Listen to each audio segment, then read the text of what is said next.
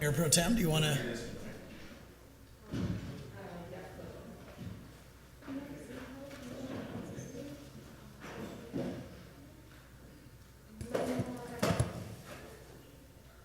We're ready to begin, Madam Clerk?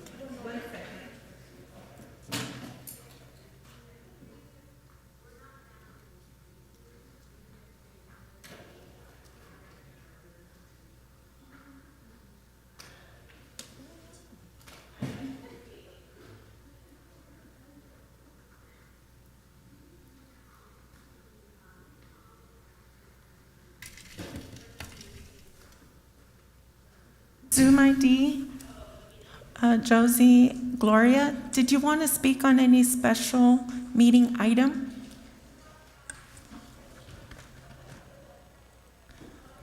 Zoom ID, Josie, Gloria, if you would please select the microphone icon on your device and inform me if you would like to speak on any special closed, either open or closed session items.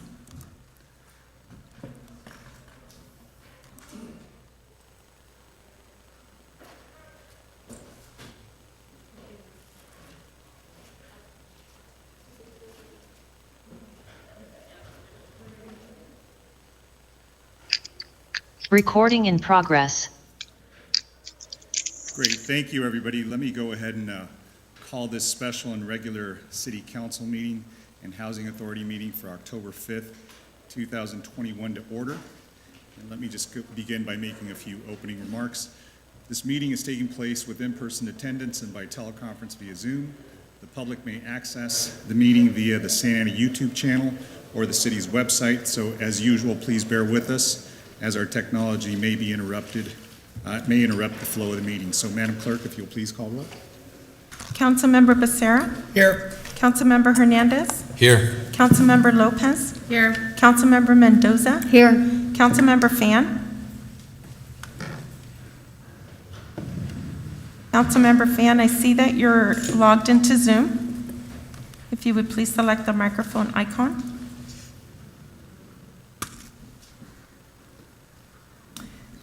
Mayor Pro Tem Peñalosa? Here. And Mayor Sarmiento? Here, and just for the... Sorry about that, Thank Mayor. Thank you. I'm here. Great, I was about to say, even though you're not here with us physically, you're here with us in spirit, and you're logged on via Zoom as well. And so just for the public's information, Councilmember Fan is going to be joining us remotely. So with that, I'm going to go ahead and ask the council if there's anybody that wishes to announce any abstention on the closed session items. It's on the special meeting item. It's an open session, Mayor. Got it, got it. All right, do we have any speakers, Madam Clerk, on the special open session item? No, we do not, Mayor. All right, any additional comments from the council? Seeing none, we'll go ahead and adjourn into closed session unless there's anything. Mayor, we have an action item that requires a motion and a second on a resolution. Go ahead. Go ahead. I'll entertain a motion, or if there's any questions or comments. I'll motion. On that item. Mayor, I'd like to ask that we move the item, but in regards to this item, I'd like to add a caveat to the resolution that this particular item expires as we expire our state of emergency. Yes, and also if the city council, so just to give this some context, the resolution that's before you is placed before you because the governor's executive order that allowed virtual meetings without complying with teleconferencing rules expired. He extended that. In order to take advantage of having these virtual meetings, you need to adopt this resolution. This resolution would also need to be readopted every 30 days while you determine whether social distancing is still a good idea in your community. So what you would be doing tonight by adopting this resolution is finding that you do find that there is health reasons for continuing social distancing and that you will permit virtual attendance by any of your council members without complying with the teleconferencing rules. That's what you would be doing tonight. 30 days. Every 30 days, if you adopt this tonight, which we are recommending that you do so, as we do have council member Fan wanting to participate virtually, I will ask that she not participate in this vote until you voted on the reso and made the finding, and then you would have to renew it every 30 days. Good to know. Well, I'll just go ahead and move the item as is. All right, is there a second? I can second. Okay, we have a motion and a second. Madam Clerk, if you'll please, or are we using the device on this? Can You we may just do use roll? the device. Council members should be able to cast your vote. Well, I think the council member is not going to vote on this per the city attorney's recommendation. This is Correct. Councilmember Fan, who's remote. Correct. I mean, yes. Yes. Okay. Thank you. So with council members Becerra, Hernandez, Lopez, Mayor Pro Tem Peñalosa, Mayor Sarmiento voting yes, and Councilmember Fan an abstention. Great. Thank you. So moving along, let me go ahead and adjourn the special open city council meeting and convene the special closed session meeting. It's kind of confusing. So bear with us. There's going to be a lot of confusion tonight, unfortunately, with respect to procedure and process. Let me go ahead and call the special closed session meeting to order, and with the same remarks as I made before, that the meeting is taking place in person and via teleconference via Zoom, and the public may access the meeting by the Santa Ana YouTube channel or the city's website. And again, please bear with us if the technology fails on us. And Madam Clerk, if you'll, do we have to call roll again on this one Yes, for the Mayor. closed session? Yes. All right. Councilmember Becerra, Here. Councilmember Hernandez, Here. Councilmember Lopez, Here. Councilmember Mendoza, Here. Councilmember Fan, Mayor Pro Tem Peñalosa, Here. and Mayor Sarmiento. Here. So on this one, are there any abstentions on the closed session items by any members of the council? Seeing none, Madam Clerk, do we have any speakers for any closed session items? Not for any closed session items, Great, Mayor. let's go ahead and recess into closed session, and we'll reconvene into open.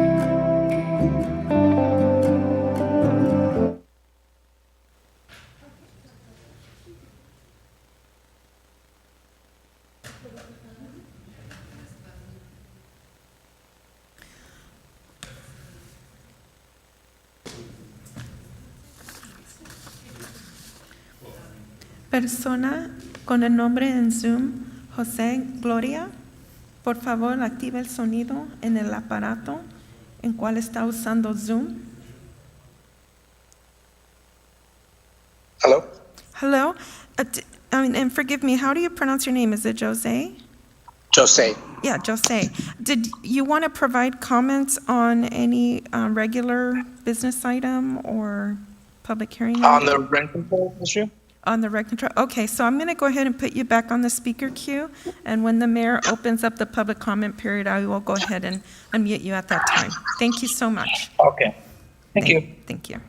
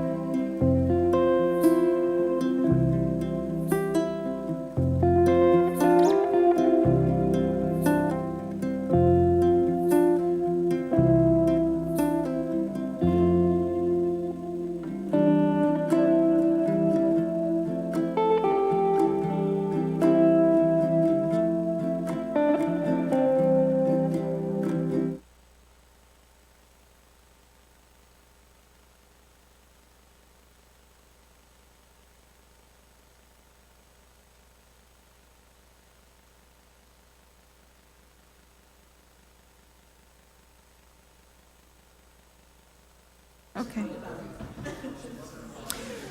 For the member of the public who have joined us by way of Zoom or conference call, if you would like to provide a comment, please dial *9 or select raise hand feature so that we know that you would like to provide a public comment on any item on the agenda or non-agenda item, with the exception of public hearings. Si desea hacer un comentario durante la reunión sobre temas de la agenda regular y otros temas, por favor marque *9 por teléfono o marque el icono para levantar la mano virtual para notar que quieres hablar.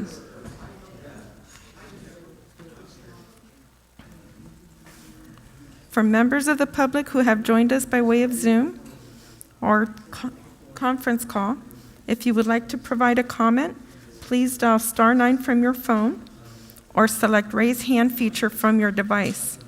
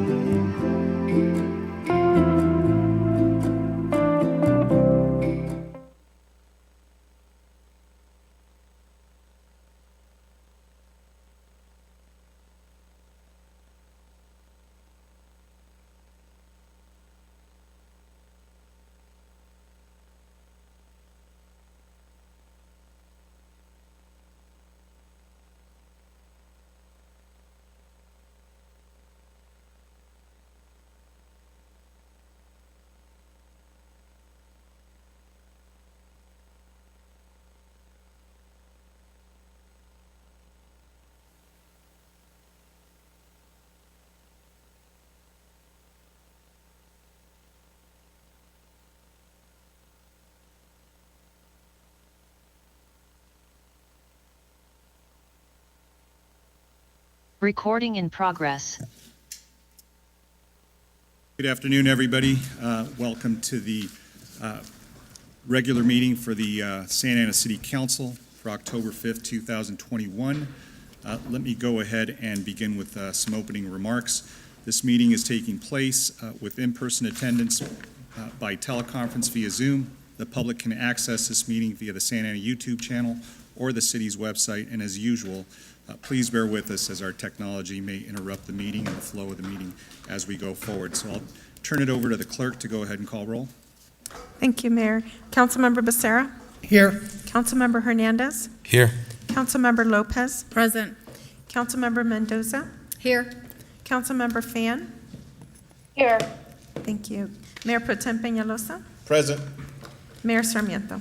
Here, and just for the public's information, Councilmember Fan is joining us remotely, so you will hear her by audio only. Let me go ahead and just let you know that pursuant to State Elections Code 21627.1 subsection D, there will be a public hearing on item number 24 that's scheduled for 7 p.m. So it may interrupt what we're doing at that time to go ahead and set that time aside for that public hearing. We'll go ahead and take it up then to see if we're going to have the full public hearing or if we adjourn it to some date certain and some time certain. So, Madam Clerk, before we go on to the Pledge of Allegiance, can you go ahead and make your opening remarks? Thank you, Mayor. In accordance with the council procedures, calls will not be accepted after the public comment session has begun. For regular open session speakers who are not in the speaker queue by 6 p.m. will not be permitted to speak. Please hold your comments on public hearing items until the mayor opens the public hearing. To request to speak on agenda or non-agenda items within the city's jurisdiction, dial *9 from your phone or click the button labeled Raise Hand from Zoom at this time. You will be asked to announce your name and ward or neighborhood you reside in within the city of Santa Ana for the record. Thank you. Thank you for that. Let me go ahead and turn it over to Mayor Pro Tem Peñalosa, who's going to lead us in the Pledge of Allegiance tonight. Thank you, Mayor Sarmiento. If you could all please join me in rising and putting your facing our flag and putting your right hand over your heart and repeat after me. Pledge allegiance to the flag of the United States of America and to the republic for which it stands, one nation, under God, indivisible, with liberty and justice for all.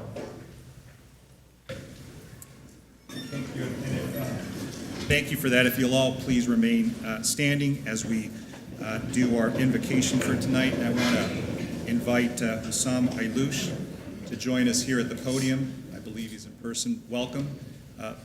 Thank you, sir, and please feel free to go forward with the invocation. Thank you. Dear Honorable Mayor and Council members, dear residents of Santa Ana, I greet you with the Muslim greeting of peace. Assalamu alaikum. May peace be with you. Que la paz esté con ustedes. As Muslims, we begin every prayer and every action by reciting the following verse from the Quran. In Arabic it says, Bismillahi ar-Rahman ar-Rahim.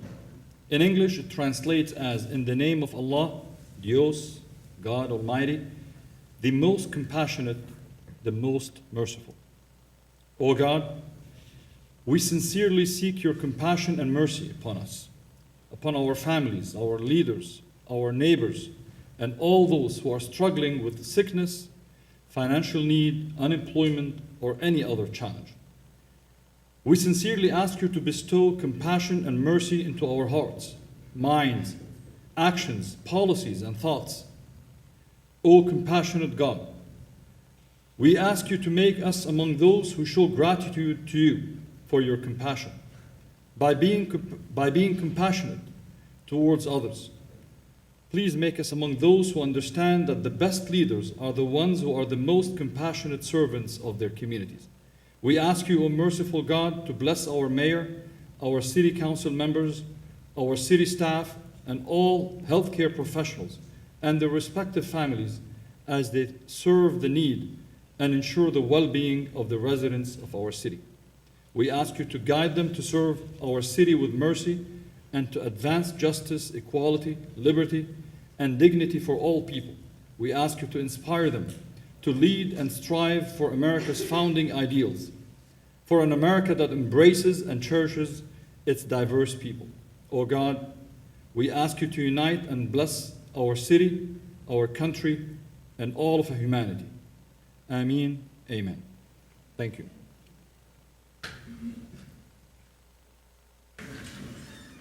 Thank you.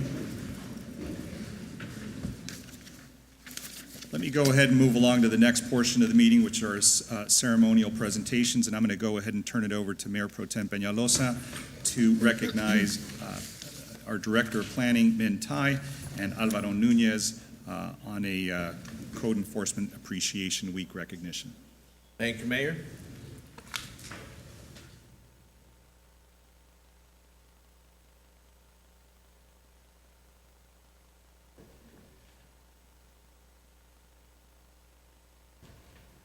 This one here, Madam Clerk? Do we need to move it closer? Yes.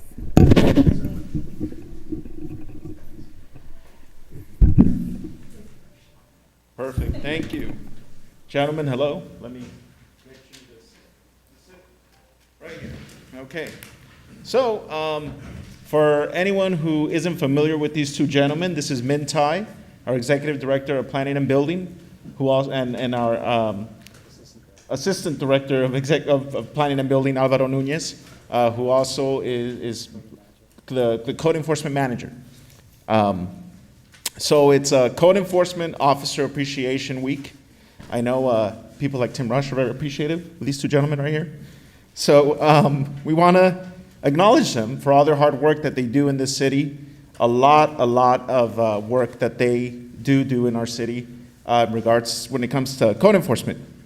So code enforcement officers provide for the safety, health, and welfare of citizens and communities throughout the state of California. Code enforcement is able to keep our communities safe through the enforcement of laws and ordinances dealing with various issues of building, zoning, housing, animal control, environmental, health, and life safety. The job of a code enforcement officer is challenging and demanding, and often they do not receive recognition for the roles they play within the community, improving the quality of life for both residents and businesses. Code enforcement officers were dedicated, highly qualified, and highly trained, are dedicated, not were, professionals who share the goals of preventing neighborhood deterioration, enhancing communities, ensuring safety, and preserving property values. As of today this year, the Code Enforcement Division have inspected over 16,723 violations and closed 15,593 violations in the city with a total improvement valuation of $1.8 million to our community. Today, the city of Santa Ana recognizes and honors the code enforcement officers that serve our community and acknowledge their role in leading the way to improve the quality of life within our community. And I want to point out that even I, as a council member here in the city, about 2 years ago, came home, the little violation notice on my front door. I'm like, what the heck is this? You know, it's City of Santa Ana violation, and it was at my numbers on my house for the address were the same color as a house, so you couldn't really see them from the street. I didn't even know that was a thing, but that's just the type of work they do.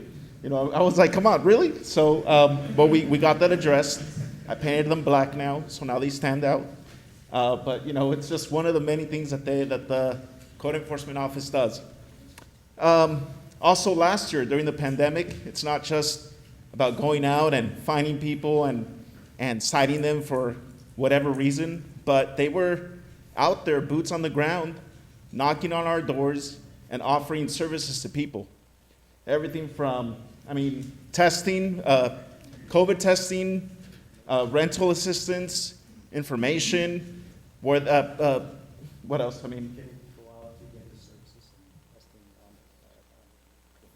Yeah, so getting everything out there, it was the code enforcement team that was out there knocking on these doors, providing services of numerous kinds to our community, and they loved it. It was a whole different side that they got to do in interacting with our community during COVID. to offer services. So thankful for all of the work that you guys do. If one of you want to, say a few words, please step forward. And here's the proclamation. Thank you, Mayor Pro Tem, and thank you, Mayor and City Council member. It is with great honor that I receive this on behalf of our Code Enforcement Division. The women and men that works in our Code Enforcement Division are extremely hardworking, very diligent. I've said this before, and not only to Elvro, about Elvro, but also the entire division, is that code enforcement does everything and anything that the city needs to help address, from healthcare issues during COVID to addressing vacant properties, historical properties, and various property maintenance. They are the Swiss Army knife of City Hall. So on behalf of our men and women in the Code Enforcement Division, I'm honored to accept this. Thank you. Alvaro? No. All right. Alvaro is the #1 guy here. So, I mean, any dilapidated commercial area that you guys see out there in our city, there are dozens of them, so the work never ends. Call it in, phone it in, email it, and we'll make sure that Alvaro takes care of it. All righty. Thank you. Thank you, guys.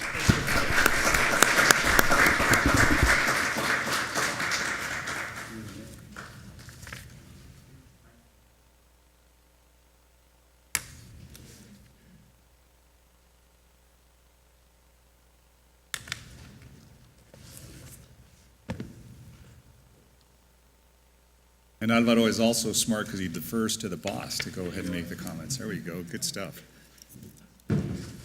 Congratulations. Let me go ahead and turn the floor over to Councilmember Hernandez, who's going to be making a proclamation for Indigenous Peoples Day to Nellie Legaspi. Nellie Mia Turtle Heart Legaspi. So go ahead, Councilmember.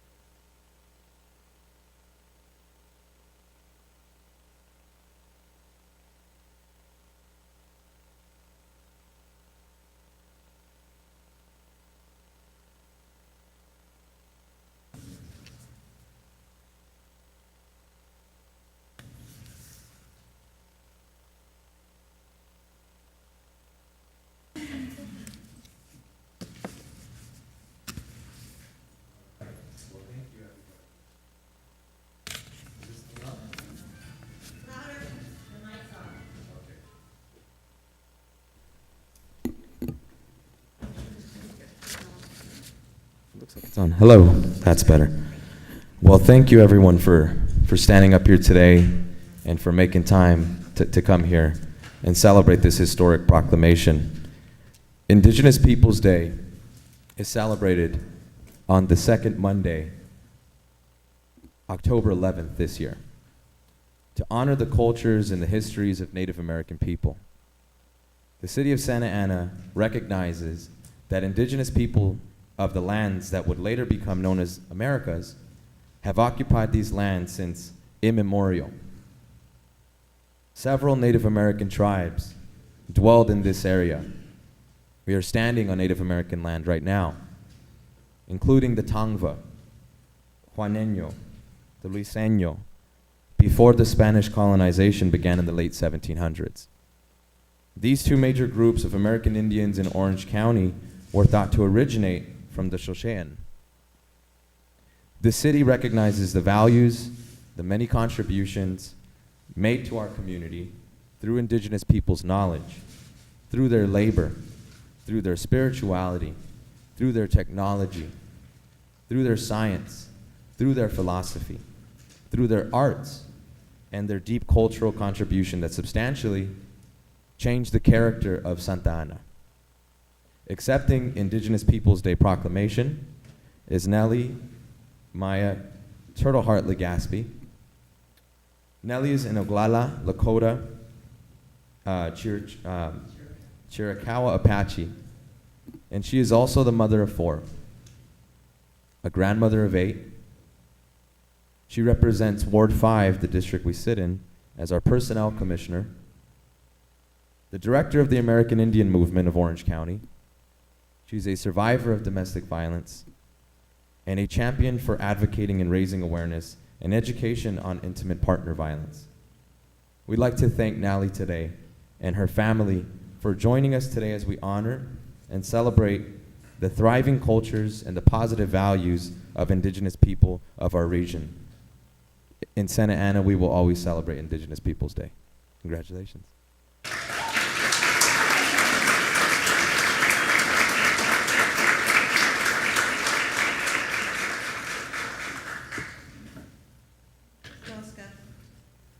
Won't be left to the city council members and to Jonathan, where'd you go? Ryan Hernandez, who I have actually adopted as my nephew. First off, behind me, you see a representation of the different tribes that live in Southern California, besides the Tongva, the Juaneño, the Ahashiman, the Luiseños. Some names were given to them by the missionaries that came in and enslaved, raped, and killed a lot of our people, our ancestors.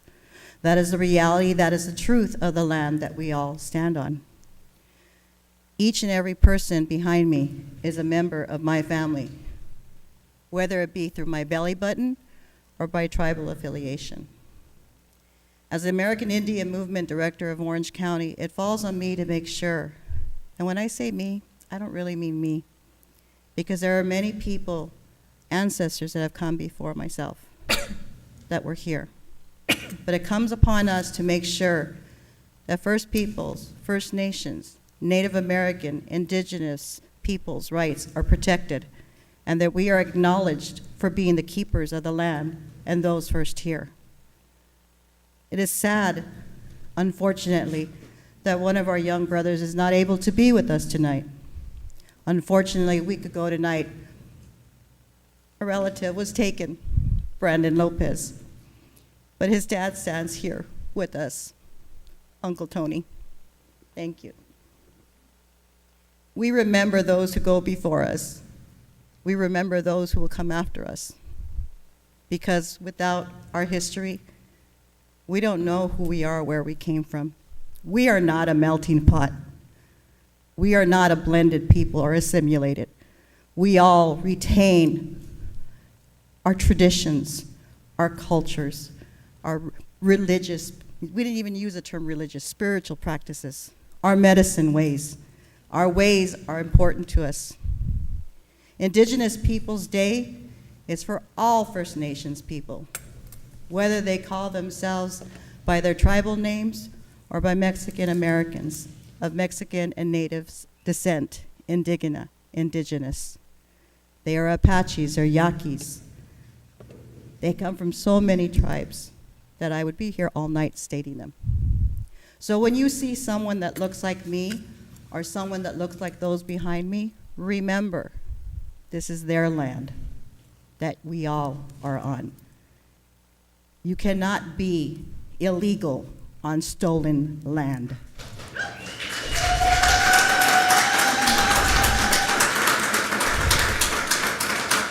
My purpose as a personnel commissioner is to make sure things are always done fairly, objectively, with integrity.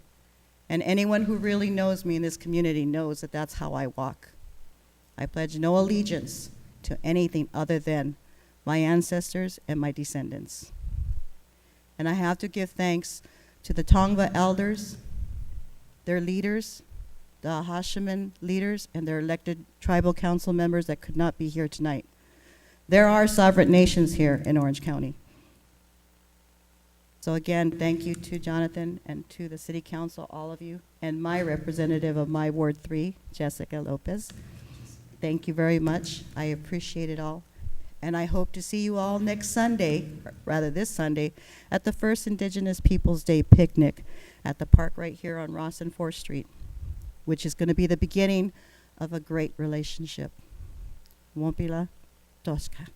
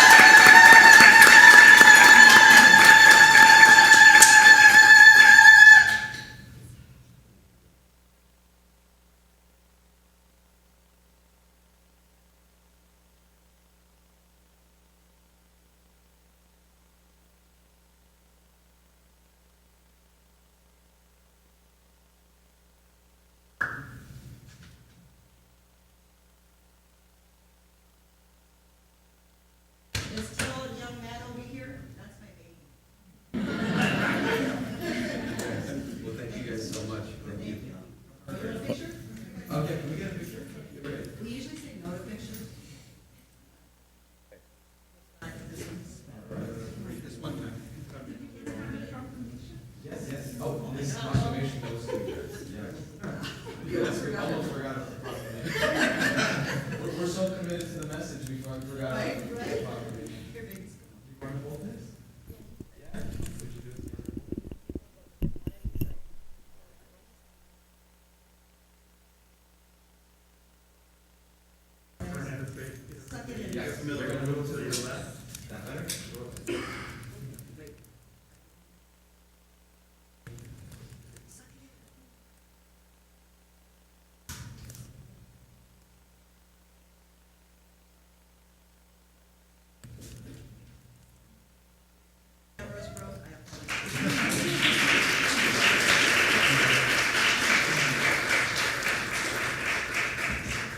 Thank you, council member, and thank you, Nellie, and to the entire family and everybody who is here. Welcome to the People's House.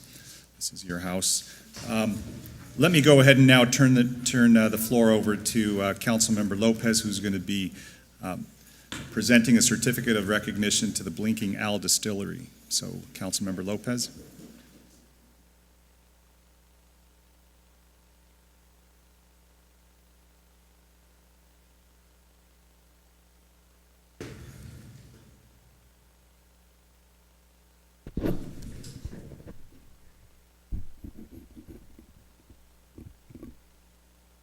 Hey, welcome. So I really want to give everybody a little bit of background about the Blinking Owl because we have the hand sanitizer bottles, the dice here, because I think it's important. So the Blinking Owl is the very first craft distillery in Orange County. They are one of the first distilleries in the state of California to hold the Type 74 craft distillery license, allowing us to operate their tasting rooms and sell bottles. They decided to make booze the long way, from grain rather than pre-made spirit. They mill it, mash it, ferment it, distill it, and in the case of whiskey, barrel age it. All of the grain they source is certified organic and from California farms. The ingredients are beautiful. I've been there. Truly, it's delicious. And most certified organic grains, fruits, and botanicals, but they also purchase items from great local folks who are using sustainable farming practices, such as the oranges from the Heritage Museum of Orange County, which is here in the city of Santa Ana. Brian and Robin Christensen, longtime Santa Ana residents, had heard stories of the mid-century Blinking Owl bar on the corner of Birch and 3rd Streets, known for an iconic owl sign that would blink. Inspired by the craft cocktail movement and the farm-to-table movement and the current thriving craft distilleries, the husband and wife team saw an opportunity to bring a local distillery to the city, paying homage to the history of Santa Ana. And Ryan is their leader head distiller and joined the Blinking Owl team in 2014 and is an integral part of the startup process. And after years of perfecting his home beer brewing, Ryan began his distilling career at Journeyman Distillery in Michigan.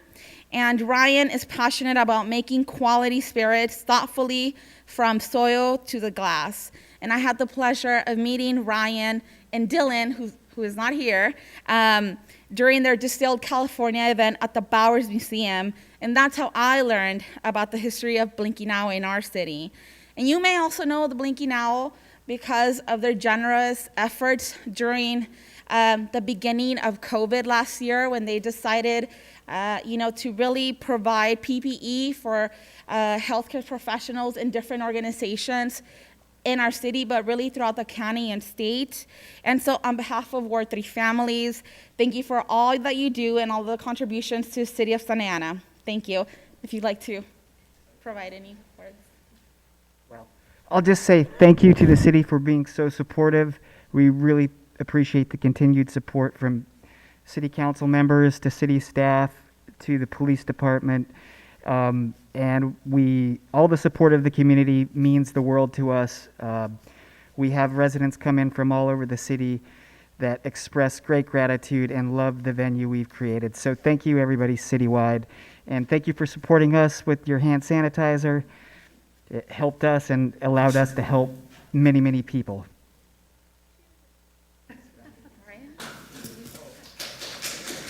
Just thank you to the mayor and thank you to the council members and Councilmember Lopez. Really appreciate the honor. We were just really proud to be able to serve the community with the hand sanitizer work that we did, and also proud to be Orange County's first craft distillery and not the last for sure. And we have great city water here. Yeah.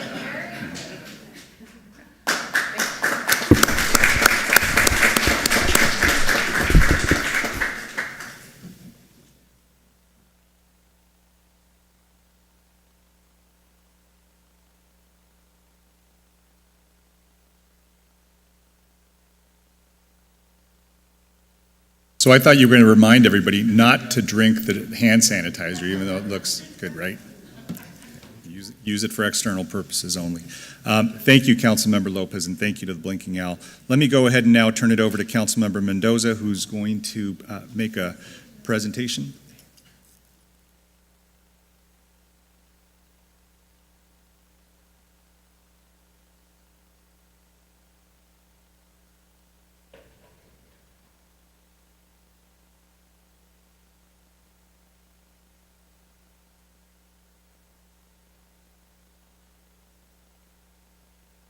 And just to let the public know, when the clock strikes at 7 or as close to it as possible, we're going to have to go directly to a public hearing item that's already been pre-scheduled for 7 p.m., and that is our redistricting public hearing. And we'll go ahead and maybe interrupt if we have to, either that or council member, if you want to make this as brief as you possibly can.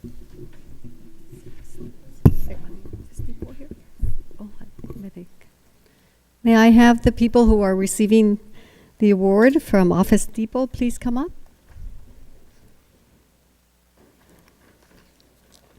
As they come up, I will begin to tell you a little bit about them. And all of you are familiar with Office Depot. We've all been there rushing to get the last minute supplies for our kids or something for ourselves. So we're very proud today to present this award. And who will hold it? Come on over here. Don't be shy. We're not shy when we buy your supplies. We're going quick. Office Depot, and here with us today is Charlotte Blanche, who is the Senior Key Accountant Manager, Stephen Blythe, the Senior Vice President of Sales, and Sharon Sowers, who is Vice President of the Business Solution Division. Office Depot has partnered with Santa Ana Unified School District for 37 years, and they've done this to create and maintain healthy and engaging learning environments to advance the well-being of students, educators, and communities. Launching in 2018, Start Proud is their signature philanthropic back-to-school initiative for empowering education, and is designed to foster brighter beginnings for schools and low-income communities nationwide to give students, parents, and teachers the supplies they need to start the year with confident, prepared, and proud. Start Proud 2021 operates in 15 key markets, partnering with 18 school districts and a respective Title I elementary school within each district. To date, over 18,000 backpacks full of school supplies and a $20 gift card, each backpack retailing for $120 each, equaling over a significant $2.16 million value nationwide. Additionally, 18 all-star teachers were selected to receive nearly $2,000 worth of critical classroom essentials.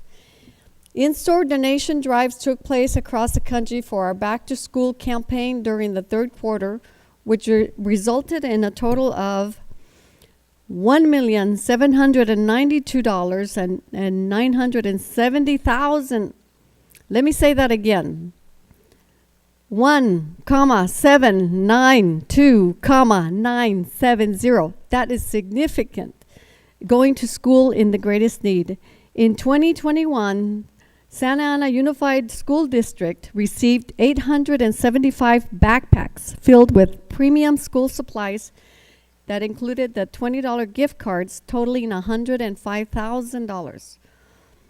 One all-star teacher from Carver Elementary School received $2,000 worth of classroom supplies.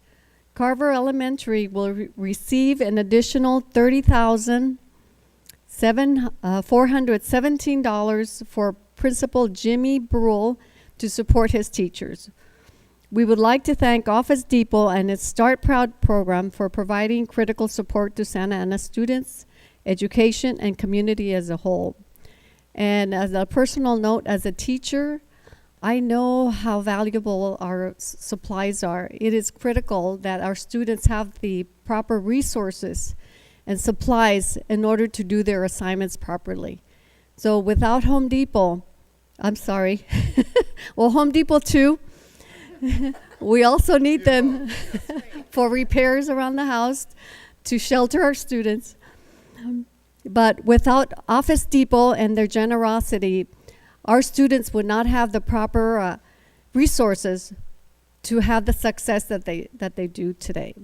So please give a big hand of appreciation to Office Depot. We'll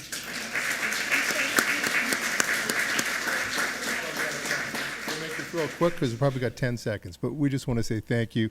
We cherish our relationship with Santa Ana Unified, and more importantly, we cherish the opportunity to help the future. So thank you.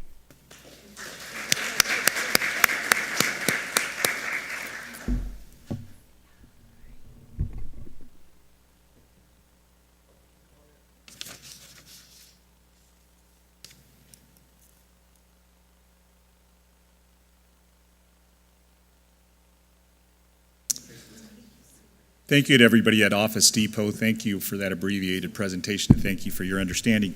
Let me go ahead and interrupt the meeting to take a matter out of order, and this is item number, is it 24?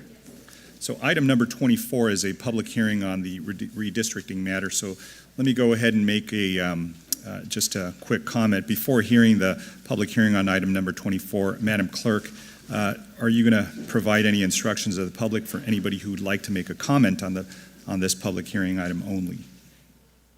Yes, thank you, Mayor. And maybe even before then, look, it looks like we only have one public comment on this. I was going to go ahead and request from the City Council that we have about over 160 people that are going to be addressing us tonight, about 114 people in person and approximately 60 online, so waiting to speak. So this presentation, my understanding, Madam Clerk, is about 45 minutes. That's so I would maybe request that the council open the public hearing and adjourn it to next meeting on October 19th that is a date certain with a specific time certain as well. And maybe we do that instead of 7 p.m., maybe 8 p.m. to give us time to get through the bulk of public comments, and then we have this public hearing then. So that would be something for the council to consider. But let me go ahead and at least open the public hearing, because if we do continue it, it has to be adjourned to a date and time specific if that's the will of the council. Mayor, if I may ask real quick, Daisy, if we were to do what the mayor's asking us, does that jeopardize anything in regards to the timelines that you've set out? Because I know we adopted a resolution with certain benchmarks, if you will, that are in place. So will us adjourning this item to a date certain in the future impact that timeline? No, it will not. Okay. Great. So let me go ahead and at least just go through the opening of the hearing. This is the first public hearing regarding the redistricting ward boundaries. Madam Clerk, we know we have the consultant available. Let me go ahead and just open up the public hearing for the record, and I'll entertain a motion by a member of the council to put this matter over to the October 19th meeting at 8 p.m. because it not only is a date certain, but it has to be time certain as well. And by 8 p.m. at the following meeting, we'll have the full presentation by the consultant who's going to be walking us through this, and we will interrupt the meeting at that time at any point that we are either in public comments or in the business calendar or consent calendar. And Mayor, I'm sorry, what date did you say? The next meeting, which is October 19th, That is also a public hearing for this item at 7 p.m. can we adjourn this public hearing to 8 p.m. instead of 7? Because it seems like at 7, we're still right in the middle of the bulk of our public comments, and 8 p.m. might be a little easier for us to have gotten through most of our public comments by that time. Does that work, Madam City Attorney? I'm going to defer to the city clerk. It's her public hearing. So the 8 Do p.m. you want to have it at 7? Is that what you're saying? Well, we already have established our public hearings, and the second public hearing is going to be at October 19 at 7 p.m. So To keep it consistent, you want to do it at 7? So we should be at 7 p.m. if we're moving everything back. So then it does change the timeline if we're doing it to the next regular meeting.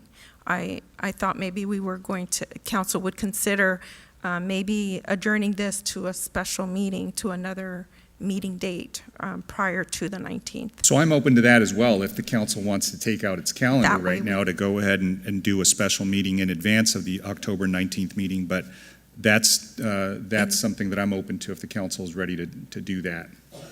Daisy, Yes. City Clerk, could we push this one to the next council session and then figure out the one that's scheduled for the next one via email between the council members to see when we can push that one? To adjourn the next one. Yeah. Yes. And then I'll have to bring back the resolution of intent to make sure that it's being published that way, because I do want to make sure that the public's aware of the changes. So yes, we can. We'll just have to bring back the item at a future meeting to make sure that the dates are aligned. It will push back, though, if we do move this meeting or this public hearing to the next regularly scheduled meeting, it will push it back to the next meeting, which I believe will be the first meeting in January, which I believe, since the first meeting in January is typically canceled due to the holiday, it'll be, is it January 17? Just so you're aware. 18?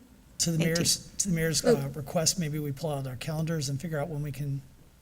Right, can and we don't schedule- have to wait till January. We can have our own special session. That's correct, yes. That is correct. All right, so I'll go ahead and, either we push this to the next meeting or we push this to a special meeting. That's really the question before us. That's correct, yes. I'll suggest Monday, October 18th, to get the ball rolling. At what time? 7 p.m. If we're going to stay consistent. Mr. Mayor, this would be a single item agenda? That's correct. It would be a single item agenda right now, just for this public hearing. Thank you for the clarification. Does that work for noticing purposes, Madam Clerk? Yes, as long as you Adjourn? announce it, yes, exactly, today, then you're adjourning it to a date certain and time certain. And Sophia, I wanted to make sure that you are available, or someone from Redistricting Partners, for Monday, the 18th at 7 p.m. Yes, can you hear me? Yes, we could hear you.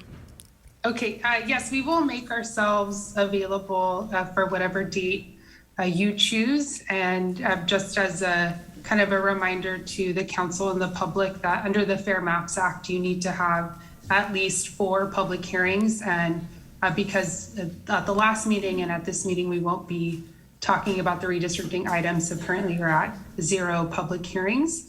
And another reminder, your deadline is not December 15th like other cities. It is late April. So you do have a larger window of time to have your hearings and give it the time that it needs. So just want to put those 2 comments out there. Yeah, and that's what I wanted to remind the council, is that we have till mid-April to do this, so I don't know if there's the urgency to get it done before the end of the year. We can go into January and still have 3 months to finalize this process. Mayor, this is Ty. Yes, go ahead, council member. I cannot do Monday the 18th. I do have a work commitment that night.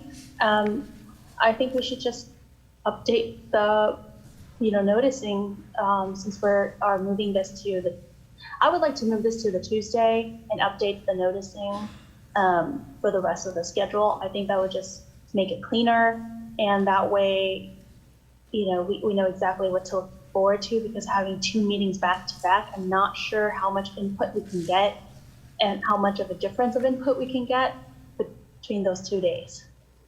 I tend to agree, council member, so I'll interpret that as a motion, substitute motion. Yes, I'll move to adjourn this public hearing to the next council meeting, which is October 19th at 7 p.m. and direct the city clerk to update the timeline for the rest of the public hearings. I will second that. And did I hear 7 p.m., not 8 p.m.? Is that correct? 7 p.m. Okay. And just for clarification, that means you'll also bring back the updated resolution on the 19th? That's correct, Okay, yes. thank you. All right, so we have a motion by Councilmember Fan, actually a substitute motion by Councilmember Fan, and a second, I believe, by Councilmember Lopez. Yes. Any other questions or comments? I just wanted to say that I don't care when we have it, just I'll make myself available. Thank you for that. All right, I think there's no other questions or comments. So the motion is to adjourn to October 19th at 7 p.m. We will keep this public hearing open just to make sure that we are consistent in noticing and requirements. So, Madam Clerk, if you'll please call roll. Or do you want us to use a device? Yes, if council members can please cast your votes.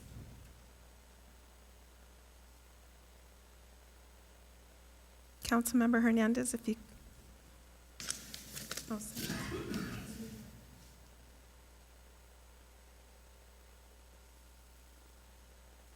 Okay, motion passes with 6-1, where Councilmember Becerra, Lopez, Mendoza, Fan, Mayor Pro Tem Peñalosa, Mayor Sarmiento voting yes, and Councilmember Hernandez is absent. Great, thank you. Thank you for that. We'll go ahead and revisit that item at the next meeting. Let me go ahead and thank you to the consultant for that, for their flexibility on this matter as well. So let me move along to staff presentations, and that is the update on COVID-19, and I'll turn it over to the city manager. Okay, we do have a very brief presentation, but I'll go ahead and begin while Daniel is loading that. So good evening, Honorable Mayor and members of the City Council. Tonight's brief COVID-19 update includes information about new COVID-19 vaccination mandates for students and a proposed vaccine requirement by OSHA for employers with 100 or more, and I'll also update you on my operational directive to mandate it for our employees. So this past Friday, Governor Newsom announced plans to require student vaccinations, adding the COVID-19 vaccine to a list of vaccinations that are already required for school. This means that students will be required to be vaccinated for in-person learning starting the term following the FDA full approval of the vaccine for their grade span. The California Department of Public Health will be adding the COVID-19 vaccine to other existing vaccinations required for the in-person attendance. Specifically, this will be accomplished through promulgation of regulations as permitted in current law. The mandate will be a condition of in-person attendance for all students of any private or public elementary or secondary school. The vaccine requirements will be phased in by grade span. Students will be required to be vaccinated for in-person learning starting the term following the FDA full approval for their grade spans, grades 7 through 12 first, followed by K through 6. Based on current projections for full approval for ages 12 and older, it is anticipated that these requirements would apply to grades 7 through 12 beginning on July 1st, 2022. Of note, the current verify or test requirements for staff will be converted to a vaccine mandate no later than when the first phase of the student requirement becomes effective. The state will initiate a formal rulemaking process which includes public comment, and the regulations will address many details of the requirements, including the scope of exemptions, and questions about these planned vaccine mandates should be directed to the California Department of Public Health. Last month, the federal government announced that Occupational Safety and Health Administration, or OSHA, is working on a rule that would do an emergency temporary standard that would mandate employers with 100 or more employees to make the requirement that their employees get vaccinated or submit to regular COVID-19 testing. OSHA's announcement currently specifies that this rule will apply to private sector employers. However, OSHA has not released their emergency temporary standard or written policy on this matter, and therefore we will need to evaluate if the rule, when it is released, if it's going to apply to public sector employees. Most of the individuals in this area right now do believe they would extend it to public sector employees like Santa Ana. But as mentioned before at a council meeting, I did make an operational decision to make a mandate to move forward with all of our employees. With that, we have notified the different bargaining groups, and today there was a first kickoff held by our HR director with each one of the bargaining groups, where we are working collaboratively on addressing any of the impacts of this decision. And one of the first steps that we are in agreement with the unions on doing is doing a thorough survey so that we will be able to determine exactly what percentage of our employees have already been vaccinated. This certainly will help us in implementing those procedures in the near future, and I will definitely keep you updated on our progress. Finally, booster shots. You've probably heard a lot about the booster vaccines in the media. The Pfizer vaccine has been approved for booster doses for the most vulnerable individuals. This includes individuals that are 65 and older, long-term care residents, and people aged 50 to 64 with underlying medical conditions. The vaccine eligibility will expand to other groups once those individuals have had the opportunity to receive their booster vaccine. And where to get your booster vaccine, if you meet the requirements to having that, they're available through all healthcare providers, clinics, and neighborhood pharmacies. Eligible residents can contact their healthcare provider or simply visit myturn.ca.gov to make their appointments. And that concludes tonight's presentation on COVID, and certainly be happy to answer any questions you may have. Thank you for that presentation, Madam City Manager. Any questions or comments for the City Manager on this item? Mayor Pro Tem? No questions, Mayor, but just wanted to give a bit of information. Maybe at the next COVID update, Madam City Manager, you could add the website where residents could get the digital vaccine record. A lot of people still don't know about it. It's myvaccinerecord.cdph.com or gov, if you could verify that. But it's basically getting your physical card and getting a digital record of it so you could have on your phone, which is convenient. So maybe if you could include that next time, that'd be awesome. Certainly, sir. Thank you. Great, thank you for that. Councilmember Lopez? Do we have an ongoing list online or anywhere else that people can access of where to get vaccinated? We just saw the equity map, and we saw that. I don't think we're at. We do have information on where to contact, but we could add to it to make it more robust to specific locations. That'd be great. Thank you. Okay. Great. Seeing no other comments, just one last thing, Madam City Manager. I know that in your conversations with the bargaining units during the meet and confer process, we are making clear that in the event that there is some verifiable religious reason or underlying medical condition that'll prevent somebody from receiving the vaccination, there will be alternative options made available, like showing a negative COVID test. So there is some option for those employees. Absolutely. There will be built-in exemptions, and we're really looking forward to OSHA's rule when it comes out, because we would certainly look to it for guidance on the best way to handle those required exemptions. Great, thank you for that. So let me move along to the next item, which is to ask the city attorney if there's anything to report out of closed session. Mayor, council members, and members of the public, we did have three closed session items this evening, but we do not have any reportable action. Great, thank you, Madam City Attorney. Let me go ahead and move along to the next matter. So I'm going to take something out of order. Normally, what we do is we have our council member comments at the very tail end of the meeting. But a week ago tonight, there was a tragic incident that occurred here in the city. We had an officer-involved shooting where one of our residents lost his life, and that was a very tragic moment. There was a shooting that occurred that was initiated by the Anaheim Police Department within the city boundaries. So I've advanced other items in the past before that are of significant interest to the public. This one is even more personal because it was a relative of one of our colleagues here, Councilmember Hernandez. So as chair, I want to advance the council member comments now, and at the request of Councilmember Hernandez, as a point of personal privilege, for him to address the public on this matter. Now I'm going to go ahead and move the council member comments to this moment at the meeting. I'll invite any other council members who would like to speak early and now, and those who don't can go ahead and speak at the tail end of the meeting. But let me go ahead and start with Councilmember Hernandez and Mayor Pro Tem. I just had a quick question, Mr. Mayor, because we do have a youth commissioner waiting to get appointed, and I don't know how long this discussion will be. So can we move up item number 10 from the consent calendar, since it'll take less than 5 minutes? I think that makes sense. Do you mind, Councilmember Hernandez, for us to go ahead and swear in our new youth commissioner?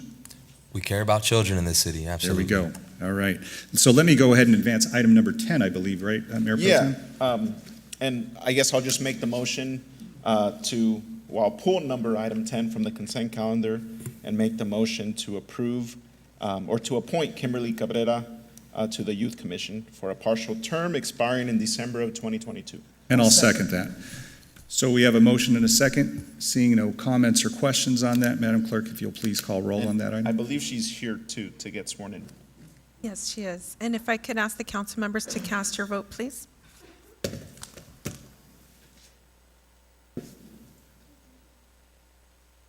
Councilmember Mendoza, if you could please cast your vote.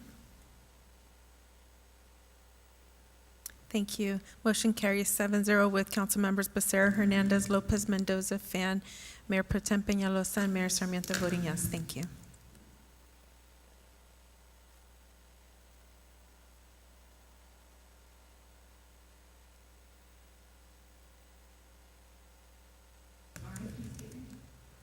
Cabrera, do solemnly swear That I will support that I will support and defend and defend the Constitution of the United States the Constitution of the United States and the Constitution of the State of California and the Constitution of the State of California against all enemies, foreign and domestic, that I will bear true faith and allegiance to the Constitution of the United States to the Constitution of the United States and the Constitution of the State of California, and the Constitution of the State of California, that I take this obligation freely that I take this obligation freely without any mental reservation without any mental reservation or purpose of evasion, or purpose of evasion, that I will well and faithfully discharge the duties upon which I'm about to enter. Thank you.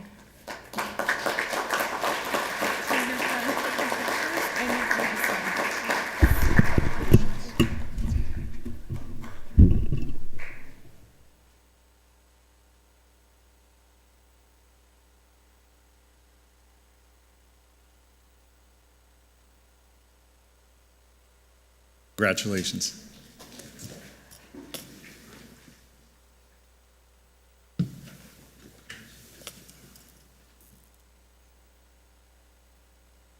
Thank you for that reminder, Mayor Pro Tem. We certainly don't want to have our new commissioners having to wait another few hours just to get sworn in, so that was a good call.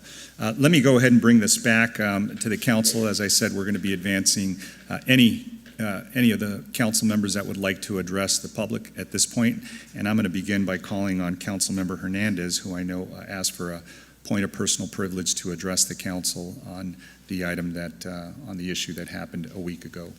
So Councilmember Hernandez. Thank you, Mr. Mayor. I'm going to start by sharing a quote.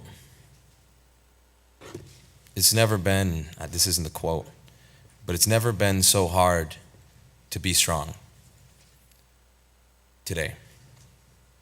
The quote is from Maya Angelou. We may encounter defeats, but we must not be defeated. Having been raised in this community, I understand exactly the complex challenges that our residents are facing on a daily basis. Last year, I watched Derek Chauvin kneel on George Floyd's neck for 9+ minutes as other officers stood on the sidelines and watched. And I know in their heart of hearts, they wish they could do something. But would they be safe had they done something? And as a result, George Floyd died. I remember watching that and just feeling frozen and asking myself, when is it going to end? And are we next? And I decided to run for office because I didn't see a voice of reason. I didn't see a champion for justice and dignity and hope. And to be an advocate for justice is not to be anti-anything. And so I decided to run for office. And ironically, my opponent was a sheriff. When I have council meetings, I don't have anybody call me before a meeting and tell me how to vote. What you see in how I govern is the voice of people. People who have been oppressed, marginalized, disenfranchised, and kept out of these conversations. So if my voice makes you uncomfortable today, expect more of us up here.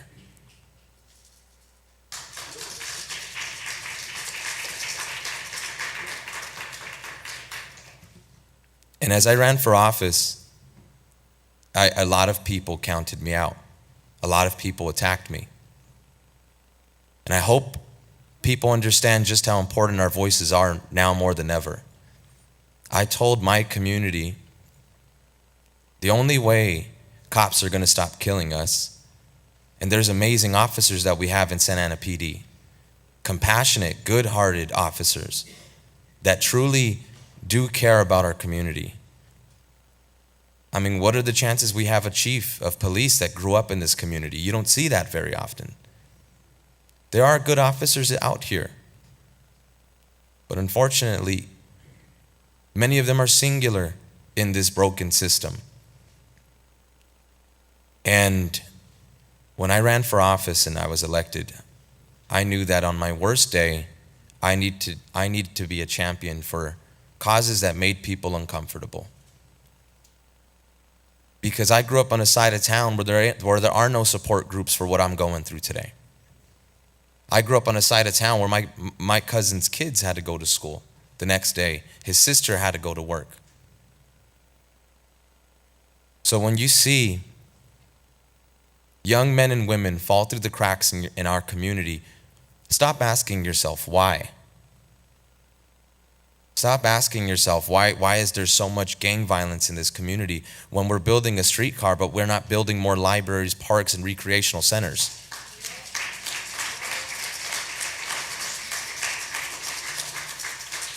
What's shocking and appalling about the people that are clapping is the people that aren't clapping, because they look the same.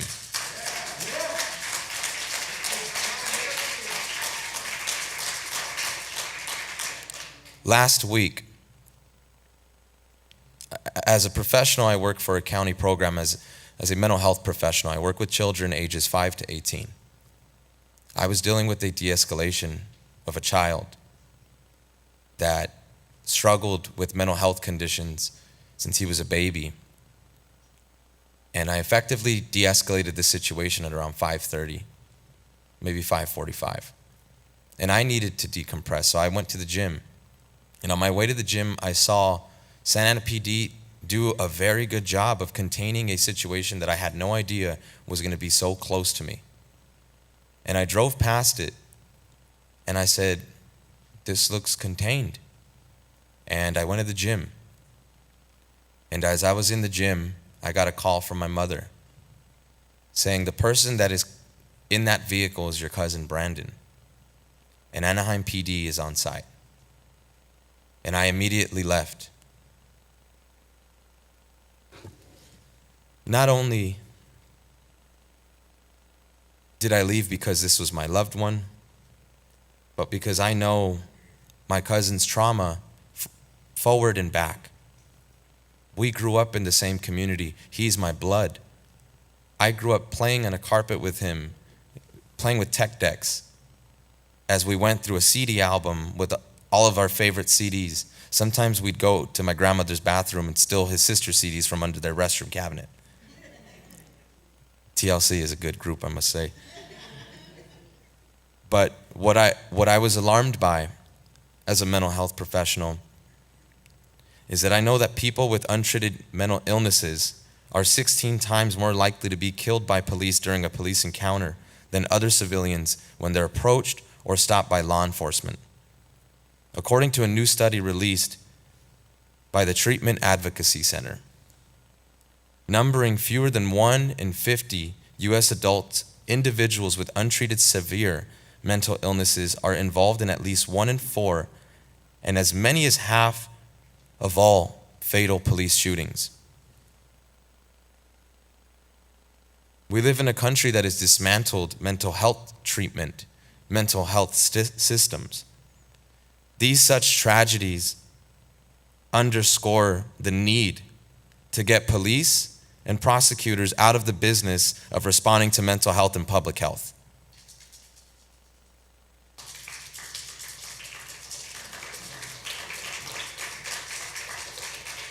Not only is the data reflective that if you are having a mental health crisis, it may very well equal death in the hands of the police. I've experienced this firsthand.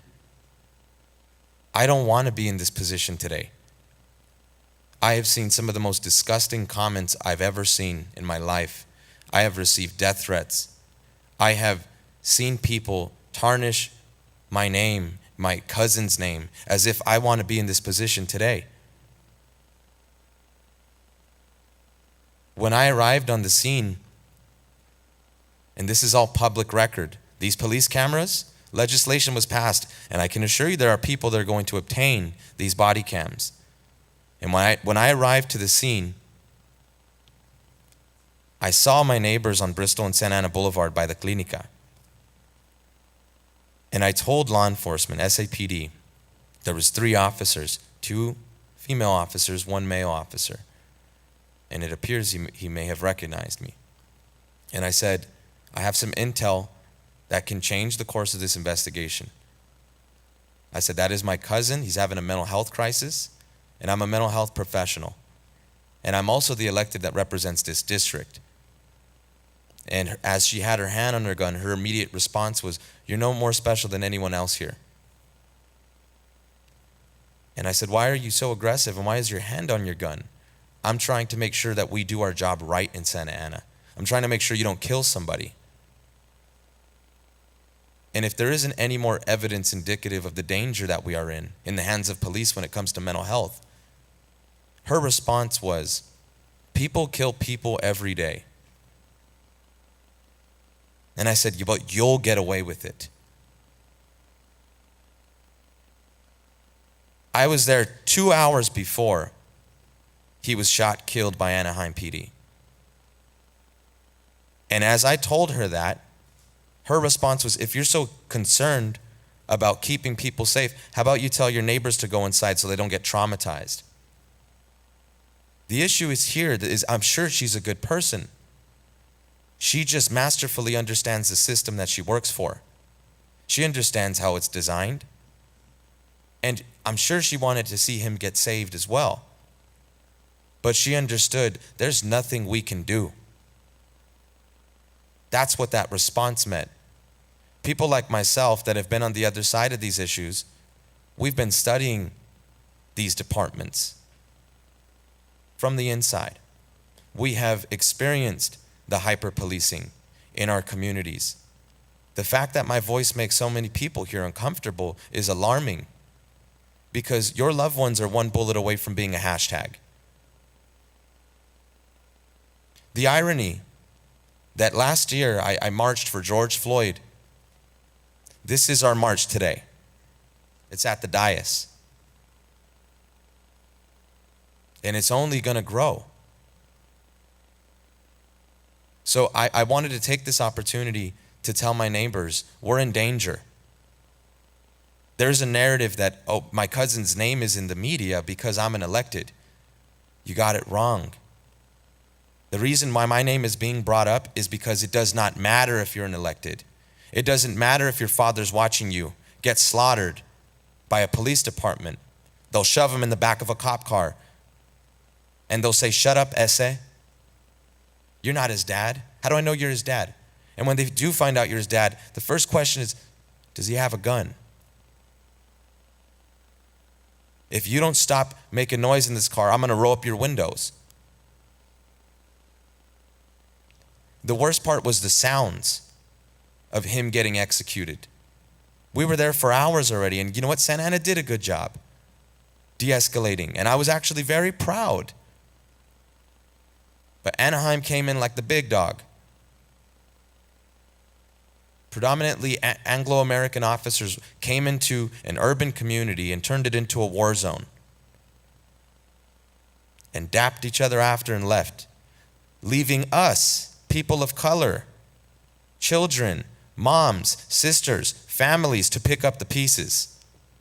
We don't want to mourn his loss on a construction site, on the crossroads, but now we're forced to build community. And even if my voice makes you uncomfortable, you should be proud that there are voices like mine in government, because history is riddled with people like me getting murdered because my voice reverberates throughout this community. There's a reason why people are showing up on the streets. We're not going to tear down buildings. We're not protesting. We're not burning things. We just want to mourn. But unfortunately, you put us in a position where we have to organize. My family's here today. And I never would wish the trauma that they're going through on anyone. I've never been more afraid in my life around police.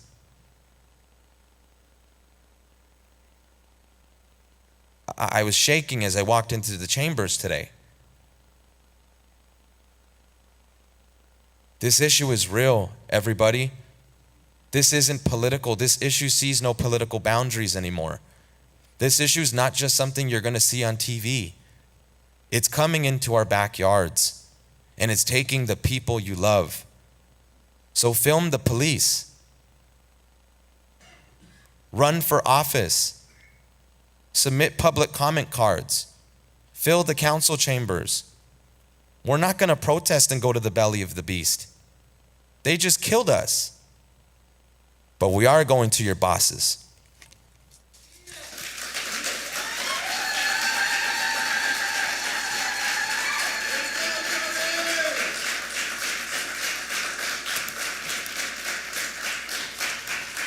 In closing, I understand the very danger I'm putting myself in. I understand the danger of recall campaigns. I understand they're going to smut my name. I understand that. But I'm a Santanero. You're not going to outwork us in our neighborhood. If I didn't show you that once, I will show you that again.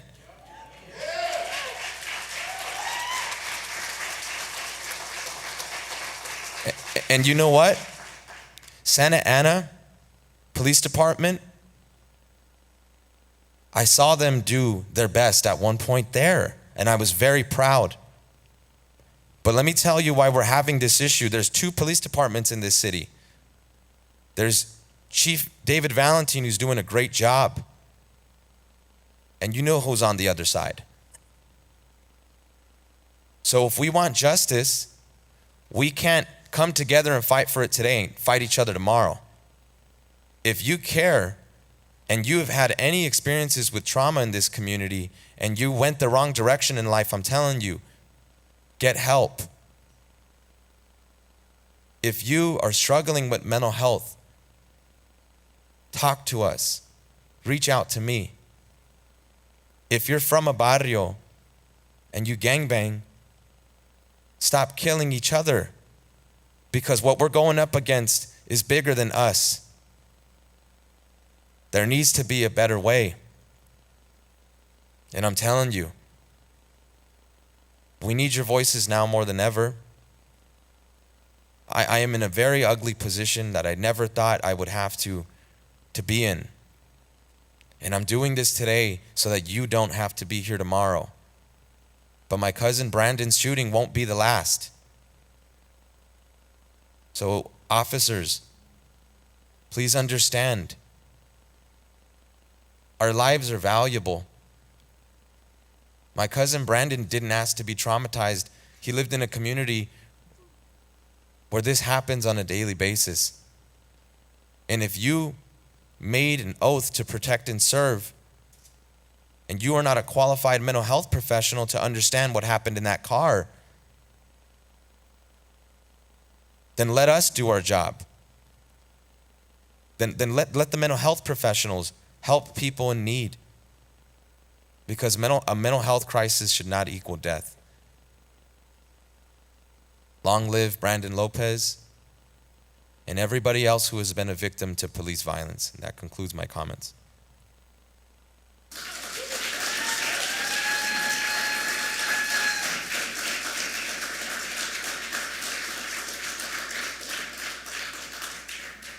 Thank you, council member. And as I said, I advanced the option of any council member making their public comments here at this point.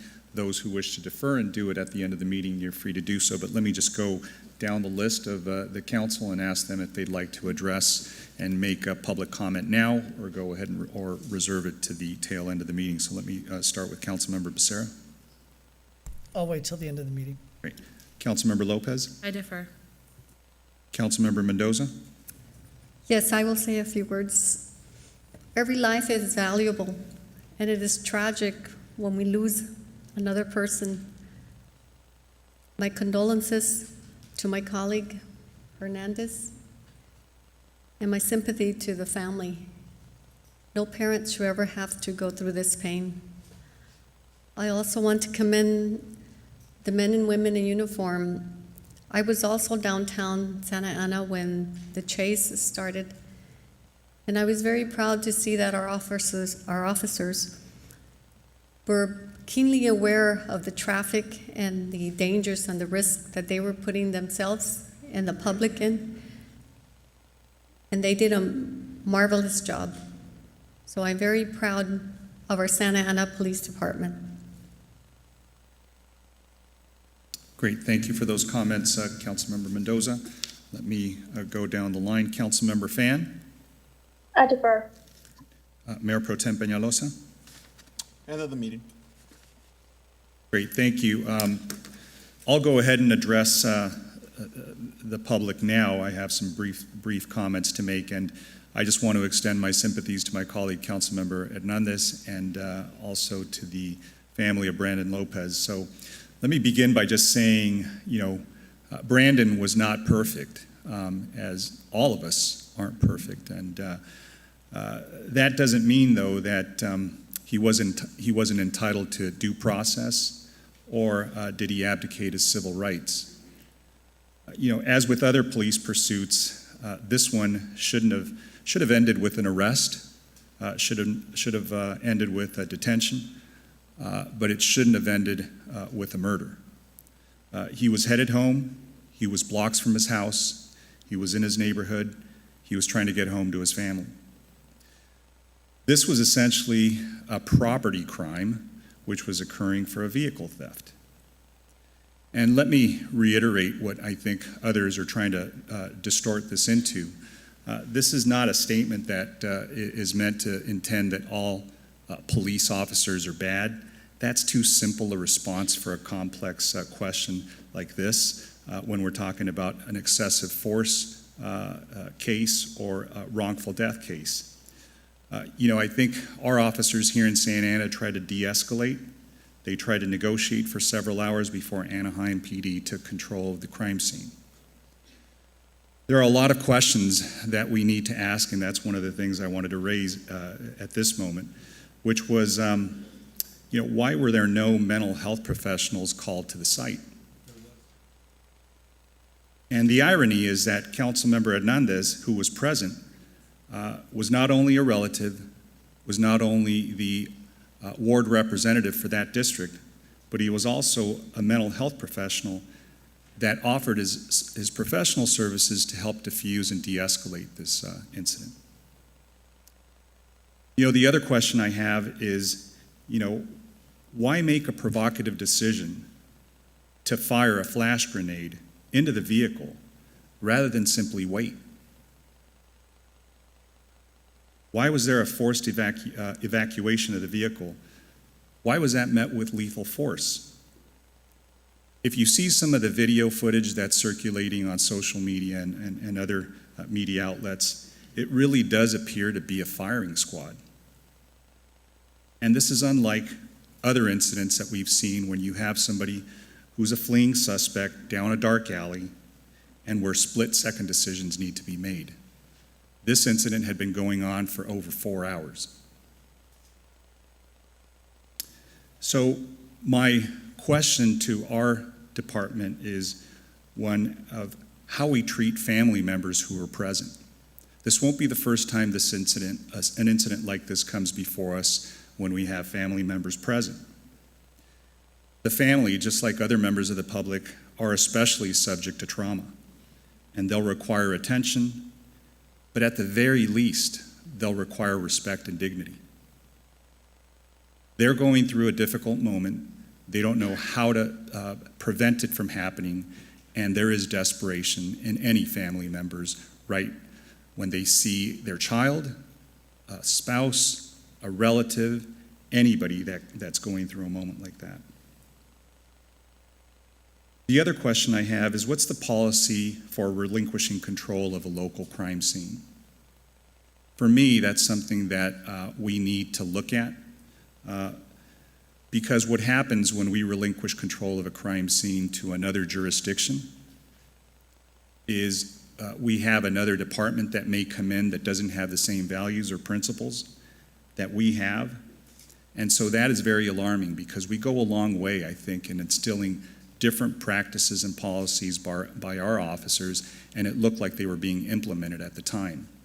And to allow another agency to come in and subject our residents to their policies and their values may not be commensurate with our own. So the question I have is, I'd like to make sure that the State Attorney General pursue an independent investigation, given that this was a multi-agency officer-involved shooting, and I'd like our staff to pursue that.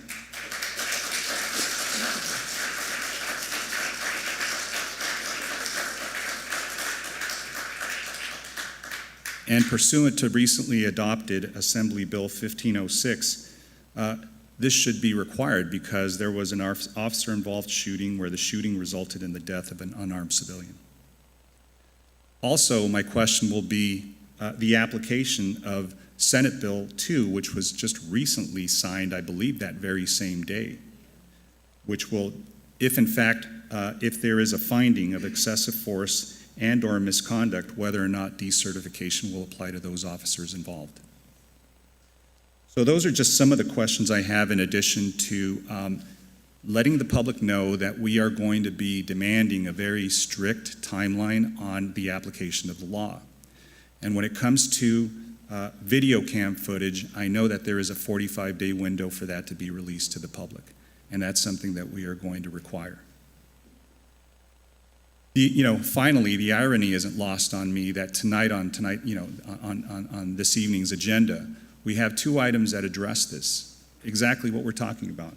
And one of them is item number 14, which is a proposed contract with CityNet to divert 911 calls from Santa Ana PD to a civilian team when it involves mental illness, welfare checks, or people who are experiencing houselessness.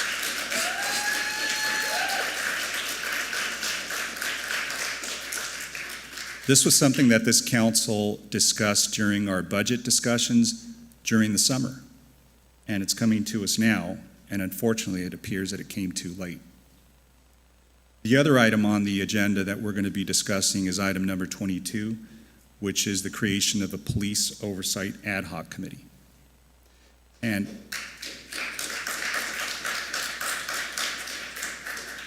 that is pursuant to the request of, I think, all the council members to initiate discussions and review for a creation of a commission that addresses oversight.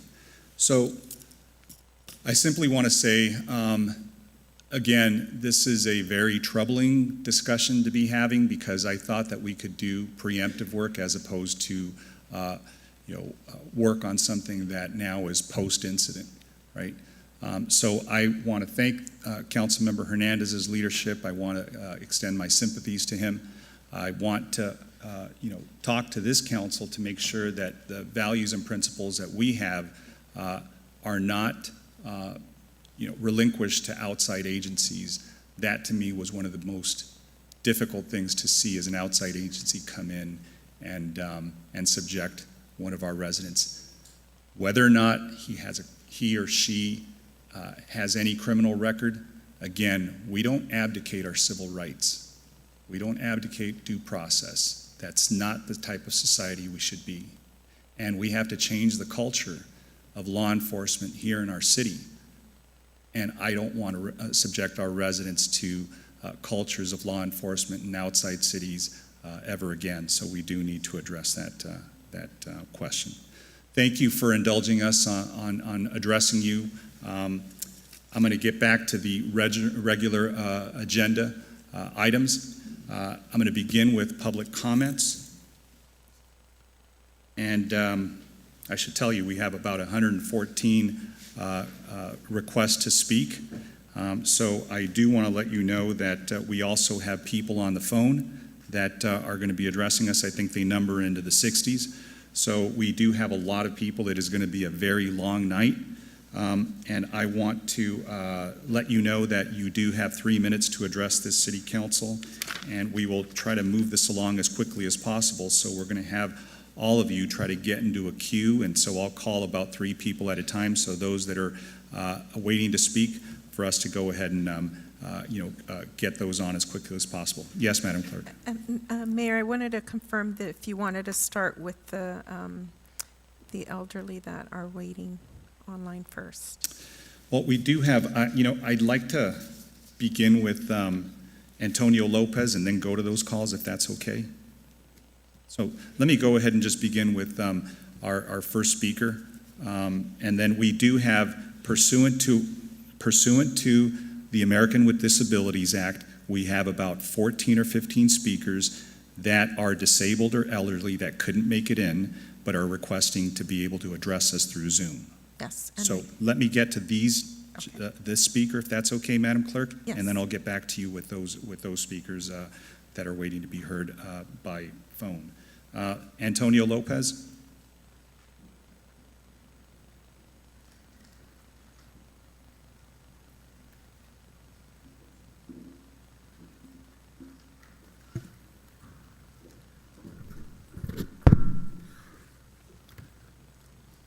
I want to give the council, I want to thank them for giving me an opportunity to speak in behalf of my son.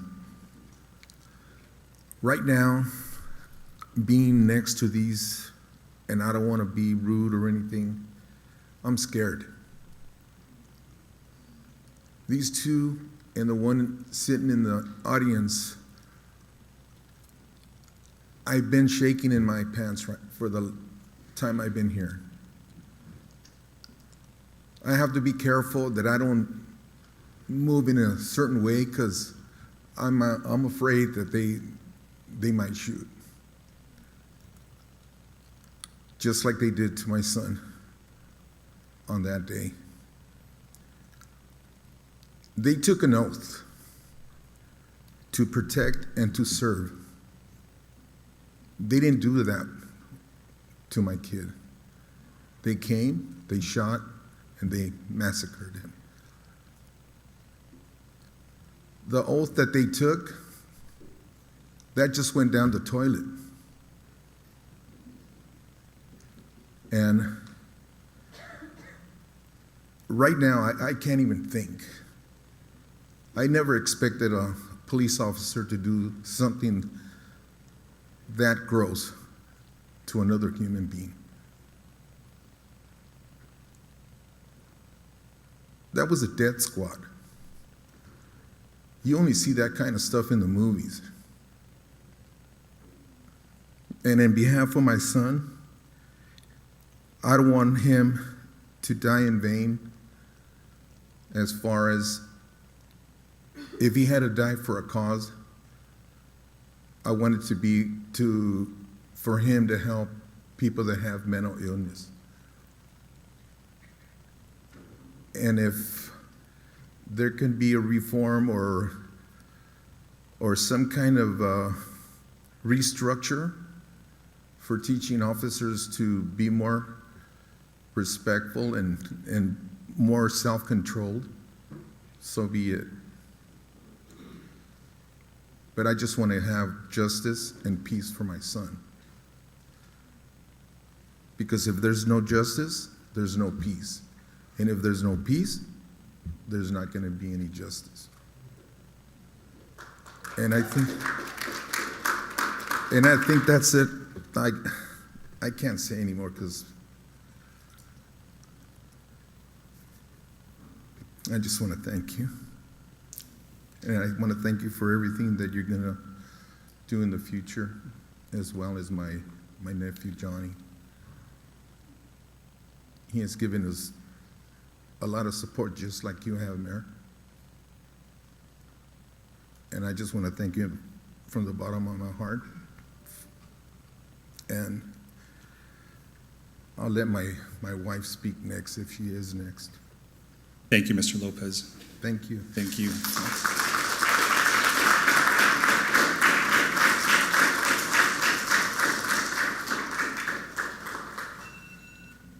Michelle Torres. Okay. Luis Wong.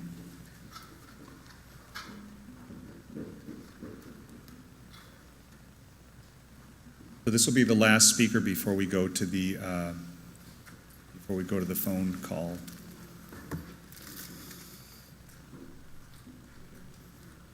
Mr. Mayor? Go right ahead. My apologies. I understand there was Michelle Lopez. She's not comfortable speaking. It's too much. But I know her mom wanted to speak on her behalf instead. Johanna Lopez, I don't know if she's here.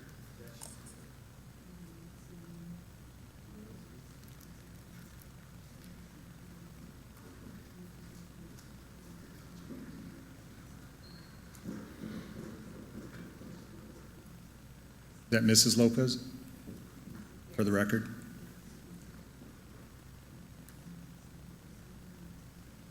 Good evening, Mayor Pro Tem, Council.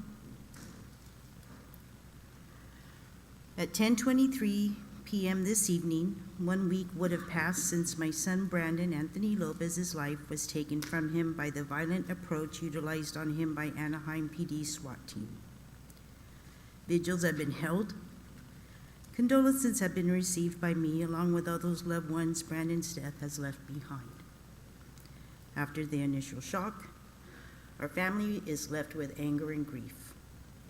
Can you imagine how many other families are dealing with the same emotions if they find themselves in a similar position? Several disturbing issues come to mind. Yet our family only comes back to the same conclusions. Why did Santa Ana Police Department allow Anaheim PD to take over jurisdiction? Why weren't there any increased methods of de-escalation being utilized? Why weren't crisis negotiators or mental health professionals allowed to become more engaged with the situation? And the most important of all, Why aren't we promoting the availability of mental health services more frequently in a city and county level? After so many countless and unnecessary deaths, we can expect tactical forms from law enforcement agencies. These violent processes don't work. Brandon is not a martyr, yet Brandon's death will serve as the platform to ensure police reforms become a reality. Thank you for allowing me to speak on his behalf and on behalf of his loved ones.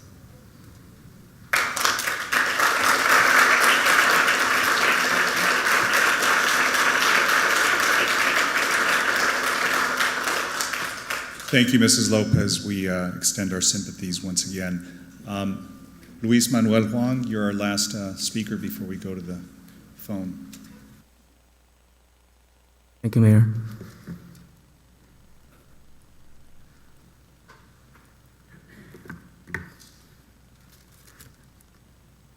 I'm trying to collect my thoughts because so much has already been said already. Jonathan, brother.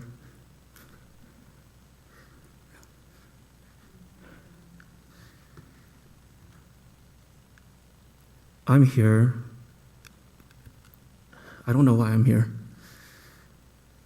I'm not from this area. I'm here to show some love to my council member, to the Hernandez family, to the Lopez family. I'm going to take the opportunity to take this off. Put this on that I got outside.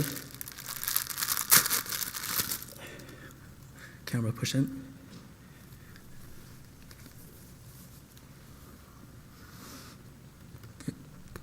Tonight, I'm here representing and speaking for Brandon Lopez because he can no longer speak for himself. We have to do better. We have to do better.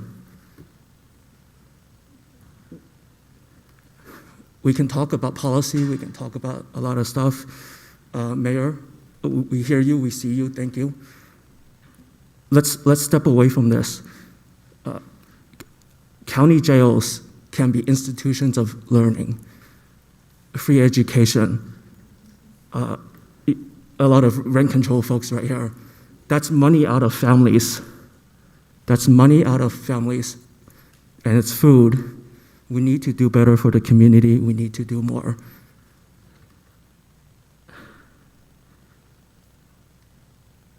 We need to do more. Thank you.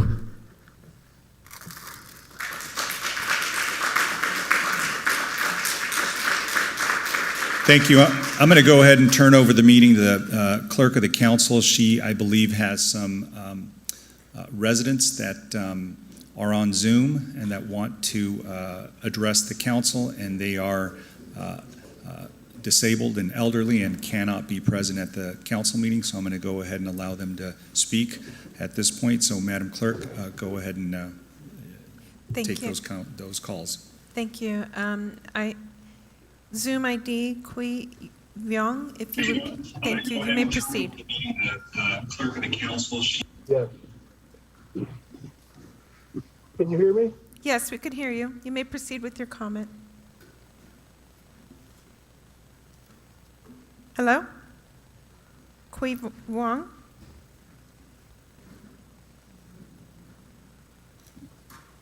Honorable Mayor and City Council members, my name is Steve Vong. I am a senior resident at Valleyheim Mobile Home Park in Santa Ana.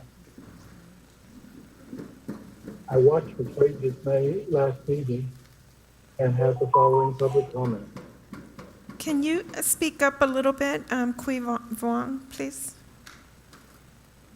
For too long now, politics as usual has been about accepting political donations while ignoring and pretending that housing injustice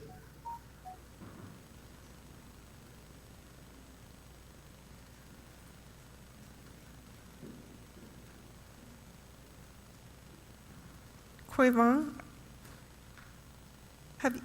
are you done, or did you get disconnected? For too long now, politics.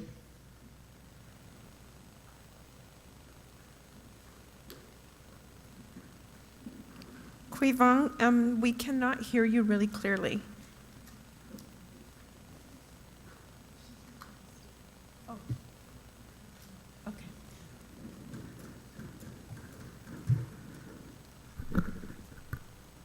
Looks like most of the city council is gone.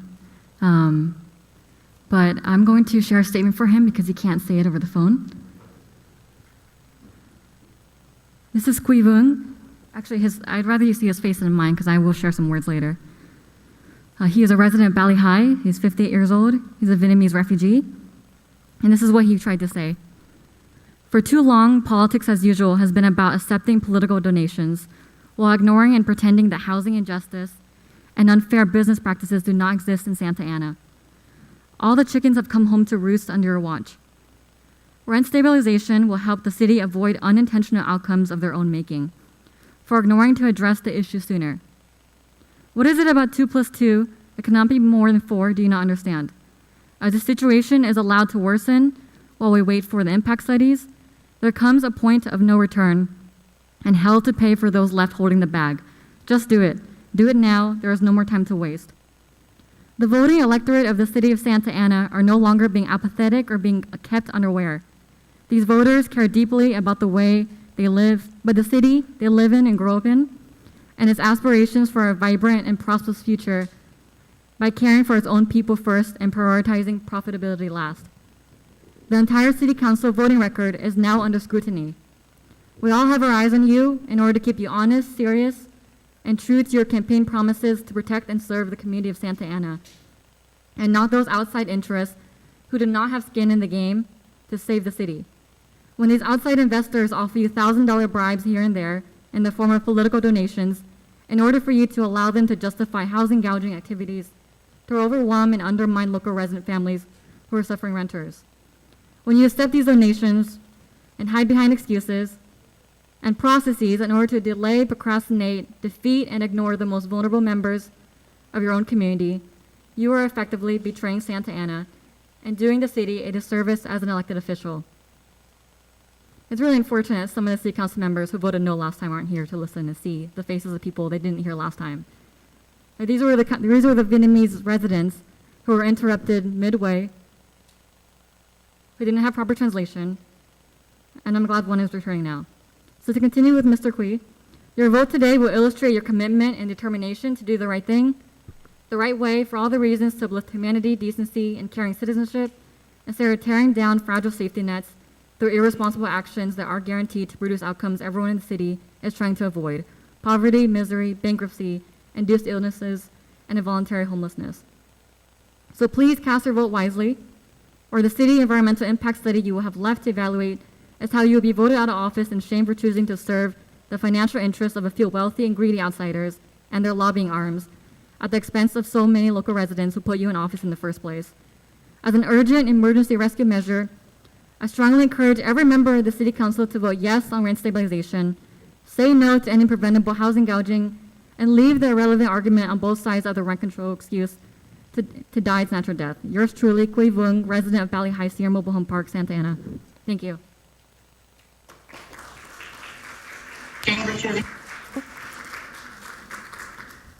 Thank you. Zoom ID Indigo, if you would please select the microphone icon. Oh, my apologies. Indigo, okay. Can you hear me? Indigo, can you please reduce the volume on where you're listening to the meeting? Thank you. Thank you. You may proceed with your comment.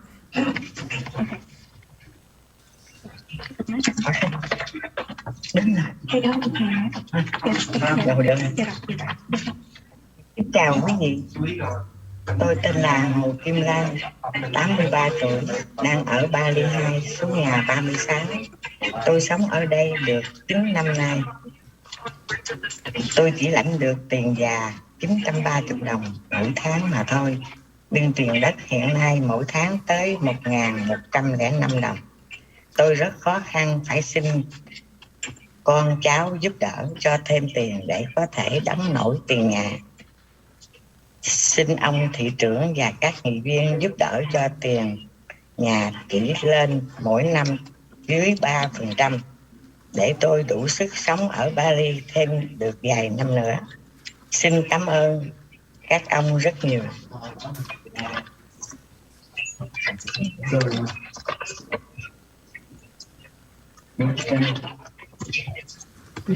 Senior Chancellor, my name is Kim Van Ho.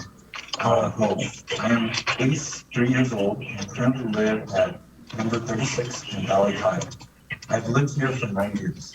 I only received $930 in Social Security each month, but the monthly land use payments are $1,105. It's very difficult. I have to beg my children and grandchildren to help support me by sending me money to pay my rent. I'd like to ask the mayor and the city council members to help by capping the annual rent increases to less than 3% so that I can keep living at Valley High for a few more years. Thank you very much.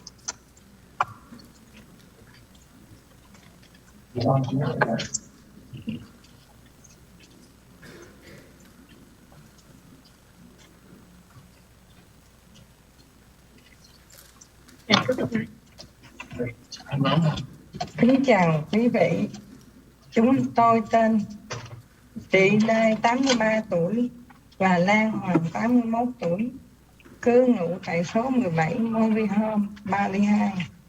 Thời gian 9 năm qua, chúng tôi sống với số tiền SSI và SSE cố định 1.600 đồng, mà chi phí tổng cộng trên 1.300 đồng.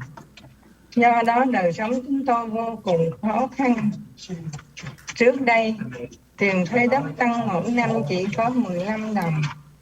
Nhưng 2 năm vừa qua, chủ đất lấy lý do so sánh với các khu thương mại như Bosa và Westminster nên gia tăng khủng khiếp 3 lần lên đến 140 đồng và còn tiếp tục sẽ tăng nữa. Khu Mobile Home Bali 2 trước đây rất hoang vu và mất an ninh.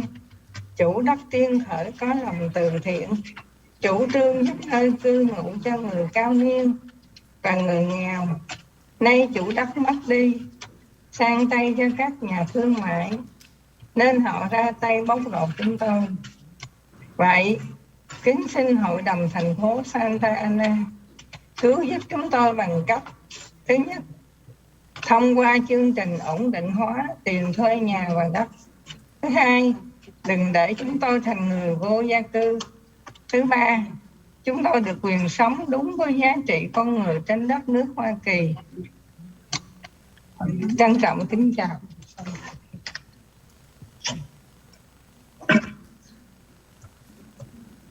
Now for the translation portion. Well, our names are Jule, 83 years old, and Lampa, 81 years old. We currently live at number 17, Mobile Home, Valley High. We have lived there for the past 9 years. We live on a monthly fixed income from SSI and SSA, a combined total of $1,600. Our cost of living presently totals more than $1,300. Therefore, our life is extremely difficult. Previously, the land rent increased by only $15 per year for the past 20 years. But in the past 4 years, our property managers at JH have used the excuse to compare rent for senior parks like Valley High with family parks in commercial areas such as Bolsa and Westminster to increase our space rental to over $140 a month. And it will continue to increase according to their plan to eventually convert our senior park to a family park for more revenue. Is this legal and possible? The mobile home Valley High used to be very desolate and unsafe. The first landowner had a philanthropic policy to help the elderly and the poor live. Now the owner of the land has passed away, transferred to the merchants, and so they exploit us. So we ask the Santa Ana City Council to help us by, one, please implement the rent stabilization ordinance in order to keep the rent increases in senior mobile home parks like Valley High within reasonable limits. Two, not allowing us to eventually become bankrupt and homeless. And three, please protect our human right to live with dignity and peace of mind, with affordable housing and sensible community values, respect, caring, and decency among human beings that every citizen of the United States and every local resident of Santa Ana deserve.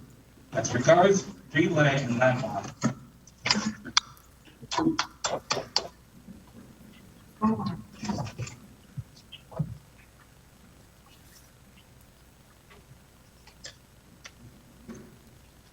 Dear Mayor Sarmiento and City Council members, my name is Dao Tran. I am 71 years old. I live in senior Bali High mobile home with my husband, Thuk Mai. He is 74 years old. My husband and I came to Bali High over 14 years ago because we wanted to enjoy our retirement in peace and quiet. For many years, we loved living here.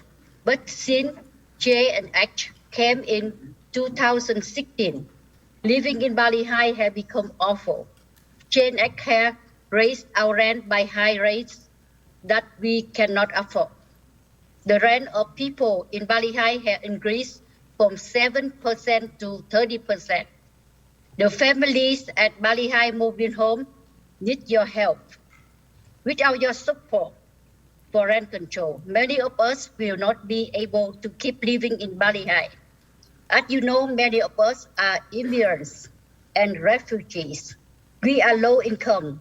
We have been in America for many decades, working hard and raising our family.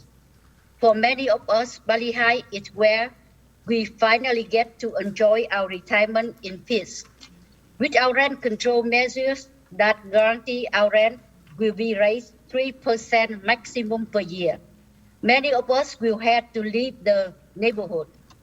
Many of us will have trouble paying our bills. Many of us will become homeless. Please do not take our home from us. Please make sure that you support the rent control measures so that we can continue to live in peace. From the bottom of our hearts, we thank you in advance for your support. Thank you for listening.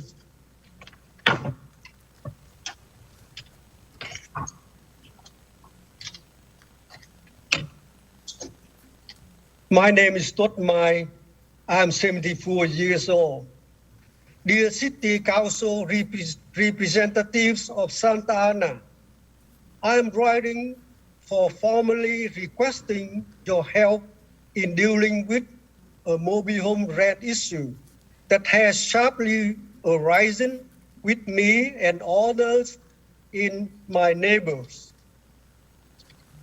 In the first 9 years living in Bali High mobile home of Santa Ana out of 14 years, the rent increased $15 a month each year, average 2.12%, included no rent increase in 2010. While the average CPI index from 2006 to 2016 is only 1.973%. In 2016, the rent suddenly jumped up to $30 a month, which is double, without any good reason. While other people rent had jumped as much as 9.51%, 9.70%, 14.43%, and more. In 2019, once again, the rent increased 6.96%. Depending on how long a homeowner has lived there, they got their rent up as much 12.22%, 13.01%, 15.46%, 20.69%, 22.55%.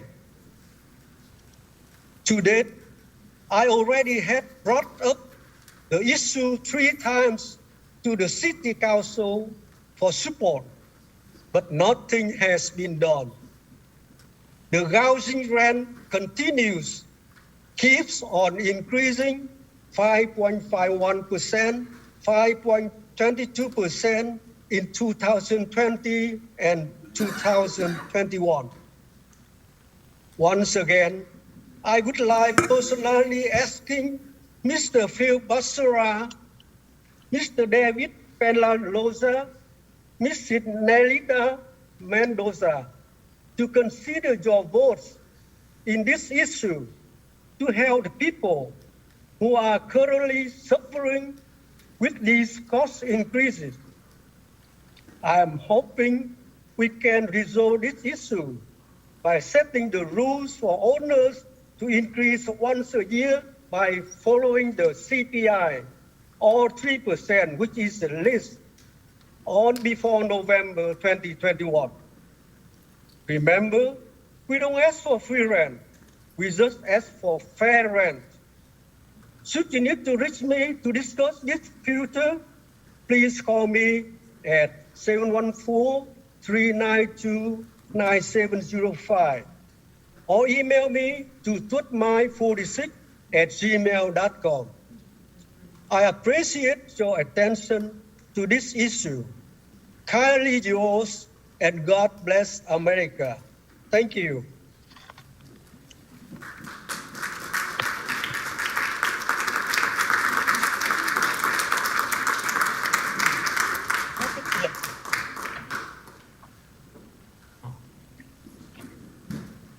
Tôi tên là Thu Anh. Tôi tên là Thu Anh, 59 tuổi, cư ngụ tại số 83 Mobile Homes, Bali 2, thời gian 1 năm.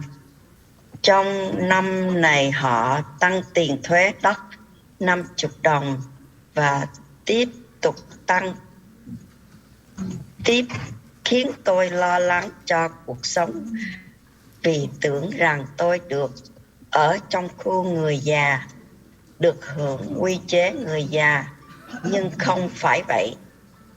Vậy kính xin Hội đồng thành phố Center N giúp tôi bớt lo lắng trong tuổi già bằng cách thông qua chương trình Rent Control để tôi được sống với giá trị con người trên đất nước văn minh và hàng đầu là Hoa Kỳ. Thank you.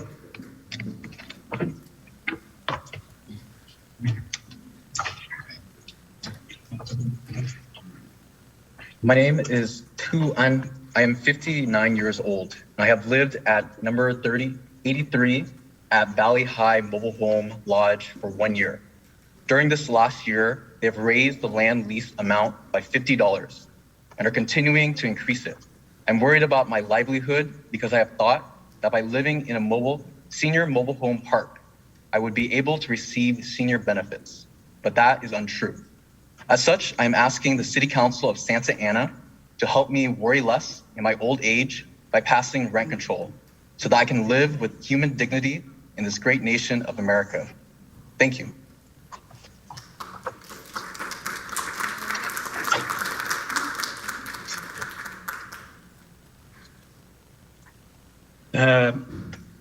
Thư thỉnh nguyện của ông Bích Lê.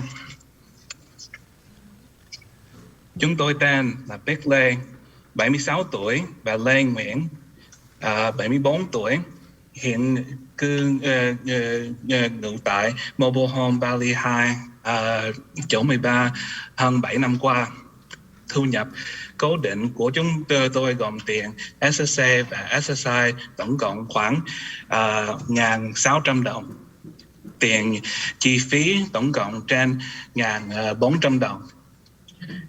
Do đó, cuộc sống chúng tôi rất khó khăn.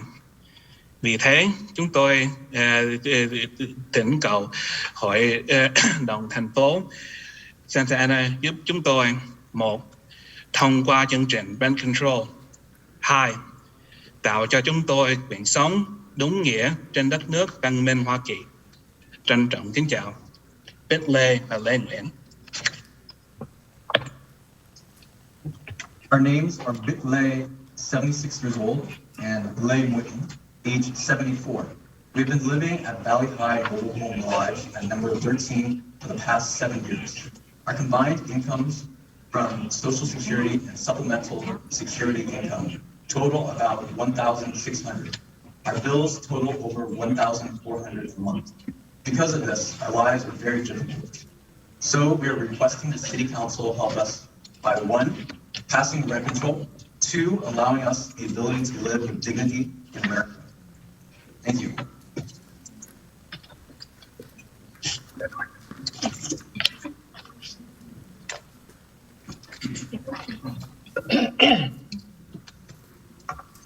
Good evening, ladies and gentlemen. My name is Huang Luang. I'm 74 years old. I'm living in the Valley High Mobile Home Space 66 for last 16 years. From beginning, I live in the mobile home. I pay just about $525 for renting the space. And in the last 4 years, suddenly that raised up, now I have to pay up to $1,080 roughly every month, and someone higher, someone a little bit lower, but over $1,000. My fixed income just about $1,130 per month. Yeah. After for long life, live so work hard in America. In America, when I just got in, I got the sweet dream about America. But now in my golden age, I have every night I have to wake up and stay up all night because I'm just thinking about how to pay the rent. And because the renting gouging too high, so that make it difficult for us. And we beg you one more time, City Council, please help us. The human right to live in the good quality. And I need your vote to help us in our golden age. Oh, thank you. God bless you. I wish you understand us. Thanks.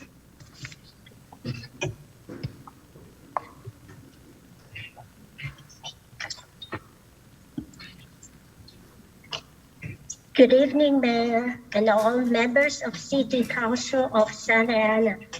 Good evening to everyone who are listening to us. My name is Han Nguyen, 64 years old, a Valley High resident. There are 16 of us in our group, and after me, there are still 8 more speakers from Valley High. Actually, many residents in our park want to join us here today, but some of them could not come because of being very old, weak, disabled. So this evening, our small group will also speak on their behalf. A couple of minutes ago, you have listened to several personal stories of hardship. Yes, they are all true stories. All our Valley High residents are seniors, and most of us lived on fixed income and limited financial resources. And the biggest problem for us is the rent increase every year. Based on our new rent and income ratio is really very, very difficult for us to live on. You see, we are paying up to an excess of about 70 or 80% of our income on rent. This rent increase is pushing us deeper and deeper under the poverty level. With this rent increase, our quality of life, being already at the lowest level, is going to get worse by the day. Low-income families deserve to live with dignity.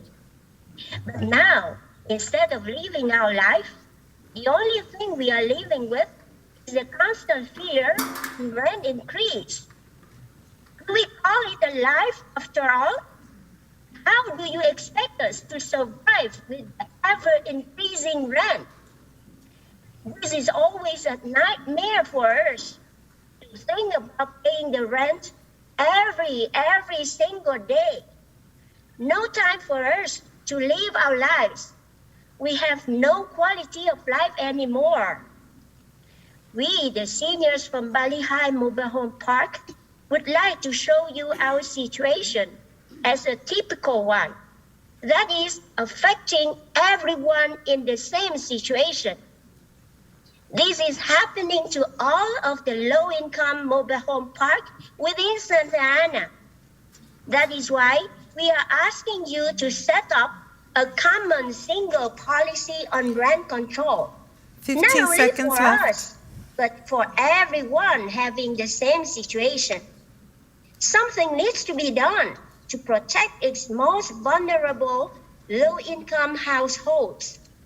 While the landlords were worried about making less money, the residents in the city were worried about keeping a roof over their heads.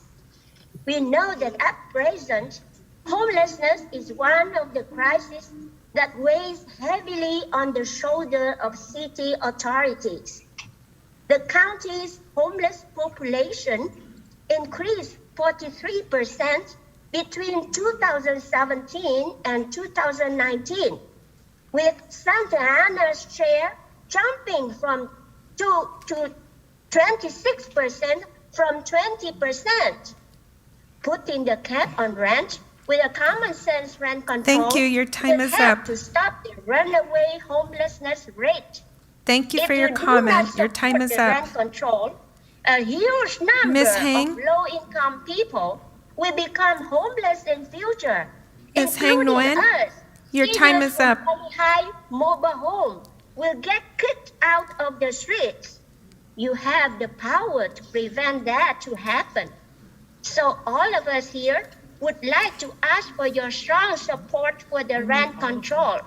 We thank you everyone for your time and your patience listening to our stories, particularly the Please, mayor your and time all is the up. Thank members of you. the city council. We look forward to your approval for rent control ordinance. Thank you very much.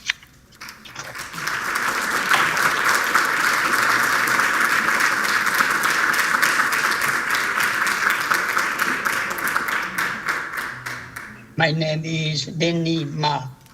In my time at Bali High Mobile Home Park, I have seen rent increases sometimes twice a year. If such increases continue unabated, I believe you will see an increase in senior citizens becoming homeless is an unbearable situation. I hope that in the future, investors will not be able to profit off the suffering of the elderly, the poor, and those on fixed incomes. They have all paid their debts to society and then some. They simply wish to live out their remaining days in peace. Thank you.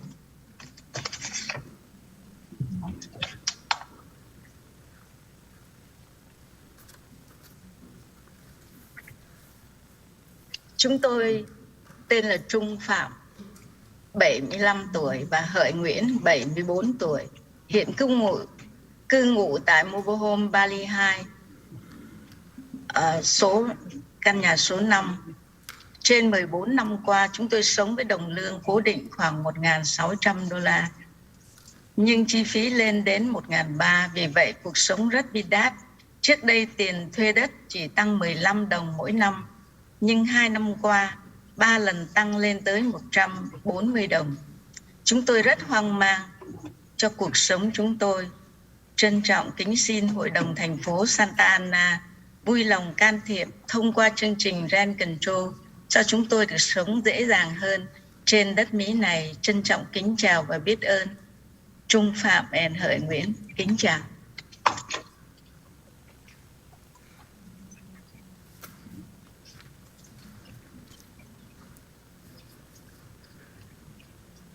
We are Trung Pham, 73 years old, and Ho Nguyen, 74 years old. We currently live in Valley High Mobile Home number 5, and I've lived here for 14 years. We live with a fixed salary of $1,600, but our expenses total up to $1,300. Thus, our lives are very pitiful.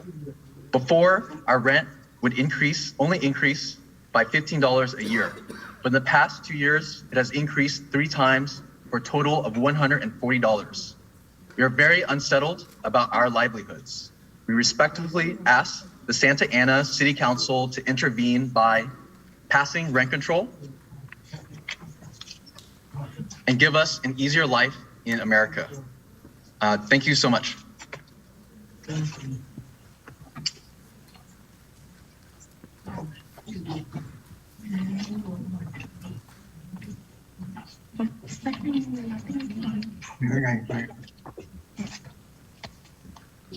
Hi, City Council of Santa Ana. We are Kelvin and Phung Pham, 78 years old and 75 years old. We live in Spec 38, Bali High Mobile Home Park, 27 years old since 1994. In 2016, rent only increased $15 or $30 per year. But right now, the landlord has increased by triple, and this will continue the coming year, 140. So we hope City Council of Santa Ana will vote yes for rent stabilization. We want to stay in Bali High and don't want to be homeless. Thank you very much for your support.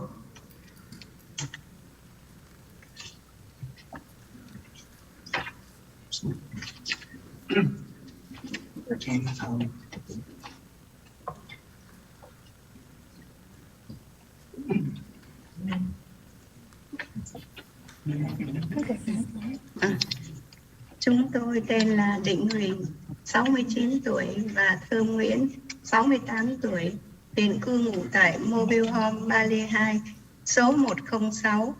Trên 11 năm qua, chúng tôi sống với đồng lương cố định khoảng 1.600, nhưng chi phí lên đến 1.300, vì vậy cuộc sống chúng tôi rất bi đát. Trước đây tiền thuê đất chỉ tăng 15 đồng mỗi năm, nhưng 2 năm qua 3 lần tăng lên đến 140 đồng. Chúng tôi rất hoang mang cho cuộc sống của chúng tôi. Trân trọng kính xin Hội đồng thành phố Santa Ana vui lòng can thiệp thông qua chương trình Rent Control cho chúng tôi được sống dễ dàng hơn trên đất Mỹ này. Trân trọng kính chào và biết ơn. Định Huỳnh và Thơm Nguyễn. Before the next speaker starts, please, we're going to take a brief pause to wait till we get it. Hold on one second. Could we get an English translation of that first? Councilmember Fan, are you still there? Councilmember Fan? Yes, sorry, I was trying to unmute. Okay, we're good now. Go ahead. Thank you. Oh. Hi, our names are Ben Nguyen, 69 years old, and Tom Nguyen, 68 years old. We live at Mobile Home, Valley High, space number 106 for 11 years now. We receive in total, our total income per month is $1,500, and we spend about $1,300 of that on rent each month. Previously, in the past, our rent would only increase by $15 per year, but in the past 2 years, that rent has increased 3 times per year to a total increase of over $140 per year. We asked the city of Santa Ana to pass rent control such that we can live out the remainder of our lives in peace and tranquility. Thanks so much, everyone.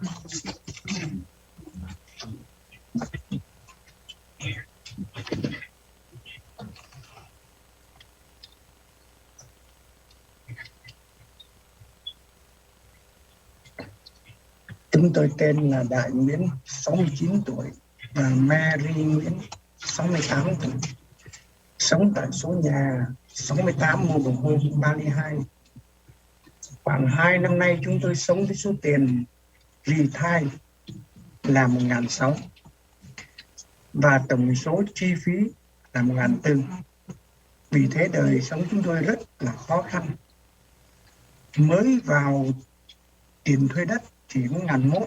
2 năm gần đây mỗi năm tăng 44 đồng và tôi phải trả là 1.350 đồng. Vậy xin Hội đồng thành phố Santa Ana giúp chúng tôi. Thứ nhất là thông qua chương trình ổn định giá tiền thuê đất. Thứ hai, đừng để chúng tôi thành người vô gia cư. Thứ ba, xin cho chúng tôi sống đúng giá trị con người trên đất Mỹ. Chúng tôi có đi làm và đóng thuế tại Mỹ trên 20 năm. Trân trọng kính chào và biết ơn. Đại Nguyễn và Mary Nguyễn.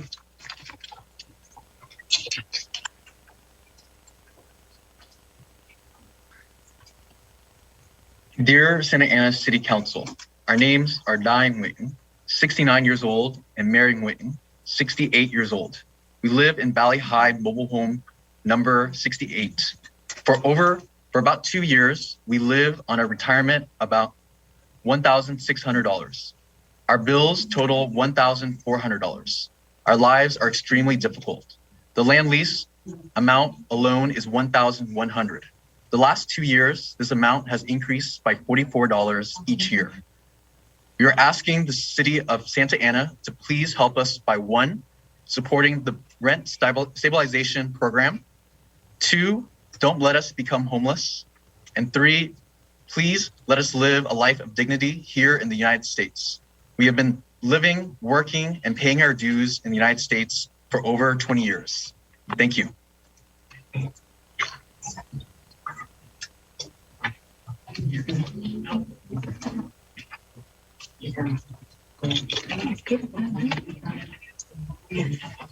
Kính chào quý vị. Tôi tên là Lê Kim Hồng, 73 tuổi.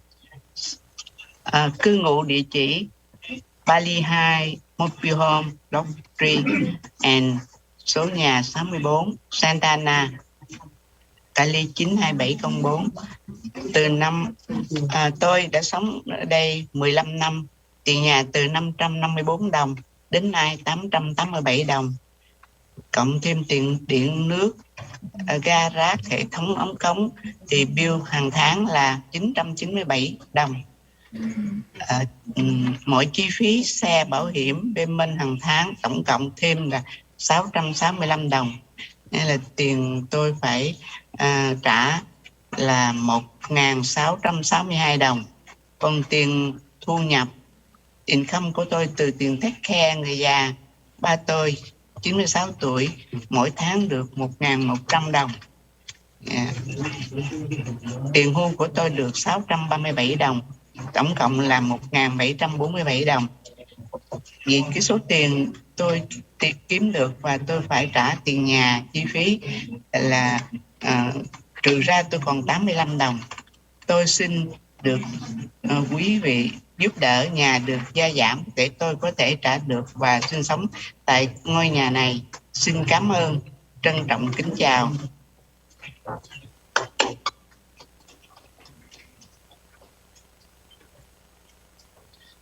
Hello, my name is Hong Kim Lei, 73 years old. I was born in 1948. I live in Bali Mobile Home, Lodge number 3, space 64, Santa Ana, California, 92704.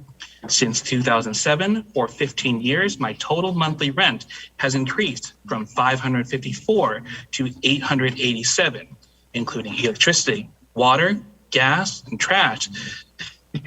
Service bills each month, I must pay $997. In addition, my car expenses and insurance total $665, totaling a monthly payment of $1,662. My monthly retirement income plus money I receive for taking care of my 96-year-old father equals $1,747. In total, after paying for everything, I only have $85 left. Today, I am old and weak. Thus, I request that the housing cost will be reduced so that I am able to pay my bills and live in my house. Sincerely, Hong Kim Lei.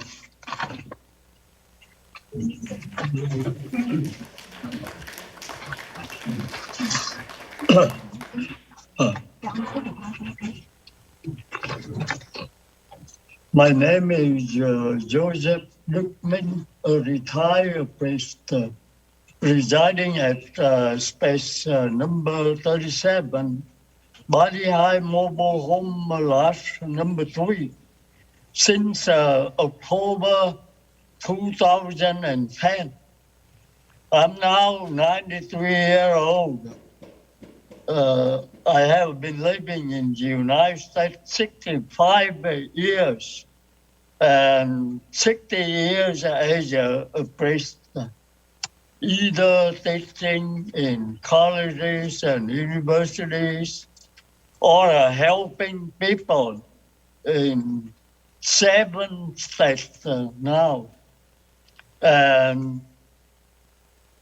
at first, I would like to thank the original owner and the local managers for a quiet residence with a peaceful atmosphere. I have been enjoying it with gratitude.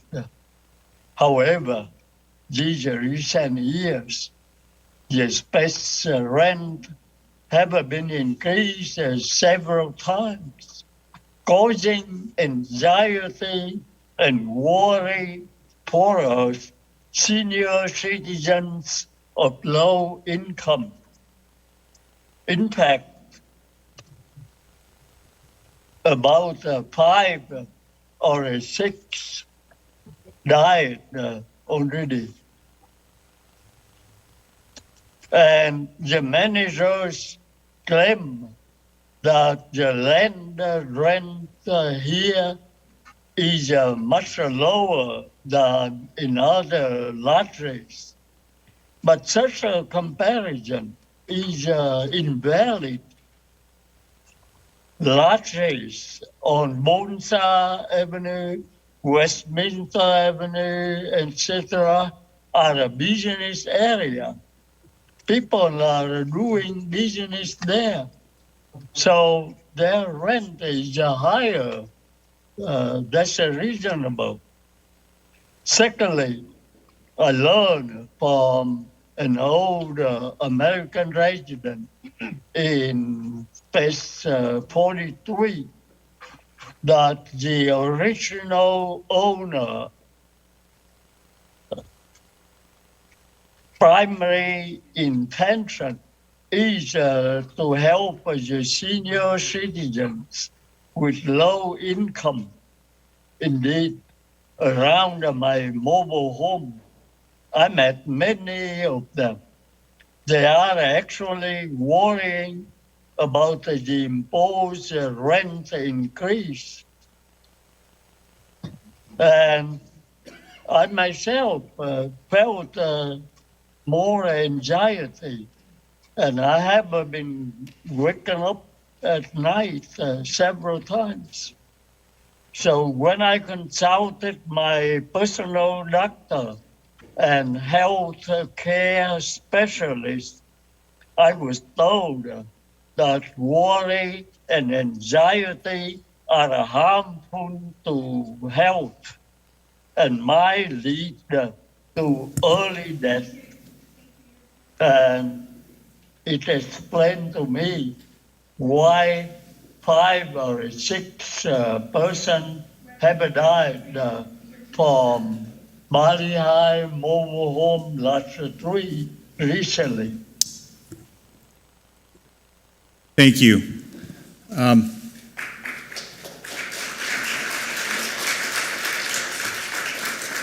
So we still have a lot of requests to speak to go forward. I'm going to go ahead and call on 3 of you at a time. Please, those of you who are subsequent to the speaker, please stand behind them. We're going to try to get through this as quickly as possible. You have 3 minutes. You don't have to use all 3 minutes. Brevity will be welcome. So let me go ahead and start with Lucero Garcia, Ugochi Nicholson, followed by Andrew Linares.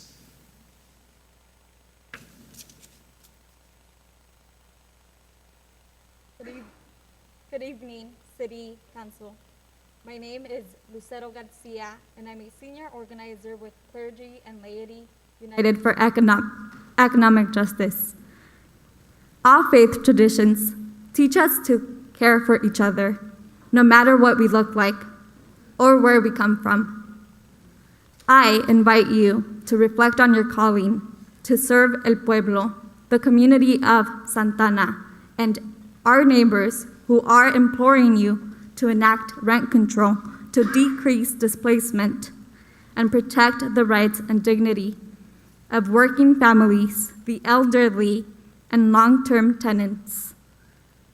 People's lives can be tremendously changed when you honor your commitment to serve the most marginalized and their wishes to make protections for renters a reality. Many families and individuals are struggling to keep a roof over their head, including the elderly who spoke before me and the 59% Santana tenants who are severely rent burdened. As people of faith, we urge you to make a way for our neighbors in need, to share in the blessings of a safe and stable home. Tenants have the right to live in dignified housing. We need rent control and tenant protections ordinance immediately, as Santana tenants live in fear of uncontrolled rent increases and unjust evictions. The Torah tells us there shall be no needy among you. Therefore, I command you to open your hand to the poor and needy in the land you occupy. This is our responsibility. Thank you. Thank you, Ugochi Nicholson, followed by Andrew Linares, followed by Elizabeth Leguin.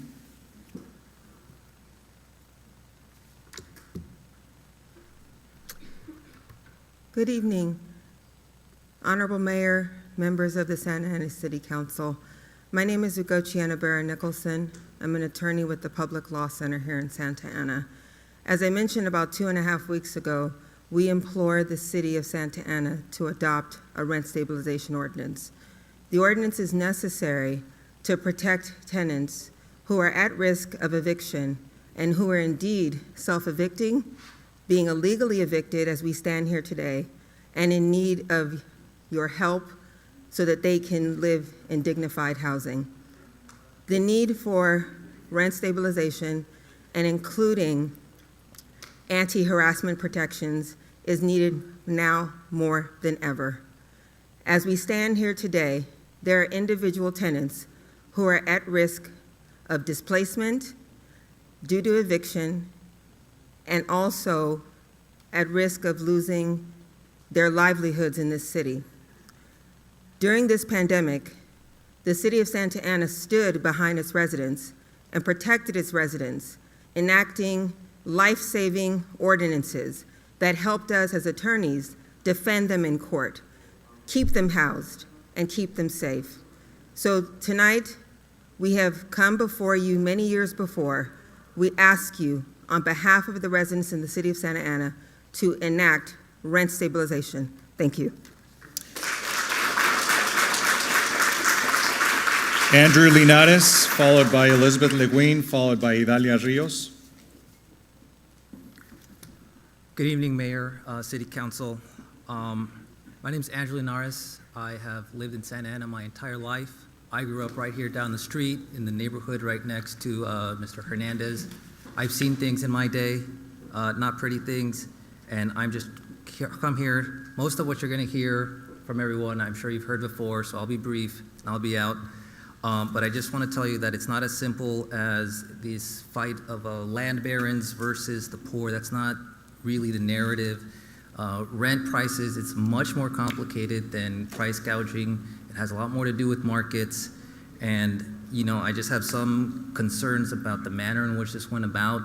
You can say that you announced your ad hoc committee and, you know, that's transparent, but it's really not fully transparent. I'm not going to say you violated the Brown Act or anything like that.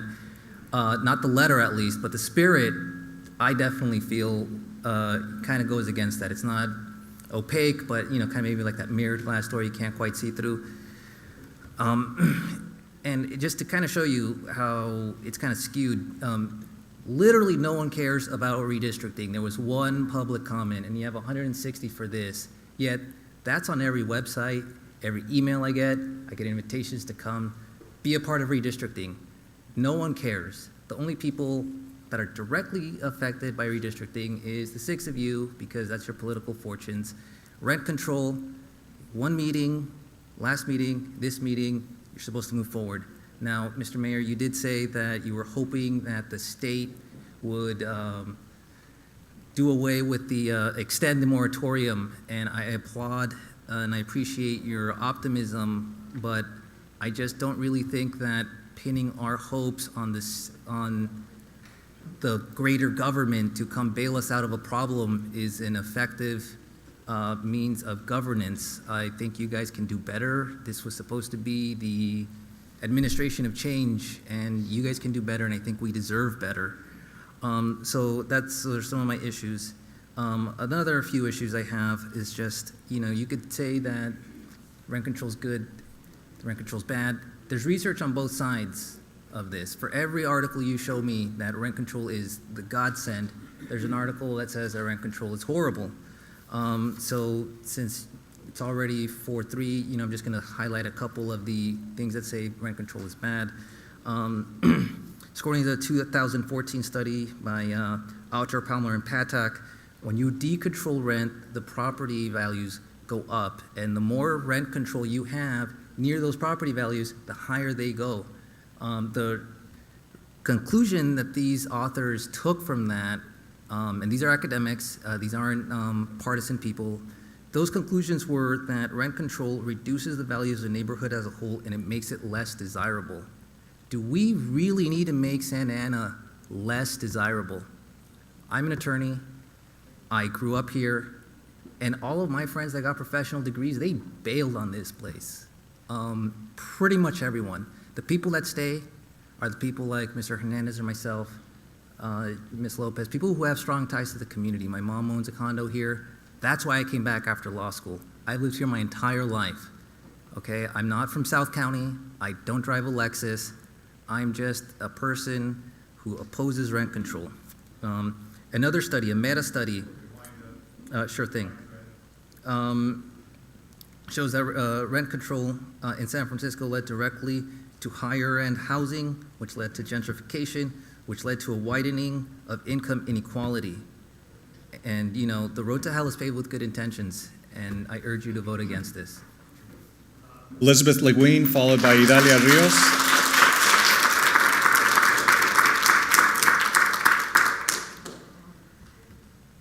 Good evening. My name is Elizabeth Le Guin.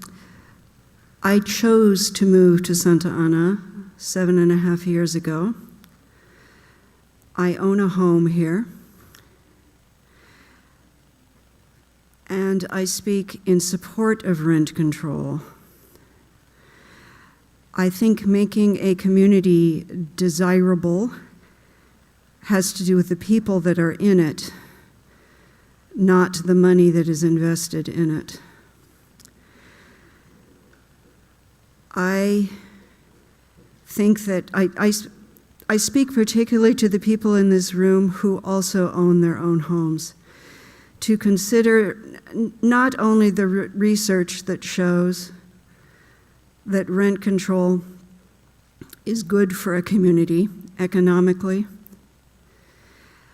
but the moral issue behind this, that the strength of a community and its validity as a human place to live is best measured in the support that it gives to its most vulnerable members. Thank you.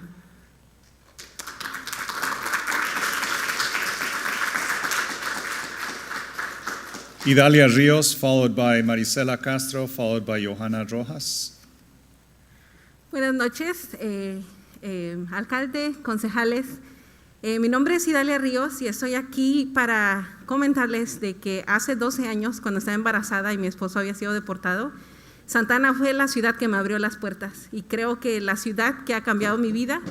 Y así como fui una madre soltera y luché por mis hijos y por el bienestar de otras familias, estoy aquí en nombre de esas familias que no pueden estar aquí porque están trabajando para poder proveer un techo digno para sus hogares. Sé que más del 90% de nuestros estudiantes son de descendencia latinx o latinex. Sé que más del 56% de los residentes de Santa Ana son inquilinos y son latinex. Cuando yo estoy enfrente de ustedes y miro sus apellidos, yo puedo ver que varios apellidos de aquí son de descendencia latinex. Entonces, todos venimos de la misma descendencia. Lastimosamente, no todos tenemos los mismos privilegios. Y le hablo a mi representante, que es la señora Nelida Mendoza, que tuvimos el honor de reunirnos 2 veces en la comunidad de Lacey, donde ella, como madre, como representante de un colegio, y que ha estado al lado de estudiantes, al lado de otras madres, nos prometió que iba a apoyar todo lo que tuviera que ver con la vivienda para beneficiar a las familias de Santa Ana. Esa es una oportunidad de que verdaderamente ese apellido de descendencia latinex realmente apoye a los residentes de su ciudad, realmente apoye a las familias que tienen que trabajar 2, 3 trabajos para poder tener un techo. En ese momento pido que aprueben la estabilización de renta, también un congelamiento de rentas mientras esa ordenanza se hace efectiva, porque lo mínimo que podemos tener es una vivienda digna por el futuro de nuestros hijos, por el futuro de los padres, y que escojan a la comunidad antes de escoger beneficios personales o beneficios económicos. Primero está la gente, primero está la comunidad, antes que el profit o las ganancias. Gracias.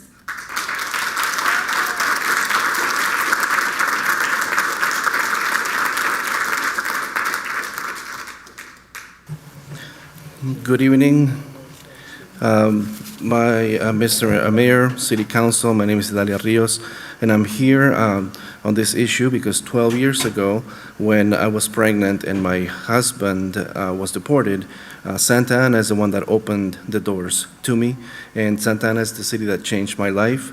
As a single mom, I'm here to support other single moms, other families on this to have dignified housing.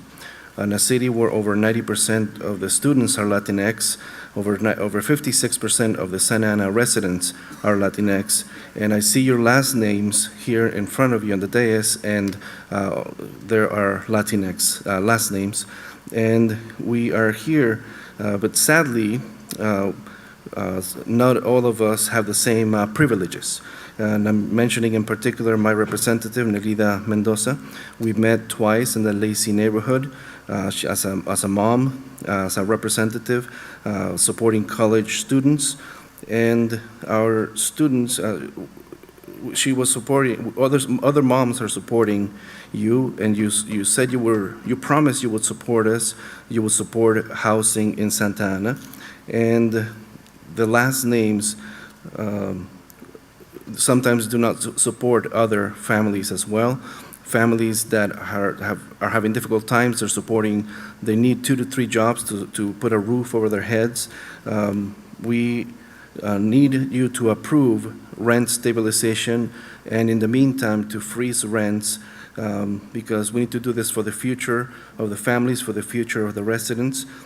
We ask you to choose the community before your personal interest, before your business interest, people before profits. Marisela Castro, followed by Johanna Rojas, followed by Mireya Gutierrez, followed by Silvia Avendano.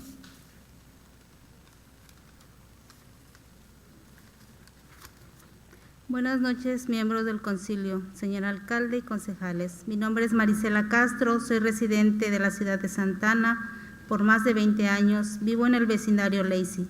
Estoy aquí para pedirles que den prioridad para abordar la crisis de vivienda. Necesitamos una estabilización de renta y protecciones de causa justa.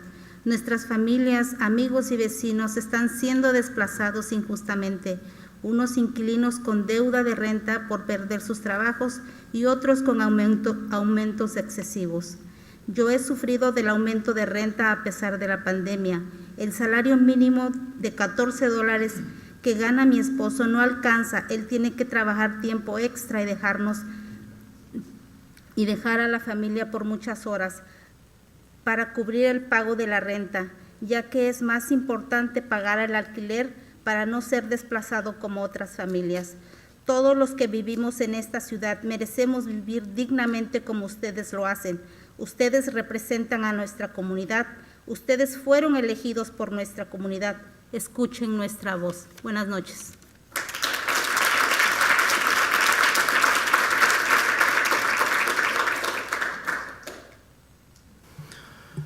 Good evening, members of the City Council, Mayor. My name is Marisela Castro. I've been a resident of Santa Ana for over 20 years, and I live in the Lacey neighborhood. I'm here to ask you to have housing control. We need rent stabilization and just cause evictions. Our friends and our families are being evicted unjustly. Some are losing their housing because they lost their jobs, some because of the excessive rents that are charged. And I myself, my family is suffering because my husband's $14 an hour job is not enough. He has to work overtime to be alone from away from his family in order to provide for the rent, because we need to pay the rent in order not to be evicted. We deserve dignified housing just as you have dignified housing. We elected you to, you were elected by the community, and we need you to support this. Good evening.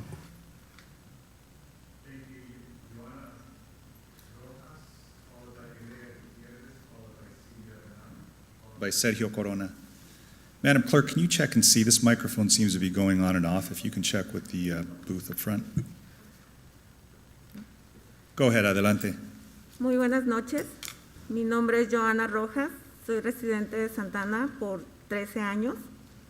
El día de hoy estoy aquí como parte de mi comunidad en apoyo total a la Ley de Estabilización de Renta y Protección de Causa Justa contra el Desalojo en Santa Ana. Hoy que tengo la oportunidad de estar aquí, quiero apelar a cada uno de ustedes que por un momento dejen de pensar como políticos y por ese momento empaticen con nosotros, la comunidad, que les dio la oportunidad de ser servidores públicos, con lo cual depositamos toda la confianza para el bien y progreso de nuestra comunidad, porque estoy segura que no hay alguien aquí que desee lo contrario para Santa Ana. Está por demás mencionar qué es lo que hoy día nos trae aquí, porque sé que ustedes tienen conocimiento pleno de los problemas que aquejan a nuestra comunidad. Así que me limitaré a seguir abogando para que ustedes desde ahí, en el lugar y el poder que hoy les corresponde ejercer, nos ayuden mutuamente como comunidad y sistema de gobierno a crear las oportunidades y condiciones que necesitamos para garantizar nuestro bienestar como comunidad en todas las áreas. Nunca olviden que ustedes están hoy día ahí para crear leyes que funcionen para la comunidad, que ustedes están ahí para actuar en beneficio de la comunidad. Y quiero dejar en claro que no es para nada un favor que nos hacen, sino todo lo contrario. Es un trabajo que pocos tienen el privilegio de ejercer, porque es su deber ser un agente de cambio desde el momento en que ustedes se comprometieron a servir a nuestra comunidad. Quiero también dirigirme en especial a la concejal que representa mi área, Nélida Mendoza, y hacerle la invitación nuevamente a que se sume a esta iniciativa. Le invito a ser parte de este cambio que es, ha sido y seguirá siendo una lucha de justicia social donde somos incluidos la parte mayoritaria de la comunidad.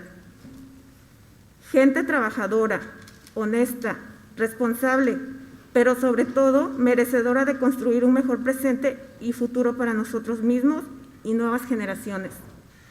Concejal Nélida, hoy usted tiene el poder. Hoy cualquiera que sea su decisión hará una gran diferencia. Y mi mayor deseo es que esa diferencia sea desde la conciencia, la ética, la moral, los valores que nos definen como ser humano y de donde ninguna manera nada nos puede corromper. Por último, me atreveré a hablar por mi comunidad, que somos una comunidad latina que jugamos un rol central en Santa Ana y que cada vez estamos despertando más a nivel local para luchar por lo justo, por salir de esa segregación que por años hemos sufrido. Me atrevo a decir que estamos buscando una alianza con ustedes, donde somos conscientes de nuestra responsabilidad y derechos para alcanzar el nivel económico que nos permita tener un desarrollo digno en nuestra ciudad que es Santa Ana. Por mi parte es todo. Muy buenas noches.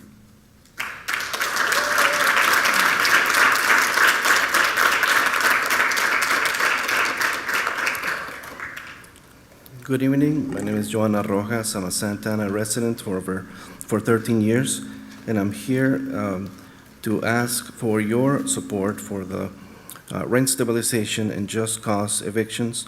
You have I have the opportunity to come here and appeal to you and ask you not to think as politicians, but to think as public servants. You have the opportunity to serve your community, and I'm here because you need to support Santa Ana.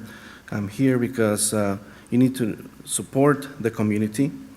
You have as representatives, you have the power.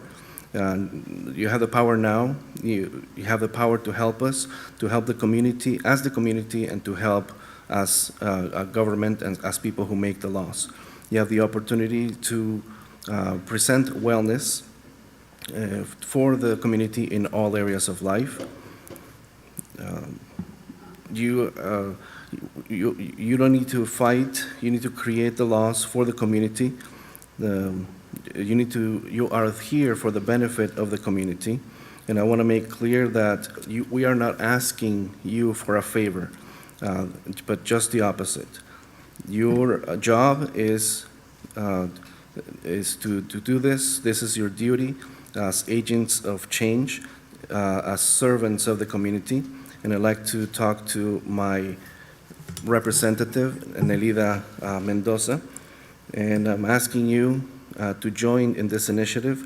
This is a change for social justice, and this is what the community needs. This is for the hardworking people, the hardworking families, and Council Member Nélida, now you are in power. Now you have the opportunity to make a change, and what I want the most is that difference that you can make it with ethics, with your conscience, with morals, with human values, and to be incorruptible. And the Latinos are here. We are uniting as a community. We are awakening to fight for what is right and what is just. And I think we are seeking an alliance with you to exercise our rights and our responsibilities here for the benefit of Santa Ana. Thank you. Mireya Gutierrez, followed by Silvia Vendano, followed by Sergio Corona.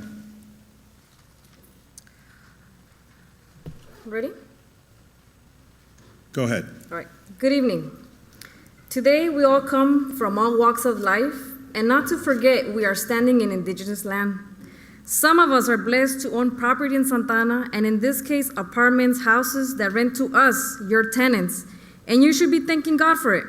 Thank God that you are not in our situation where rent keeps going up and you don't have to worry how you're going to pay for it. Thank God that you're able to live a comfortable life from all the hard-earned money that you receive from us.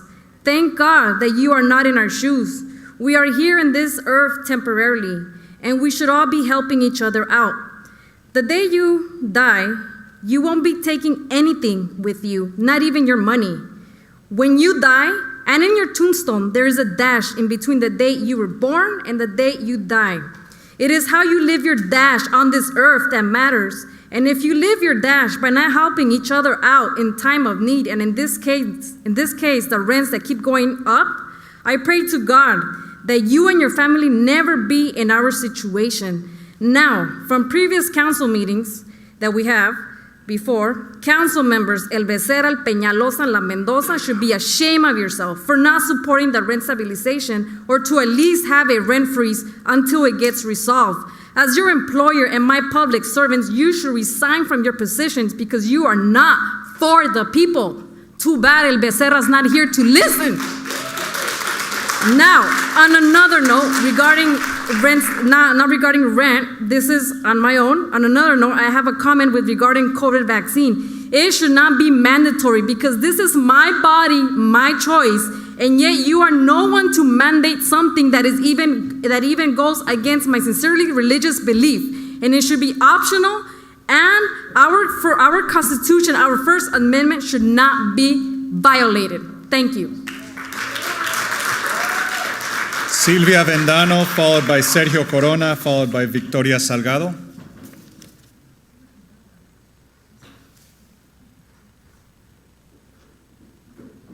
If the other speakers could get ready to go ahead and line up behind the present speaker, that'll make things go smoother. Okay. Buenas noches, alcalde, concejales. Voy a ser muy breve, solo voy a poner 3 puntos. Uno es el control de renta. Ya no vamos a decir más historias, ya las hemos venido oyendo durante 3 años. Han venido a llorar niños, han venido ancianos a contar sus historias.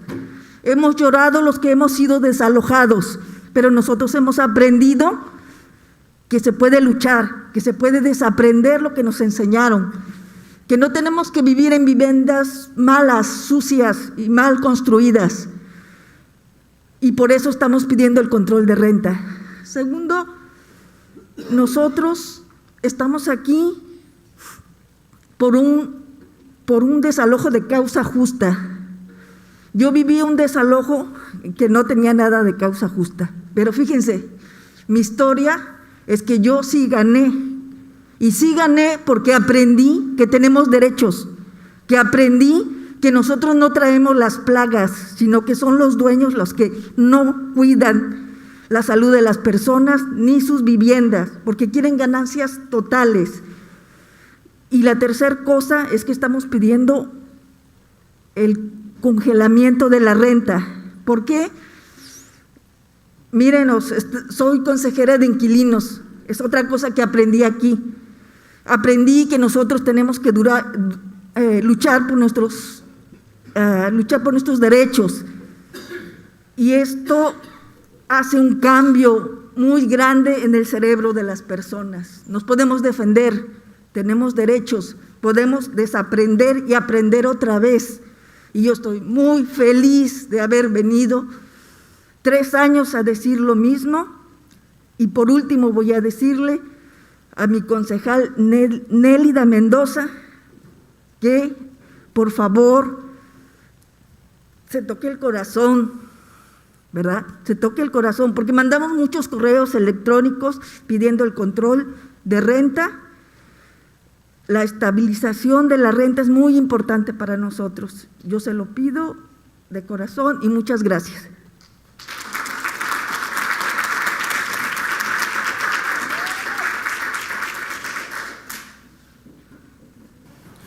Good evening.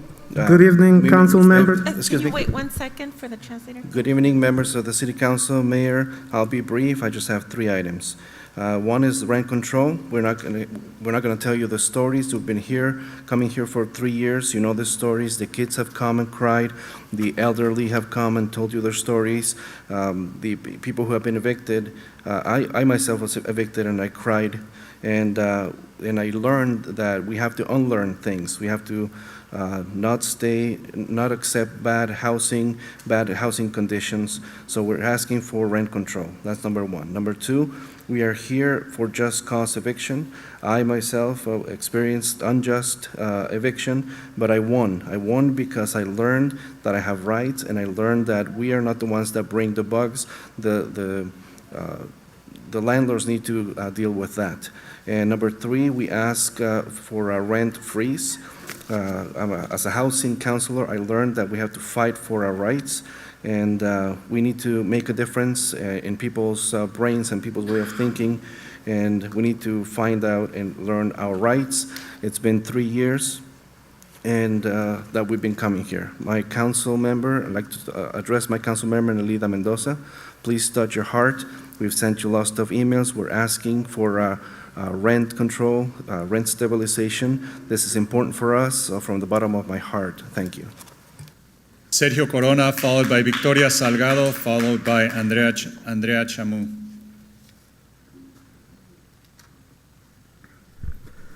Good evening, council members. I'd like to say thank you to all the staff, the police and the security officers and the translators for doing their job and helping us make this much easier. Also, I'd like to express my most sincere appreciation for the tireless efforts of the council from the city of Santa Ana to make our city a safe place to live with dignity, and for your all noble attempts in making Santa Ana a safer place and better place to raise our families. Please be sure that the people of Santa Ana is watching you and your actions when it comes to the benefit of the residents of the city. First, I believe that our police department should be an elite task force of prepared individuals that are capable of de-escalating violent situations without the need of committing murder. Thank you for not participating on the murder of our council member's family member. Second, I'd like to express to you tonight that I respectfully request for this council to fully support and adopt rent control and rent freeze in Santa Ana. Would you like to force families into homelessness and advocate to become the new Skid Row of Orange County? I will also suggest to the council to never complain about being here until late at night, due to the fact that many residents of Santa Ana must work 2 full-time shifts to prevent being evicted from their apartments. As we are speaking, there's people that are on their second shift and will not be going back home to see their families until after midnight, and they do it for 6 days a week. It is alarming to witness the fact that even as some members of this council have heard so many difficult experiences from residents, their struggles to make a living and their difficulties to live with dignity, they still want to study the matter some more and refuse to stand on the side of the people that elected them to look out for their livelihood. You are elected to protect the people of Santa Ana. Whose side you are on? Are you on the side of the people that elected you, or are you on the side of private interests? Remember who voted for you. The reality is that developers and investment will never end because the need of housing has always been present in the city and will always be needed as long as the population keeps growing. The only thing that cannot prevail in Santa Ana is the position of profits over people. The people of Santa Ana did not elect you to choose profits over the residents of the city. Listen to the elderly, listen to the children and their parents, listen to the single mothers and the hardworking men. They are pleading for your help and for you to do the job that they elected you to do. If you fail to listen to the people that put you in that chair with their vote, then you do not deserve to be on that chair. I know that we have an extremely smart and capable council, and I envision that Santa Ana can be a thriving city where safety, wealth, and dignity are a priority for the residents and their families. I know that this council is extremely capable of solving the difficult matters of homelessness, low-income housing, and public safety. I know that the city can become a model in the county and in the state of California. The people of Santa Ana is watching the way you vote and which side you are now. Sergio, see if you can wind up. We will remember the way that you voted. Thank you. Victoria Salgado, followed by Andrea Chamú, followed by Liz Hurtado. Si pueden estar esperando para la próxima para que podamos movernos un poco más deprisa. Buenas noches a todos. Antes que todo, me gustaría decirles a los concejales que nos pusieran un poquito más de atención, que escucharan lo que estamos diciendo, porque veo que están muy entretenidos en sus laptops. Entonces, para mí es muy importante ser escuchada. Para empezar, les voy a comentar algo. Yo estoy apoyando a estas personas, a todos nosotros, con el control de la renta desde que iniciaron. Saliendo de trabajar, yo siempre salía a colectar firmas. Me caí muchas veces, me pasaron muchas cosas y sin embargo yo nunca dejé de hacerlo. Ustedes no están en nuestros zapatos. Señor Becerra, le suplico por favor que me escuche, me ponga un poquito de atención. Véame, quiero que me vean, no quiero que vean sus laptops. ¿Ok? A mí el año pasado fue el 2020, fue la pandemia, a mí no me dejaron de aumentar la renta.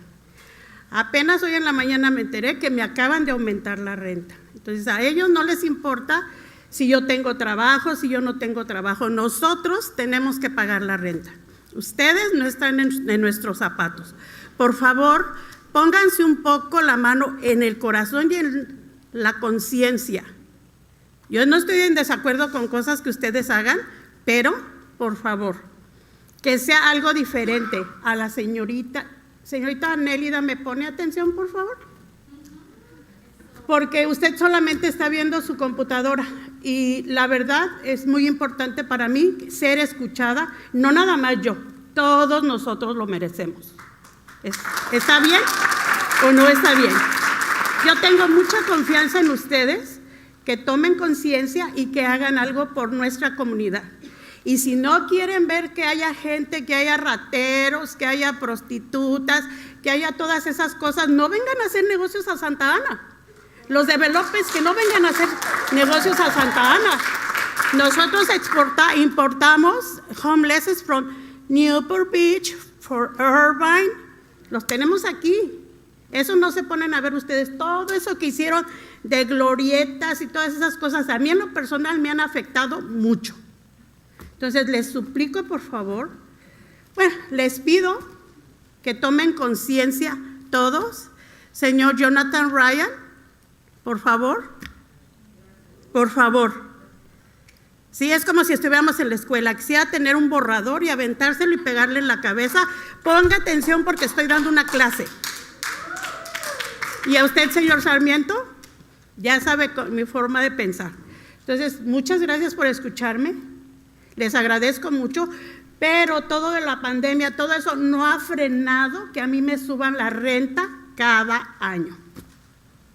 Entonces, hagan conciencia, por favor, y muchas gracias por escucharme, especialmente a usted, señora Mendoza. Muchas gracias por escucharme.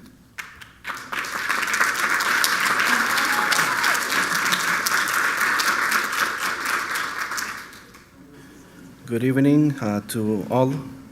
And first of all, I'd like you to turn away from your laptops and pay attention to what I'm saying, because it's important for me and for all of us to be heard. I'm here because I support rent control since this started. After work, I used to go and collect signatures. I fell and other things happened to me, but I never stopped. So it's important because you're not in our shoes. You need to listen, need to look at me, Mr. Becerra, please look at me and listen to what I'm saying. It's important. And 2020, during the pandemic, our rent continued to increase. And even this morning, I just got a notice that my rent is going to increase again. They don't care if we don't have a job. They don't care what happens to us. We need to pay the rent. and you're not on our shoes, so please take notice. Ms. Nelida, please listen to me. Turn away from your computer. It's important for us to be heard, not only for me, but all of us. We deserve your attention. I trust that you can do something for our community. You say you don't want the thieves and the prostitutes. Well, don't come to do business in Santa Ana. It's as simple as that. We are importing homeless. We saw what happened importing homeless from Newport Beach, from Irvine, and all the things you're doing with roundabouts. Those are affecting me. So please, Mr. Jonathan Ryan, I feel like I'm giving a class. I'm in front of the classroom. I need to throw an eraser at you. So please pay attention to the class that's happening. Thank you for listening. Mr. Mayor, thank you for listening. Andrea Chamu, followed by Luz Hurtado, followed by Cesar Medina.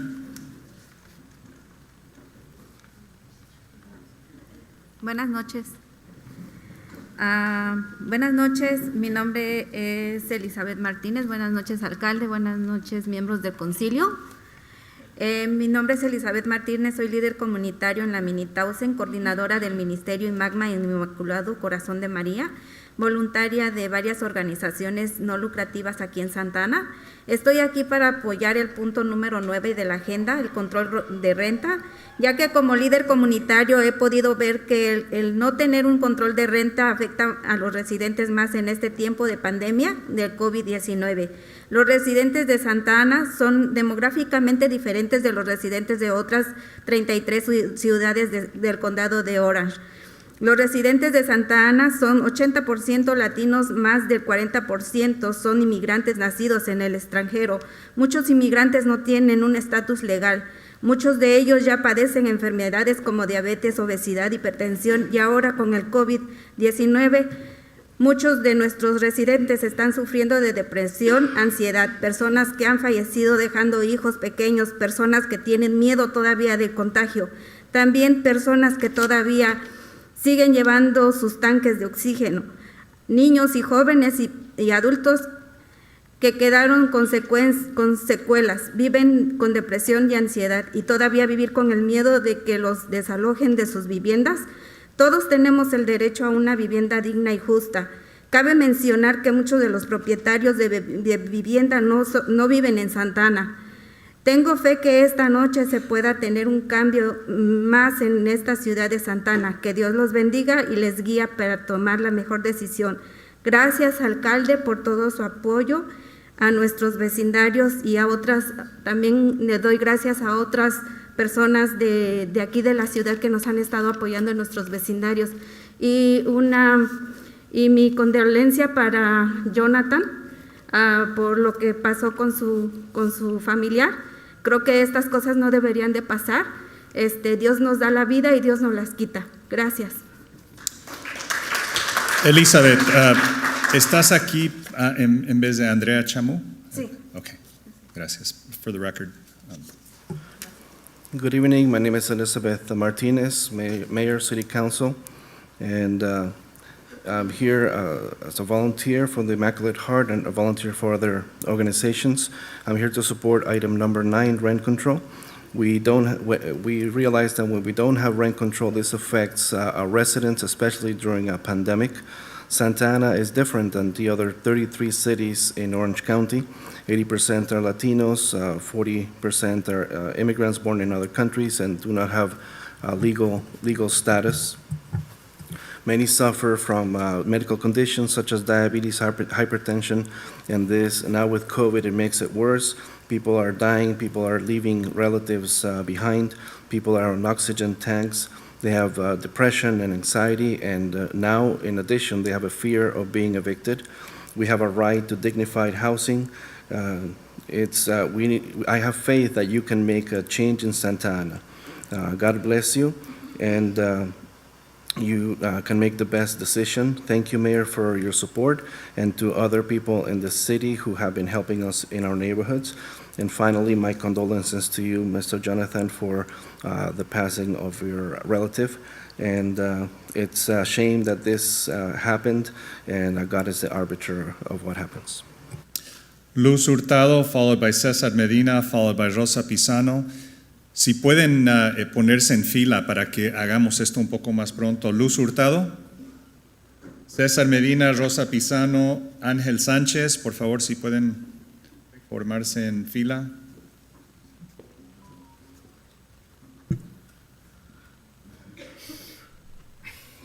Buenas noches, soy César Medina. Buenas noches, compañero alcalde Vicente Sarmiento, compañeros concejales. Pertenezco a la organización Zulia en Acción y vivo en un parque de 128 familias. Vengo en representación de ellos y siempre hay la oportunidad de encontrarnos en cualquier rinconcito. El alcalde conoce nuestro parque y me preguntan, porque están enterados de la reunión del día sábado y de esta también, y me dicen, compañero, ¿cómo estamos? ¿Cómo quedamos? Como estuve la semana pasada aquí, le dije, ganamos 4 contra 3 y le agradezco a los 4 concejales que votaron a favor. No censuro a los 3 que votaron en contra, están en su libertad, están en sus intereses, está bien. Pero le dije, son David Peñalosa, Nélida Mendoza y Phil Becerra, nuestros concejales. Y esa gente trabajadora y pobre no olvida, como tampoco no perdona. Ellos están enterados. Es lamentable, es muy lamentable que en este momento sean los pobres y los trabajadores los que están sufriendo y poniendo los muertos desde más de un año. Y esa misma gente es la que le han reducido las horas de trabajo, la que se han quedado en desempleo. Y es esa misma gente la que está siendo desalojada y va a seguir siendo desalojada. Y es lamentable que los ricos no compartan también la crisis en una pandemia que todavía no se acaba, en una pandemia que todavía está obteniendo heridos y muertos y familiares sufriendo, yendo al hospital. Por favor, señores que votaron en contra, no se pongan la mano en el bolsillo, pónganse en el corazón y piensen por esa clase trabajadora, que es la que está sufriendo.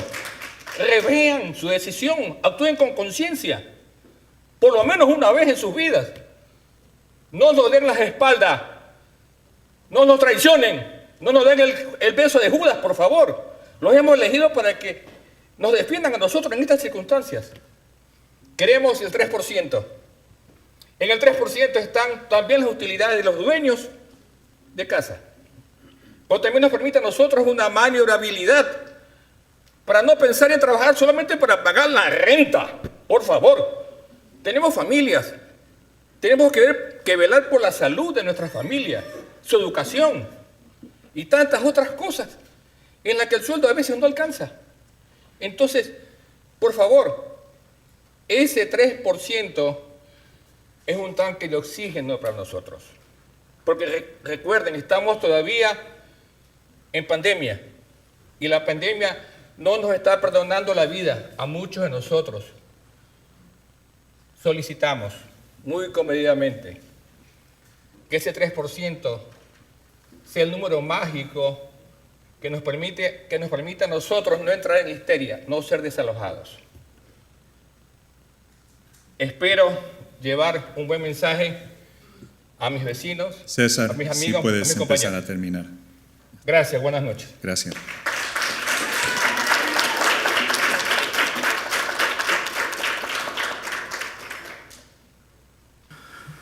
Good evening, Mayor, Nero Sarmiento, I'm Cesar Medina, City Council members, and I'm a member of, I belong to Sullivan en Acción group. We're 188 families. I'm a representative of the park, and sometimes we have opportunity to meet with people, and sometimes we just run into people and they ask me what's happening about this meeting, what's happening about the Saturday meeting, the meeting today. And last time when they asked me, I told them, they asked me what happened, and I said we won 4-3. And I don't begrudge the people that voted, the three that voted against. You need to vote your conscience. But I told them it was who voted against was Peñalosa, Mendoza, and Phil Becerra. So the poor people listened. The poor people don't forget, and they don't forgive. So you need to. It's sad that the people who are suffering for over a year. It's sad that these people who have been working less hours, they've lost jobs, and the people who have been evicted and other people will continue to be evicted. It's sad that the rich people do not share in the crisis. It's the pandemic is not over. We continue suffering from the pandemic, suffering deaths and hospitalizations and other things. The people who voted against, I'm asking you not to touch your wallet. I'm asking you to touch your heart. You need to consider at least once in your life to vote for what's right. Don't stab us in our back. Don't give us the kiss of Judas. We want this 3%. We want to pay what's just, to pay the rent. And we don't want to work just to pay the rent. We want to be with our families, to look after our families, to be with them. And sometimes our salary is not enough, so this 3% limit would be the oxygen tank that we would need. And again, the pandemic is not over, and this pandemic is not forgiving what's happening. So this 3% would be the magic number to avoid the eviction. I hope to bring good news to my neighbors. Rosa Pisano, followed by Ángel Sánchez, followed by Olivia Arzate. Si pueden ponerse en fila atrás de Rosa los que siguen. Buenas noches a todos mis representantes de la ciudad de Santa Ana. Vengo representando a 30 parques multifamiliares y somos varios de seniors también. Yo he estado representando en diferentes partes de todo Estados Unidos a lo que son mobile homes. Y ahorita me duele el corazón que siendo de aquí de la ciudad de Santa Ana, he visto ciertas personas que no tienen respeto para nosotros. Unos, como dijo la compañera, platicando, otros en sus laptops, otros en su teléfono, otros aquí comiendo y comiendo como que no tienen respeto. ¿Qué está pasando? Si ellos no nos dan respeto, también nosotros no lo vamos a respetar. Como que no hay una hora para comer y están tan delgaditas, no sé qué les pasa. Otros que no nos ponen atención. Ya supe que 3 no votaron para nosotros, pero no me importa, porque los vamos a seguir viendo la cara. Entonces, ellos ya están en nuestra lista para seguir votando por ellos, ¿ok? ¿Cómo no quisiéramos que uno de ustedes llegara a ser alcalde también? ¿Por qué usted se vende? ¿Por qué se venden con los ricachones? Nosotros porque no tenemos el dinero, pero sí podemos votar por ustedes. Por nuestro voto están ustedes ahí. ¿Okay? ¿Por qué se venden? No es justo. Nosotros hemos votado por ustedes, que se les quede aquí. Yo soy miembro de la comunidad de Sullivan en Acción y ahorita estamos siendo evictos. Nos están echando cartas de desalojo. ¿Por qué? Porque hicimos una marcha. Tuve el valor de hacer una marcha para un manager que nos está molestando mucho por hace muchos años ya. Entonces, hoy voy a pedir un abogado que nos apoye porque nos están intimidando. ¿Por qué? Porque somos líderes de la comunidad. No es justo, pero también tenemos el poder para poder pelear nuestros derechos. Gracias.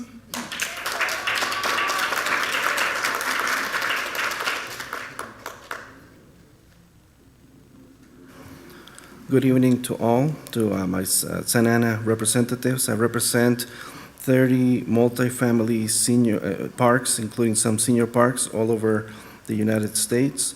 And it pains me to be here in Santa Ana and see that some of you are not respecting us. Some of you are talking, some others are on your laptops, others are on your phones. Some of you are eating, and that shows disrespect. And if you don't respect us, then we won't be respecting you. What is it? Don't you have time to eat and you're so skinny like that? So you're not paying attention to us. And I found out that 3 of you did not vote for us. And so we're going to continue seeing what's happening and what you do. And we're going to be voting accordingly.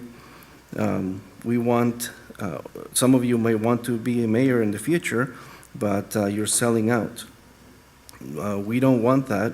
We may not have the money, but we have the vote. And you are there in your seats because of our votes. Don't sell out. We voted for you. We voted for you, and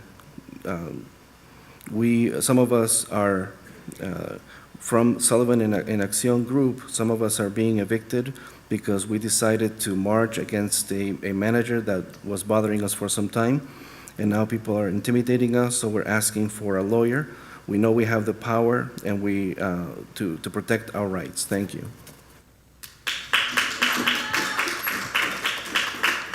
Permiso, antes de que empiece, nomás quiero clarificar para las personas que ven al personal que están alimentándose.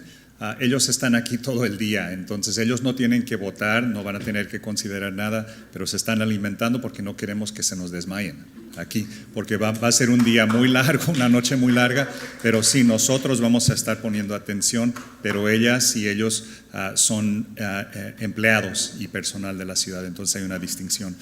Con eso, Ángel Sánchez, Olivia Arzate, Adriana Quinn y Rocío Raquel. Adelante. Buenas noches a cada uno de ustedes. Hace 3 años estuvimos aquí cuando ¿Su nombre, por favor? Marcela Rosas. Es cuando se hizo la primera presentación, el requerimiento de la aprobación del control de renta, estuvimos aquí solicitándoles, exigiéndoles, a usted era concejal entonces, señor Sarmiento, y entonces nos dimos a la tarea toda la comunidad de trabajar duro, porque desde entonces, no hace 3 años, hace muchos años atrás, estamos siendo abusados por los dueños de los departamentos. Vivimos en muy malas condiciones, pero no solo eso, año con año se nos aumenta la renta. Es vergonzoso, para mí es muy vergonzoso venir ante ustedes una vez más y decirles y ver aquí la presencia de la señora Nélida, de mi concejal, porque me representa la comunidad donde yo vivo, el señor Phil Becerra. Es vergonzoso venir y decirles que con toda la pandemia, yo trabajo desde las 5 de la mañana y me acuesto a las 12 de la noche para poder medio sobrevivir, porque andamos al día. Se nos recortó el trabajo, se nos recortó, no tenemos alimentos sanos y saludables como los que cuentan todos ustedes para comer. No tenemos un lugar seguro como el que ustedes presentan en sus flyers cuando andaban en votación, donde aparecen en los jardines de sus casas, con todo y su familia, con lugares lujosos y grandes, no casas, residencias. Ustedes no padecen ni han padecido lo que nosotros día con día padecemos en departamentos con mojo, con cucarachas, con ratones y con un costo excesivo de pago de la renta. Igual que muchas familias, yo ayer recibí la carta donde me están aumentando casi el 20% de lo que estoy pagando de renta. Para pagar, cuando mi salario, mis horas se redujeron, los ingresos que yo estoy recibiendo definitivamente no tienen ni siquiera el 3% de aumento. Bueno, no tiene nada de aumento, al contrario, está reducido. Pero es vergonzoso venir a pedir esto aquí cuando ustedes son profesionales, señora Nélida. Yo soy estudiante de colegio, yo voté con usted y platiqué con mis compañeras, con mis vecinos. Tenemos que apoyarnos como mujeres, tenemos que poner arriba el nombre de una mujer. Usted es de la comunidad. Pero hemos platicado con usted afuera en la comunidad, con las señoras, en los vecindarios. Pero es triste venir aquí y darnos cuenta que cuando se trata de tomar decisiones para defender a la comunidad, nos sentamos o nos hacemos para atrás. Eso es vergonzoso. Todos y cada uno de ustedes son personas profesionales que tienen aquí una responsabilidad. Cuando ustedes fueron elegidos, nos olvidamos de partidos, nos olvidamos de grupos económicos, vinieron a representar a la comunidad. Y yo he confiado que eso es lo que están haciendo ustedes y cada uno de ustedes. Ver su cara de cansancio, ver su aburrimiento, su desesperación, señor Sarmiento, me da tristeza, pero más me da coraje saber que yo he sentido eso por años, más desde hace 3 años. Yo vengo a exigirles un congelamiento de renta porque es inminente el aumento de renta. Es una acción, es una reacción de los dueños de departamento en contra de la comunidad, en contra de la gente que cada uno de ustedes representa. Y vengo a solicitar que aprueben, por favor, el control de renta. Eso es un alto, es una ayuda, pero así con toda la mano directamente a la comunidad. Eso es para ayudarnos a la comunidad. Si ustedes dicen no, van a ayudar a los ricos que ya están ricos. Señora, pero ya esto está es para roja la nosotros. luz. Gracias, muy Gracias. amable.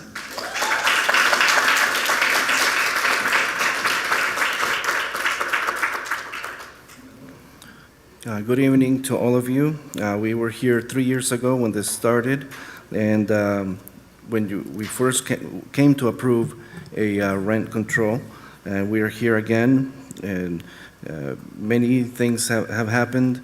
We have been working hard. It's not 3 years. We've been working for more than 3 years. We're living in housing in bad conditions, and the rent keeps going up year after year. It's a shame to come here and see this, what's happening. Ms. Nerida, my representative, Mr. Phil Becerra, the pandemic is affecting us. I work from 5 a.m. and I don't come home until 12 midnight just to make ends meet. We have less hours of work. Our work hours have been reduced. We have health issues. We don't feel that we have a safe place, a safe place like you do when you show in your marketing campaign materials with your nice houses and some mansions, and you are not suffering like we are suffering with mold, with rats, with roaches. So I just received a letter with almost a 20% rent increase, and we are working less hours. I'm not getting a 3% salary increase. In fact, I'm getting my hours cut. So, Ms. Nelida, I voted for you as a woman. I told the people that we needed to support a woman. I'm also college educated. We needed to support our community. But it's sad that when we come here to see that your decisions are not for the community. You need to do this and support the community. And you're all professionals. You all should be responsible. We elected you to benefit the community. It's sad to see your bored faces up there. So we not ask, we demand a rent freeze. The rent increase is imminent. The landlords are going to increase the rent. So you need to approve rent control now. You need to help your community. And if you don't do that, you're just helping the rich get richer.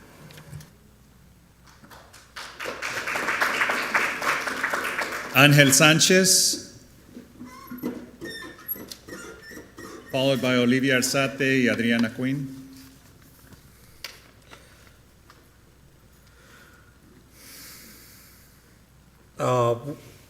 Buenas noches, señor alcalde, concejal. Mi nombre es Ángel Sánchez.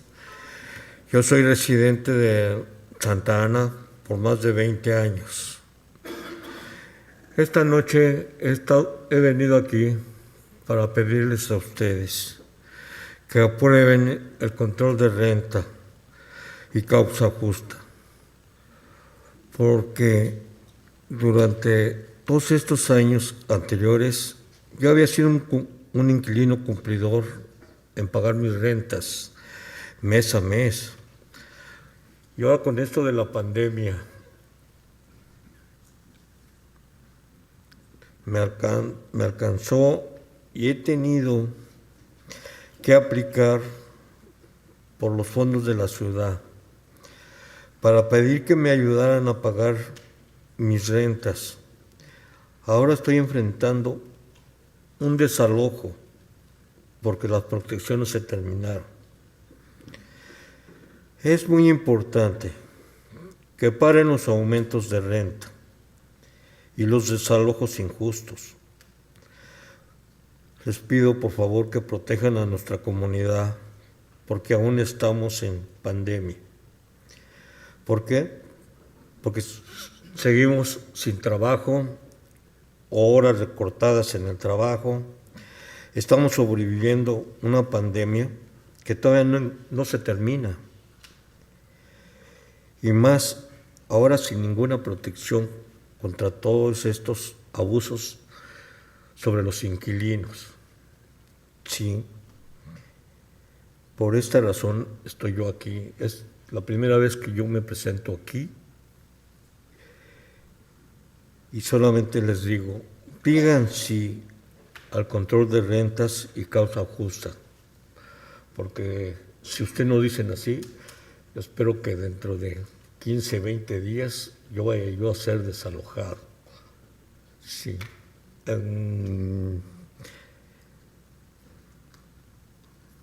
Bueno, quisiera decir muchas cosas, pero nada más les pido, por favor, que digan sí al control de rentas. Ok, muchas gracias.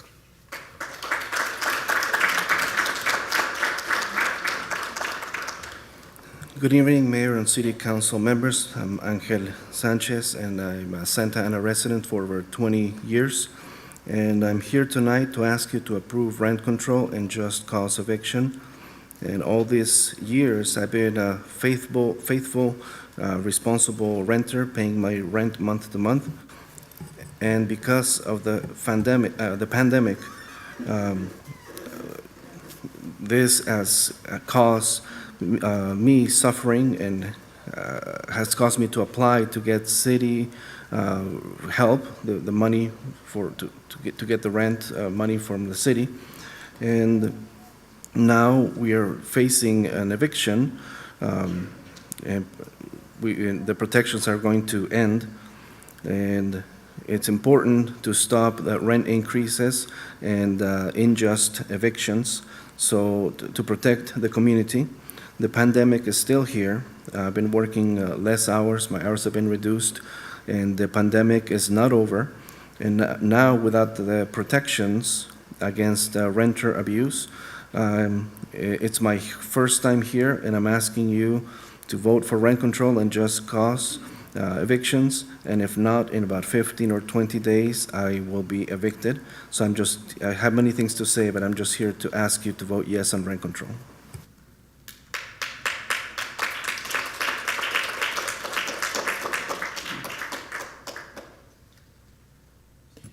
Next speaker, el siguiente comentario es Olivia Arzate. Favor de pasar. Olivia Arzate. Followed by Adriana Coyne. Adriana Coyne. Rocío Raquel. Rocío Rachel.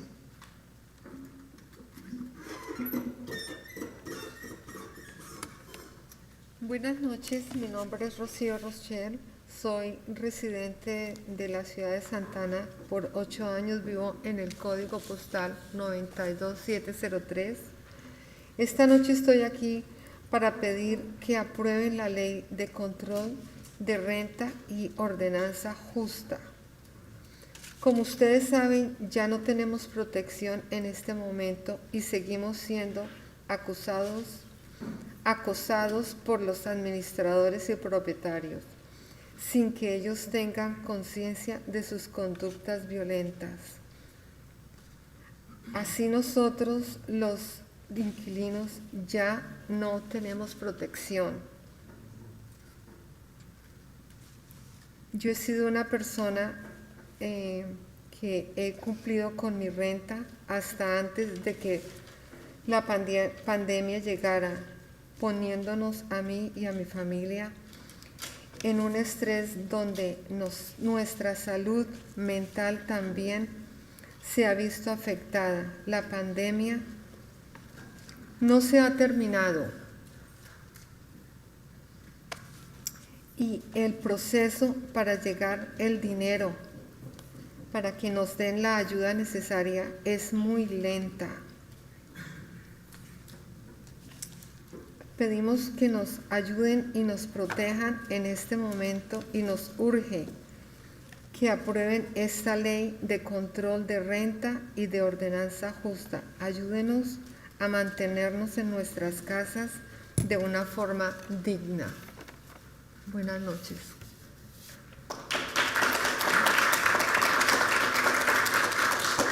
Alejandra Luciano, Anabel Parra, María Cristina Moreno. Alejandra Luciano, Anabel Parra, María Cristina Moreno. Si pueden formarse hacia la pared, por favor.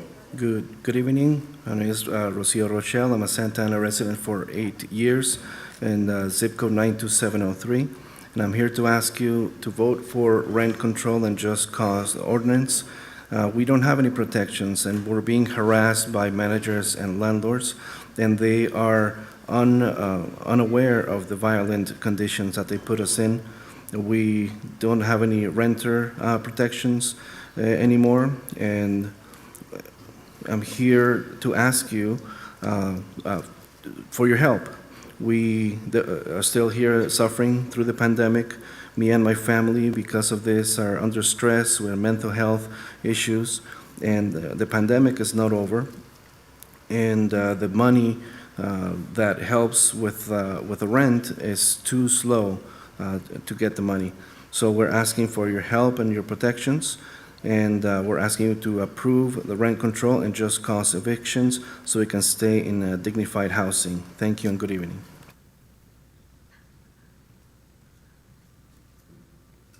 Alejandra Luciano. Pase, por favor.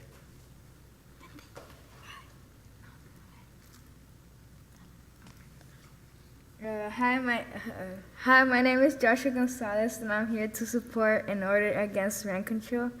As I have said before, it is wrong to raise the rent because the people behind me have had problems with their jobs and with their family.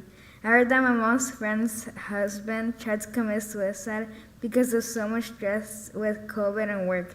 He hasn't been able to pay for the rent, and where's it at? Hold up. And him and his wife lost their jobs. They had 2 kids and tried to feed them as much as they can, and they had to be at school, and kids bully them for being poor. And for them, there are a lot more families. Families like these cases, and you're not supporting us and what we really need. And this for Consuls Mendoza, Peñalosa, and Becerra that don't want to help us. Thank you.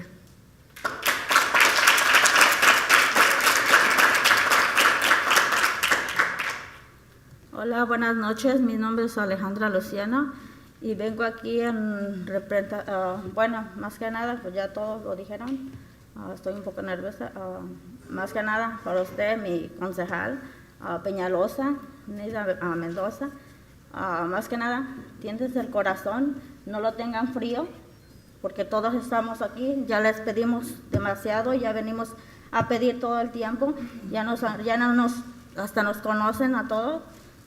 Por favor, tiéntense el corazón, no la cabeza, no los pies. Simplemente no tengan el corazón frío, porque todos tenemos familias, y exacto, el control de rentas está subiendo, y ustedes no han podido hacer una ordenanza, más que, sí lo pueden, nada más que no quieren.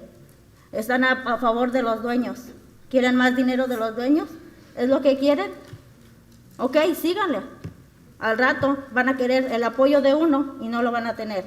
Ya no van a votar en favor de ustedes, sino que ahí se van a quedar.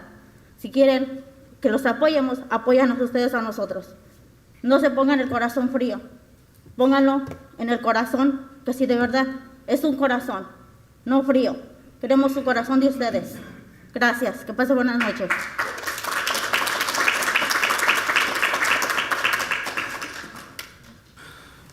Good evening. Everything has been said, and I'm nervous. So, Mr. Peñalosa, Ms. Nelida Mendoza, please touch your heart. Don't let it get cold. We've been here asking you. You know us now all this time, and so please touch your heart, not your head, not your feet. but don't let your heart get cold. Rent keeps increasing. You can vote for the ordinance, but you don't want to approve the ordinance. And if you are in favor of the landlords, then go ahead. But then later, when you want our support, you won't have our support. So touch your heart, and good evening. Anabel Parra, María Cristina Moreno, Tim Rush. ¿Es María Cristina? Sí. Por favor, pase. Muy buenas noches a todos ustedes. Mi nombre es María Cristina Moreno, soy residenta de Santa Ana. Por favor, les pido que por favor aprueben el control de... Señora María, si puede acercarse un poquito más al micrófono, por favor. Gracias. Muy buenas noches a ustedes. Mi nombre es María Cristina Moreno, soy residente de Santa Ana. Les pido que por favor aprueben el control de renta y causa justa, protejan a nuestra comunidad de Santa Ana, donde más de la mitad somos inquilinos. Gracias. Gracias. Good evening. My name is Maria Cristina Moreno. I'm a Santa Ana resident, and I'm asking you to please approve the rent control and just cause evictions. Please protect our Santa Ana community, where over half of the community are renters. Thank you. Anabel Parra. Anabel Parra, followed by Tim Rush.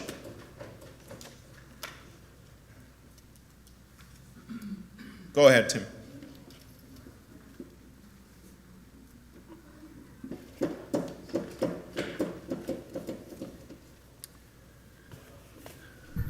Thank you. Mr. Mayor and members of the council, as no probably great surprise to you, I'm here to ask you to vote against the rent control measure. There's one or two of you in this room that may recall 30 years ago, this chamber was filled to the brim. I was sitting up there along with the council member who I was an appointment of to the Redevelopment Commission. The area out in the foyer outside was filled to, there must have been 600 people here. Why were they here? They were here because the city had proposed making the entire city a redevelopment area, saying it was blighted. The reason for doing that was to try to capture redevelopment dollars as an economic tool to improve the city. But the notion that the city would be specifically cited as being blighted was so upsetting to so many of the residents, many of them people who were in this audience, I'll bet, that they turned out and demanded that the city not approve that because they didn't want their city of Santa Ana to be known as blighted.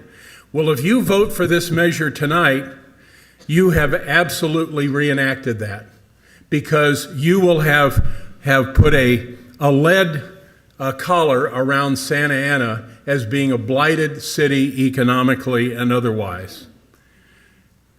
There are many economists who agree that outside of carpet bombing, there's no better way to destroy a city than rent control. And obviously, there's a lot of folks here that are hurting, and I'm sorry for that.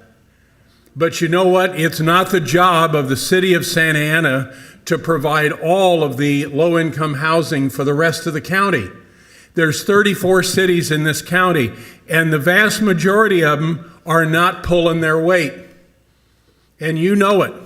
We exceed our RHNA numbers every year by a wide margin.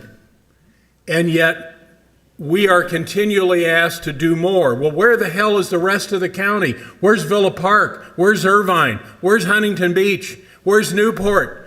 And I could go on. A lot of these cities, they do nothing in terms of low-income housing and want to push it all on Santa Ana. Well, that's baloney. Santa Ana should not be known as a blighted city, and that is exactly what we're going to be known as when you pass this measure of rent control and just cause eviction. It's wrong for this city. You might as well hang out the closed for business sign, because that's what's going to happen. You know, the Fourth Amendment to the Constitution says the government cannot take away a property right without just compensation. Well, when you pass this tonight, which I hope you don't, but when you do it, I hope you're ready to start writing a lot of checks to every property owner, because you've taken money out of our property value when you vote for rent control. So do not vote for rent control. Turn it down. Hey, if you guys could please be respectful. It's not going to solve. Everybody in the chamber, Folks, please I listen be to respectful. You can wait for me. It's not going to solve the housing crisis. Thank Tim, you. If you could please wrap up with the lights red.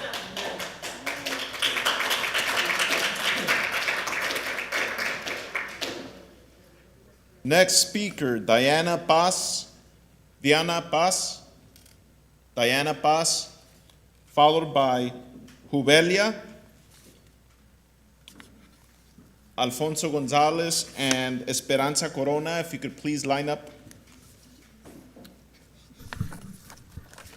Buenas noches a todos. Mi nombre es Jubelia Charco Ángel y he vivido aquí en la ciudad de Santa Ana por más de 25 años y creo conocer perfectamente cómo nuestra ciudad se ha ido deteriorando y la han ido rezagando y la han ido dejando y olvidando de todos los servicios básicos que nuestra comunidad necesita. Yo quiero empezar con una frase que el reverendo mencionó, donde dijo que seamos compasivos con los demás. Y esto yo se los quiero decir a los dueños de las propiedades.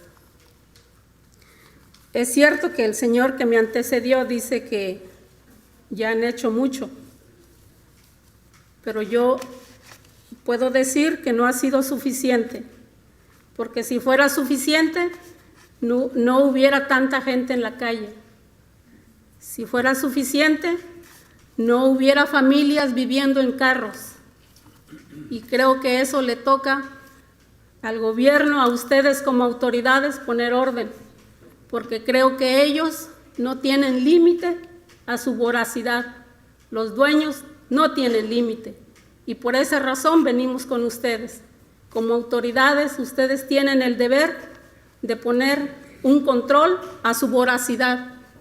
Nos están dejando en la calle, nos están corriendo de aquí, nos están queriendo alejar de nuestros lugares que queremos con nuestras familias y creo que eso no es correcto.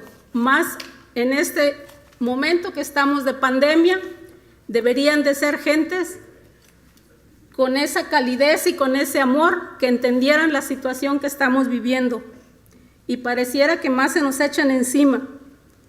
Creo que es importante que ellos reconozcan que nos necesitamos y que ellos tienen un compromiso de crear un equilibrio entre el gobierno y la comunidad, un equilibrio que no deben de romper, porque lo que ocasiona que familias estén separadas, que familias estén divididas, o que ni siquiera incluso pedimos que nos den un apartamento para una familia, ni siquiera pedimos que nos den un cuarto para cada miembro de nuestra familia.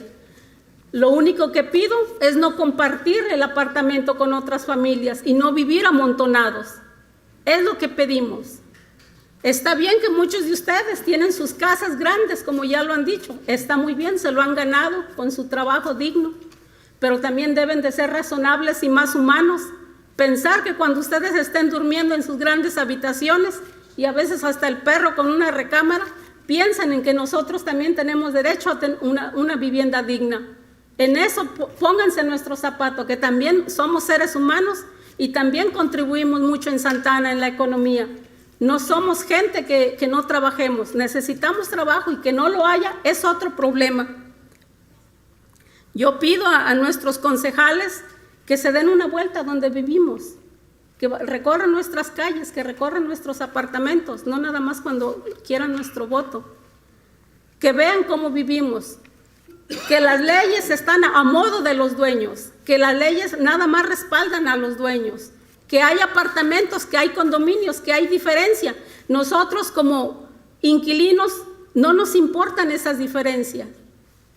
Tiene que haber un control para ambos, para condominios y para apartamentos, porque resulta que las leyes favorecen nada más a ellos y a nosotros. Nos están dejando a un lado la ley del embudo, nada más para ellos se favorece y a nosotros tenemos que pagar las consecuencias. Y por último, nada más quiero decirles que en esta pandemia han ocurrido varias cosas, que no tan solo hemos tenido una educación deficiente, tenemos el problema de la vivienda, que nuestros hijos no viven o no duermen tranquilos. Muchas gracias, ya tienes luz roja. Gracias. Catalina Investra, Verónica García, Silvia Hernández. Catalina Investra, Verónica García y Silvia Hernández, si pueden formarse, por favor. Will do, just queuing these people up. Thank you. Good evening, all. I'm Juvelia Charo Angel. I've been a resident of Santa Ana for over 25 years, and we know perfectly this community. We know what's happening. We know that the city is going down. We know that you're forgetting to provide some basic services that the community needs. And as I'd like to start with what the Reverend said in the beginning of the meeting, to be compassionate. And this is for all, and especially to the landlords, to be compassionate. It's true that, like the gentleman before me said, that you have done a lot, but it's not enough. If it were enough, otherwise, there would not be so many people suffering, so many people on the streets, so many families living in cars. And the government does need to do something. It's their duty to do something, and we need to limit, because if you let the landlords on, they will not limit their greed. So we need to do something. Your duty as the government is to control their greed, and the streets. Especially because this is what happens, and there are many people who are suffering, and it's important that the government has a balance between what the government does and the community needs.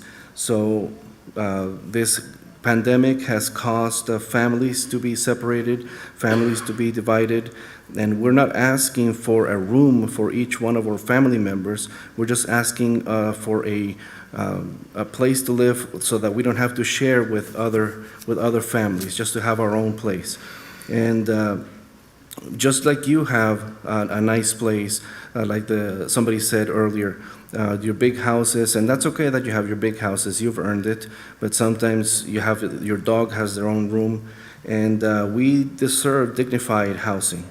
And we want rent control, and we contribute as human beings. We deserve it. We contribute to the Santa Ana economy, and we are asking you, the council members, to walk in our streets, to see our apartments, not only when you want our votes, but to see how we live. And as you see right now, the laws are favoring the landlords. They want to make a distinction between apartments and condos, but to us, renters, there's no difference. We don't care about those differences. The laws favor the landlords, and we are the ones paying the consequences. So finally, we need to have this rent control. Oiga, ¿cuál es su nombre, disculpe? Catalina Iniestra. Pase, por favor. Buenas noches, miembros del concilio, señor alcalde. Mi nombre es Catalina Iniestra. Soy residente de la ciudad de Santa Ana, vivo en la zona postal 92705.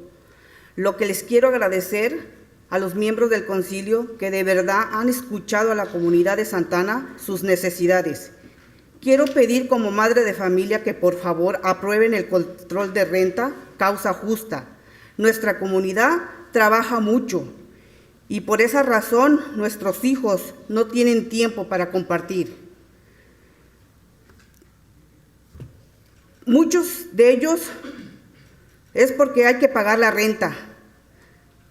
Pasando tantos estragos, la pandemia no nos ha dejado trabajar. Mucho no es suficiente. Necesitamos protecciones permanentes para evitar que sigan los incrementos injustificados y abusos de los dueños. Que nadie respondan y sigan abusando de nuestras familias. Una vez más, aprueben el control de renta y causa justa. Gracias, señores. Gracias. Verónica García.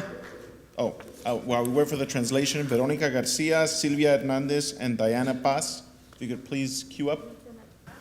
Good evening, City Council members, Mayor. My name is Catalina Iniestra. I'm a Santa Ana resident of 92705. And thank you to the City Council for listening to the needs of the City of Santa Ana. And I'm here to ask that you approve rent control and just cause evictions. And the community works a lot. Our kids are suffering because they don't get to share a lot of time with us because we have to pay rent. We are working, because of the pandemic, there's not enough work. We need protections against rent increases, against the abuses of the landlords, and we are asking you to approve rent control and just cause evictions. Verónica. Pase. Buenas noches, distinguido señor alcalde y miembros del consejo. Soy residente de la ciudad de Santa Ana, vivo en el código postal 92705 y estoy aquí para darles las gracias primeramente por escuchar la voz del pueblo, por escuchar a nuestra comunidad. Y bueno, dado que han terminado todo tipo de moratorias de protección, estamos a la intemperie y a la merced de los desalojos e incrementos inmediatos en las rentas. Esto a la misma vez aunado al abuso de los propietarios, les pedimos el día de hoy que por favor aprueben el control de rentas y causa justa.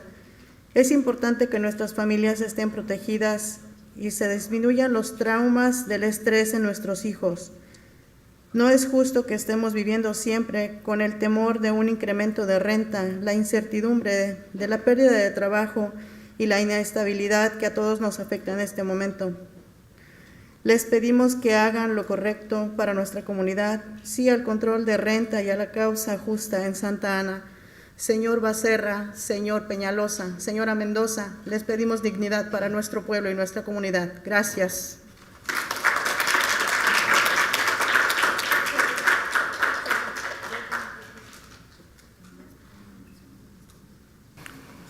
Good evening.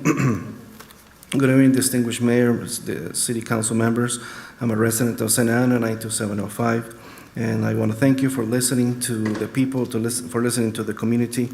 And the protections, moratoriums have ended. We have no more protections. Now we're at the mercy of the landlords. We're at the mercy of imminent rent increases and evictions. We are asking you to pass rent control and just cause evictions. It's important to protect the families so that our kids are not stressed out by the prospect of being evicted. It's not fair to live with this fear of increased rent. We're asking you to do what's right and to vote yes on rent control and just cause eviction. Silvia Hernández, después Diana Paz. Perdón, Dale Hovick. dijo mi nombre atrás de la otra señora, Esperanza Corona. ¿Cómo? Esperanza Corona. Pase. Buenas noches a todos. Gracias por estar presentes en la segunda junta. Miren, creo que voy a ser directa y al grano. Ya contamos muchas historias, como han dicho muchos de mis compañeros y líderes de nuestra comunidad. Yo platico un poco de mi experiencia como madre soltera, ¿verdad? Y muchas en este momento están pasando por situaciones vergonzosas que no tienen para pagar su renta. Y el 90% está en violencia doméstica porque no tienen para pagar la renta y separación de familias. Tal vez ustedes no lo entiendan, ¿verdad? Porque viven en lugares buenos, tienen buen sueldo y no tienen que trabajar en las horas de la noche. Muchos que querían venir a esta junta están trabajando, limpiando oficinas y no pudieron asistir, ¿verdad? Pero tomen en conciencia que todas esas familias trabajadoras votaron por ustedes, los apoyaron para que estén sentados en esa silla. Y tomen en cuenta que el pueblo los pone y el pueblo los quita. ¿Verdad, señora Neida? ¿Verdad, señor Peñalosa? Señor Bill Serra. Nosotros los apoyamos. Y en la comunidad, nosotros apoyamos cuando ustedes piden voluntarios para que apoyemos en sus campañas, estamos ahí presentes. ¿Verdad? Y no se toquen el corazón para pensar en las millones de familias que necesitan un control de renta. Hace 6 años, yo estuve apoyando a muchas personas para que fueran reelectas.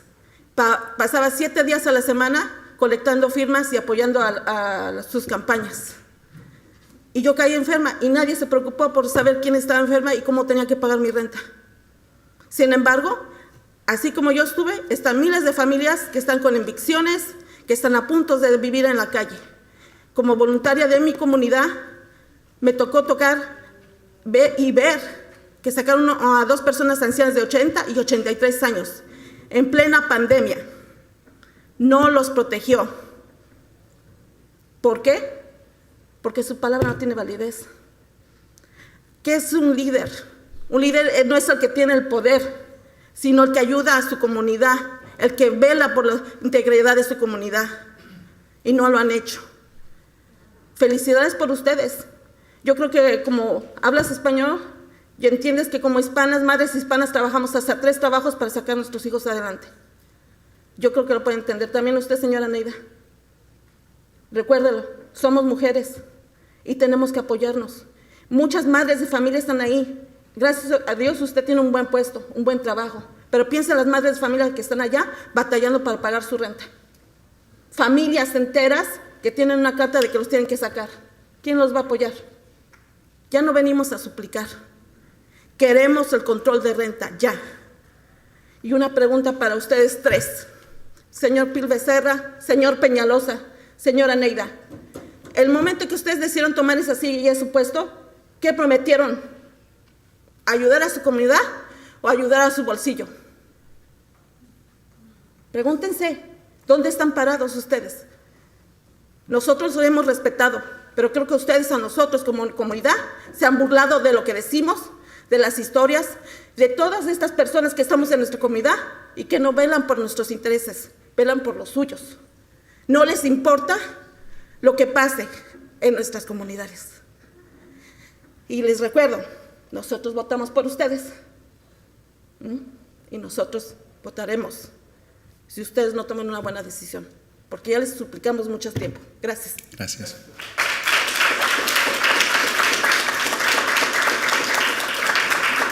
Silvia Hernández, Diana Paz y Alfonso González. Good evening to all. Thank you for being here for this second time around. I'll get to the point. We have heard the many stories of all the people. I'd like to speak as a single mom, and there are many single moms out there who are suffering because they don't have rent control. Over 90% of the people are experiencing domestic violence, and they can't go anywhere because of rent. They're expensive. And you don't understand our situation because you have good jobs. Many people who wanted to come here cannot because they're working. They're cleaning offices at night. They're working 2 jobs, and the families are working, and they cannot be here. And the people are the one who put you there, and the people, we the people can remove you. Let me ask you a question, Ms. Anelida, Mr. Peñalosa, Mr. Becerra. I'm asking you, whose side are you on? And many years ago, I walked, I supported your elections, I supported your campaigns, but then when I got sick, no one called, no one was worried about how I was doing or if I was able to pay rent. And as a volunteer, I saw myself how two elderly people, 80 and 83 years old, were evicted because they could not pay rent, even during the pandemic. And that's because your word is no good. So you, as a leader, watches for the community, a leader supports the community, and you're not doing that. So some of us have to work 3 jobs to support our families. As women, you speak Spanish, so you understand me. As women, we need to support each other, but you're not doing that. You're not supporting the people, looking after the people. We are not asking now, we are demanding. We want rent control now. And I'd like to ask a question to Mr. Becerra, Mr. Peñalosa, and Ms. Nelida. You promised during your campaigns that you would support the community, that you would support the people. So where do you stand now? And you have laughed when we come to tell you our stories, that people come tell you the stories. And we need to have rent control now. You need to vote. And as I said before, we voted for you. And if you don't vote accordingly, you need to make a good decision. Diana Paz, followed by Alfonso González, followed by Gaby Mendoza. Buenas noches, perdón, pero estaba primero que ellos, creo que me saltó, pero está bien. Soy Silvia Hernández, del vecindario Eastside, y como parte de ese 59% de inquilinos que rentan aquí en Santana, estoy hoy aquí otra vez para demandar a mi representante, David Peñalosa, que tristemente no me tocó, que me escucha, espero que regrese pronto, Nélida Mendoza, Phil Becerra y todos ustedes, para que aseguren con su voto que se estabilice finalmente la renta en Santana. No podemos seguir en esta situación año con año pidiendo lo mismo, ¿verdad? Porque muchas familias que con el mínimo de salario hacemos, por ejemplo, 2.240, trabajando 8 horas, hacemos 2.240 al mes y la renta está en 2.150, en 2.200, pues ya no me alcanza para pagar el resto, ¿verdad? Así que si ciudades como Santa Mónica, que tienen sus residentes, sus pobladores tienen un poder adquisitivo mucho mayor que los residentes de Santana, pasar un control de renta, ¿por qué Santana no? ¿Verdad? Y no he oído que sea una ciudad que no siga siendo próspera, o no he oído que no van a hacer negocio ahí, en esas ciudades, ¿verdad? Les digo a los señores que vienen a hacer negocio acá, eso no está pasando ahí. Y aún pasando la estabilización de renta con un máximo de 3%, todavía ustedes, propietarios, recibirían su devolución. Eso es por seguro. Nosotros hemos estado discutiendo mucho eso y eso lo llamamos por eso causa justa. No pedimos más que causa justa. Entonces, esperamos oír de ustedes su voto hoy, porque si Santa Mónica pudo hacerlo, ¿por qué Santana no? Buenas noches.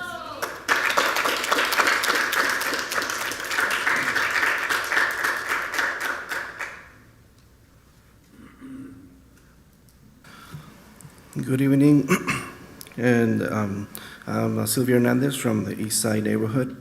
As it's been mentioned, over 59% of here supporting 59% of renters in Santa Ana, and I'm here again to ask my representative, he was not here, David Peñalosa, I hope you can hear it later, Nelida Mendoza, Phil Becerra, to vote for rent stabilization in Santa Ana. We cannot go on like this year after year with the same issue. We earn minimum wage, and I earn on 8 hours a day, $22,240, and rents are from $2,150 to $2,200, and we need to make do with the rest for the month.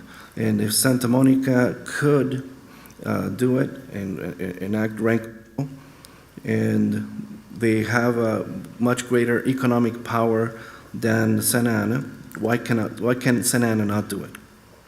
I haven't heard that Santa Monica is not a successful city, or Santa Ana is not doing great, is not great for business. So you need to, if you pass rent stabilization and at 3% maximum, the landlords will still you will still make your money. We ran the numbers. You will still make your money. It's just cost. That's why it's called that. It's nothing more than that. Just cost. So we are here. We'd like to hear your vote. And if Santa Monica can do it, why Santa Ana could not? Alfonso Gonzalez, followed by Gaby Mendoza, followed by Isabel Lopez, followed by Maria Garcia, followed by Dwayne Shipp, followed by Dale Helvig.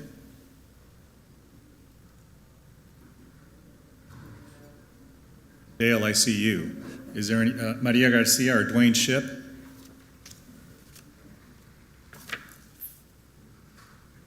Followed by Candace Holcomb, followed by Nathaniel Greensides.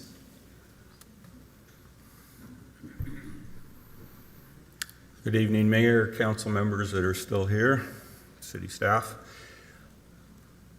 Whether you buy or rent, or I should say, whether you rent an apartment that was built before 1995 or after 1995, I think it's bad practice to raise rents more than once a year. I think that needs to be changed. But I don't think this ordinance is the right answer for everything. I'm not even sure that a fiscal impact has been done to determine what the cost to the city will be in implementing this program. I believe at the last meeting that we had, no one was ready to hit the ground running to implement rent control on day one if it was an urgent ordinance that was passed. In fact, they said it'd be about 12 months through a consultant to get this thing up and running. And it could be millions of dollars that the city has to pay in order to implement the program. Now, rent control is not the answer for everybody. Santa Monica has a lot of people controlling that. I think we could use that money to provide assistance to people that need the assistance. If we have to spend that much money to control this process, it's going to take a hit on the budget. And that money can be used elsewhere. The city was given a lot of relief money to make sure that renters were made whole through the pandemic. We still have millions of dollars to disperse. You know, it's baffling to me that landlords have been able to evict people during the pandemic. We could use the money that we are going to have to spend to control rent control, put them into code enforcement, and make sure that the landlords are behaving the way they should be. But to implement rent control as a catch-all, control everything, there are bad actors out there, I'm sure, but you don't implement a program to deal with the bad actors. You get code enforcement out there to deal with the bad actors and take care of it like that.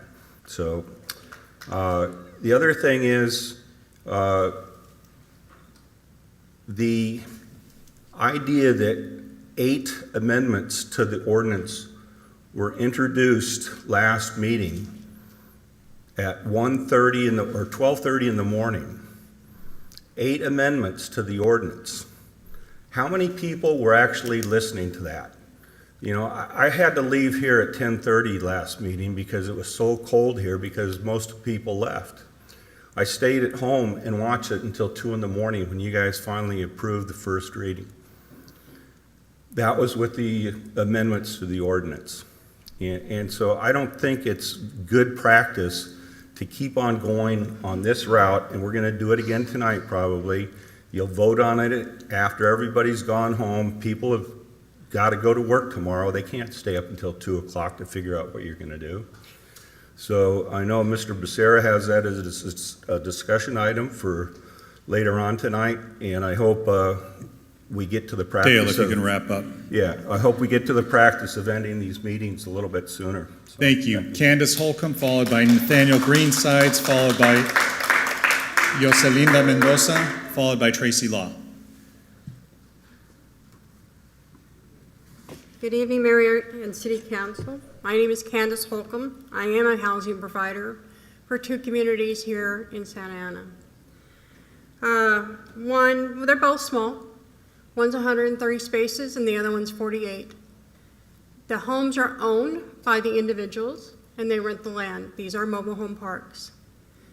The owners of these communities have owned them since 1970 and the other since 1980. I've sat and I've listened.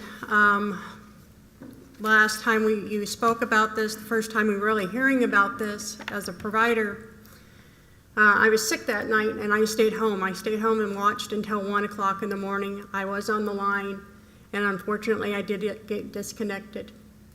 So I wasn't able to speak, but I am better and I'm here tonight to do so.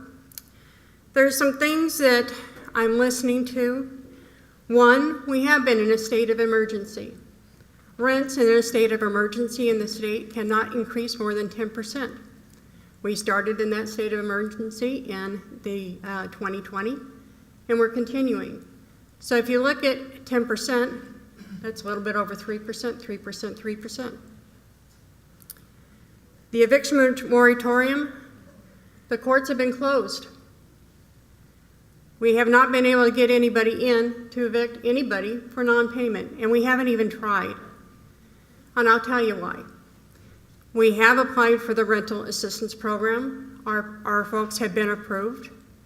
That didn't get funded until September, so we went without rents from July, or actually March of 2020, all the way until September of 2021. I do thank you for that, for pushing that through. We've been able to hold on, but our rents are sometimes increased because our insurance rates are also increased. These fires that we've had in California have tripled our insurance rates. There have been a lot of protections. What I'm mainly seeing is 80% of CPI, not CPI. So if you look at a 3% CPI and you're only getting 80%, how am I going to sustain that as a provider? I don't see it. And I'm really disappointed in the fact that none of this from this council has been brought forward to property owners. That's been the hardest part. We've been a partner with you guys for a long time, since 1970 and 1980, and not even reaching out to us to see if there's a memorandum of understanding that can happen or what the issues completely are. Thank you. Thank you. Nathaniel Greensides, followed by Yoselinda Mendoza, followed by Tracy Law.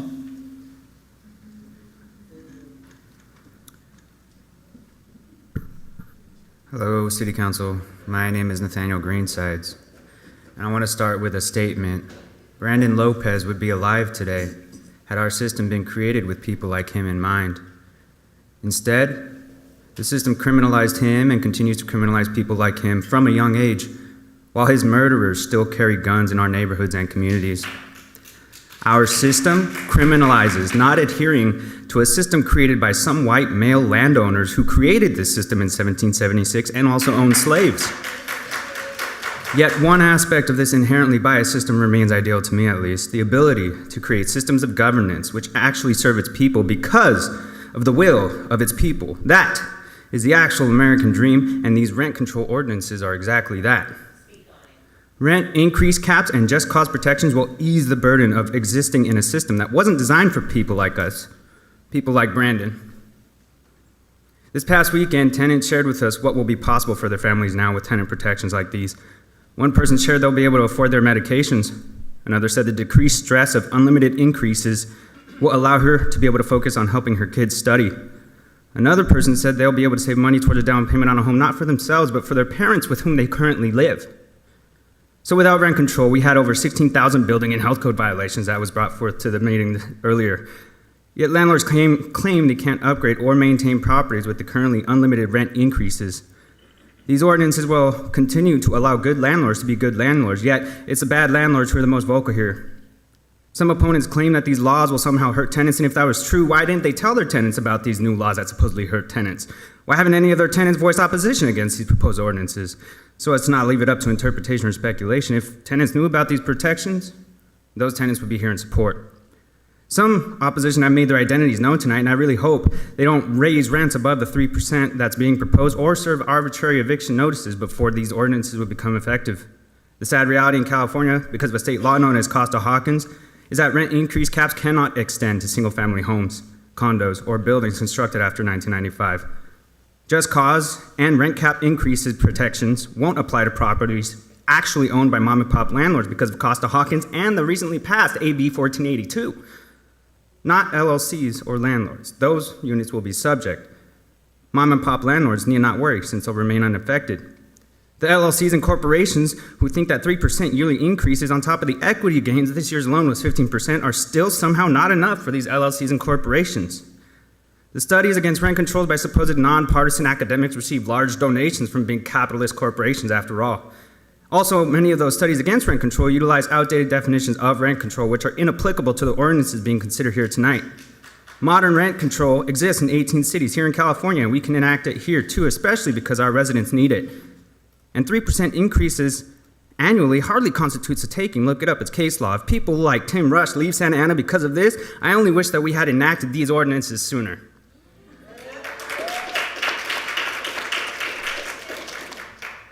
I pray that the opposition will never experience what they inflict on tenants like us. That some cops won't kill their family on the street in front of their family's own eyes, especially during a mental health crisis. I didn't know you personally, Brandon, but you deserve to be able to raise your family here in Santa Ana to be able to continue to live and thrive. Rest in power, my friend.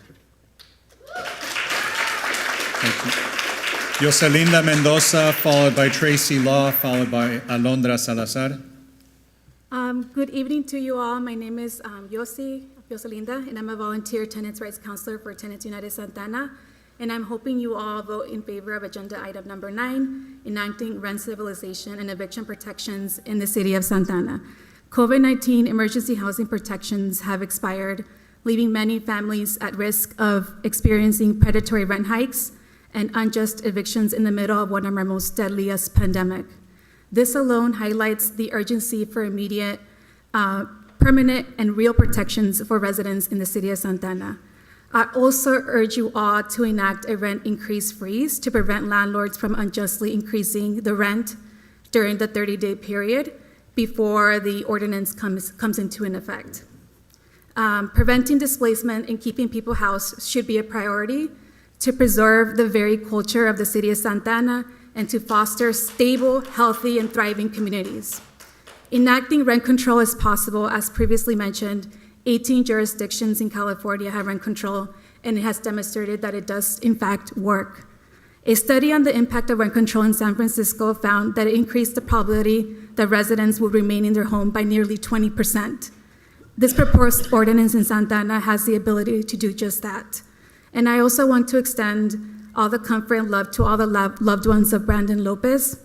Police are simply unequipped to handle a mental health crisis. When we invest millions of our city budget on police, we disinvest at the very thing we aim to do, creating public safety. Investing in equitable housing helps create public safety. Thank you all for your time. Tracy Law, followed by Alondra Salazar, followed by Valerie Esqueda, followed by Mesli Lopez.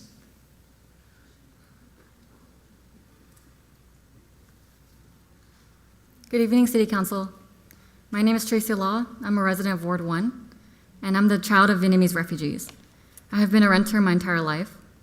I'm here representing my organization, VitRise, to speak on Agenda Item 9, and to urge you all to vote yes in support of rent stabilization and just cause eviction protections. I also want to say thank you to the city clerk and members of the council for allowing the senior residents to speak speak earlier today. It is really difficult for senior, disabled, elderly Vietnamese residents to come speak to places like this. 3 years ago, these residents actually showed up here to city council. They rented their own bus. They stayed until 1 a.m. and had to wait until the time to speak. And I learned that half of them actually had to go to urgent care and had to go to the hospital because they missed their medications. And last time when they spoke, they couldn't really even be heard. So thank you so much for allowing that to happen, and thank you for hearing that there are Vietnamese residents in the city that are facing this in solidarity with the renters, and everyone else is facing this issue too. So as you can see, for the last several weeks, we have been organizing with these seniors from our community who have all been facing exploitative rent gouging. It has been a blessing to organize with them and learn their stories for them to hear ours. We have joined together as members from multiple generations to fight to protect our elders, our seniors, and every generation of renters that come after that is affected and would benefit from this rent control ordinance. And so just so you can hear them one last time, I'm going to read a petition that was signed by 71 residents in the Valley High Senior Mobile Home Park. We, the undersigned, all current residents of Valley High Mobile Home Park, for low-income seniors in Santa Ana, hereby express our deepest gratitude and most sincere appreciation for the city's bold emergency rescue measure in the form of its first rent stabilization and tenant eviction protection ordinance, especially for vulnerable constituents like us. 1, securing access to affordable housing. 2, struggling to make ends meet month in and month out. 3, crying out everywhere for help. And 4, barely managing to survive on the brink of overlapping looming calamities have posed critical, even life-threatening challenges for senior residents of Santa Ana living on fixed income and limited financial resources for years. Many of our neighbors have succumbed to early deaths or have become severely ill from the unbearable toll of worrying about all sorts of housing insecurity and associated dangers. We are simply living precariously on the brink of physical, mental, and emotional breaking points that any single triggering event could render us totally incapacitated, isolated, and effectively homeless. This action shows that the city has finally heard the crescendo of cries for help and has come to our rescue in the most determined way possible. This is for Mayor Sarmiento, Council Members Fan, Hernandez, and Lopez, who voted yes. Thank you very much for having the political will and humane resolve to stand in the gap to rescue the poor, the sickly, and the most vulnerable of Santanans first, along with 55% of our resident population who are renters, financially overwhelmed with unreasonable rent increases. To those that voted yes last time, you were doing the right thing, the right way, for all the right reasons. For those that vote no, you have the chance to turn back that no and vote yes today. Thank you.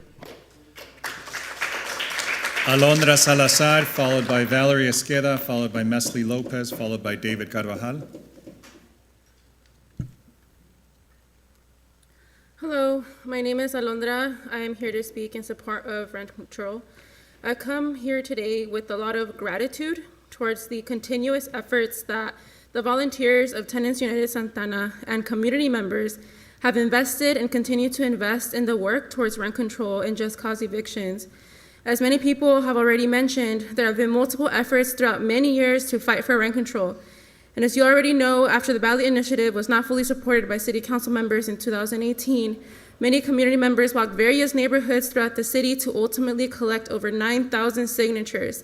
We dedicated many weekday evenings after work, sometimes collecting signatures until 9 or 10 p.m., even though we had to work the next day. And many weekend mornings, afternoons, both Saturdays and Sundays, even though we could be resting. Although we fell short from the expected number of signatures, volunteers did not stop. The following year, volunteers assessed what improvements could have been made to a rent control campaign, as well as were intentional on expanding their capacity to become tenants counselors.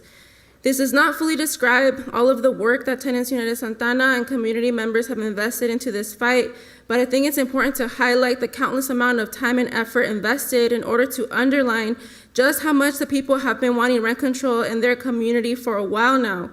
While I am grateful, I also understand that it should not have taken so much work to convince City Council about the need to implement an ordinance that would help keep their community members housed. At the end of the day, housing should be a right, and so in addition, I want to urge City Council to enact a rent freeze to protect tenants. It does not make sense to raise rents on people who are merely trying to survive a pandemic. Enact a rent freeze to protect families in the meantime while we all continue to fight for rent control. Lastly, as mentioned in Amy English Voice of OC article, housing is not just any consumer good. It is a necessity of life, and rents should be regulated for the public good. It should be treated like any other public good, like food, water, and air. We need rent control to help us protect the greatest cultural and economic asset Santana has, its people. And my condolences to the family of Brandon Lopez, another life taken by police, just proving once again that police do not keep our community safe, and they never will. Rest in peace, Brandon Lopez. Thank you. Valerie Esqueda, followed by Mesli Lopez, followed by David Carvajal, followed by Maria Ceja. Hello, everybody tonight. When I hear the concerns of those lined up in opposition of this item, I hear that they don't quite understand the conditions that our people in Santana face. I hear that they primarily worry about their investment suffering. The people of Santana who are here in support of rent control and those who couldn't be in here in support in person understand that an apartment is a home and so much more than someone's ability to profit. So many of our community members become at risk of eviction when they receive the rent increase that is too high to keep up with. We are asking for a rent cap that can keep people housed and slow down the rapid rates of displacement with just cause protections. All 18 rent control ordinances in California include an individual petition process for landlords to request permission to impose larger rent increases if it is necessary to make a reasonable return. Property owners claiming that this is rushed, why should this be slowed down when property owners continuously ignore our humanity? They literally profit off of our suffering, to quote the elder from Valley High. We have elders, youth, parents in our community here in front of our council members urging for the kind of change proposed by item 9. As long as housing is prioritized for its profitable margins, we will never have stable and healthy communities. Just in the last couple of weeks since rent control was put on the agenda, I've heard of various people across our city experience rent increases as landlords waste no time to impose the maximum allowable increase. Every day, our communities face some form of violence, whether it be outwardly visible or slow. Unjust evictions and flimsy renter protections facilitate violence. Normalized use of lethal force by police facilitates violence. Brandon Lopez should be alive today. My condolences to his family. As Councilmember Hernandez said, a mental health crisis should not equal execution. The Anaheim PD recklessly and shamefully ignored his humanity. Unnecessary suffering will continue until we create the systems to reflect and support our right to thrive regardless of our income level. Please vote in favor of item 9. I urge the City of Santana to also enact a temporary rent freeze to protect those renters right now while rent control goes into effect. Thank you tonight. Mesli Lopez, followed by David Carvajal, followed by Maria Ceja, followed by Jesus Santana. Good evening, Mayor Sarmiento and council members. My name is Mesli Lopez, and I'm here tonight to speak in favor of item 9 on the agenda. At the same time, I would like to express my condolences to Councilmember Jonathan Hernandez, who's actually my representative. I'm really sorry for the way that your cousin was murdered. No one should ever die like that, and he was brutally murdered. Brandon Lopez should be alive today. As the COVID-19 pandemic has shown, the job of elected officials is very high stakes because it carries with it life and death implications for the people you are elected to serve. The choices of politicians who came before you at the state, city, and federal level left us extra vulnerable to the impacts of the pandemic. And the same can be said about the impacts of allowing police officers to carry forth murdering our community members with impunity.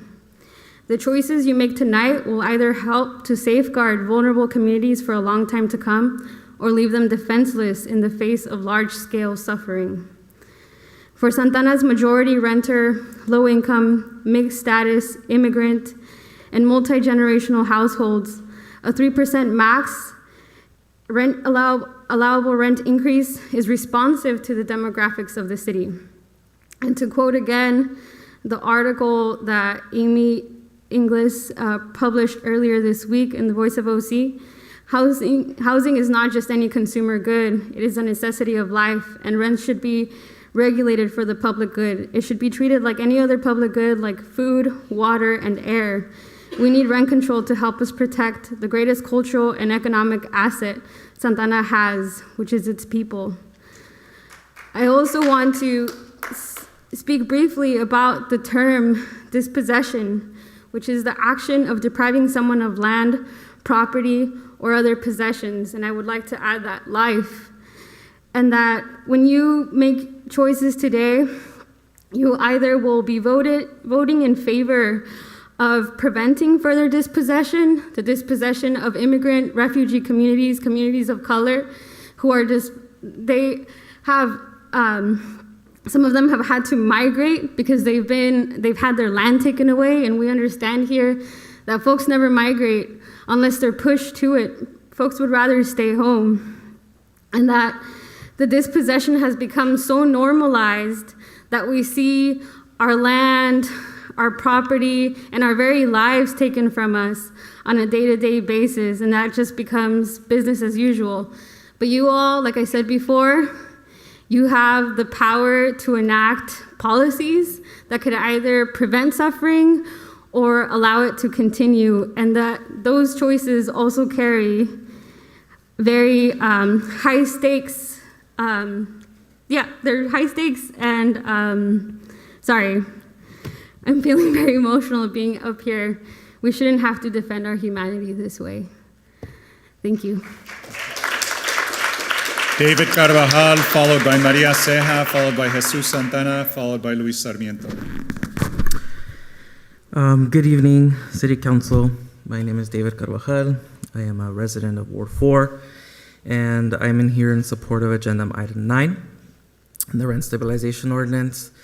The night has been really long. Most of us have worked long days, and we're now here in front of you once again asking you to put the needs of our community first. We know the facts. We've shared them over and over again with you. Santana is extremely rent burdened. Community members are facing rent hikes. People are being evicted. It's happening right now outside of the chambers. Cities across California already have rent stabilization. Cities like San Francisco, Santa Monica, Los Angeles. Rent stabilization works. Santana needs to be added to this list. The people of Santana deserve to remain in the city they have deep roots in. Our students deserve to remain in school and not have to face evictions that disrupt their learning. Our elders, many of who we heard tonight, deserve to live in their mobile homes and shouldn't have to face between paying the rent or with their fixed income or paying for their medication. I was born and raised in the city. I'm a product of the Santa Ana Unified School District. My mother was a housekeeper, and my siblings and I rode in the back of our minivan on the weekends all through our childhood. We drove to Newport Beach, we drove to Irvine to clean other people's houses. This is how we survived. We struggled to pay rent we were living. We've been paying rent at the apartment I live in still to this day since I was 7 months old. This is the truth of so many tenants here in Santana. Residents deserve to live dignified lives. We ask that you support Agenda Item 9 tonight, and that we implement a rent freeze while the ordinance takes effect. My city is changing. It's constantly getting harder and harder to live here, and we all belong here. I also want to take this moment to send my deepest condolences to the family of Brandon Lopez, who was brutally murdered by the Anaheim Police Department here in Santana. So many of us here tonight believe in a world in which we don't have to rely on police for things other people are more qualified for. We dream of a world in which we fund mental health programs and social services programs more than we fund our police departments. I, and so many of us here tonight, also believe in a world in which we recognize that housing is fundamental to our mental health, a world in which Brandon also deserved to live in. Thank you.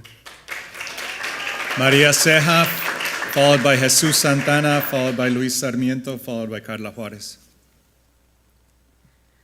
Good evening, City Council, Mayor and City Council. My name is Maria Ceja. I am a lifelong Santanera and a volunteer tenant counselor with Tenants United Santana.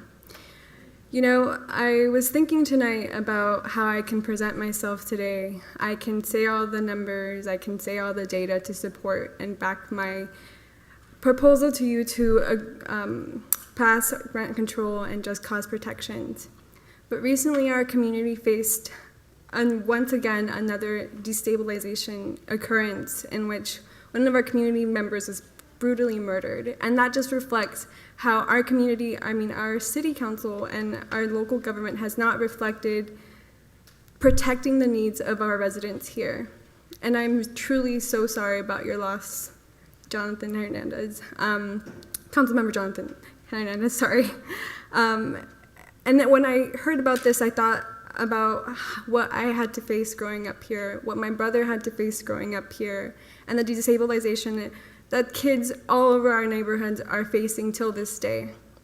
Santana can be one of the cities in California to have rent control and just cause protections, to protect our communities and actually serve them and not prevent them from being destabilized and displaced from our communities. Santana needs that security so we can remain and prosper here. We also need to be protected as, in the case that you do approve this ordinance, in the case that you do approve rent control and just cause, we need a temporary rent increase to prevent any rent increase during the 30-day period before these laws do come into effect. I am at a loss of words. I really can't, I feel like I cannot say enough about why we need this for our city and our community members. So thank you. Jesus Santana, followed by Luis Sarmiento, followed by Carla Juarez, followed by Benjamin Vasquez.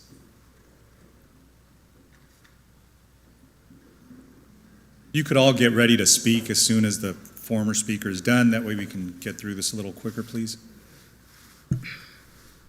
Good evening, Mayor and City Council members. My name is Jesus Santana. I'm a born and raised Santanero. I currently live in Ward 4. I've been living here all my life. I'm currently a volunteer with Tenants United Santana, and I support the Sullivan Action team in the Sullivan community. First and foremost, I would like to express my condolences to Jonathan Hernandez. I'm sorry for your loss, for your cousin. Rest in power, Brandon. It's hard and it's difficult, and my love and respects go out to you and your family, and the Lopez family as well. Mental health and housing are two topics that have stuck with me tonight. Believe it or not, they are currently the crises that have prevented many of our community members from going to sleep at night. These moments of uncertainty, despair, pain have really bruised up and scarred our loved ones here in Santana. It's time for our community to heal, like a mentor of mine who has shared, and I really appreciate and love. We must transform these cycles of violence and harm into cycles of love and peace. Y'all want to know how you can start helping our community to heal? By supporting and voting in favor of Agenda Item 9 regarding rent control, just cause protections, and a rent freeze until the local protections go into effect. Rent control is not punishment for landlords. It's not. It's a protection for our most vulnerable community members. All landlords should follow basic practices like reasonable rent increases and only evicting for good reason. For good reason. These are foundational principles and should apply to all landlords, large or small. To live a life with respect, dignity, and honor is all our residents are asking for. Today, I have heard from the residents who attended the July 10th Sullivan Community March that they started receiving 60-day notices. Do y'all know what that means? It hasn't even been a week, it hasn't even been a week in October, and the eviction tsunami has initiated. That's what it means. Y'all want to know why the community is upset and why y'all heard all those negative remarks? It's because we have failed and we're not protecting our loved ones. Those who voted against rent control. The community heard y'all last time. So please, let's listen to them. They are speaking. They are the ones who are coming from their homes and living this tragedy day by day. We got to do more. We got to do the best we can to serve our community members. The abuse, the generational trauma, the violence that these corporations and landlords have enacted in our Black and brown communities must come to an end.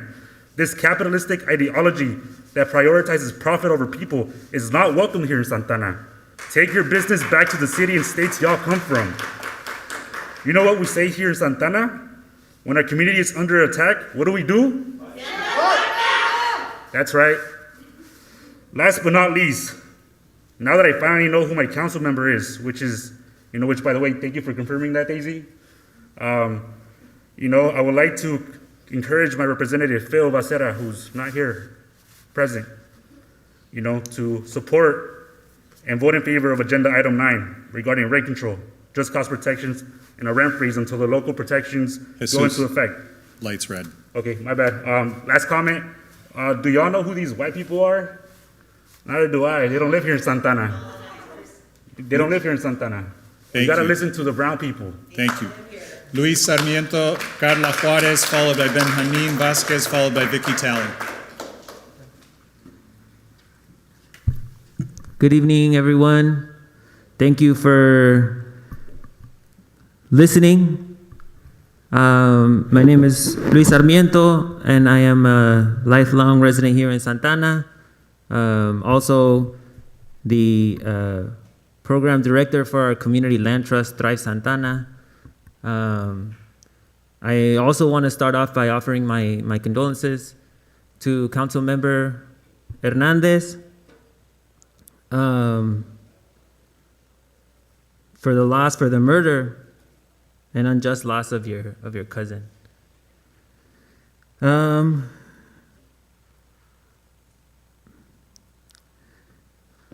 I'll try to be brief.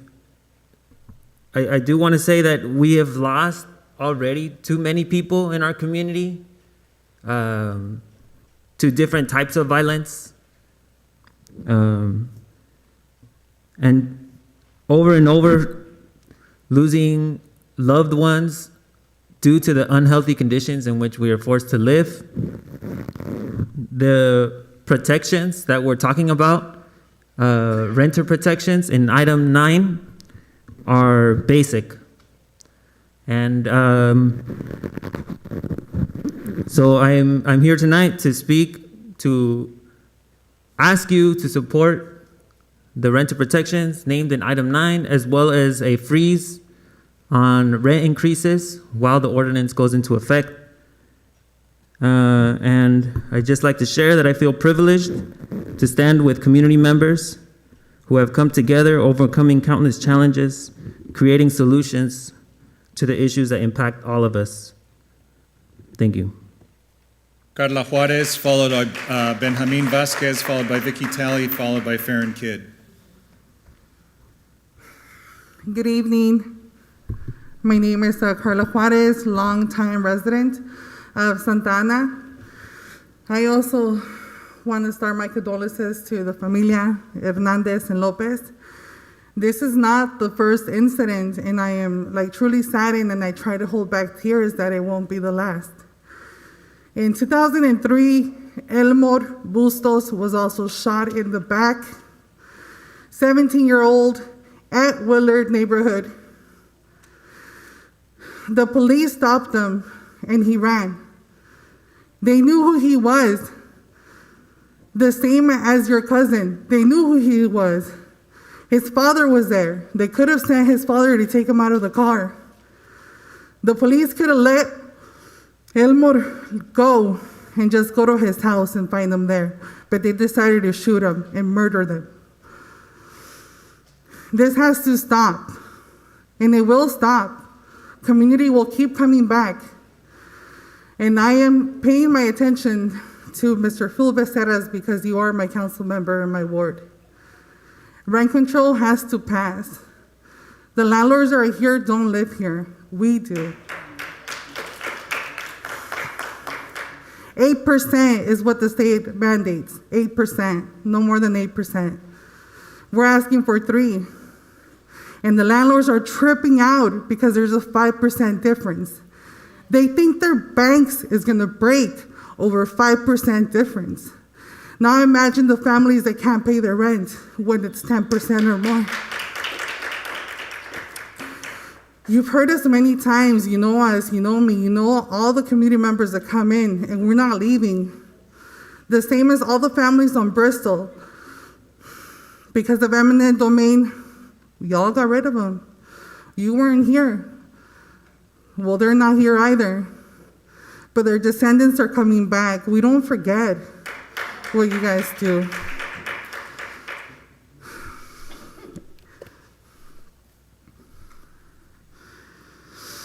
And then these landlords, they think it's a joke that the evictions don't happen. They think we're making this up. But we're the ones out there on the streets complaining that police officers are helping this self-evictions. And then all these people don't go to court because they don't have money, because they don't have papers, and they're intimidated. And they're, for real, these are happening. And I don't care how many times they left or how many times they come, because all this community keeps on coming back. The reason why I don't have kids is because I can't afford them. Because I don't want them to go through this. Honestly, I am barely holding on to life because this sucks.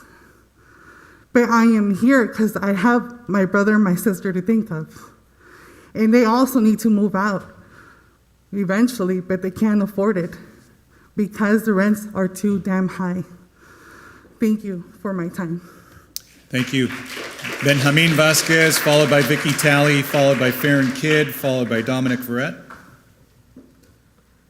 Good evening, Mayor. Good evening, City Council. My condolences to the family of Brandon Lopez and Councilmember Jonathan Hernandez. My deep condolences. In the city, we do need police oversight for these reasons. We need police oversight now because we need accountability of some kind. We have a district attorney who won't go after killer cops. We have a police department that votes in Jerry Serrano every year. They continue to vote this man in. Jerry Serrano went after our police chief, got him fired, but first had to fire a city manager to get that guy fired. Recalled the city council member. A vote of no confidence, and he threatened to burn down the city. We need accountability for the police department. This is ongoing. We need an oversight, or we will have more deaths at the hands of police. I'm also here in solidarity with the Valley High seniors and TUSA and calling for rent control. As a teacher at Valley High School, I have my kids survey their community of what are the issues in their communities. They survey each other. Rent control is always at the top for the last 5 years. I had a boy tell me, we've been kicked out of our garage every year in high school because they had no just eviction. They live in the garage and they're getting kicked out every year.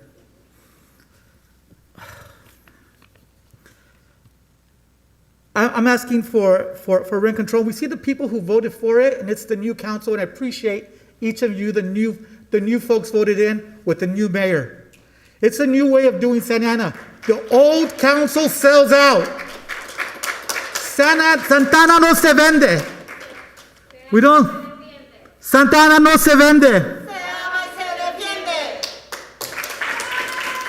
Vicky Talley, followed by Farron Kidd, followed by Dominic Verrett, followed by Clay Hogg.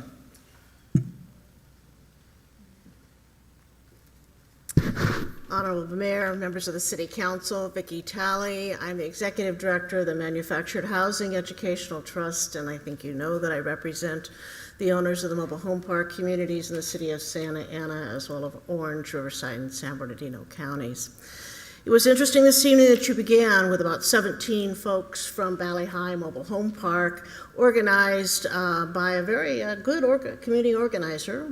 Pictures up here for you and everything.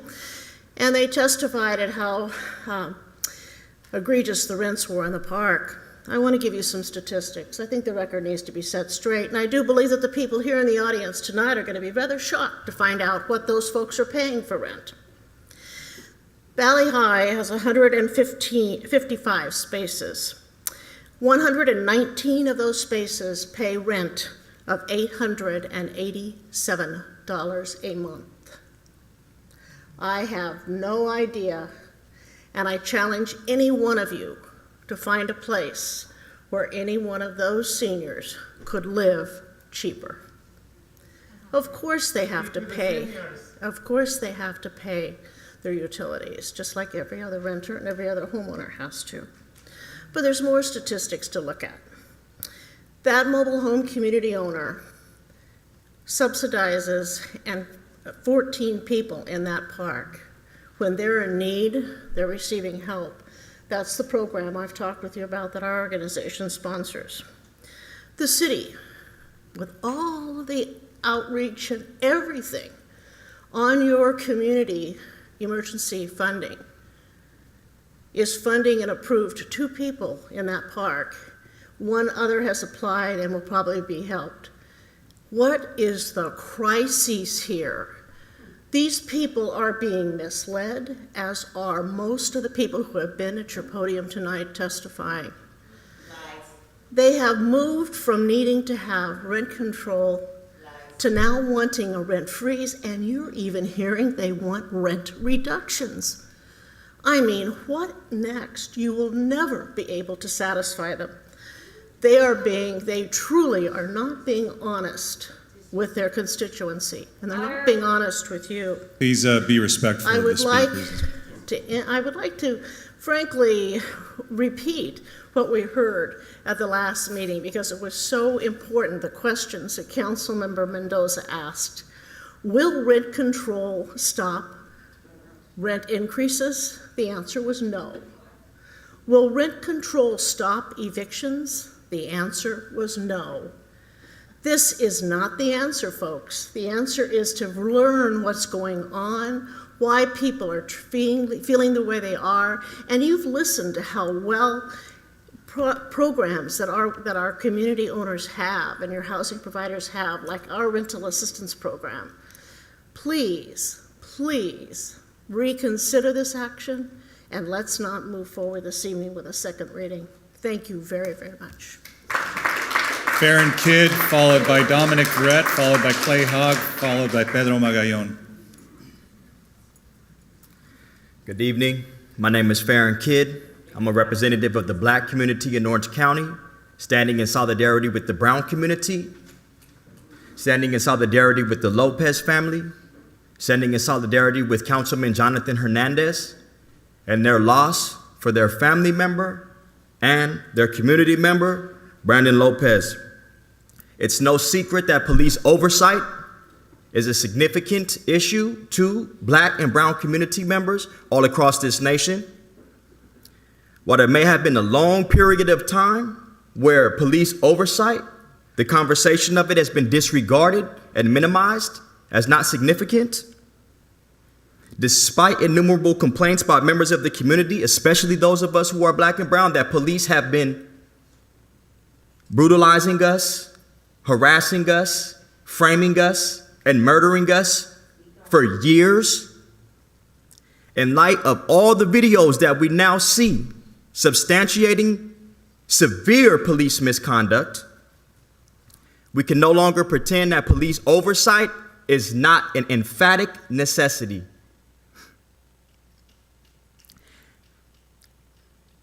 And because it's completely illogical to ask the police to oversee themselves, we would never ask criminals to investigate criminals. We support council members to form an oversight committee of law enforcement in this city. Not only do we support it, but the people demand it. To that end, in light of the recent murder of Santa Ana community member Brandon Lopez, by the Anaheim Police Department in this city. And it's appropriate to call it a murder.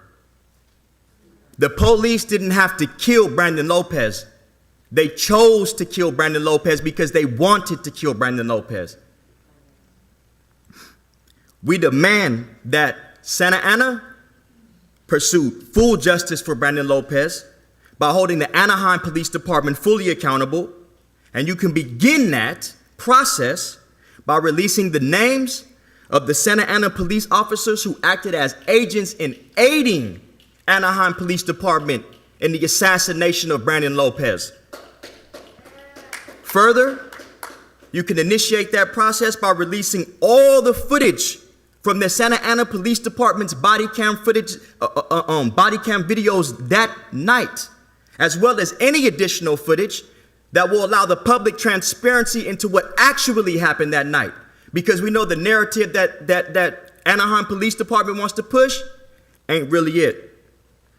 Every year, police budgets get bigger and bigger, but crime rates don't get smaller and smaller.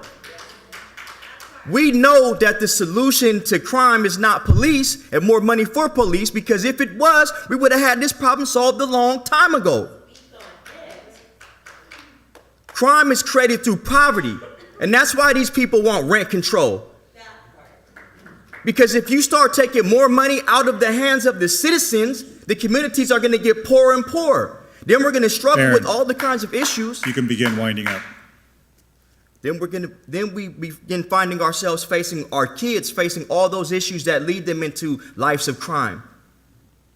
More money into the hands of mental health programs, more oversight committee from trusted representatives of law enforcement. Thank you. Dominic Verrett, followed by Clay Hogg, followed by Pedro Magallon. Clay Hogg, followed by Pedro Magallon, followed by Victor Cow, followed by Vanessa Gonzalez.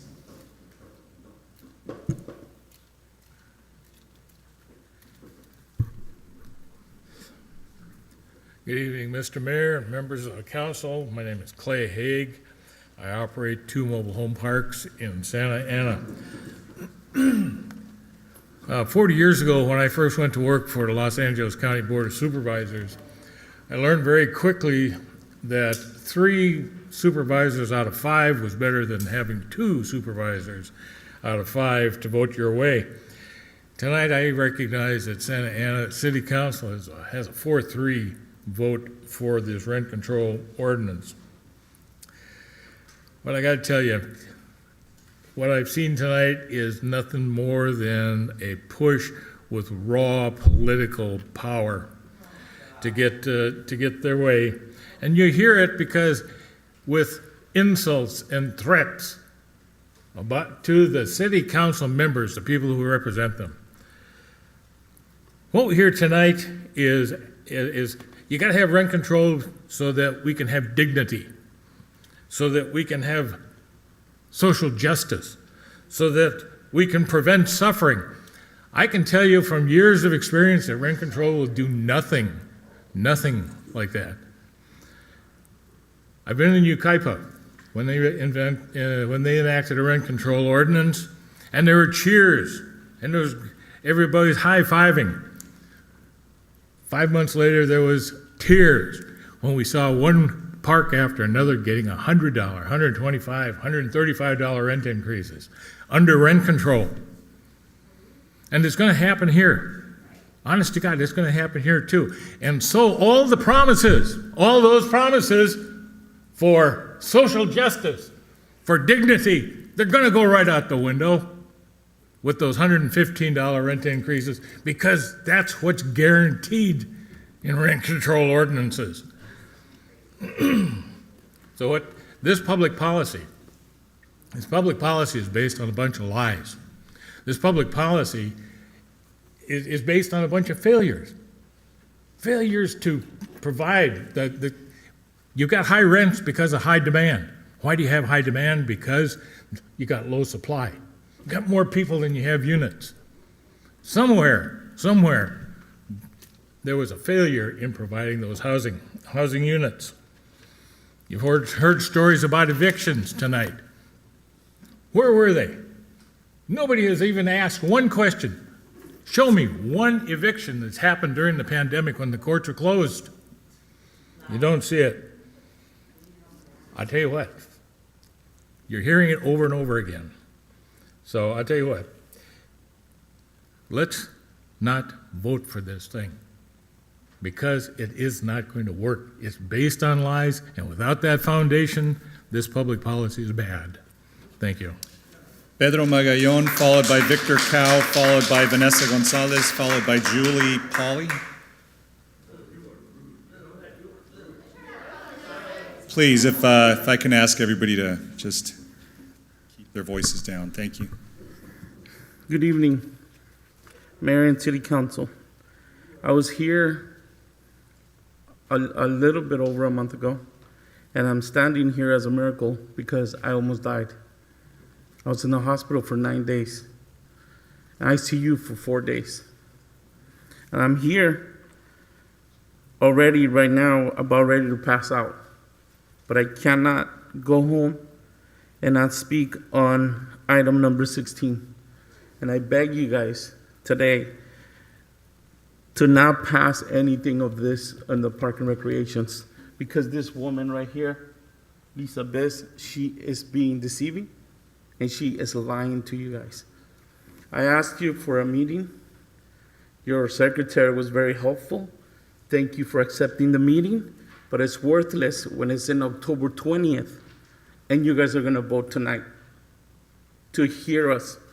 She hasn't given us the respect. She's still treating us like trash. I'm gonna use the same words of another Caucasian white man. She's deceiving you guys with the truth. She has us, community leaders that have had nonprofit organizations, using the fields in Santa Ana for Santa Ana kids to increase to 90%, which I'm not opposed to that. I agree 100% to that. But how come Modern Day will only comply with 50% Santa Ana residents? Because they are the rich. So, she's hiding a lot of the truth. And I would like to ask you guys for an exercise. I know you guys can't engage and give us, but you can raise your hand. How many of you guys have actually seen the old policies and procedures versus the new policies and procedures? Can I get your hand to, if you raise your hand, that means you've seen them. If you don't raise your hand, that means you have not seen them. She's not letting us speak. Look at this big, important ornament or something that's going to happen, and she's trying to hide the new policies and procedures that she's trying to implement. She doesn't know how much she's going to hurt our community, the kids in our community. But yet, she makes more than what any organization, sports organization in Santa Ana makes. And she goes home and she pays taxes in another city. And we all know, it's not a secret, she's leaving too. Pedro, speak to the policy probably a little bit better. Rather She's than leaving person. too, and she's going to leave us with some deceiving areas and materials. So please do not vote on that. Help us talk to you guys. I said when I came here, I welcome change, but not the kind of changes she's trying to do, because she's only trying to help very little people, and they're not even from Santa Ana. So thank you, and I hope I can come healthy to the next meeting. Thank you for your time. Thank you. Victor Cow, followed by Vanessa Gonzalez, followed by Julie Paul, followed by Chad Kasenheiser. Good evening, Honorable Mayor, members of the City Council. My name is Victor Cow. I'm the Senior Vice President at the California Apartment Association. We've assembled a coalition of rental housing providers, even homeowner groups, neighborhood council representatives, and there are other groups that feel disenfranchised by the process that the city, or actually lack of process that the city has laid out for the rent control ordinance. There have been on record affordable housing operators within the community that express concerns, as well as crime victims groups.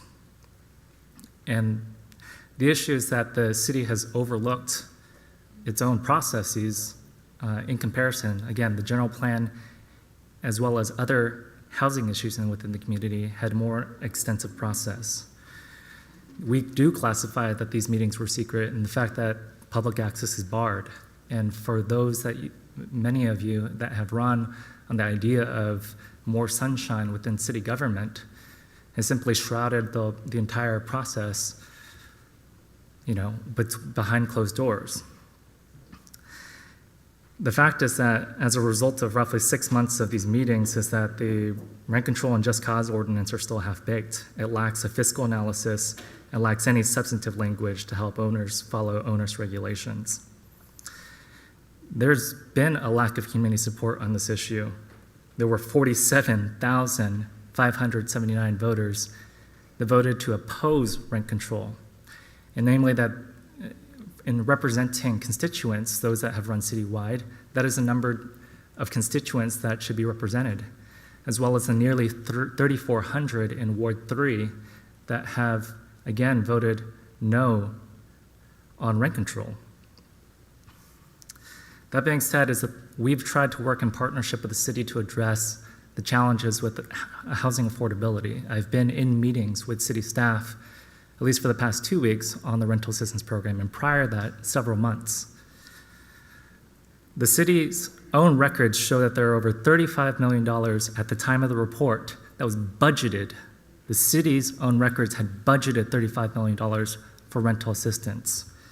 4%, under 4% of households in the city have received any sort of help. And roughly 7,700 applications were incomplete or rejected by the city. And so the questions that we've raised on this issue are two. There are two scenarios. One is that your own city staff attested to the fact that they believe that they've helped all those that actually need help. And so the question is a problem bigger than what some of the advocates have described here today? There are only 4% of renters who have actually needed help, and this seems to be a solution in search of a problem. That being said, is that these policies have not succeeded in any of these cities. They have the highest rates of homelessness, highest rates of income inequality. And the question that we've posed to you here today is simply to reach out and not alienate your business community who's seeking to work in partnership with you. Victor, if you can wind up. Thank you. Vanessa Gonzalez, followed by Julie Paul, followed by Chad Kasenheiser.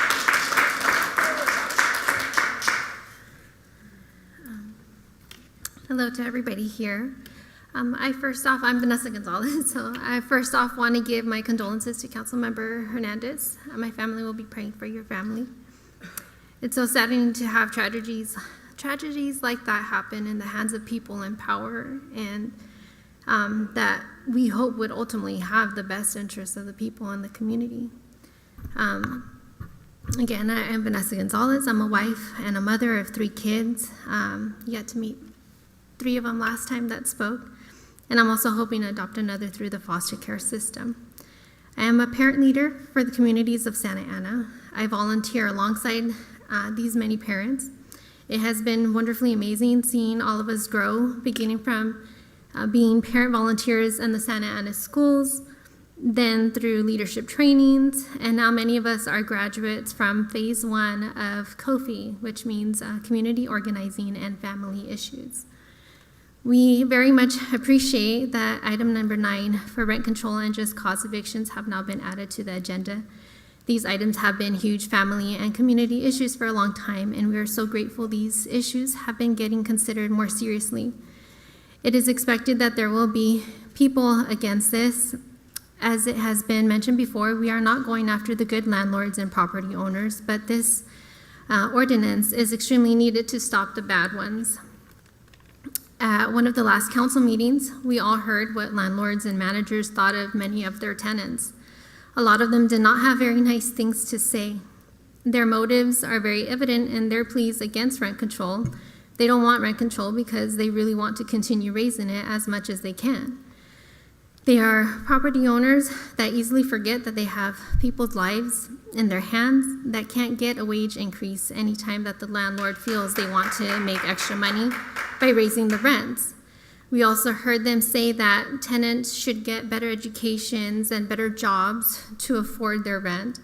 It can be just as easy to say to those landlords, if they can't manage and research affordable resources for the upkeep of their properties and need to drastically raise rents on their tenants to stay afloat, then maybe they should get better educations and better income opportunities too. That would be a rude and discriminatory thing to say to them, but somehow they think they can just throw that out to our Santa Ana renters. It is important to take into consideration like ages, the disabled, retired, fixed income, single parents, and multiple job working families, that they're just trying to provide a roof for themselves and their loved ones. Some council members felt to see the emergency of the situation with the state protections for renters ending. Nelida Mendoza asked if there were still programs and funds to help renters, and since there was, then she said that there wasn't an emergency. But she keeps asking for data, and it's failed to be understood that many renters cannot apply. They have applied but can't qualify. Many renters do not have the required items to apply, and as you've heard, many have been denied. And they're just trying to keep a roof over their head. We can't provide that type of data because that type of data is not collected, but we are living data. Many renters also can't apply because it's a complex situation of several families living together to pay for one rent because the rent increases make it impossible to afford their own place. The data for homelessness, even through the school district, is incorrect because it is a little known fact that one is actually considered homeless if they do not have their own residence. Vanessa, if you can start winding up, the light's red. Thank you. Pretty much, even if you share an apartment or a home, you're still considered homeless, and a lot of people don't even mark that on their surveys because they don't consider themselves homeless. But just thank you. We can make a change, and we can be part of a solution. Thank you. Thank you. Julie Paul, followed by Chad Kasenheiser, followed by Yvette Sochi. Good evening, Council. And I want to use some of my time to also express my condolences to Councilman Hernandez. I was unknowingly sitting next to your aunt in the audience, and her strength is really inspirational. Unfortunately, we are on opposite sides of this issue. I'd like to share the editorial that the Orange County Register wrote in response to your September 21st vote. The headline is, Santa Ana Law Will Decimate Rental Market. And it went on to quote, Madam Clerk, if you can start the clock, I think it's still on red. Thank you. I'm sure I'll be under my 3 minutes. The old economic saying goes, you get more of what you subsidize and less of whatever you tax or punish through regulation. By punishing companies that provide apartments and rental houses, the city will see its rental stock dry up, something that will only exacerbate the shortages. They, referring to property owners, will be less apt to upgrade older buildings and make necessary repairs. Misbehaving tenants will more easily evade eviction, which harms the city's neighborhoods. And they quote an international economist, quote, in many cases, rent control appears to be the single most effective technique presently known to destroy a city, except for bombing. So again, there is common ground here if we slow down to see it. Landlords do not want the single mother that Councilman Hernandez eloquently described to be housing insecure. We want the younger mother and her children housed. We want the seniors in the mobile home parks to remain housed. The city of Santa Ana will not create housing security by passing rent control ordinance that simply caps the next increase. Instead of studying the issue and working with landlords and tenant groups together, you have missed the opportunity to craft a system that would provide significant support to Santa Ana's tenants and needs. And instead, you seem hell-bent on an archaic system that spreads out the subsidy razor thin to everybody, regardless of need. So young people who are upwardly mobile receive the exact same subsidy as the young mom Councilman Hernandez described. Working professionals will not leave their subsidized unit for market housing, making it even more difficult for disabled seniors to find affordable housing. You haven't studied the effects on housing, the cost of this ordinance, no research, no input, and now you have lost the moral high ground of our process was legal, because we know it wasn't. 2 short years ago, the City of Santa Ana conducted a thorough review of your 29 mobile home parks. Have any of the new council members read that 288-page report? Was it provided to the ad hoc committee? I guess there's no time available to determine fact from fiction in this process. True leaders don't cause separation, they bring people together, and I'm sad that you've lost the opportunity here in Santa Ana. Thank you. Thank you. Chad Kasenheiser, followed by Yvette Sochiotti, followed by... Go ahead. Good evening. My name is Chad Kasenheiser, and I manage a mobile home park in Ward 3. Thank you very much for having us tonight. I'd also like to reiterate the condolences, Mr. Hernandez, to you and your family. Thoughts and prayers with you. To the gentleman who was here earlier and asked about who all the white people were, just like I invited the council to come to the park that I manage, I'd be more than happy to introduce myself in person and say hello, because we don't get that chance here. And right now it's such an us versus them mentality, and I don't think it needs to be. Collaboration would be a great thing. And many Please, cities, if you can keep the comments down. And many cities have worked together with collaborating on ideas such as rent control with memorandums of understanding, and they have had great success. So I'm not going to sit up here and tell you what to think. I'm not going to tell the residents in here what to think. What I'd like to do is I'd like to ask for you to do your research. I'd like to ask for you to find the facts. I'd like for you to question us. Ask us the questions. Ask us about our rents. Ask us about our evictions. Ask the residents that have said they've been evicted. What is going on with them? What has happened? I can tell you my experience is limited. I run one mobile home property with over 200 spaces. However, I believe I said this 2 weeks ago. We have less than 2% delinquencies. We had fewer than 2% of our residents apply for assistance from the city. Those two did receive assistance, and that's wonderful. We have had 0 non-payment evictions in 15 years of me managing the community. And that's repetitive from last time I was here, but I urge you to ask the questions. Many of the owners and landlords are good people. They have tried to protect rents with long-term leases that have limits on amounts that can be increased over that term. Many of them just limit rent increases on their own accord. But we hear stories the last couple of weeks, $500 rent increases, multiple rent increases in a 12-month period. The landlords in this room that are speaking are bound by laws that don't allow that. As another landlord spoke earlier this evening, he mentioned the declaration of the state of emergency. There are limits on what can be done. So all I'm asking is that you ask those that are claiming that they've had these $500 increases to find out where they're coming from and how those increases were applied, because chances are they aren't actually legal. So otherwise, if they are legal, they don't apply to large property owners, they apply to single-family residences, and that is a shame, and I feel sorry for that. I ask for you to consider to do your research and to come to a decision that makes sense, and most importantly, I wish that we could have some sort of collaboration in this where there might be an understanding where we can work together as opposed to against each other. Thank you.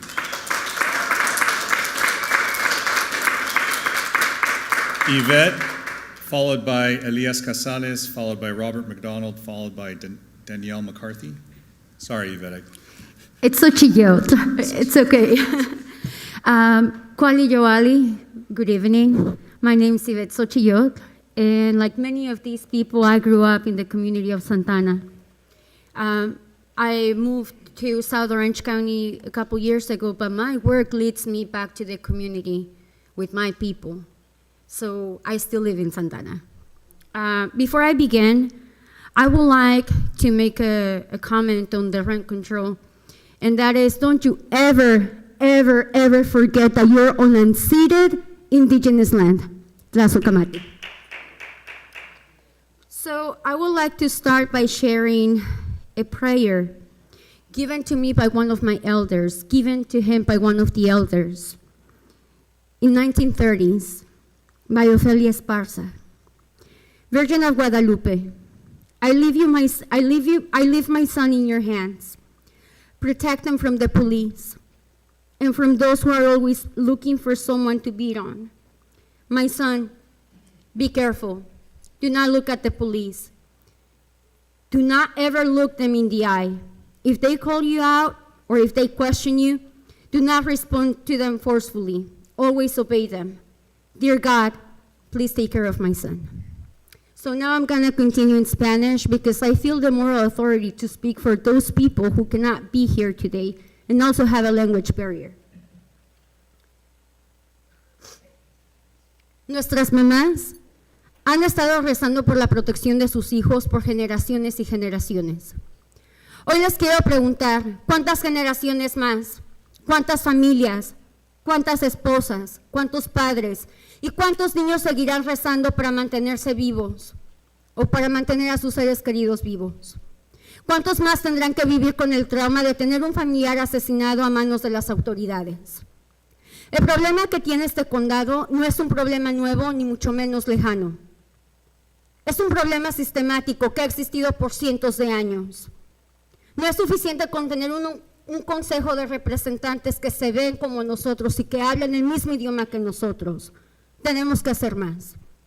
En nuestra comunidad, en nuestros barrios, el sistema judicial es un sistema de castigo, es un sistema punitivo que hace ejemplos de nosotros, de nuestras vidas y de nuestros errores. La policía y su sobrevigilancia de cuerpos negros y cafés es lo que hace que estas interacciones resulten en vida o muerte. La criminalización de problemas de abuso de sustancias y problemas de salud mental pone directamente la vida de personas de color en peligro. 9 de cada 10 personas en su vida experimentan una crisis de salud mental, por lo menos una sola vez. La violencia policíaca y su brutalidad son un problema que pone en riesgo nuestro derecho a la vida, nuestros derechos humanos, y es una inminente crisis de salud pública y se tiene que tratar como tal. Desde el año 2000, casi 34,000 personas han sufrido muertes por las fuerzas del orden. Estos son números de guerra y la guerra está en casa. California, el sur de California, es el epicentro de estos asesinatos. Eso significa Los Ángeles, Orange County, San Diego. La guerra está aquí. Si hay algo que aprender del caso de Brandon López, es que nadie, absolutamente nadie está a salvo, ni siquiera cuando tienen un familiar representando a la gente. Exigimos justicia para Brandon y su familia. Queremos los nombres de los oficiales involucrados. Queremos que el departamento de Anaheim sea responsable por el asesinato. Y Sí, que se puedes haga empezar a público, que se hagan públicos todos los videos de los oficiales y alrededor. Respect Brown existence or expect resistance. Thank you.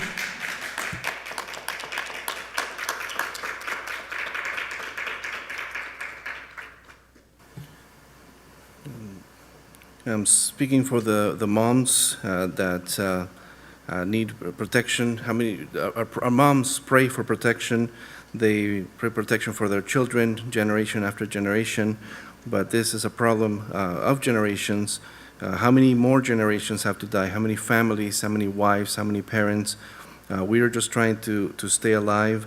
We're being accosted by the trauma of murder. This problem is not new. This problem in Orange County is not new. It's a systemic problem that's been around for hundreds of years. It's not enough to have representatives that in the government that look like us. They need to think like us. And this is a problem that is a punitive system. It's they're trying to make examples out of us. And whenever there is police involvement with our brown or black people, it's an issue of life and death. Crime is against people who are looking like us, and our people are endangered when these confrontations happen. Since the year 2000, 34,000 people have died at the hands of law enforcement, and Southern California is the epicenter of this. These are our war numbers, and the war is at home.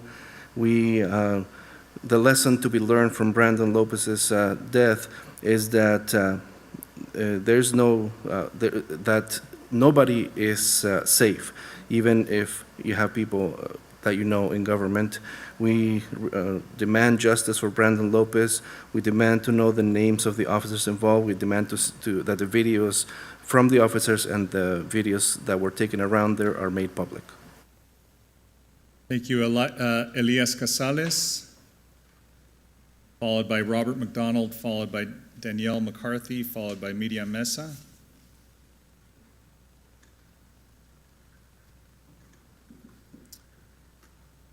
Mayor and Councilman, my name is Robert McDonald. I am an account manager with Kingsley Management Corporation. I oversee the operations and management of 3 mobile home communities, totaling nearly 500 spaces and families living in these communities. I have managed these communities for 12 plus years. The group that I represent has owned and managed these communities for over 5 decades. Over this period of time, we have poured millions of dollars into the maintenance, upkeep, and the rehabilitation of these communities. This is a hard situation because on both sides of this issue, we need each other. As business owners and investors, we rely on residents to live in our communities, to live in our apartment buildings, in order for our business plan to succeed. And those living in our communities, they rely on us, willing to put our capital at risk and to invest in these areas. I believe all of you have the best of intentions in helping Santa Ana residents. However, this rent control ordinance is not well thought out, and it will end up hurting those that you are intending to help. You will be introducing an economic virus into your city. This virus will cause further division between residents and landlords. You will begin to see properties not begin to have the proper capital to maintain clean and safe communities. Rent control is a failed social experiment, and it is a statistical certainty that it will backfire. This is a lose-lose policy.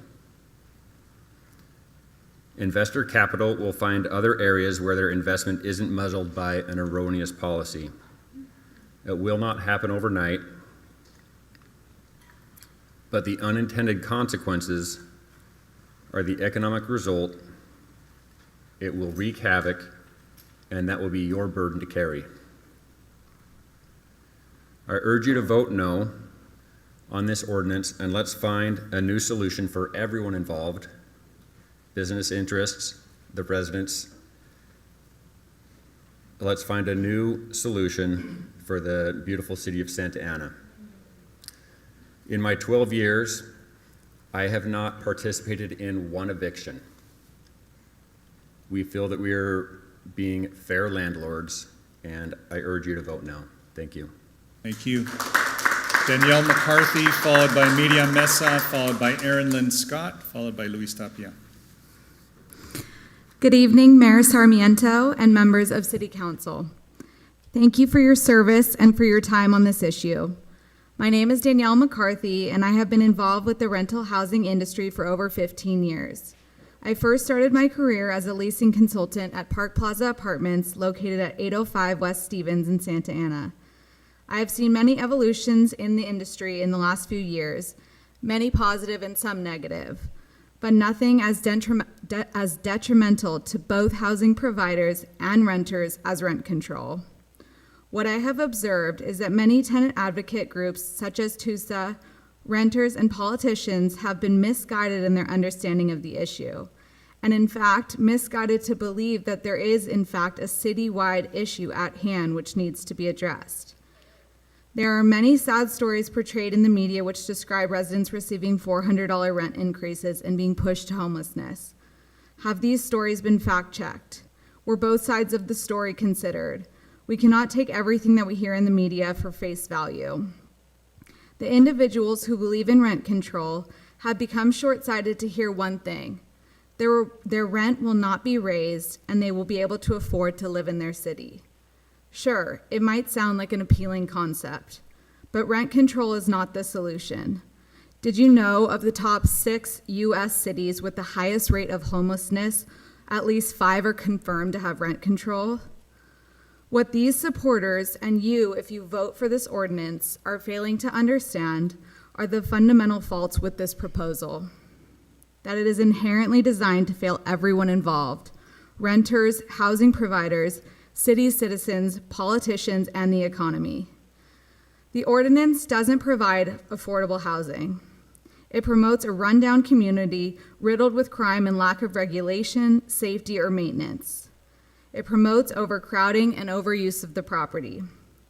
If residents are able to add occupants to their apartment home without landlord approval, where will these individuals park? Where will they do their laundry?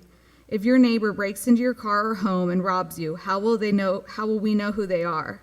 How will we cooperate with police if we don't know who lives at our property? I am not suggesting all of these individuals to be criminals, but these are facts of incidents which occur every single day in every single community.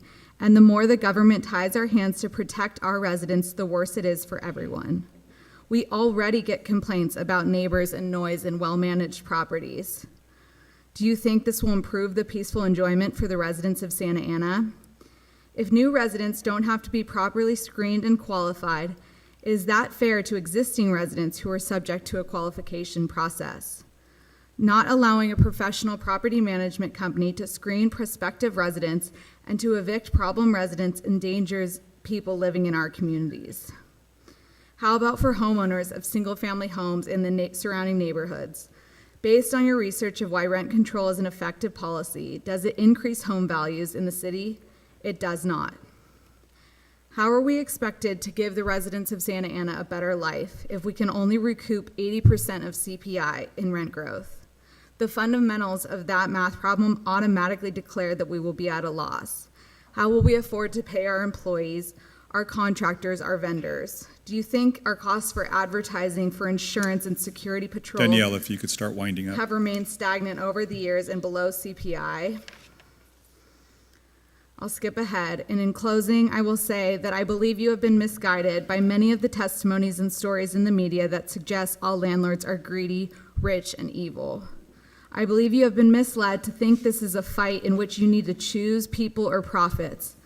That is not what this is about, and that is not who we are as landlords. Thank you. At my company, our mission is to make coming home the best part of our residents' day, and we are driven by excellence and pride ourselves on providing a safe and quality, fair place for people to live. Thank you.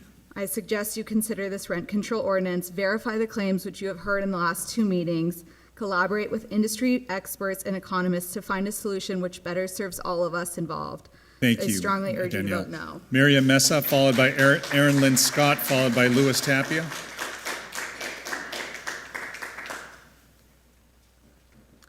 Good evening, Mayor and the members of the Santa Ana City Council. My name is Miriam Meza. I am a resident as well as the community director here at Washington Place Apartments in Santa Ana, which is 60 units. I strongly oppose the rent control and just cause eviction. Not being able to control the number of people living in our apartments is a bad idea. It will only hurt our property and our tenants. Overcrowding will create more wear and tear on the apartments and the community. This would increase the maintenance expenses, utility usage, and parking issues that will significantly lower the standard of living of all of our residents that they deserve.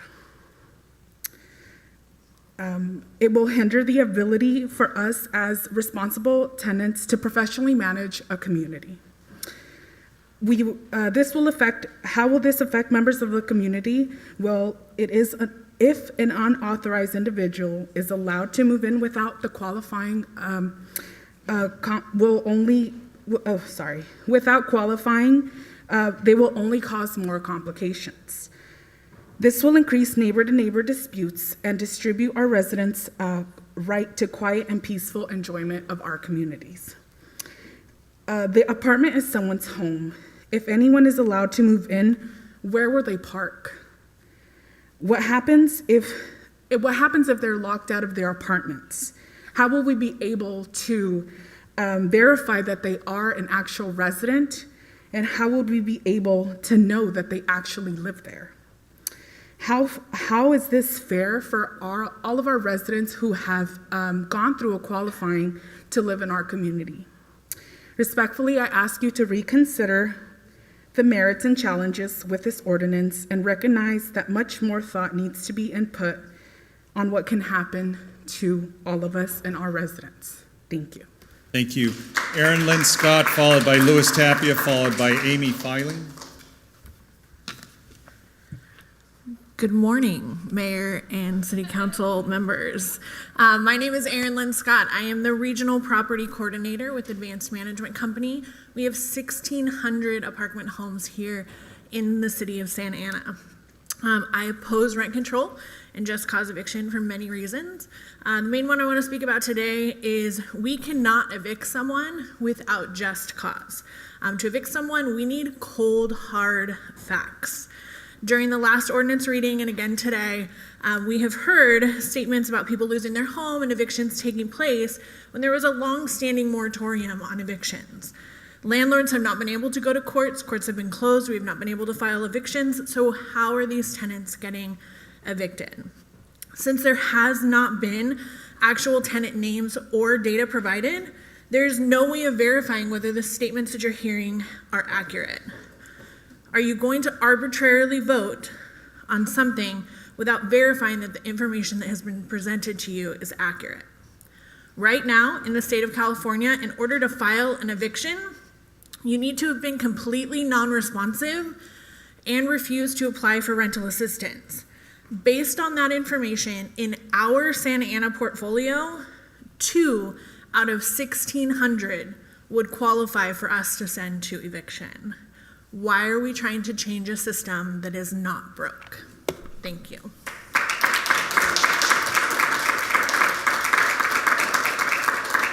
Luis Tapia?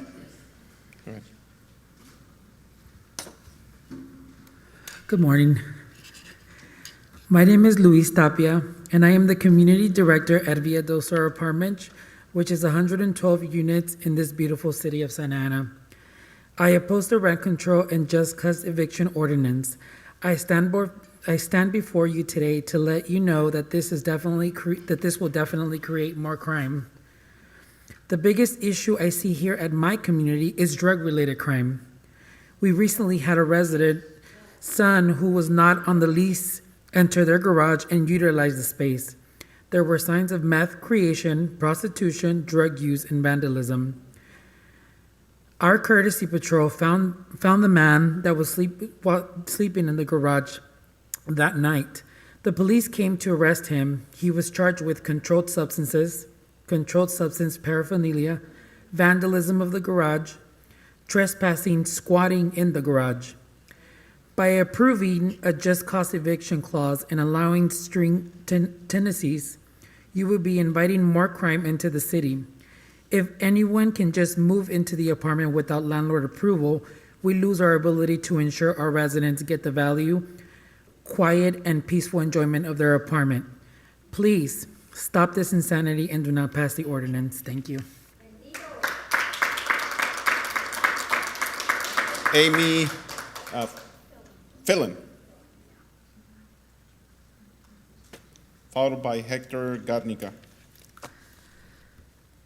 Good evening, Mayor, or good morning, Mayor and members of the Santa Ana City Council.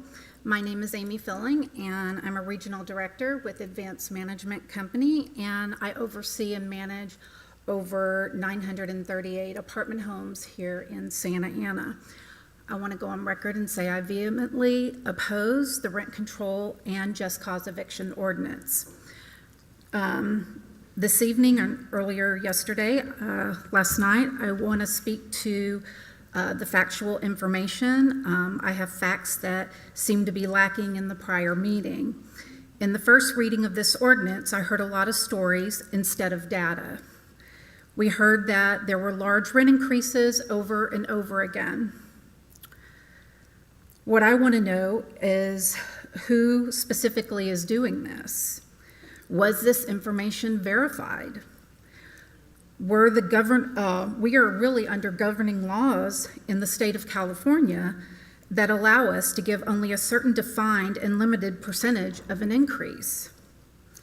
If someone gave a $400 increase, that would be a violation of SB 1482, unless the rent was nearly $4,700 a month. I don't see that we have, or it's highly unlikely we would have rent to the magnitude of $4,700 a month in the city of Santa Ana. Did the ad hoc committee or the council ask about this data? Did they ask who?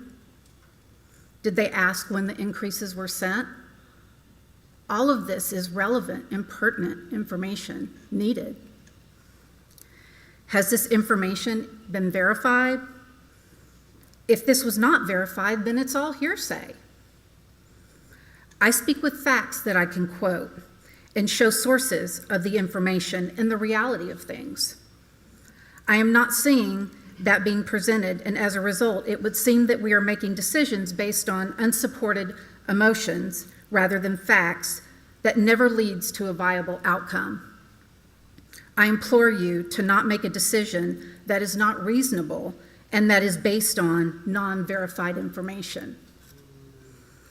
I would like to suggest that TUSA directs their efforts to helping the residents in need of financial assistance.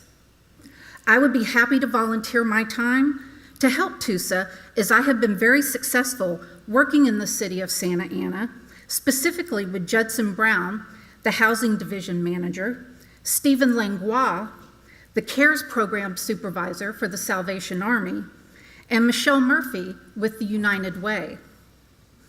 In order for residents, they've been very successful. We've been very successful in paying past due rents off.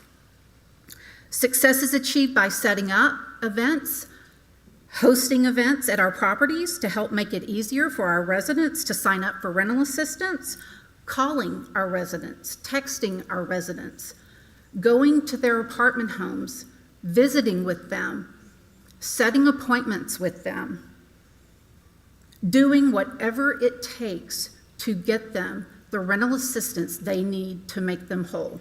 Thank you. If you could please wrap up. I will make myself available to those that are in need of help. Thank you for your time, and please reconsider this decision. Thank you very much. Hector Garnica, followed by Lauren Marty, followed by Ellie Flores. Hector Garnica, followed by Lauren Marty, followed by Ellie Flores. Are you Lauren? Go ahead.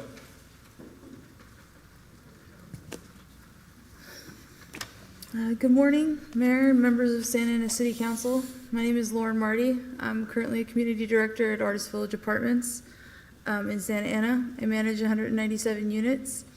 I oppose the rent control and just cause eviction ordinance. The proposed ordinance would allow tenants to add new occupants without owner approval. These new occupants would not be subject to the same screening process that all existing residents had to go through, which could be deemed discriminatory according to fair housing. In addition, this can easily become a means to a primary resident to act as a front for others to come into our community who can wreak havoc in the community. Clearly, this means rising crime. We'd have no means to identify the perpetrators and to assist law enforcement. I have many examples that I've seen in the past. However, presently at my property where we have a resident who's brought unauthorized people into the apartment, and now we can continue to have disputes where police come out, and it's ongoing, and we can't do anything. Our hands are tied. If one were to believe that the underlying motivation is to help the renters, this is not the way to go about it. The effects of this ordinance needs to be weighed and considered thoroughly. If this ordinance passes, are you willing to take on the liability of allowing anyone to live in the unit? Thank you. Thank you. Susie Winokur, followed by David Cordero. Susie Winokur, followed by David Cordero and Misael Fajardo Perez. Susie, go ahead. Hi there. Thank you, Mayor Pro Tem Penaloza, for your comments at the last meeting. Basically, you said business as usual in Santa Ana. And I know it's difficult to say that amongst your fellow council members, but I heard you loud and clear. So I want to say thank you for saying that. Councilman Becerra, thank you for your level head. Voting on such a sweeping ordinance like this that will, per the Register's article, decimate the rental market shouldn't be made at 2 a.m. And thank you, Councilwoman Mendoza, for your level head. I'd say shame on the others. You had an ad hoc meeting, and the mayor turns to the city attorney and says, "Did we do this properly? Is this correct?" Well, yeah. I agree with what the young man said earlier as the attorney who used to live in Santa Ana. It may have been to the letter of the law, but it wasn't the spirit of the law. Basically, you never invited me as a landlord to the party. I was never invited to the table to speak. My husband and I have owned property over 45 years in Santa Ana, and we have invested in it. Being a landlord has been tough. I'm sorry, there are a lot of sad stories here. My mother raised 2 daughters. She worked 2 jobs. And you know what? My father died. But you know, somehow you work through it. We didn't go to the city. We didn't go for handouts. You just get there, and here I am. I've been a good steward of housing, but you know what? Nobody invited me as a landlord to the table. I don't disagree with what a lot of the tenants are asking for. It's important to provide good, dignified, safe surroundings, nice housing. Just the other day, I'm driving somewhere, I get a call from my manager. The city inspector's there. I hadn't received a notice. I said, "Oh my gosh, I'm so happy you're there." I've been paying $600-700 every year to have it inspected. It's never been inspected. I was grateful that he was there. I said, "Whatever you find, let me know. I'm happy to help." So when all these people are talking about bad landlords, that's not me. And I don't know if you guys have heard from people like me. As far as COVID, I've had one tenant that needed help. And you know what? It was slick as butter getting money from the United Way and from the CARES program. It was great. Also, as a landlord, my manager ended up in the hospital for about a month. You know what I did when he got out? I continued to pay him, and I gave him a Jeep. So you know what? All landlords are not bad people. If you listen to all these people that are level-headed and they're saying, this is a sweeping issue, get it right. Who takes a document and approves it without it being complete and detailed and really thought out? So anyhow, don't mess with the market with artificial things. If you're going to do something, do it right. Bring everybody to the table. We don't want a bad policy. Thank you very much. Thank you. David Cordero, followed by Misael Fajardo Perez. Are you Misael or David? David. Go ahead. Mayor Pro Tem Penaloza, council members, thank you for being here this late hour, and I wish the other council members could be present right now as we get started with these remarks, but grateful that we're able to at least share our point of view on this particular topic. My name is David Cordero. I'm the Executive Director with the Apartment Association of Orange County. We represent over 2,000 rental property owners and operators throughout Orange and Riverside counties. Our members collectively own and operate in excess of 100,000 rental units between the two counties. We've existed for the past 60 years as a service to rental housing providers, providing resources and advocating for reasonable policies that will address challenges in our communities that we serve. We have also worked closely with Families Forward, with Orange County United Way, and their Welcome Home OC program to address homeless issues here in the County of Orange, including here in Santa Ana. And unfortunately, with what is being proposed here in item 9 tonight, those are certain programs that could be compromised in our ability to continue to serve a need that is equally important, and that is the homelessness issue that we're dealing with here in Orange County. You've heard a lot tonight from both sides of this issue, and I think what it's underscored is the fact that there's a lot of differing points of view on rent affordability, the manner in which evictions are being done here in Santa Ana, the causes for it, things that may be legal, things that may be illegal. We have stood by our position that this process that has brought these ordinances before you tonight for a second reading, the process was not carried out the way that it probably should have been done in the need for good governance and transparency. The decision that you'll be casting today, this morning, could have addressed many of these issues that you've heard from both sides tonight had we just taken the time to look at it and examine closely the reasons and do fact checking to verify these situations that so many of the speakers tonight have shared with you, and be able to then talk with the rental housing community as well to verify and hear their points of view, why evictions take place, how the proposals before you tonight are going to be impacting our industry. And we heard a little bit about it just in the last half hour or so.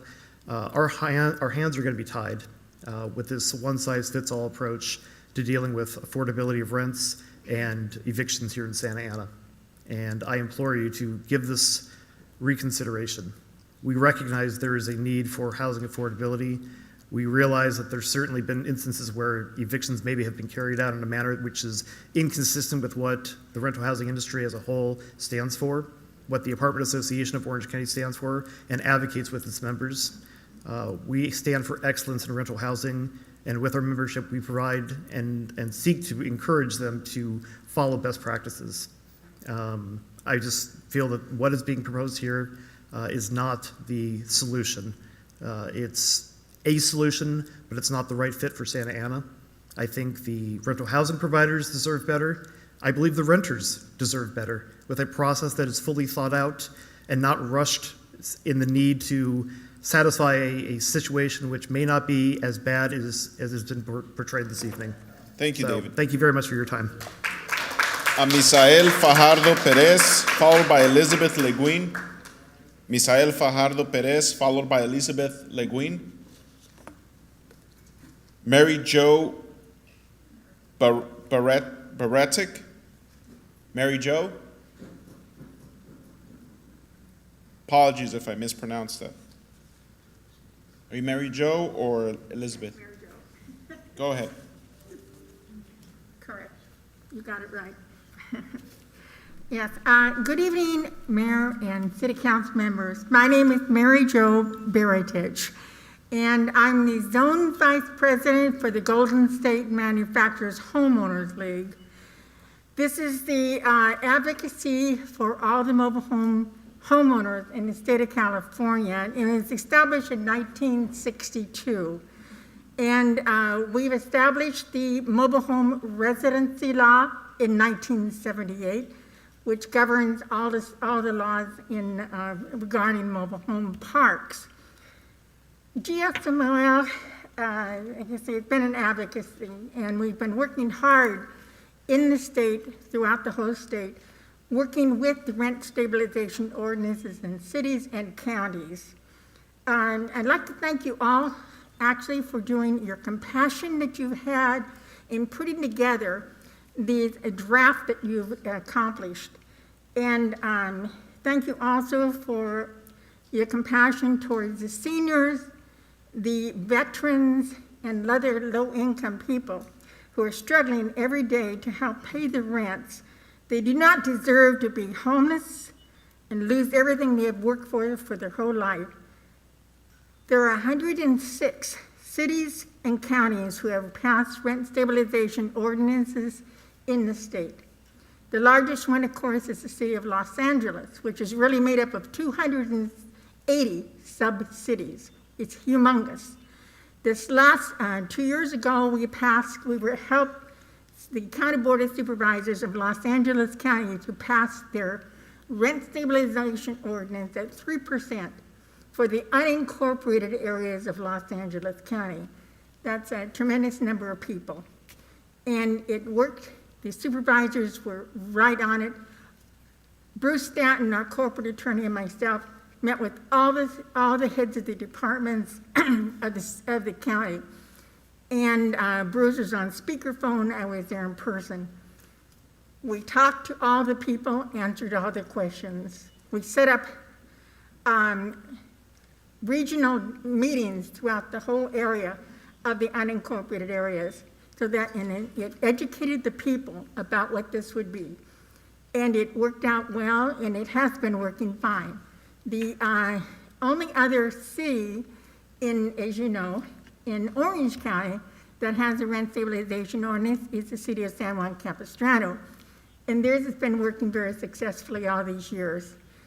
Haven't heard of any problems, anything that we've had that were an issue. We brought our corporate attorney down and settled the issue right then and there. So it's the things that we've had, excuse me, I can say the Los Angeles City and the county are all both on 3%. So your ordinance sounds even better, 80% with the 3% and whatever is the lowest. Very good. And this would help the people stay in their homes, keep what they have, not have to abandon them to a park owner, which has happened in some occasions where there is no rent stabilization ordinance, such as the city of Huntington Beach. Thank you, Mary Jo. If you could please wrap up. And thank you so much, and I do hope you say yes on this. Next speaker is Maria Estela Valencia, followed by TK, followed by Trish. Maria Estela Valencia, followed by TK, followed by Trish.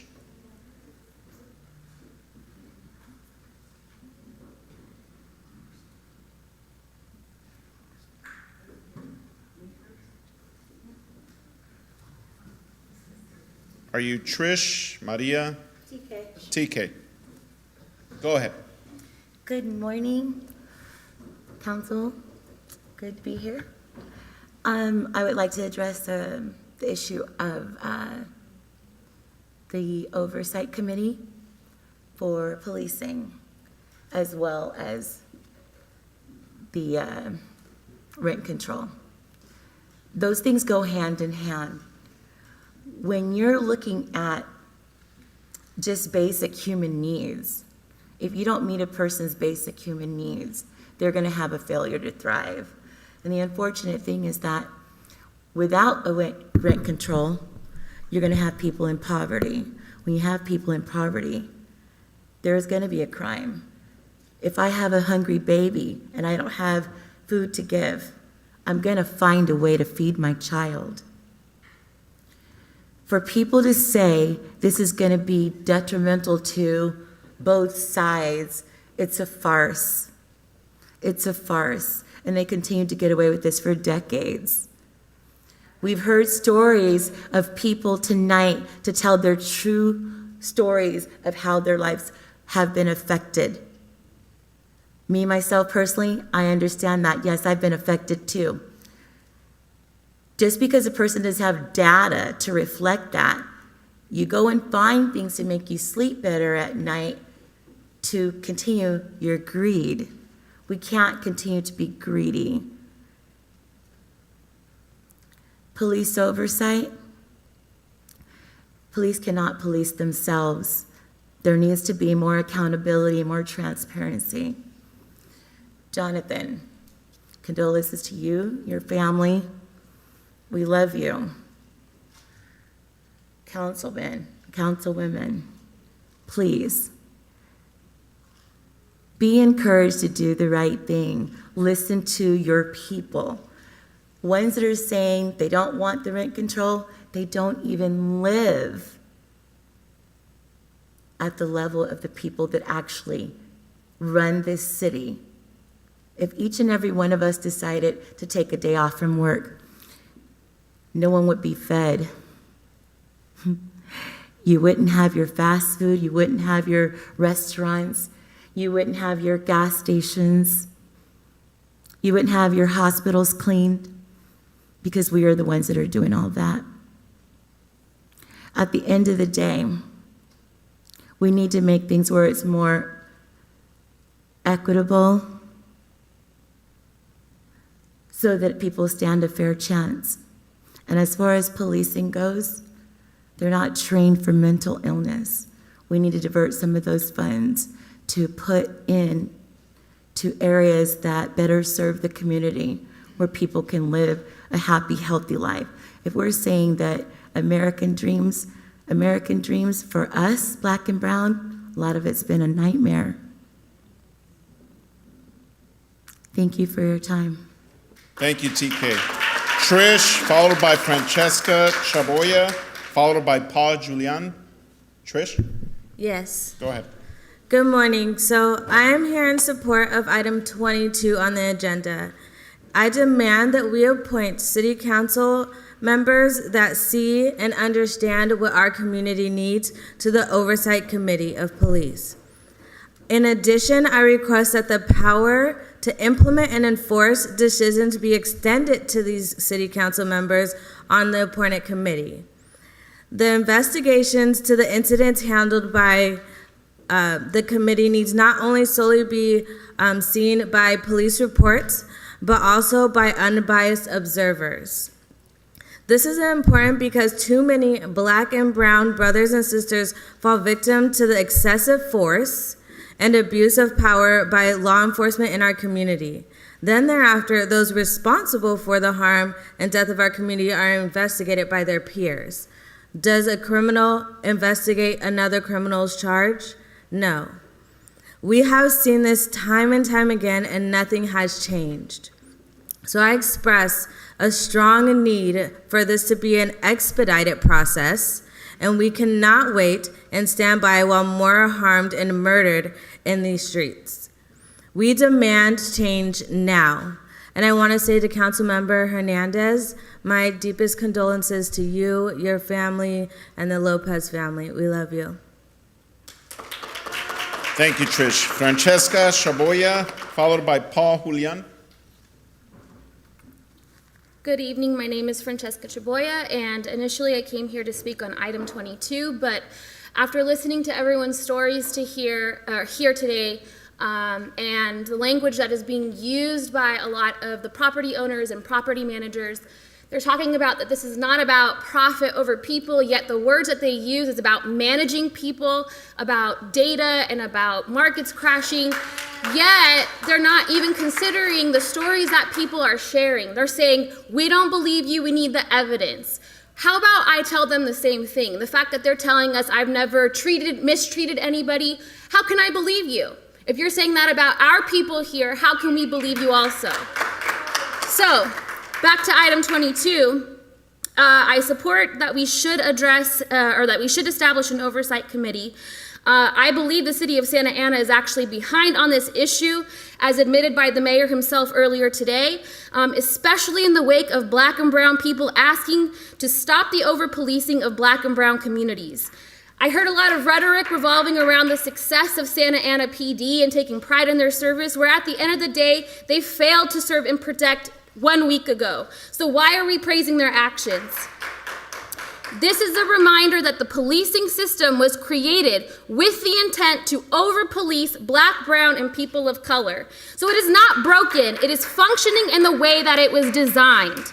So we cannot say that this system is broken. It's designed in a way to allow the claimed bad apples to shine. So I believe that there are many steps to be taken to recreate a new system, but the committee is a start. I want to emphasize the importance of the establishment of this committee and the importance of a police oversight mechanism that has the ability to truly function in a way that benefits our communities, meaning that this oversight mechanism has to have real power. We don't want a committee for show, we want a committee for change. I hope you hear the perspective of the people who ask for real oversight over the police and more.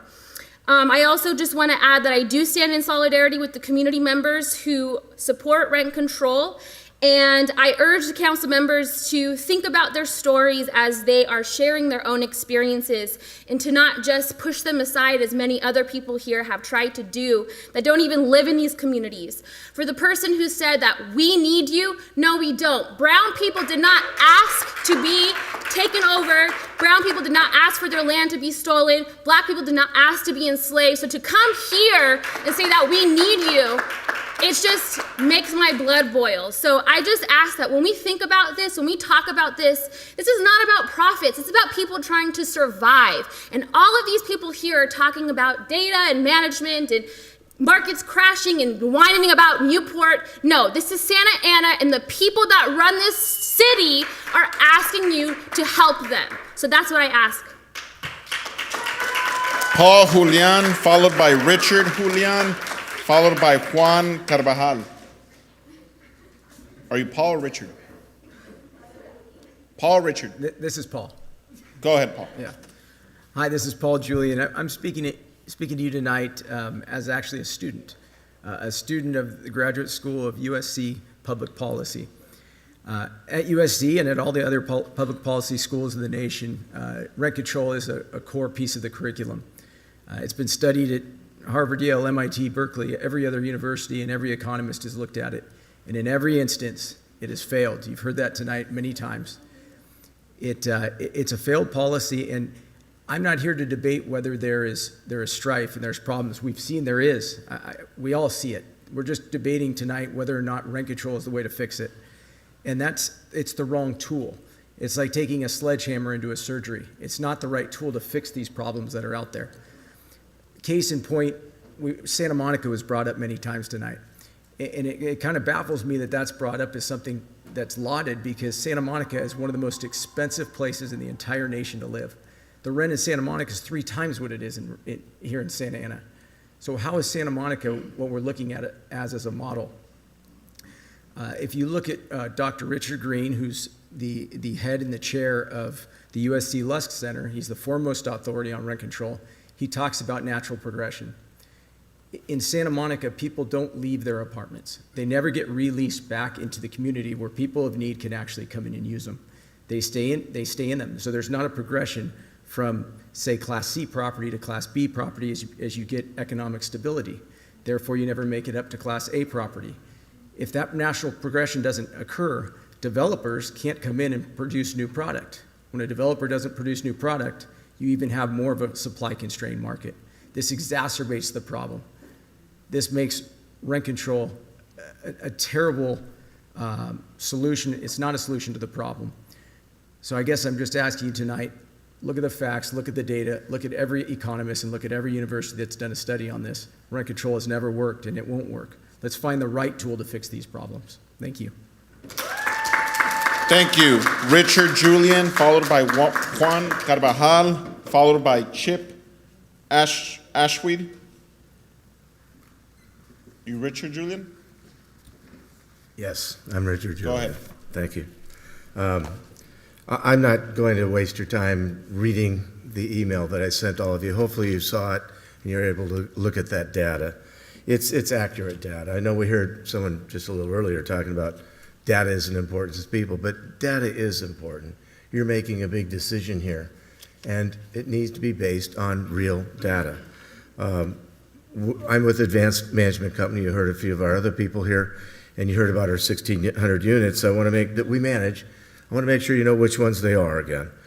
California Palms, which we took over in 1987, was a daily stay, weekly stay. Actually, it was an hourly stay hotel that had nothing but crime. It was a problem, and we invested in that property, turned it around. It's a wonderful property today with very happy residents in it. Villa del Sol, 562 units. When we took it over, I understood that 30% of the police calls were for that property alone within the city. It's been turned around tremendously. Mayor Sarmiento was kind enough and came there. I think you'll agree with me, Mayor. It's a wonderful place to live, and the people are happy there. We have Artist Village. We took that over in 2009. Lots of problems. I agree, there's still problems with Birch Park behind there. You'll see beer cans and syringes and needles, but we have a lot of security there to control that and to keep it as a very fine property.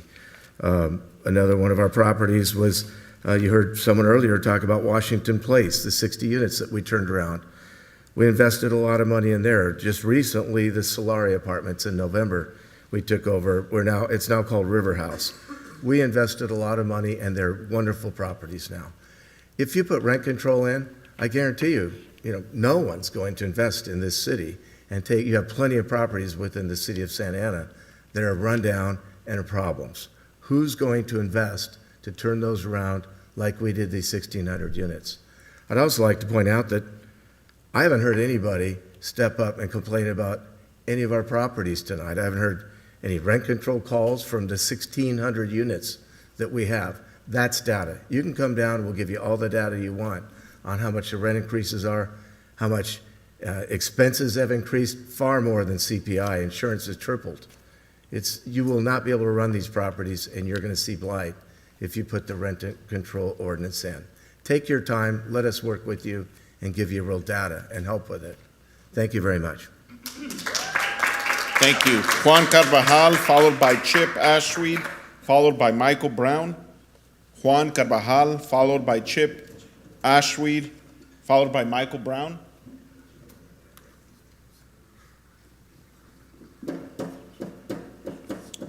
Chip? Yeah. Go ahead. Thank you very much. First off, I'd like to express my condolences, Councilman Hernandez, to you, to your family, of course, to the Lopez family. It's a tragedy none of us wanted to have, and I commend you for being able to be here and be strong for your community in a time like this. So thank you. And also thank you, Mr. Mayor, members of the council. My name is Chip Allsweet. I represent the Apartment Association of Orange County. And, a lot of things have been said tonight and in previous discussions asking about who some of these people are. Well, I went to school here in Santa Ana, got the opportunity to work for members of Congress, went back to Washington, D.C., and got to return here to work on an issue here in Santa Ana. And one of the things that I learned working for Congress was one of the strangest things I'd ever had said to me after studying political science and all that throughout life. The parliamentarian brought us all in as we started and asked us what the purpose of a legislature was. And a lot of us sheepishly responded with, to pass good laws. And she looked at us all and said, no, you guys would have failed my class had I taught a class at your university.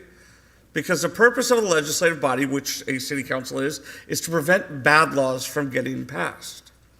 Now, you've heard several people tonight discuss how economists, the Price School, Stanford University, all these universities have studied this and have found failures, and those are failures that are really ones to consider.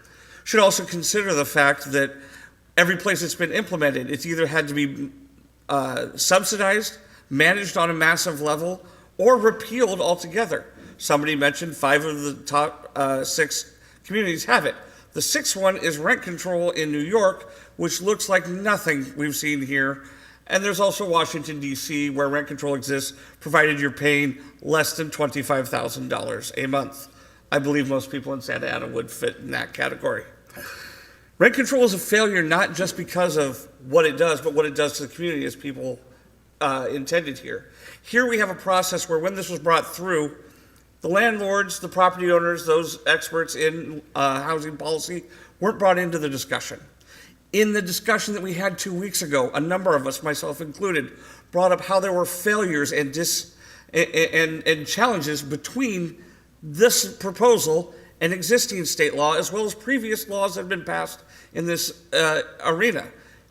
There were some last-minute amendments to the initiative that were kind of rushed through roughly this time 2 weeks ago, and still no discussion between the parties involved.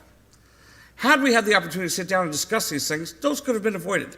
These problems could have been resolved. We could have identified issues and problems where it conflicts with all the other studies and shown a way to find solutions, like was mentioned, the right tool for Santa Ana. Property owners don't want to evict anyone. Property owners don't want to raise rents. They want to provide that housing that makes a good community. Putting implementations and processes like this that you're talking about tonight, it's not going to do that. It's going to create the exact opposite effect. We want a solution. We want the opportunity to sit down. We hope that you guys will take this opportunity to really think through, can we sit down and come up with a better solution together? Because that's what good government does. They stop bad laws from getting passed and find good laws to pass. Thank you very much.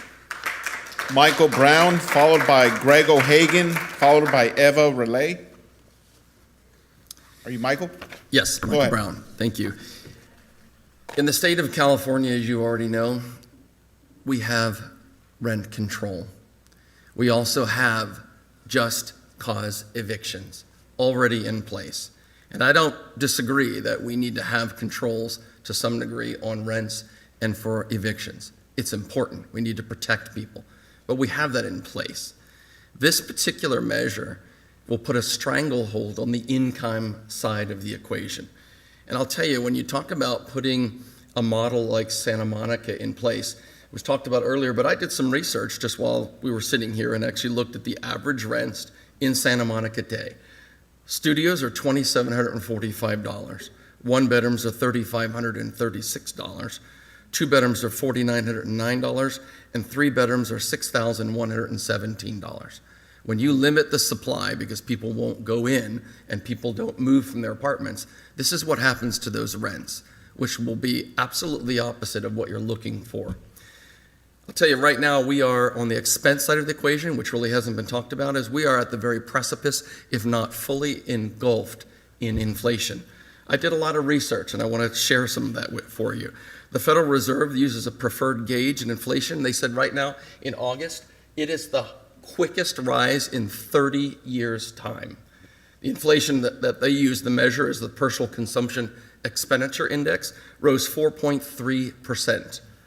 This is huge. If you look at the Y charts, which is someone that tracks the changes in gasoline prices in California, from September 2021 over 2020, they rose $1.14 a gallon, which is 36%. If you look at the Department of Labor statistics for Orange County and Los Angeles, they confirm 4% growth has been compared August 21 to August 20. Yet, our rents, I'm from advanced management, our rents in our 1,600 unit portfolio have risen 0.32% in that time. We're happy to share those results, show our financial statements. This is raw facts. Our own expenses, though, have gone well above CPI.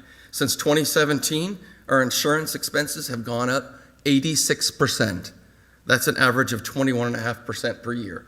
This is a fact. Our payroll has gone up 17.7%, and it's rising because you can't find anybody anymore without paying much more than you had to do in the past. That's fine, but you have to be able to raise rents to meet that. Utilities have gone up 14.7%. When we have, the statistics are showing that 25 to 35% of the people now will forever be working from home. So what does that mean? Greater wear and tear. We have more needs for our courtesy or security patrols because more activity happens when people are in close proximity. They get mad at each other. There's noise. There's always something going on. We have wear and tear on our fixtures. We have vandalism. Catalytic converters are at an all-time high being stolen. So when you look at the math, you stranglehold the income, but you can't do anything about expenses. We're stuck. No one's standing out in front of Ralph's saying, hey, my food prices are going up. We need to do something about Ralph's, or in front of State Farm offices, or in front of their healthcare offices, Kaiser Permanente. Well, all I can tell you is that our pool services for all of the amenities that we provide are going up 100% next year. So what do we start to do? Do we close down our services? Do we take away the playgrounds because we can't keep them up? We have a reading room. Thank you, Michael. If you could wrap up, please. Bottom line is, we're not going to be able to maintain our properties in the way we have. So people are going to lose amenities. So at the end of the day, we need to think about this. We need to collaborate. So I would ask you, please reconsider this. Thank you very much. Thank you, Michael. Greg O'Hagan, followed by Eva Relay, followed by Jairo Cortez.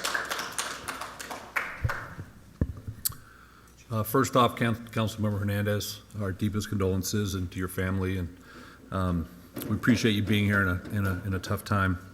My name is Greg O'Hagan. I'm with Rutherford. We own and operate 3,500 spaces, manufactured housing. I've got something just really simple for the council and the mayor. I would just like you to answer a question during your final comments. Your ordinance, the proposed ordinance, calls for increases in rent of 80% of CPI. As a gentleman just mentioned previous, expenses we all know go up way beyond CPI, but let's just say that they go up CPI. Therefore, our revenue for the park is 80% of CPI, it's sub-inflationary. Here's my question. Would you recommend to your city staff that the city of Santa Ana run their budget with their revenue of only 80% of your expenses?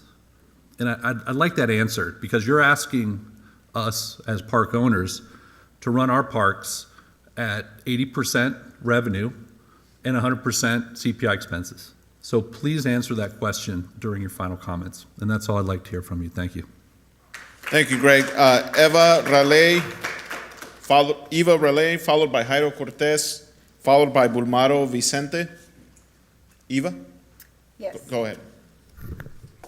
My name is, thank you, Honorable Mayor and council members, and again, my condolences, Councilmember Hernandez. I can't even think about it, but I'd just like to say, first of all, it's important for you council members and our residents to understand that we operate and sustain many of the same services in the city, in our parks, as the city of Santa Ana provides. And the cost to provide those services and the facilities continue to increase every year, just like the other two right in front of me have discussed. We maintain a community center, swimming pools, spas, lake, landscaping, reseeding, tree trimming, streets and walkways, drainage systems, lighting systems, plus we maintain electric, gas, and sewer systems to each of our homeowners. We maintain the infrastructure underneath the streets. We maintain those streets. So every time there's something that's going on there and we have to fix that, we're fixing the streets again too. Those are costs that are, over and above what we're looking at on a regular basis. All these continue to rise and often at rates considerably above the consumer price index.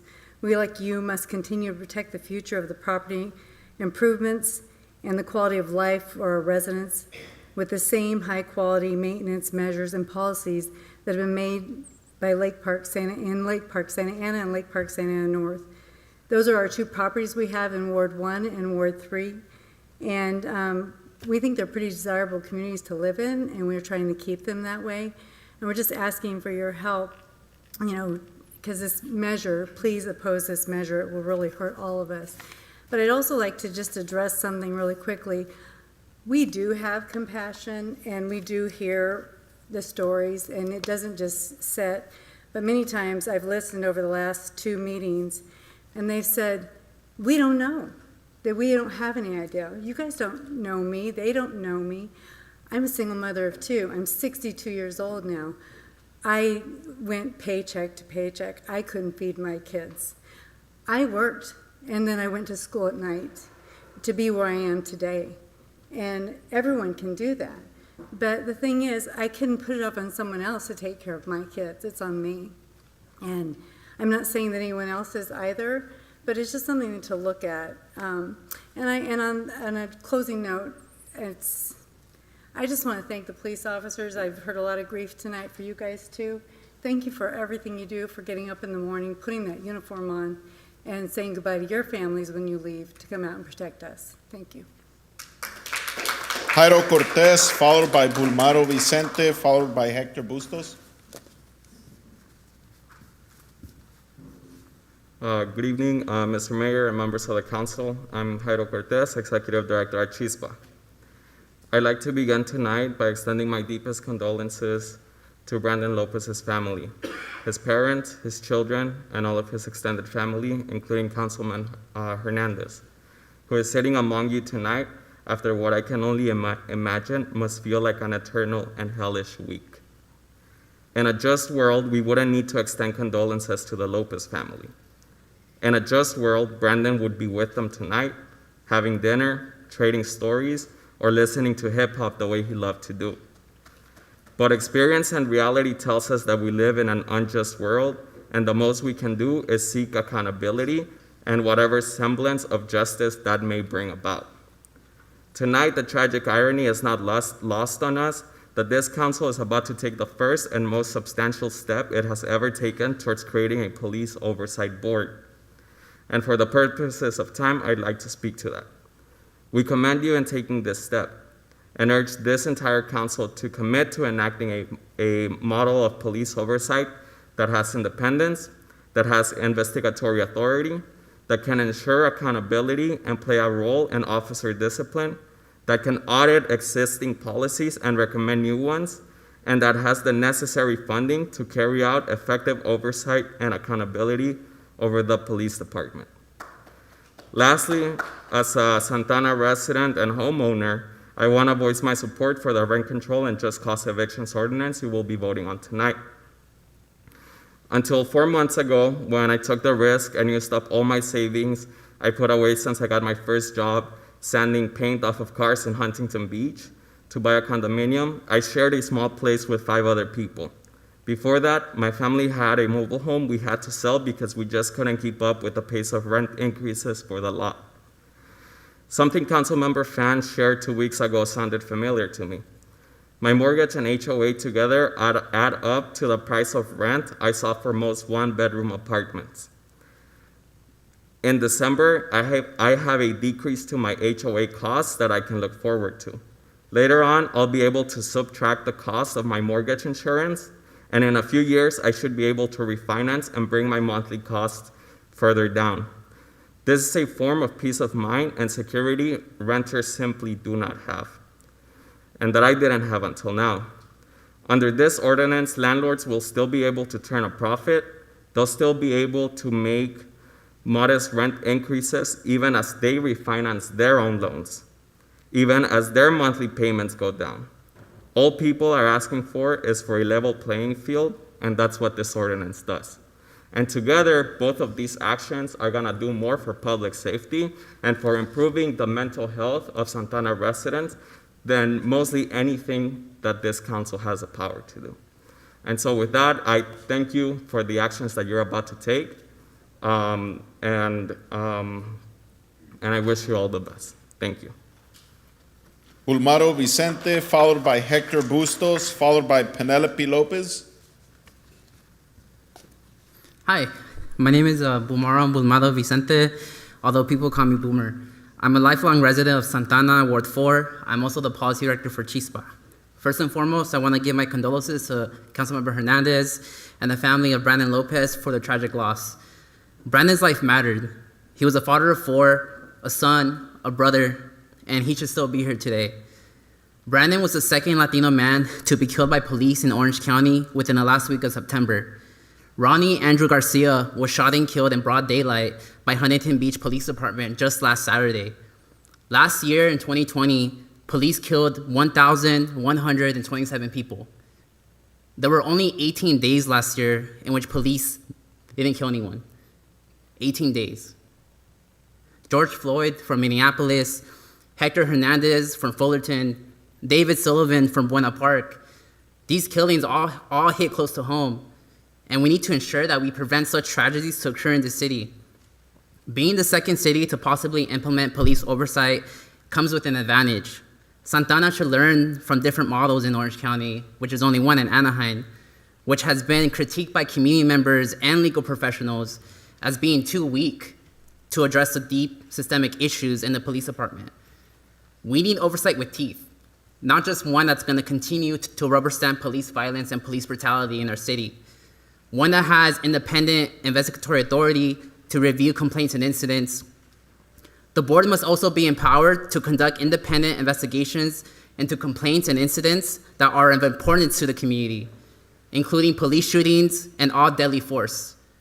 It should have the power to audit, issue recommendations, and set policy to make sure that officers are being compliant to these policies and protocols in place. We need oversight with these powers and abilities that will ensure transparency and accountability for the people of Santana. Lastly, I want to give my support for rent control for today as the council has their second reading. I hope you continue to stand with tenants and renters. The issue of housing and policing are deeply intertwined and connected. We've seen how white property, interest, and development are tied to policing practices like broken window policing, public housing surveillance, white vigilantism, and how carceral systems manage and incarcerate these urban spaces. We need to make sure we implement rent control to allow our residents to thrive in our community without being evicted, and we need to make sure that these areas and these communities aren't being over-policed. Lastly, I want to give you all a recommendation to create a more safer space for members of the council. We don't want to be confronted with like 10 police officers outside.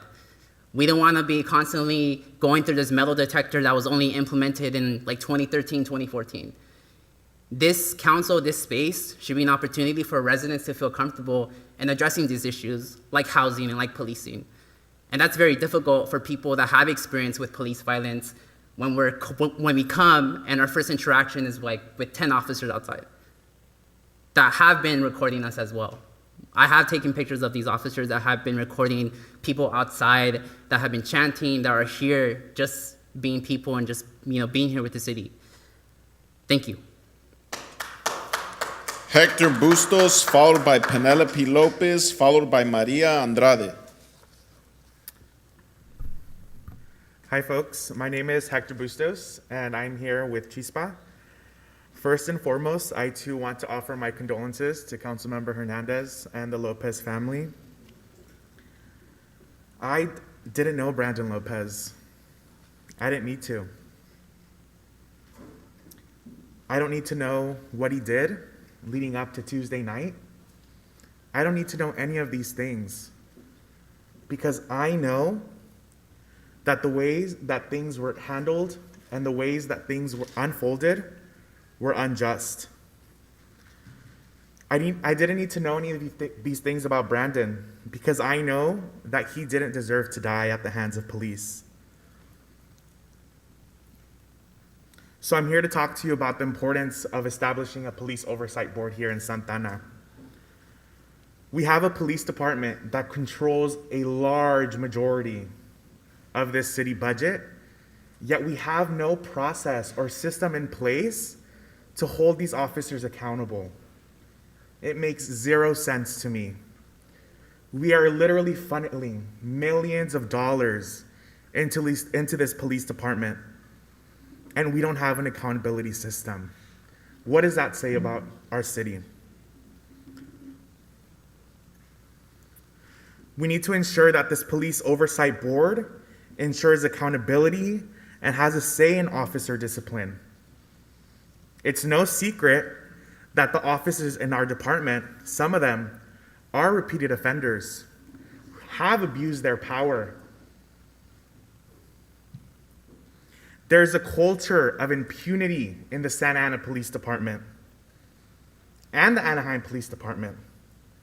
Both departments have histories of abusive and corrupt police officers who use excessive force and kill our community members. Anaheim PD is primarily responsible for the death of Brandon Lopez because they pulled the trigger, not once, but multiple times. But at the same time, the Santa Ana Police Department is just as responsible. They think that they can wash their hands clean of this. Well, no, it's not that simple. The Santa Ana Police Department was complicit in the killing of Brandon, and we will never forget that. And that's why we need a system in place to hold officers accountable, because we know that this won't be the last time, unfortunately, until we have a system in place that is able to hold these officers accountable. So I'm glad that you're taking action to establish this ad hoc committee, but let's get it rolling. And this argument about business as usual, no, this isn't business as usual. Business as usual is ignoring our community members. That's business as usual. What I see here today and what I've seen is bold policy that will advance the well-being of our community. So no, that's not business as usual. What we see as business as usual are the council members that are voting no on rent control, that don't want to establish a strong police oversight board. That's business as usual. Thank you. Penelope Lopez, followed by Maria Andrade, followed by Marcela Rosas. Penelope Lopez, Maria Andrade, Marcela Rosas. Coach Bo Kojma and Coach Tanya Fan.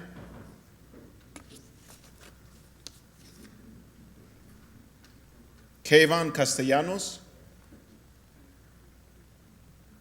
Kayvon Castellanos. Igali. Igali, are you here? Jaylene Flores, or Jalen? Jalen Flores.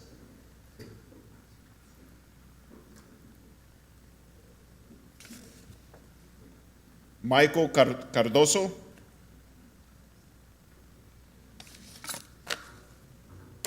Madam Clerk, that is it for in-person comments. Are there any members of the public that wish to address us via Zoom? Yes, thank you, Mayor Pro Tem Peñalosa. And did want to mention the fact that some of the names that you did call out tonight on the speakers list, looks like they joined us by Zoom. And with that, we also received written communication, one non-agenda item from a Santa Ana resident commented on the killing of Brandon Lopez by Anaheim PD.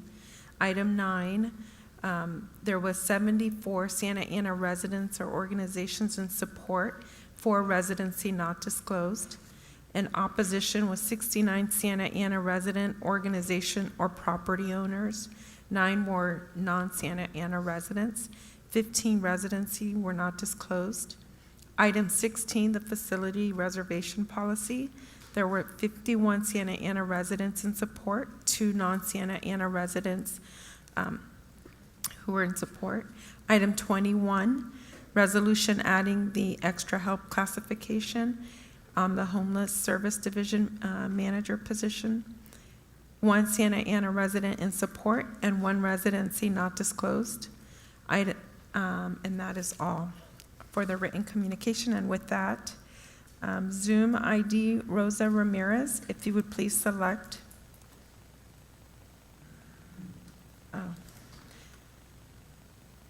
Rosa Ramirez, you have to update your Zoom in order for you to be heard. So you will, you could disconnect and try to get back in, but I cannot unmute you. Caller with the last 3 numbers, 100. If you would please select *6 to unmute your call or select the microphone icon. Thank you. You have 3 minutes. Good evening, Mayor and City Council. My name is Jennifer Rojas, and I am the Senior Policy Advocate and Organizer with the ACLU of Southern California, based in Orange County. When a member of the community is suddenly and tragically killed by law enforcement, the entire community is impacted. I'm speaking today in support of and behind the family of Brandon Lopez. Brandon Lopez should be with his family today. As the city knows, the California legislature passed Assembly Bill 748 in 2018 because families impacted by police violence and the public at large have a right to know what happened when the police kill someone. Under AB 748, California law enforcement agencies must release body camera footage and audio recordings within 45 days of a police shooting. The killing of Brandon Lopez by Anaheim Police Department is of great public interest, as dozens of community members have attended vigils hosted by the Lopez family. We urge the City of Santa Ana to make the body camera footage of all Santa Ana Police Department officers involved in the shooting available to the public. It's notable that the killing of Brandon Lopez was not the first out-of-jurisdiction shooting by the Anaheim Police Department. Since 2003, Anaheim Police Department has killed 3 people outside of Anaheim city limits. I want to speak on the importance of meaningful and effective civilian oversight and why the killing of Brandon Lopez is another clear example as to why oversight is the minimum policy action that the City Council must take. Anaheim currently has a civilian police review board that includes an external auditor, the auditor being the Office of Independent Review. In 2015, the OIR recommended that the Anaheim Police Department develop a policy to require notification and approval from out-of-jurisdiction police departments before Anaheim police officers conduct operations outside of the city of Anaheim. The Anaheim Police Department chief at that time refused this recommendation. Anaheim PD determined that pre-notification and approval to conduct operations in outside cities is impractical. There have been several critical recommendations made by the Office of Independent Review that have been dismissed and denied by the Anaheim Chief of Police. When the department refuses a recommendation, the discussion ends there, 15 seconds left. And the consequences of inaction are widely felt. The killing of Brandon Lopez is a clear example as to why any civilian oversight model in Santa Ana must have powers that go well beyond Anaheim's model. It is also another clear example as to why the city must divert mental health calls and wellness checks to trauma-informed, community-based organizations. Your time is up. Thank you. Zoom ID, Jose Gloria, if you would please select the microphone icon on your device.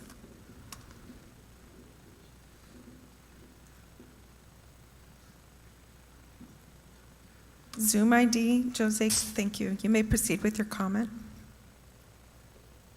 Yes, thank you.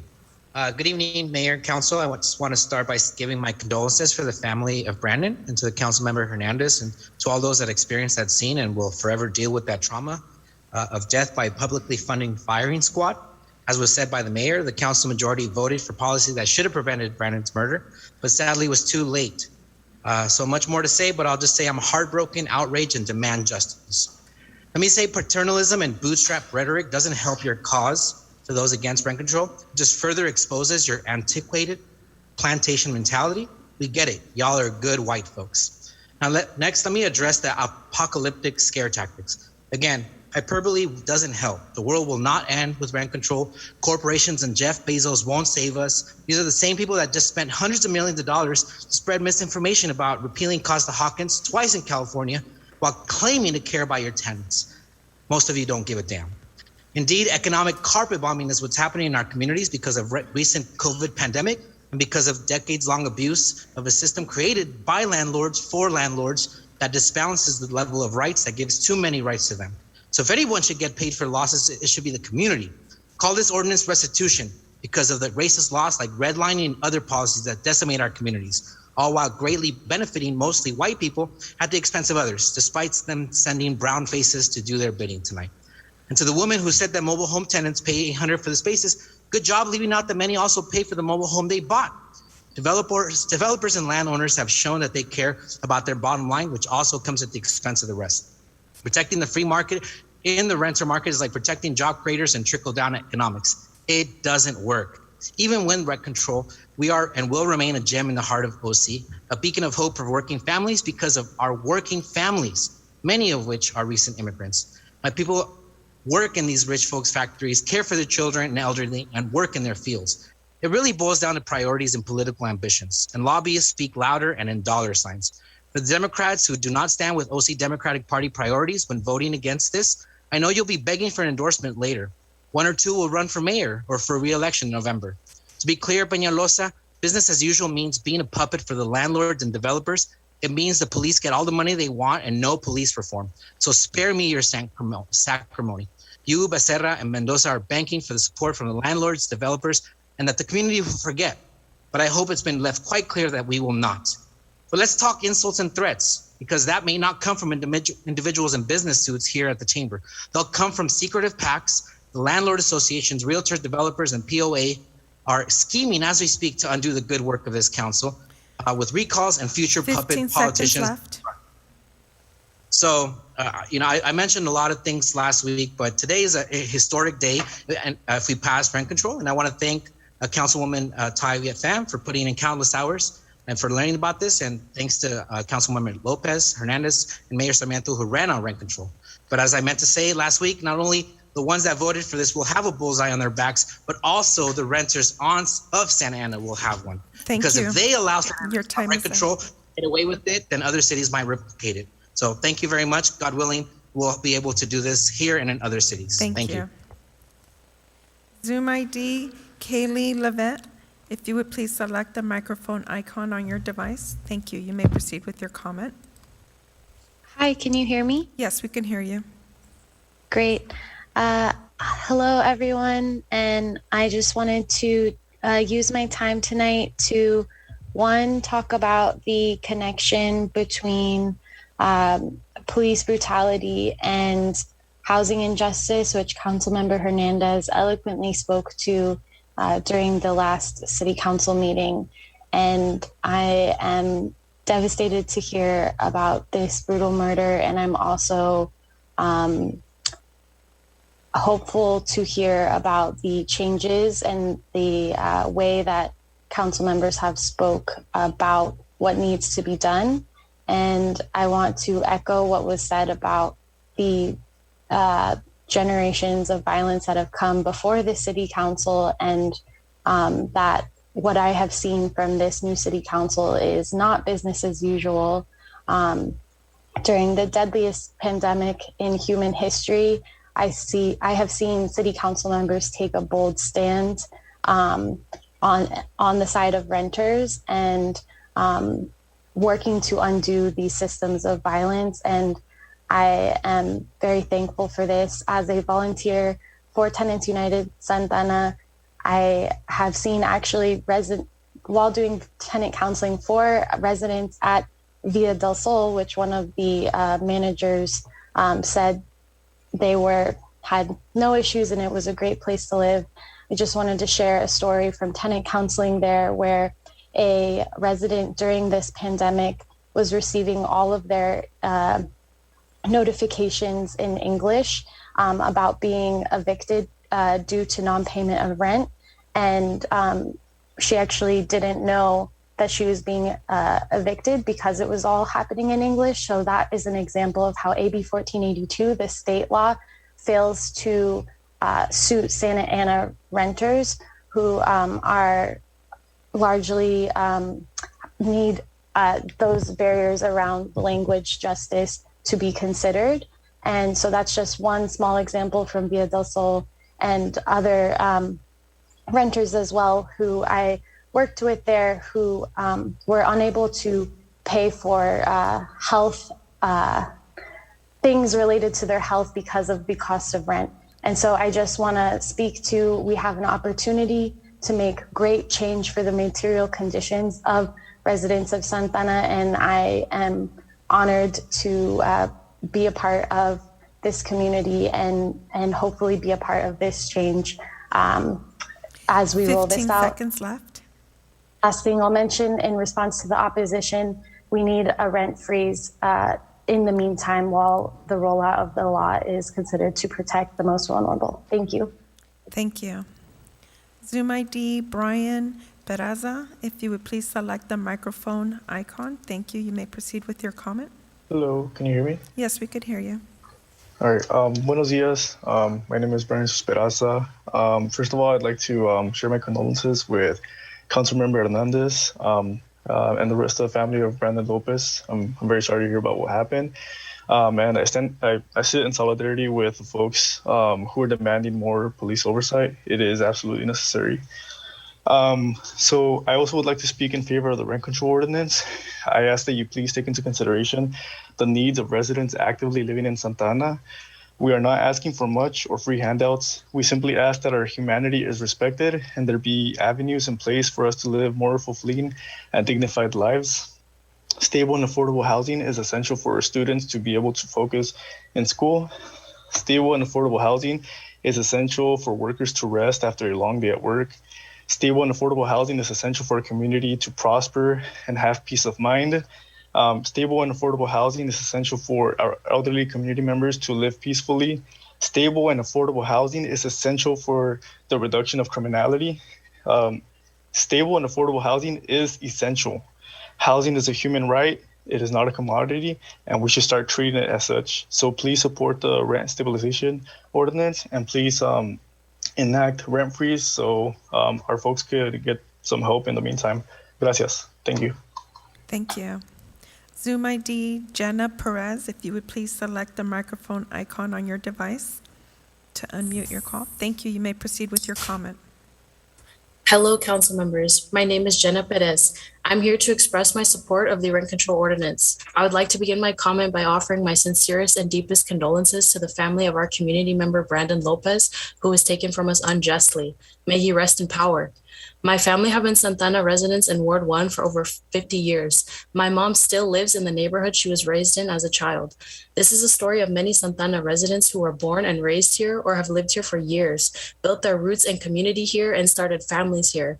These are residents who invest in the city and give so much back to this community. They deserve stable housing. They deserve more than to be pushed out of the community they have known as home for decades and generations. Santaneros deserve more than to be one missed paycheck or one rent increase away from homelessness and displacement. Council members who voted no on this ordinance have argued that the city does not have the funding to oversee the implementation of this ordinance. I would like to point out that the Santa Ana Police Department has a budget of $143 million. How is it that the city has millions in funding to criminalize and surveil community members, but not the funds to secure their housing stability? Building safer communities begins with meeting people's basic needs and their human rights to safety and housing. This issue hits close to home tonight, and no one should have to live through the trauma of losing a loved one at the hands of police. If we invest in legislation for affordable housing, mental health support, and community programs, we would not need a militarized and expensive police force. Another argument council members noted against this ordinance was that they do not see the urgency or the need. I would like to point out that here in Santa Ana, the share of renters that are severely cost burdened was 58% in 2019. This has been urgent. This is not anything new. COVID has only exacerbated this issue. Rental assistance programs are great, but they are a Band-Aid solution that do not address the structural housing crisis we are trying to survive under. There are over 6,000 unhoused people in Santa Ana and many more facing housing insecurity. What could be more urgent than that? Another issue raised was concerns about not knowing the long-term effects of this ordinance. I would like to point out that we also don't know the long-term effects of an unprecedented pandemic. We have faced unprecedented loss of income, thousands of deaths of loved ones, labor shortages, low wages, unsafe working conditions. We shouldn't have to wait for more folks to be displaced, evicted, and traumatized to act. The time to act is now. The voices of the opposition during public comments clearly demonstrate that a vote against this rent control ordinance is a vote in favor of the interests of landlords and developers who are not from the city, have no real stake in the city beyond their bottom line and profit. I'm honestly shocked at the comments of landlords here attempting to gaslight and diminish the lived experiences of the advocates here who have bravely shared their stories. We are not misled or misguided. We are not making these experiences up. To say that clearly represents their detachment from the reality of working class people in this country and the tenants they claim to serve. I urge you to vote in favor of the rent control ordinance and to be on the right side of history. Thank you for your time. Thank you.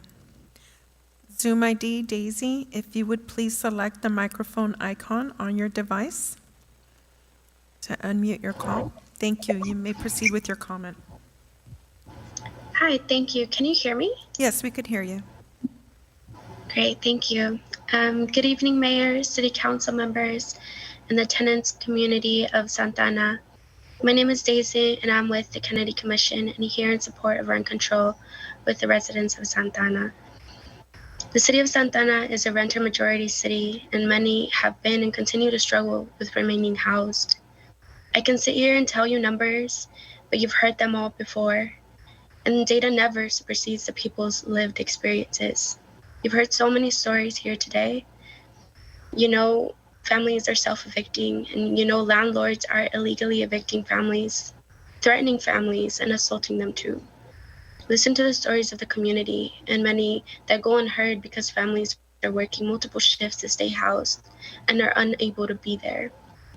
Santa Ana is the beautiful city that it is because of the people that live there and work there, grew up there, create art, create systems of care, and create joy even while struggling. It's not surprising that community members are mentioning rent hikes from landlords today and in the last few weeks since the ordinance introduction. This really is about protecting tenants from predatory rent hikes. We urge you to support rent control. In my deepest condolences to Jonathan Hernandez and the Lopez family for the murder of Brandon Lopez. I'm truly sorry, and to those affected by the carceral state every single day. The over-policing and hypervigilance of our Black and Indigenous communities is not new. It is by design. An oversight committee is necessary, as well as this investment. Invest in mental health services, invest in housing, invest in youth, invest in the community. More money to the police has never decreased crime. Thank you. Thank you. Caller with the last three numbers, 634, if you would please select the microphone icon on your device or select *6 from your phone.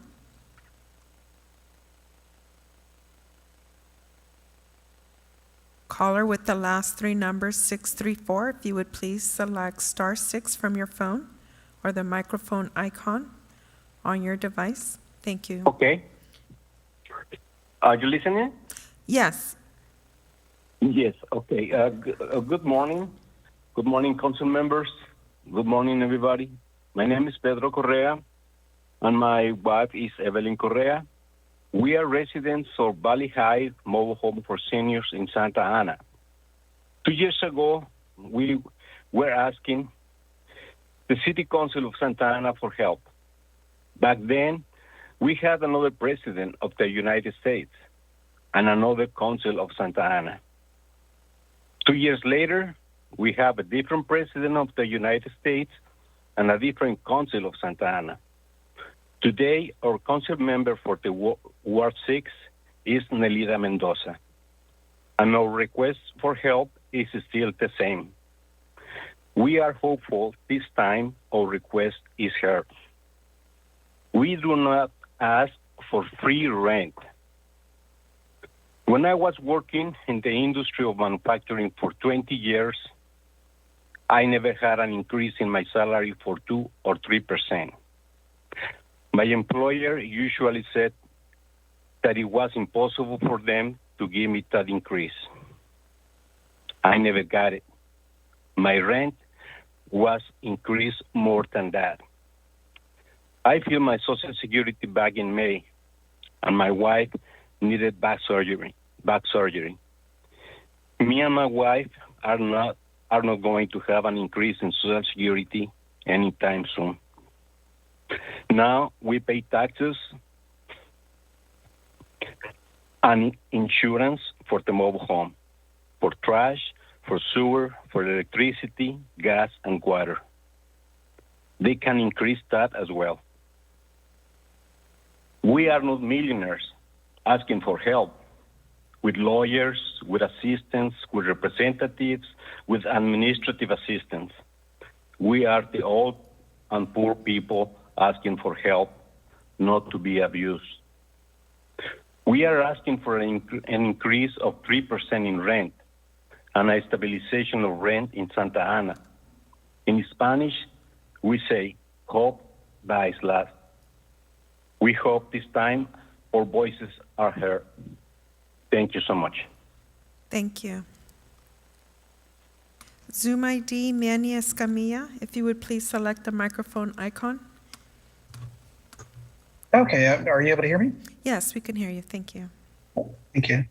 Okay, yeah, just to start off with sincere condolences to the Lopez family, Councilmember Hernandez.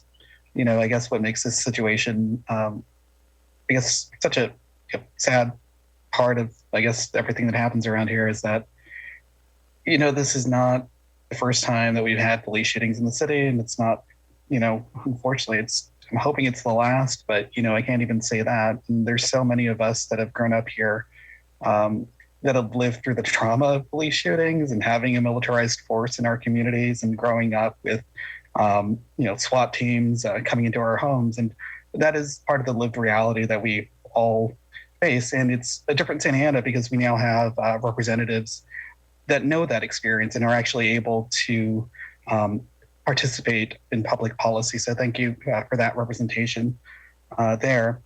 And, moving on to one of the other policy items, that I think is still part of that same systemic inequity that's really built into our country and our society, right? It's like the easy battles of civil rights where, we know that it's bad to discriminate against race, color, creed, and religion. The systems of control and kind of discrimination have been a little bit more subtle now. They're embedded in systems of ownership, ways that money moves from, low paid workers that have their rents increased that then subsidize the economies of wealthy beach cities.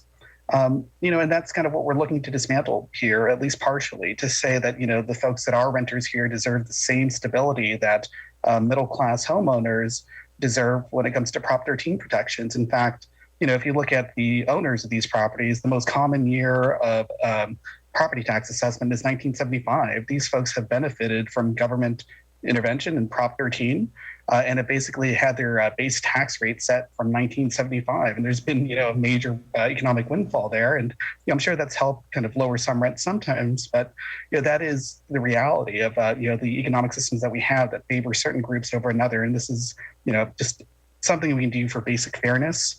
I did want to point out that both wards 2, 4, and 6, so all the ones that are up for election next year, did in fact support Prop 21 in the 2020 election. So for those that are at least considering their political futures, do take that as a numerical data point that wards 2, 4, and 6 were in fact supportive of Prop 21. And I really do doubt, like when people are kind of quoting economists, that anyone's actually read S.R. Lindbeck's 1972 work of the political economy of the New Left. If anyone has, I'd love to discuss that with you, but I don't think that anyone's actually read that work. 15 seconds left. Oh man, so much more to say, but I just want to give the rest of my time for the memory of Brandon. So please allow those 15 seconds for Brandon. Thank you. Zoom ID Penelope Lopez, if you would please select the microphone icon on your device. Thank you. You may proceed with your comment. Hi, thank you. Good morning, Mayor and City Council. My name is Penelope Lopez, and I'm an organizer with Chispa. First, I want to offer my condolences to Brandon Lopez's loved ones. He was a community member of Santana, a son, a father, and he should be alive today. It is clear that police is not equipped to respond to mental health crises, and that communities of color are not safe at the hands of police. Brandon Lopez deserves justice, but we already know what happens when police investigate police. Accountability is evaded time and time again, but accountability can't wait anymore. We need a strong police oversight board. We do not need another review board that will rubber stamp police violence. We know that communities thrive when resources are available to residents and when they are free from fear of eviction and brutality. So I ask you all to take immediate action on police oversight and support rent control to ensure the safety and well-being of the most impacted in our community. Thank you. Thank you. Zoom ID Grant Leonard, if you would please select the microphone icon on. Thank you. You may proceed with your comment. Hi, good morning. Can you hear me? Yes, we could hear you. Excellent. Hello, my name is Grant Leaner. I'm an attorney with Community Legal Aid SoCal. I'm here on, as part of that. I work as a staff attorney in the housing department. I'm here in support of item number 9, the ordinance to control rent, and also to establish just cause protections for tenants. I'd also like to just address some, misinformation that I heard throughout the course of this city council meeting. I think some of the folks were saying that evictions haven't been happening during the pandemic, which is absolutely patently not true. We over here at Community Legal Aid have been in court every single day defending people from getting evicted by landlords throughout the course of the pandemic. And, we can't serve everyone. And even sometimes the people that we do serve still get evicted. So it's absolutely happening. And for people to say that it's not, they're either very, very misinformed or they're lying. So I don't understand how people can come in front of us as property managers for housing organizations and say that. Second, I think that there's this narrative that's being built, and I want to address this this motif that seems to come up a lot of, we're landlords that look out for tenants, and we're just, a small landlord. We look out for folks, right? I want to just say, like, none of the folks that spoke out today, with maybe one exception, were even the landlords themselves. It was managers for property management companies. And I think that it's really telling that tenants are all here as individuals with their own lived experiences. And everyone here that's in opposition to this tenant protection is really here for their moneyed interests, right? Not for their livelihood. And I just think that's very interesting to me. Just something weird that I noticed. I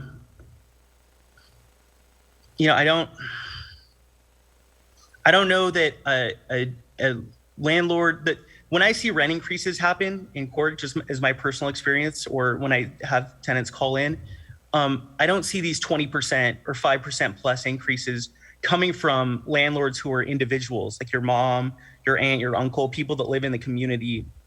It's almost always these property management companies themselves who aren't human beings and don't live in the community, don't need to eat, don't need to breathe, don't need a place to stay. So, they're out to make their bottom line. They're out to make their money, and that's their only purpose for existing. So it's 15 it's seconds just really, left. Yeah, it's just really interesting. I can't speak on any of the other items that are being addressed today, number 14 or number 22, but I do think that I am allowed to just extend my condolences to Brandon Lopez and his family. I think that's appropriate. Even my role as an attorney for CLA here. Thank you. Thank you. I guess that's all my time. Have a great night. Thank you. Zoom ID, Adolfo Sierra, if you would please select the microphone icon to unmute your call. Good morning. My name is Adolfo Sierra. I live in Madison Park Neighborhood Association. I believe it's Ward 6 now. And I in support of rent control. I believe it's item number 9. And 2 weeks ago, I couldn't speak in favor. For some reason, I got disconnected. But anyways, I also here in support of the construction of the new restrooms at Madison Park. But I also would like to request to have a community center there. I believe we need it. It's necessary. And also I support the school collaboration subcommittee. I believe it's very, very essential to have the Santa Ana Unified School District on the table when it comes to environmental justice due to the new general plan update, which is coming up really quick. And it's not being completed as it has to be completed, eliminating the pollution and reducing the contaminants around the environmental justice areas. Also, I would like to support the police oversight committee because of the obvious reasons that has been mentioned all along. And my condolence to Councilmember Hernandez. I would like also to applaud. And thank you, Mayor Sarmiento, for your leadership by asking the staff to look into this situation closely and strictly and find a solution. And that's really necessary at this moment. I also want to mention that the advantages of rent control, it's housing becomes more affordable. Fewer people have to live in the streets, which will have a homeless problem in the city. More money to spend on other things by the residents. This may lead to a better health insurance because the residents may have more money to pay for health insurance, which is one of the basic needs. It's important also to ensure social stability on the city and more money for retirement. They've been mentioning over and over older residents about how they struggle to pay the rent. 15 seconds There's left. a higher efficiency on the overall use of housing space. And the tenants can secure more, feel more secure. And rent control is especially important for people with low income. And being a social worker, and I see every single day. Thank you. Your time is up. Thank you for your comment. Zoom ID, Nahed. Gabrielle, if you would please select the microphone icon on your device to unmute your call.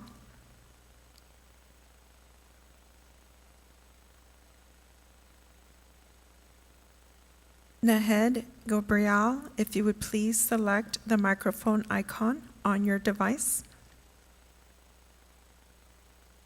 to unmute your call.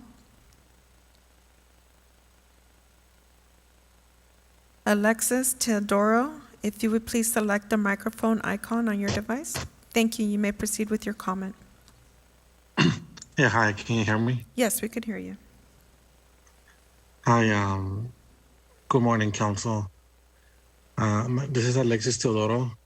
I am the co-founder and current organizing director for the Tenayuca Labor Project.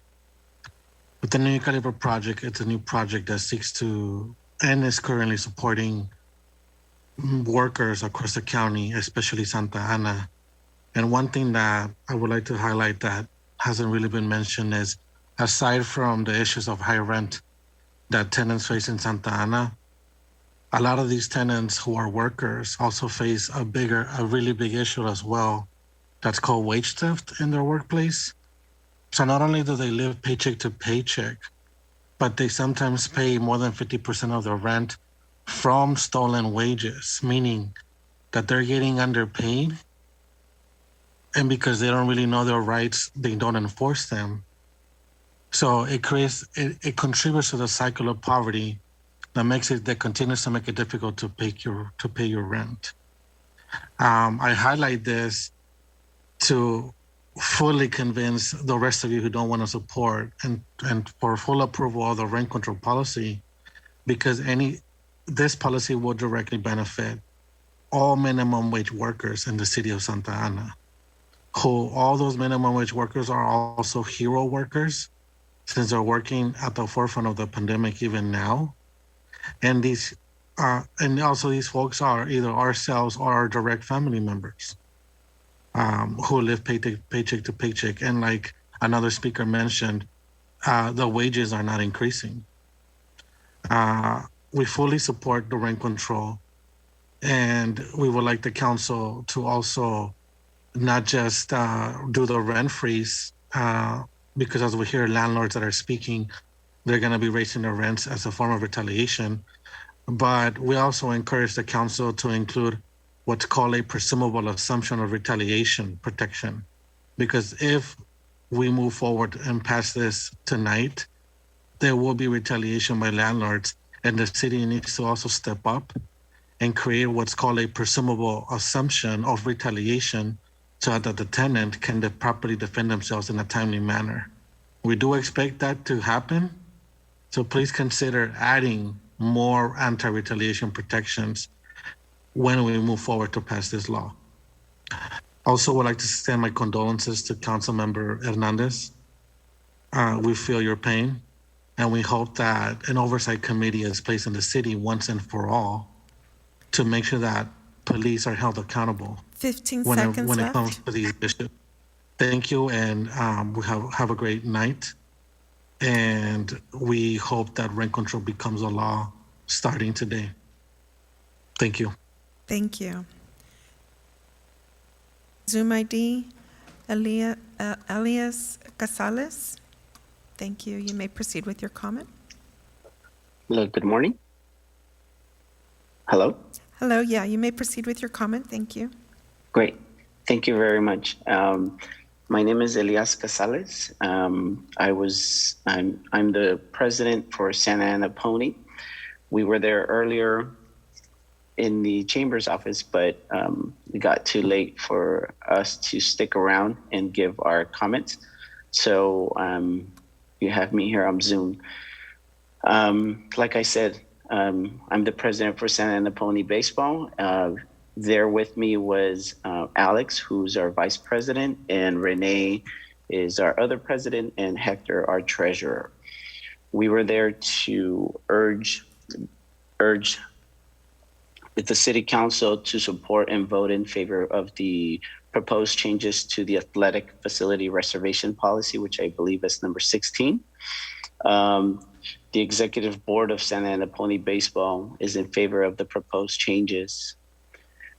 We have encountered many struggles to accommodate our youth athletes due to field restrictions. In past years, we've had to turn away young boys and girls because we could not secure enough baseball fields. Our goal as a board is to provide an activity for our youth that teaches them not only the game of baseball, but many other traits that help them in life. These proposed changes allow us to change the way things have been done in the past. We believe with cooperation, we can all properly share our fields with all sports and youth and adult sports. We strongly believe that with this new process, there's going to be a lot more transparency and a true emphasis on Santa Ana youth athletes. This new policy will also alleviate all the issues we've had with reservations for the last several years. So the Santa Ana Pony Executive Board strongly encourages all the council members to vote in favor for this new policy. Also, to Councilmember Hernandez, on behalf of Santa Ana Pony Baseball and Monarch Football, we extend our condolences to you and all your family in the loss of your family member. Thank you in advance for your support. Thank you very much. Thank you. Zoom ID, Tanya Navarro, if you would please select the microphone icon on your device. Zoom ID, Tanya Navarro, if you would please select the microphone icon on your device to unmute your call.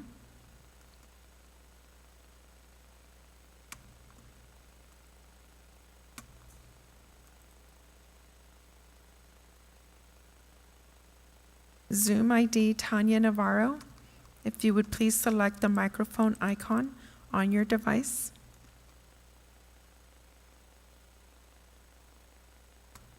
Thank you. You may proceed with your comment.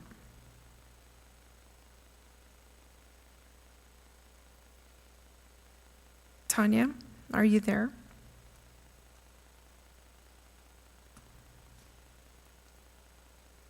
Tanya Navarro, we cannot hear any audio. Can you see if maybe your device is silenced? You may need to raise the volume on your device. Hi, hello, can you hear me? Yes, we could hear you now. Thank you. You may proceed with your comment. Okay. Thank you. Hi there, City Council. Good morning. My name is Tanya Navarro, and I just want to start out this comment by saying I love Santa Ana, and I love the people that make Santa Ana what it is. Throughout 2020 and 2021, thousands of your constituents gathered to march and demand and to plead that you take action and that you equipped your people with real protection from law enforcement. Law enforcement's mood decides if we live or die, and if we get brutalized, and if our families respected or not, and every time without consequence. A few of you scoffed while your community brought up their concerns and their fears and their ideas to your chambers in the past.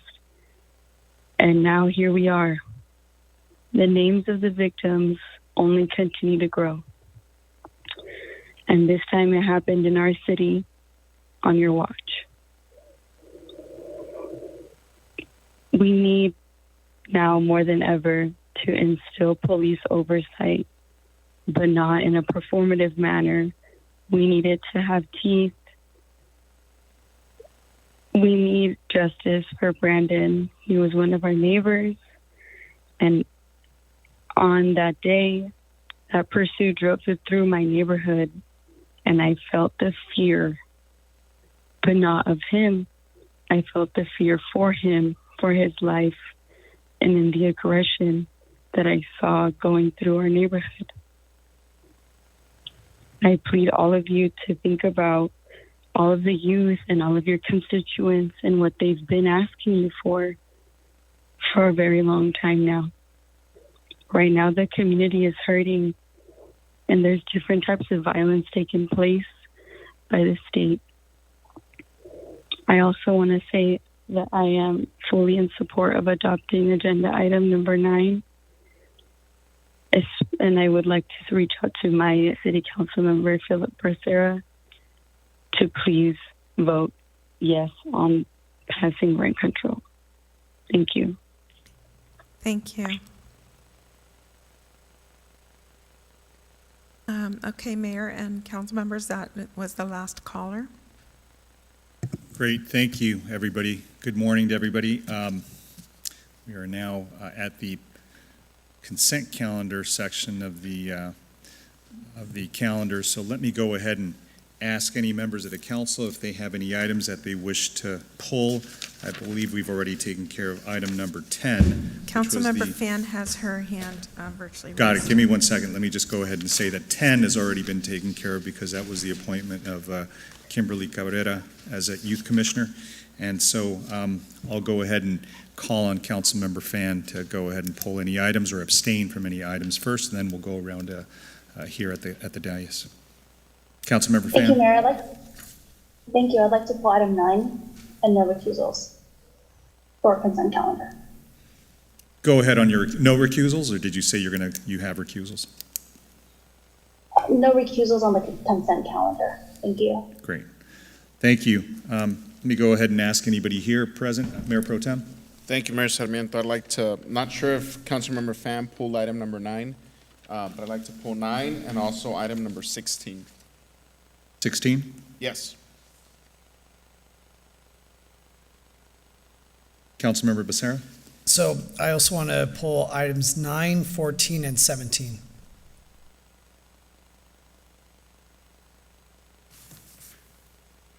Council members, any others? Mendoza, Lopez, or Hernandez, any other items off the consent calendar?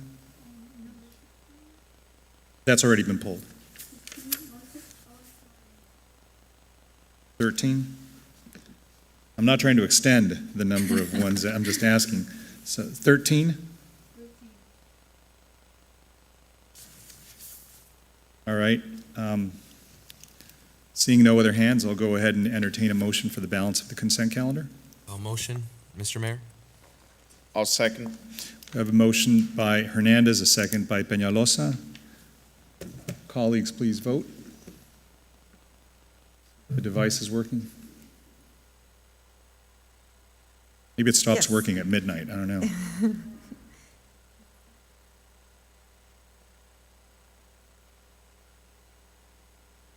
Okay, yeah, it looks like you may be right. Okay, with Councilmember Hernandez motioning and Mayor Pro Tem Peñalosa as a second, Councilmember Becerra, if you can announce your vote. Are we not using the device? Yeah, it looks like it froze on us. I'm fine with the roll call, clerk. Yeah, so yes. Yes, thank you. Councilmember Hernandez, Yes. Councilmember Lopez, Yes. Councilmember Mendoza, Yes. Councilmember Fan, Yes. Mayor Pro Tem Peñalosa. Yes. Thank you. Mayor Sarmiento? Yes. Great. So let's go back to the items that were pulled off the consent calendar, and the first one is item number 9, which was pulled by Councilmember Fan. So I'll go ahead and call on her. Mr. Mayor, before she begins, I want to just, I'm not comfortable discussing this item because I do believe there was a Brown Act violation at when this item came forward. So I will be leaving the room out of an abundance of caution.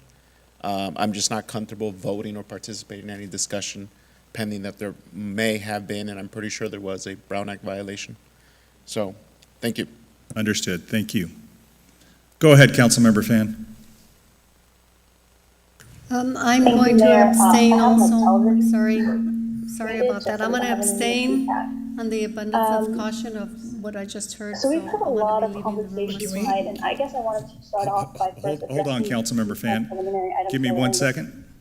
Give me one. Topic. The first is, a lot of comments from residents and Councilmember Fan. talking about Councilmember, can you hear me? Oh, I can hear you. Yeah, give me 1 second. So we just had 2 council members speak ahead of you, so I just wanted to make sure that was clear on the record. I believe Councilmember Mendoza and Mayor Pro Tem Peñalosa are okay. And so we have 3 council members, Becerra, Mendoza, and Peñalosa, that are leaving the dais because they are claiming that there is a potential Brown Act violation. Did you? Is that what was said, Madam City Manager? On their end, did they commit the Brown Act violation? Is that why they're leaving? My understanding is they said that there was a potential that there was a Brown Act violation on this item, so out of an abundance of caution, they were going to abstain. Got it. Just for the record, so that's what their statement was. So go ahead, Councilmember Fan. We have 4 council members present with you attending remotely. Go ahead. Thank you. So, so the first I was just trying to address the fact that, there are a lot of comments from both sides, talking about, who are these brown residents or white folks coming into town. And I really want to urge speakers to stop making this kind of white versus brown or POCs versus non-POC comments, because we are a diverse city with folks from all different backgrounds. And I think it's really important to recognize that there are folks from all different backgrounds and all different socioeconomic levels experiencing, rent burdens. The second thing I'd like to address before I go on is that there has been a rumor or talks that somehow the mayor is, quote, leading the charge or has otherwise convinced the rest of us on this council to support rent control. So I want to be really clear tonight that the mayor did nothing to convince me about rent control or just cause evictions. In fact, I don't believe I even talked to him or Councilmember Lopez regarding this topic prior to joining the ad hoc committee. So I want to say that it's at best misguided thinking and at worst prejudice to think that I, as a young woman of color with 2 graduate degrees, duly elected to represent the residents of Ward 1, many of whom commented today, that I somehow couldn't possibly have arrived at the conclusion that rent stabilization and additional just cause eviction protections is what's needed to help make San Fernando lives a little bit easier or a little bit more predictable. I wanted to address some concerns raised by folks that we somehow didn't do the research on this, or that they invoked my alma mater, USC High School of Public Policy. I do have a master's degree from there. I'd like to comment that research from Pastor Carter Abood from USC Dornsife found that rent control supports resident stability. And that is one part of a set of tools in our toolbox to help address the rent crisis and the housing crisis. I would like to comment that Gary Dean Painter, a professor, the chair of the Department of Public Policy, director of USC Sol Price Center for Social Innovation, and the director for Homelessness Policy Research Institute, wrote an opinion piece as an economist supporting rent control and rent stabilization, because this is an important way to help residents. And when there is a type of good that is limited, including land, prices will only go up, and developers or managers, property owners, have no incentive to build because they can continue to charge more rent. With rent stabilization, the only thing they can do to increase their profits is to build more. This is why these rent control or rent stabilization policies do not apply to new units. We want to promote building. So I also want to cite friendly rival, UCLA, also my undergrad, with Shane Phillips, who is the manager for the UCLA Lewis Center of Housing Initiative, who also supports rent stabilization policies, in addition to additional building and subsidies, which is what the city of Santa is working to do and will continue to do to support our residents. So please do not try to patronize me in saying that I somehow did not do research. I have walked these streets, I have talked to these residents, I myself have experienced what it is like to live in a rent control unit in LA. This is real life policies. These are real life statistics, and I am proud to have that information in my belt. Another thing I want to address is the misconception or misunderstanding of the ordinances, the resolution, as well as the revive funds. First, rent control, rent stabilization, caps rent at 3% or 80% CPI. Everybody seems to get that. Adding just cause eviction protections. These two items go into effect right away, just as any policy passed at the state, local, or federal level might go into effect. There's nothing in addition to this to make sure that these protections go into law and are able to help protect renters. However, we passed a resolution to further research the implementation of rent control and just cause eviction, not because the policies can't be implemented, not because residents cannot go to court to defend themselves, but to potentially look at implementing a rent registry and a rent board. The rent board may cost millions of dollars, as many commenters have said, but it would be cost neutral for the city with registration of rental units in the registry. Just as businesses have business licenses, being in the business of providing rental units would also require such registration. This would allow the city to track the units on the market, help landlords post notices, and help tenants know what their rights are. The $300,000 allocated from the Revive funds is just a one-year stopgap to help develop a hotline to help educate tenants and landlords. It's to help do the research for the rent registry and the rent board. That's what it's for. It's a one-time allocation, not something that is going to be indefinite. We have looked at that. So I want to share some personal stories as to what changed my mind, because time and again, we keep hearing about how, rent control is bad or evil. The first thing that really helped me change my mind is hearing stories from residents one-on-one. Not managers, not advocates, not landlords, but residents that I spoke to on the street, going to talk to them, seeing what's up. And time and again, they share stories about being on a fixed income, being forced to ask their children or family for money to make it. And it's heartbreaking. And that forced me to reflect on my experience and my family's experience, stories that I don't typically share with other people. Last time I talked about not having enough money to buy food, but I made my rent. And that is information that we know, statistics that we know, low-income residents make that sacrifice every day, residents here in Santa Ana. So I really do want to share a story with, a lot of managers.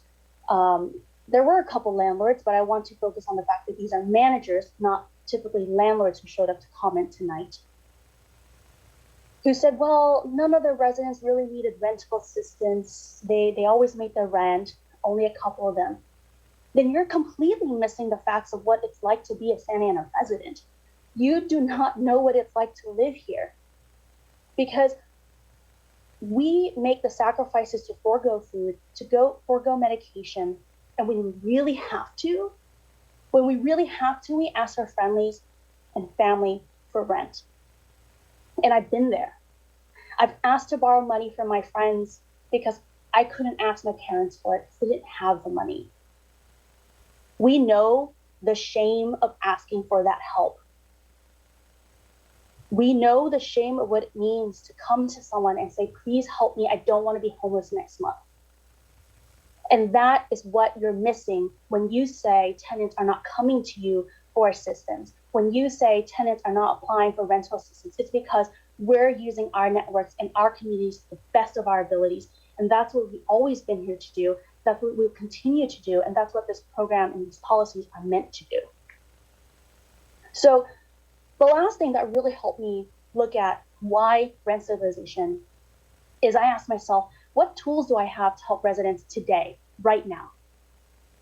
And so far, I haven't heard anybody come up with any solutions as to what I can do today to help residents who might not qualify for rent assistance, who might not get all the paperwork in because they don't have it or they can't convince others to give it to them. And that one policy is rent control. And rent control is the one policy I can think of that will help current Santa Ana residents, not future residents, not outside residents, not new residents. It helps current residents in existing neighborhoods. No one in an industry, advocacy groups, or other policymakers have come up with a different policy that would have the same immediate effect to help residents. So that is why I changed my mind and determined that rent control was essential. And so I'd like to address some rent control scare tactics. One is, well, rent control doesn't give landlords enough money to upgrade and fix things. First, that's why we have the right to a fair return. Secondly, that's why we ask our consultant and staff to work on a capital improvement pass-through.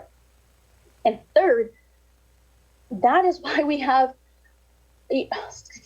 third is, I get you're talking about upgrades and fixing things. First of all, if it's a health or safety violation, then you should definitely be doing it because it's part of your job as a landlord under our codes and state laws.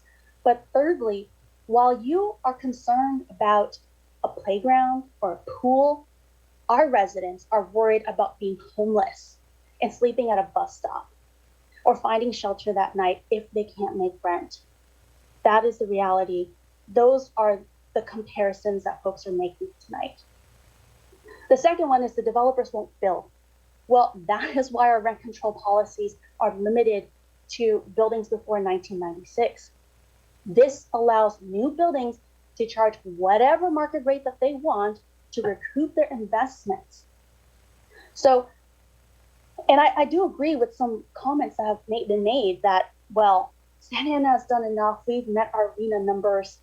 Why are we building for other cities? Well, if you are not supportive of building more units for outside residents, then you should be supporting rent control because it's the one thing preventing new residents from moving into these controlled units.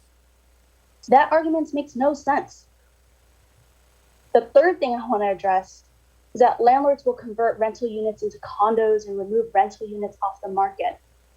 You're right, some units will be converted, but this creates another type of housing that we sorely lack in the city, missing middle housing for new homeowners to start building their wealth. Difficult. A lot of people don't want to build condos because they make more money on apartments. Well, this will help alleviate that issue. I also want to say that, another issue as well, it makes new units that become vacant and re-rented more expensive for new renters. Well, the fires with those in existing units right now, current residents right now. This is why we support in Santa Ana building new units, building more affordable, building units galore under the new general plan. But this policy is about helping residents right here. So in sum, I wanted to try to, well, for those who's trying to misframe the argument as to why we need rent control and additional just cause eviction protection. So let me be clear first, just cause. We know additional just cause evictions protections don't prohibit all evictions. The goal is to prohibit those that are unfair, those that were missed under state law. We know rent control doesn't prevent all evictions. We know rent control doesn't prohibit all rent increases. We know rent control doesn't build more rental units. The goal of rent control is to help make renters better prepared for rent increases. The goal of rent control is to make it a little bit easier to be a Santa Ana resident. And the goal of rent control is to ease the suffering of residents who have been asking, begging, coming out to advocate for their rental protections for a decade now or longer. Those are the goals that we're trying to reach tonight or today. And so the last thing I want to say is to address some of these allegations that there were Brown Act violations. Those are, in my opinion, baseless, and those are allegations. I don't believe there were Brown Act violations. This was not done in the dark of night. These were done according to the law. These were done on the dais. We are legislating. But rather than waste taxpayer dollars fighting a misguided lawsuit or potential lawsuit, Mayor, I'd like to suggest, if Madam City Attorney agrees, that we redo the first reading of these ordinances. I think this would, quote, cure any alleged violations, and this would give folks a third chance to address the issue at City Council, at City Hall, and reach out to meet with us if that's what they want to do. So, Mayor, that would be my motion. Great. Thank you, Councilmember Fan, for that summary. And I believe that Madam City Attorney was outside the room, but she probably heard what you were saying. And so I concur completely. Let me go ahead and I know you have a motion that you've made to have this first reading redone tonight out of an abundance of caution. I'm going to call on the council members who are here, but I first wanted to ask, and just to clarify for the record from the clerk of the council, Madam Clerk, do we have a quorum? Yes, we have a quorum. Great. Okay, that was the first threshold question. Now the second one is on the question of an alleged Brown Act violation that was referenced by Councilmember Fan. Let me go ahead and just read this into the record as well.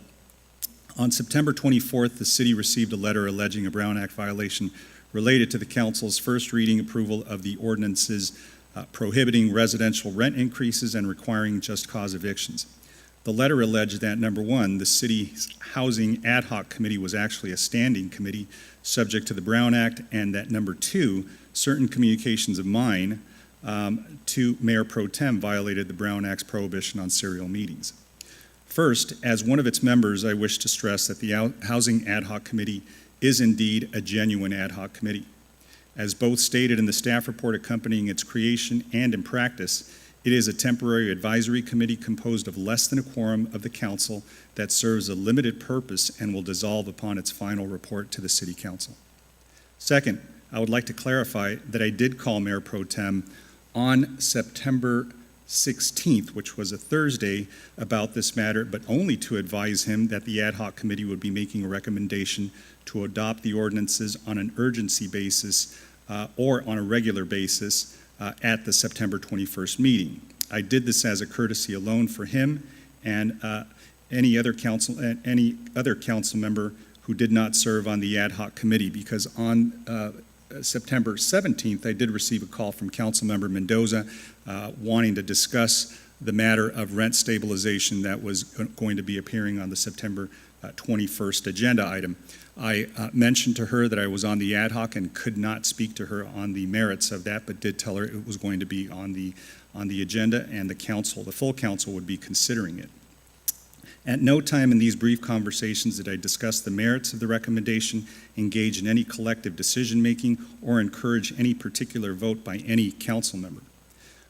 While this means we could move forward tonight or this morning with the second reading, in the spirit of transparency, I will be joining Councilmember Fan to redo this first reading on both these ordinances. Though I firmly believe there's been no Brown Act violations, a new first reading will enable us to consider the ordinances unaffected by any extraneous concerns. What that does is it's going to delay this implementation by 2 weeks, but I think Councilmember Fan put it well, is that it will avoid months, if not close to a year of litigation. To the extent that these frivolous claims of Brown Act violations, baseless claims of Brown Act violations are clearly not to attack the merits or substance of these ordinances, but simply to attack its procedure and its process. I am very disappointed, but at the same time, look, these are the things that, these are gamesmanships that we've seen since this whole idea started. And what this will do, I think, in addition to that, those who are saying this is being rushed, this will be a 3-hearing process on this ordinance.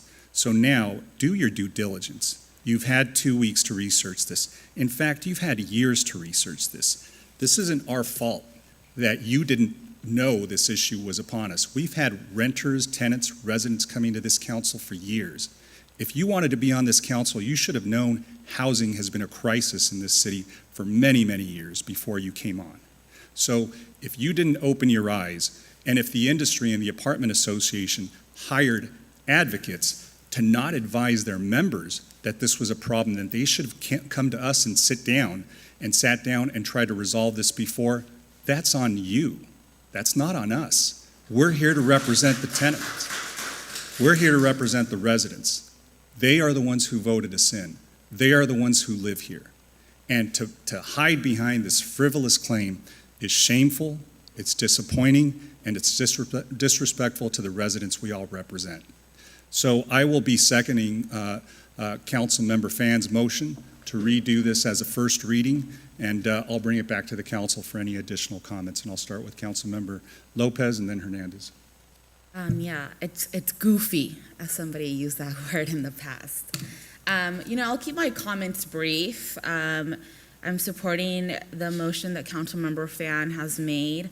And I also just want to say that I agree with Councilmember Fan. As a woman of color, it's offensive to the work that I have done in my community, to my intelligence, to everything that I have contributed to the city, for people to spread not just untrue rumors about me, but to go as far as implying that I am not intelligent or capable enough of making my own decisions, of doing my own due diligence, of actually talking with Ward 3 residents. So, what we are seeing here is that when women are willing to be bold and courageous, we're gonna be punished for it. And it's disgusting. And worst of all, we're gonna be punished by people that don't know us and that refuse to be open to any type of change for our residents. And Councilmember Hernandez, I also want to just say that I offer you my deepest sympathies. The loss of your cousin, Brandon Lopez, is at the center of so many of the agenda items here tonight, unfortunately.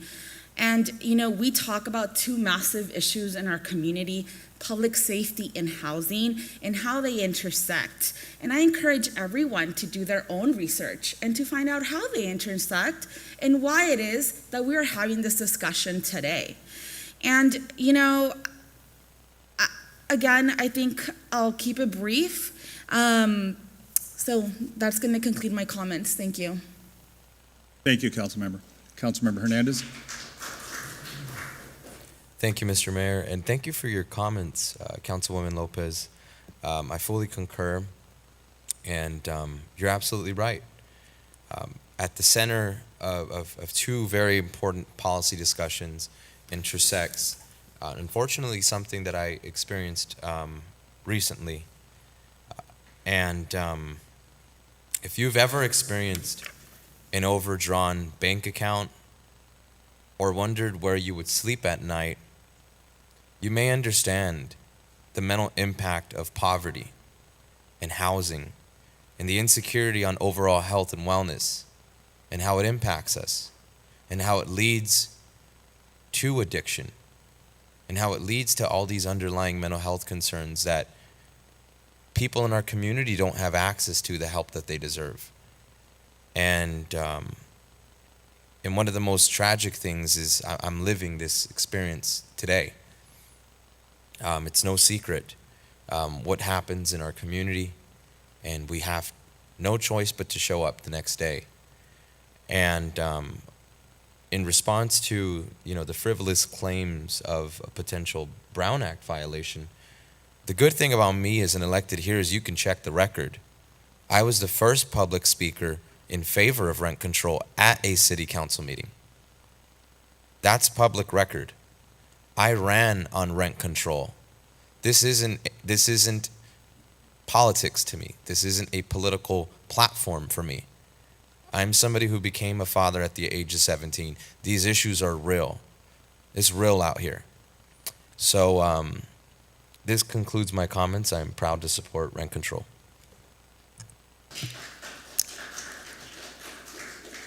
Thank you, Councilmember.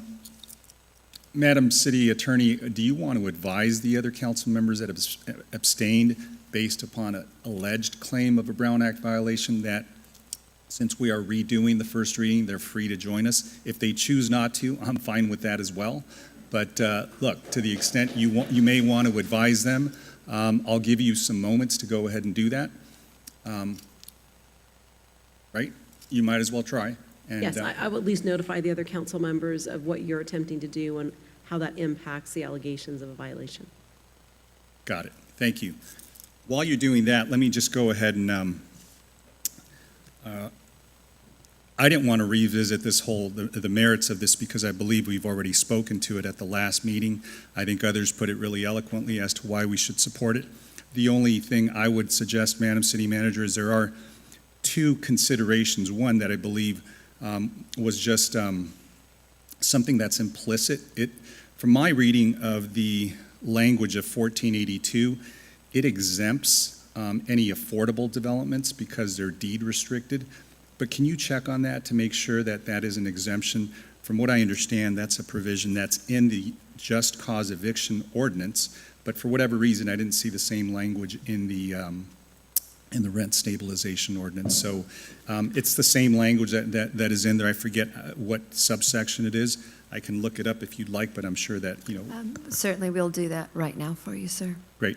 The other thing I would say for us to consider is maybe looking at this on an annual review where we kind of study the metrics and see, have there been any conversions of rental units to condominiums?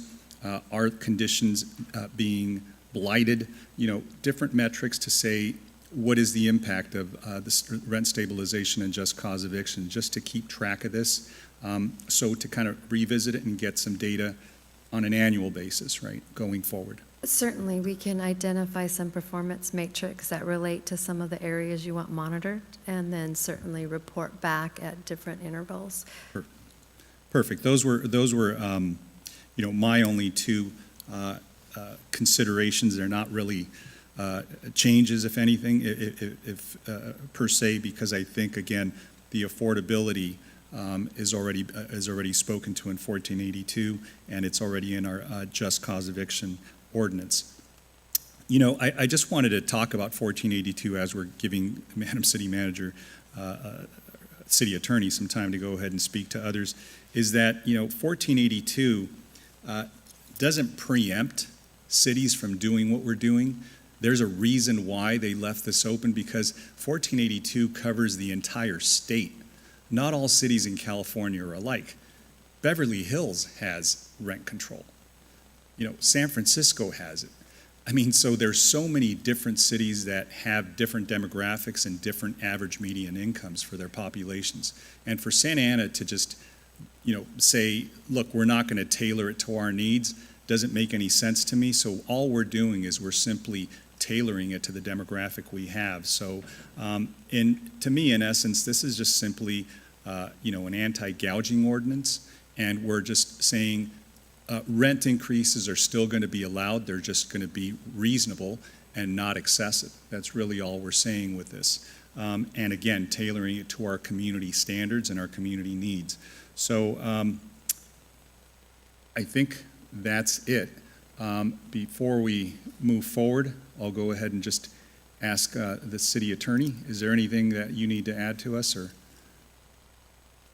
Yeah, I just like Mayor, and I know it's super early in the morning now, but I did have an opportunity to go back and talk. I do want to be able to just put on the record, Mayor, that our Mayor Pro Tem continues to have a difference of opinion in terms of what he believes was discussed between the two of you. In his opinion, he believes that there was a brief discussion about whether an urgency ordinance was needed or not, and that there was some discussion about that. And so based on that, they have decided not to come back and participate. That's fine. But they also know that there is a first reading being revisited and voted on, and that cures any even allegation of a Brown Act violation, and I believe there wasn't. So there's a difference of opinion on that, but we're curing that irrespective. And what it's doing, it's costing residents and tenants 2 additional weeks for their rent to be spiked, and let that be on anybody's shoulders and on anybody's mind as this happens, because it didn't have to be this way. And to hide behind a frivolous allegation, again, I think is unfortunate. So, Madam, go ahead. I do have a question, City Attorney. Is the mayor the only one being accused of a Brown Act violation in this situation? Well, I just want to make clear that the letter we received made 2 allegations. One was that the ad hoc committee was actually a standing committee. The mayor's addressed that. We've also looked into that. We believe that if you do go back and look at when that committee was formulated, and based on its very short duration, that it is indeed an ad hoc committee. So that was one. With respect to the Brown Act violation, I think the allegation is that the ad hoc committee, the 3 of you present here, or not 3 of you present, because Councilmember Fan was on that ad hoc committee, that the 3 of you came up with a recommendation, and it's Mayor Pro Tem's position, I don't want to speak for him, but what he's told me, it's Mayor Pro Tem's position that the contact with the mayor was substantive. It wasn't just procedural. The mayor says it's procedural. He says that it was substantive. I think that's why the recommendation is to redo this, to cure it, and to move forward. And so that conversation ended there? Yes, with me? With just between the mayor and the mayor pro tem? My understanding is that there was a subsequent meeting between the 3 of the members who are not here, but that was on separate terms. So the 3 of them could legally have a conversation on separate terms. So that's what I understand. That's what I did my due diligence after the letter was received. I had a conversation with several of the council members to determine whether there was a Brown Act violation. If Mayor Pro Tem, if what he says is true, then I would have concluded that there was a Brown Act violation. We have a difference of opinion because Mayor is saying that is not true. I think the best thing that you can do is exercise due diligence and take the action that you have on the table tonight. Okay, thank you. So again, for the record, redoing and revisiting the first reading will cleanse that and cure it. Yes. All right, well, look, I think we've beaten that horse to death. Councilmember Fan, any further comments? Hopefully no. No. Just kidding. But hearing none and seeing none, Madam City Manager. Mayor, we have the answer to your question regarding 1482. You are correct. It excludes affordable units if they're deed restricted or some other document recorded to maintain them as affordable. Got it. Thank you for that clarification. All right, with that, I guess since our devices look like they're working now, maybe they get rebooted after 2 a.m. All right, council members, please vote.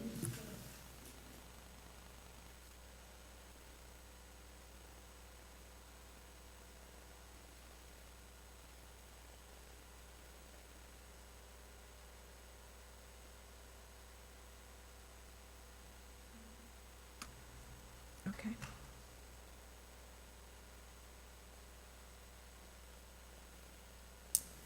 The motion shows, it actually should say pass with 4-3. So it's Council Members Hernandez, Lopez, Fan, and Mayor Sarmiento voting yes. Council Members Becerra, Mendoza, and Mayor Pro Tem Peñalosa abstaining.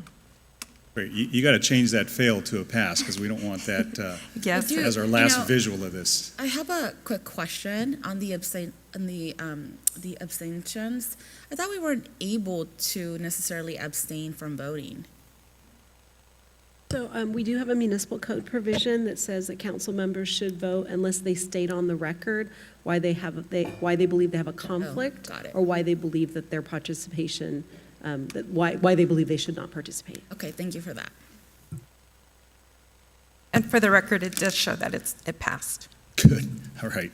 We can put that up again. All right. Moving along to the next item, I believe that's item number 13 by Councilmember Mendoza.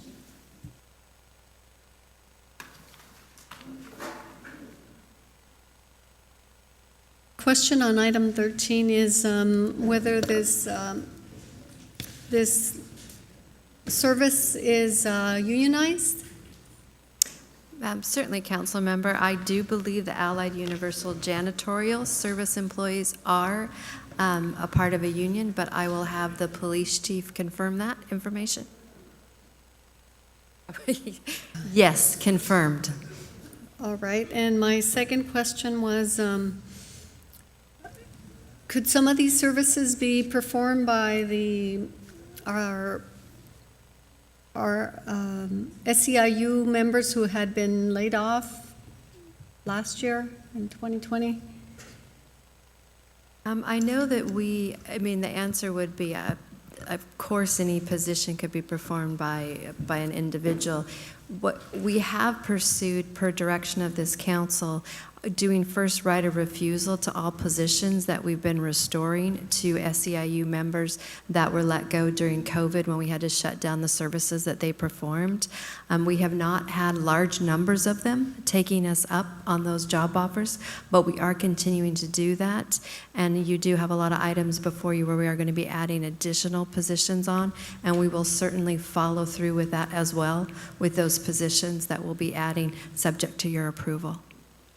And Allied has been doing services for, these type of services for the city for a few years, and they're reasonable and high-quality services. I'll defer to the police chief on the process as to why they are recommending the multi-year contract with Allied.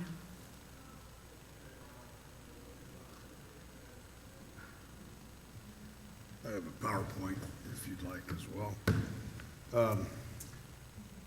In 2016, the council directed that this particular contract be unionized. So we went out for RFP. 2017, there was a 3-year contract with Santa Fe Building. And then we went out again to RFP, and Allied scored the highest based on the selection criteria.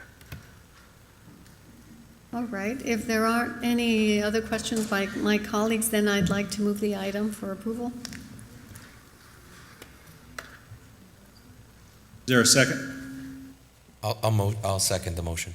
Great. We have a motion by Mendoza, a second by Hernandez. Any questions or comments? Seeing none, Madam Clerk, Please cast your vote. use a device.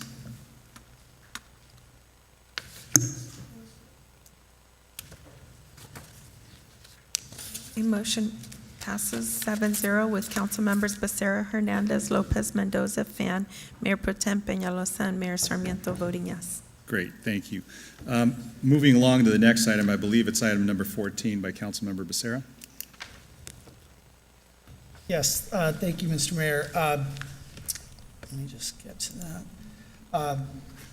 So this item is the agreement with CityNet, and according to the staff report, CityNet will provide teams working across the city 7 days a week from 7 a.m. to 9 p.m.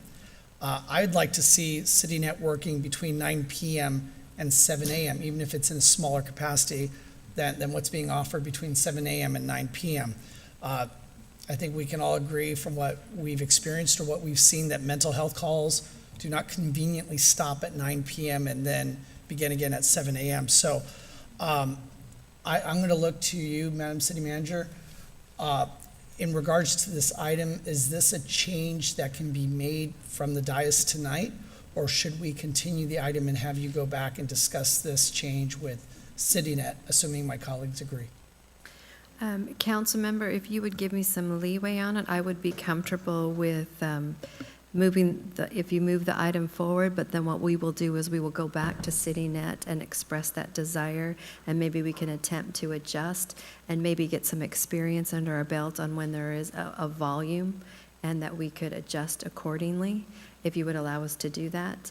If you're saying you want it fixed right now to be a definite time period, I probably would have to go back to them, but I don't see any concern in, moving forward and adjusting as we go along, if that makes sense. Well, when you say adjust, in other words, I want to see some sort of service. It may not be as robust as what you would see between 7 a.m. and 9 p.m., but I think there needs to be some sort of service. It's the same way with police and other services where you may not have as much at certain hours versus others. And in this case here, I'm glad we're doing this. I just think that doing it from 7 a.m. to 9 p.m. is really not as helpful as doing it around the clock in some way, shape, or form. So I guess what I want to ask you then is, when you say you're going to go back to CityNet, will there be some sort of service from CityNet between 9 p.m. and 7 a.m.? To maintain a 7 a.m. to 9 and to add automatically a 9 to 7, there's going to be a cost factor to that. So if that is what your request is, I would have to go back with them. If you let us start with these hours and maybe it's adjusting it to 10 and going until 11, maintaining the same level of hours, that could be done within the same cost estimate of this contract. But if you're clearly adding that many hours on top of this many hours, I definitely would have to go back to them. Well, and again, I don't want to add the same level of service in the night hours as it is during the day hours, but I do want some level of service. It could be less, but I do want some. So if you feel that you can do that with us moving the item forward, then I'd be happy to support that. But if you feel you need to go back, then I'll move to continue.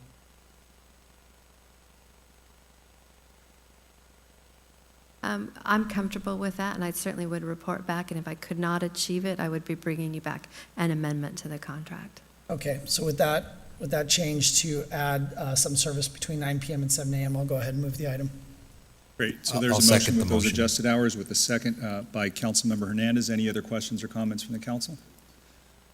Seeing none, Madam Clerk. Please cast your votes. Please vote.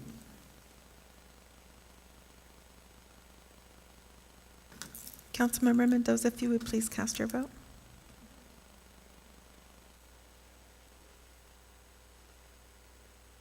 If you can, please verbalize it, and we'll go ahead and. Thank you. Motion passes 7-0 with council members Becerra, Hernandez, Lopez, Mendoza, Fan, and Mayor Pro Tem Peñalosa and Mayor Sarmiento voting yes. Great, thank you. Moving along to item number 16, I believe that was pulled by Mayor Pro Tem. Yes, thank you, Mayor Sarmiento. Number 16 is to adopt the resolution for athletic facility reservation policy. I just wanted to, I know Lisa has a presentation, but I think because of the time, I'm sure we're okay not, showing it, but if the council wants to, that's fine. But I just wanted to thank you for this. I mean, I know we've been working really hard on this. I know it's over half a year of a deep, investigation into what's been going on for decades in our community. Just the decades-long corruption and theft and, all of the above from our city and our residents. I remember growing up here in the city, my entire family played soccer. All of my uncles, my siblings, they played soccer. And I remember going with them as a child, and I'd hang out to watch the game. And I'd see, all the players, 11, let's say 11 soccer players per team. They each pay $20 to play. And I remember they'd all collect their $20 and they'd, that's 22 players if you're thinking of two teams playing against each other. They'd all collect $20 each. And I remember asking once, what's this for? And they was like, oh, it's to pay the ref. I'm like, oh, okay, that's crazy. I was like, that's $440 to pay a ref. I mean, I want to be a ref when I grow up. If I have to ref a game for an hour and a half for $440, I mean, talk about making a living, right? Times that times 4 games that they would have throughout the day per field. You're talking $1,700. Now multiply that times however many fields that was happening in our city, and all being controlled and monopolized by a handful of people, which is sad, because then you had youth and actual Santa Ana kids that could not have access to our fields or even reserve them because of what was going on. You had a couple people that controlled them, and that was it. It's like a little mafia. So I'm happy that this is being addressed. There's many areas where we've kind of slowly been tackling just decades-long corruption here in the city, and this is a huge one that's a win for the community. Our youth are going to have access now to their parks. They belong to them, nobody else. And the fact that it's going to be equitable and accessible to all of our kids, I mean, that's just something. This makes me really happy. So thank you, Lisa, to you and your Parks and Rec staff. I don't know if you wanted to add anything to it. I know that speakers addressed you earlier, but not sure if you wanted to comment on that. Yes, absolutely. Thank you, Mayor Pro Tem. This is actually, the spirit of this policy is to give our athletic facilities back to our community, to our residents. We don't need anyone subletting our fields. So they come and they sublet our fields for $2 an hour, and then they sell it for $100 an hour. That is wrong. That is absolutely wrong. Imagine if we did that with our prices, with our programming. It is wrong. And Mr. Pedro Malione, who, by the way, I am Italian. I identify as Italian because I am Italian. So he calls me white. That's okay. He can do what he wants to. But he is the person that is the worst. He is the one that comes here and says that Lisa won't call me, that city manager won't meet with me. He's the one who's doing this. He is the one who's been ripping off our community forever. And guess what? We're not going to stand for it. And this is the first step to take control of this. And I'm sorry I'm so passionate, but it is about our community. It is about being transparent. We're putting together a system that is going to be automated, that's going to be utilizing our recreation management software. It's not going to be manual. And the findings from this investigation came out with a lot of things that we can improve, and that's what we're going to do. And so, I appreciate it, and the people, there's 53 people that emailed in that appreciate the policy, because the Santa Ana Pony Baseball, they're a legit organization. Pedro's organization is not. So stop taking advantage of this community. Thank you, Lisa. Again, I'm personally happy with it. It was time. I know that even the connections to this were tied to previous elected officials that are no longer here. And it's just, there's a lot of areas in the city where that is happening, not just with Parks and Rec. It was happening in the library, it was happening all over the place. So I'm happy to be cleaning this up.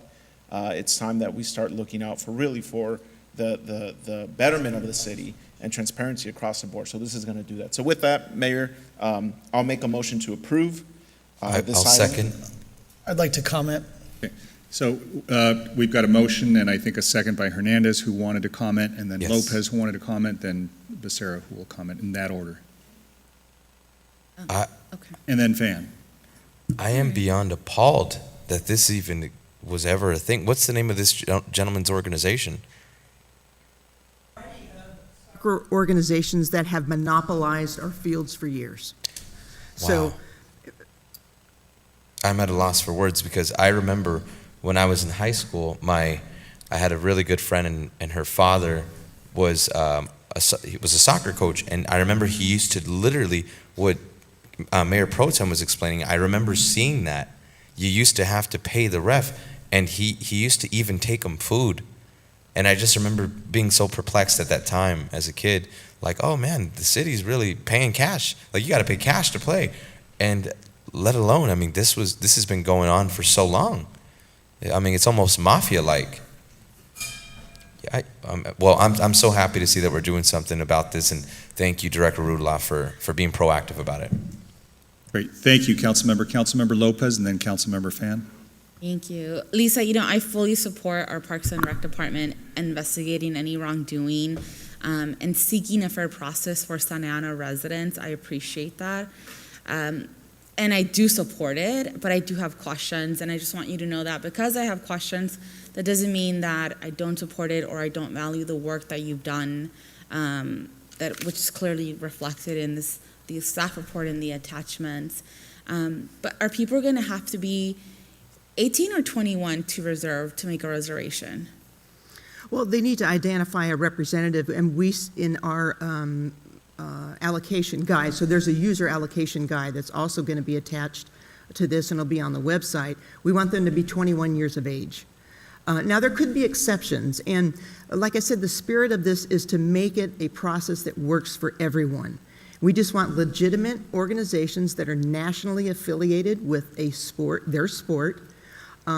There might be some clunkiness the first year, but we're going to work with people, and if we need to make some changes after a year of evaluation, we'll make those changes. So only established organizations can make reservations? Yes, for youth sports. So youth sports organizations are going to be our priority. They're going to be priority number 2. So you have your Santa Ana Unified School District, you have your Mater Dei, you have the Santa Ana College, I'm sorry, not the college, but all the youth sports organizations that are in the community, and they have 90% of their participants who are residents of Santa Ana at the recreational level, and 70% of their participants at like the competitive travel ball level are Santa Ana residents. They need to belong to a sports coalition. They need to be a member of our newly created sports coalition. And what we do is we meet together, we talk about allocations, we understand everybody's needs, we're in front of each other, and we're talking it through, and we're going to do that twice a year. And so there is a process that they can follow along. But as far as the 21-year-old, we just want to make sure that the appropriate adult person is representing the organization, and they're an adult. To the age requirement, I do think we can lower it to 18. I know a lot of responsible 18-year-olds that are trying to get kids to be involved and use the parks. And so I have a question. If, an impromptu group of kids just wants to play, soccer, because that's really popular, but they're not an established organization, what happens? Well, how can they get access to that field, or are they going to be run out of the park? No, our municipal code allows for up to 40 people to utilize a space in our park. Okay. But we just want to make sure it's not an organized, an organization that's really having a practice. So if they want to utilize a field for a family game or just with their friends, they can certainly do that. Okay. And then I was reading that a youth coalition is going to be established. Yes. And are adults going to be part of that youth coalition? Are adults, the coaches or the representatives from the organizations will be a part of it, but the adults will not, like the adult leagues will not. So adult leagues will have an opportunity to, there'll be the priorities 3 through 6. So we're going to accommodate all of the youth sports organizations first, allocate the fields, and then we'll go down the line with the adult sports. And really think about the problem statement is we don't have enough fields. We have enough fields. It's improper use. So there's people from other communities coming here and utilizing our fields. Why? They can go to their own communities and use their fields. So I feel that it's all going to balance out, and people are going to have enough space to accommodate the kids in the community and their sport. Okay. So, we're having a big conversation about how we prevent crime and things like that. And one of the big things that we see here is a lot of adult males that are not part of the big established organizations that will play soccer. And so I just want to know, like, how this new policy is going to include them, or is it going to prevent them from having that type of game? Because personally, for me, I would want them to continue playing as opposed to them doing other activities in the city that they could be doing. Absolutely. The adults will continue to play. They don't have to be a part of a national organization. That's just for the youth. Because we want the youth to be a part of a national affiliated organization, because there's codes of conduct, there's certifications and such. So the adults will continue to play their leagues in our city as they have been. Okay. So then, am I correct in making the assumption that all of our local organizations are established with national organizations?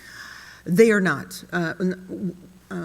Santa Ana Pony Baseball is affiliated with the national organization.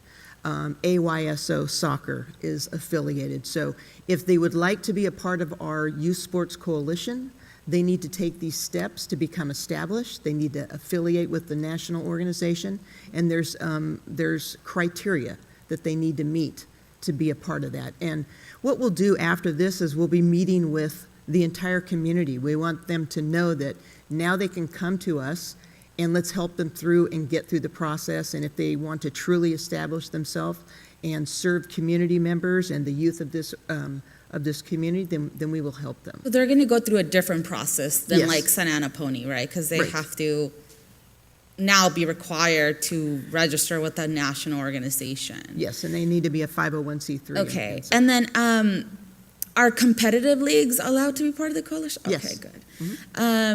And I was reading that people, part of the youth coalition, have to participate in 2 meetings. Yes. The 2-meeting requirement. What happens if they can't? What happens if they don't make 1 meeting?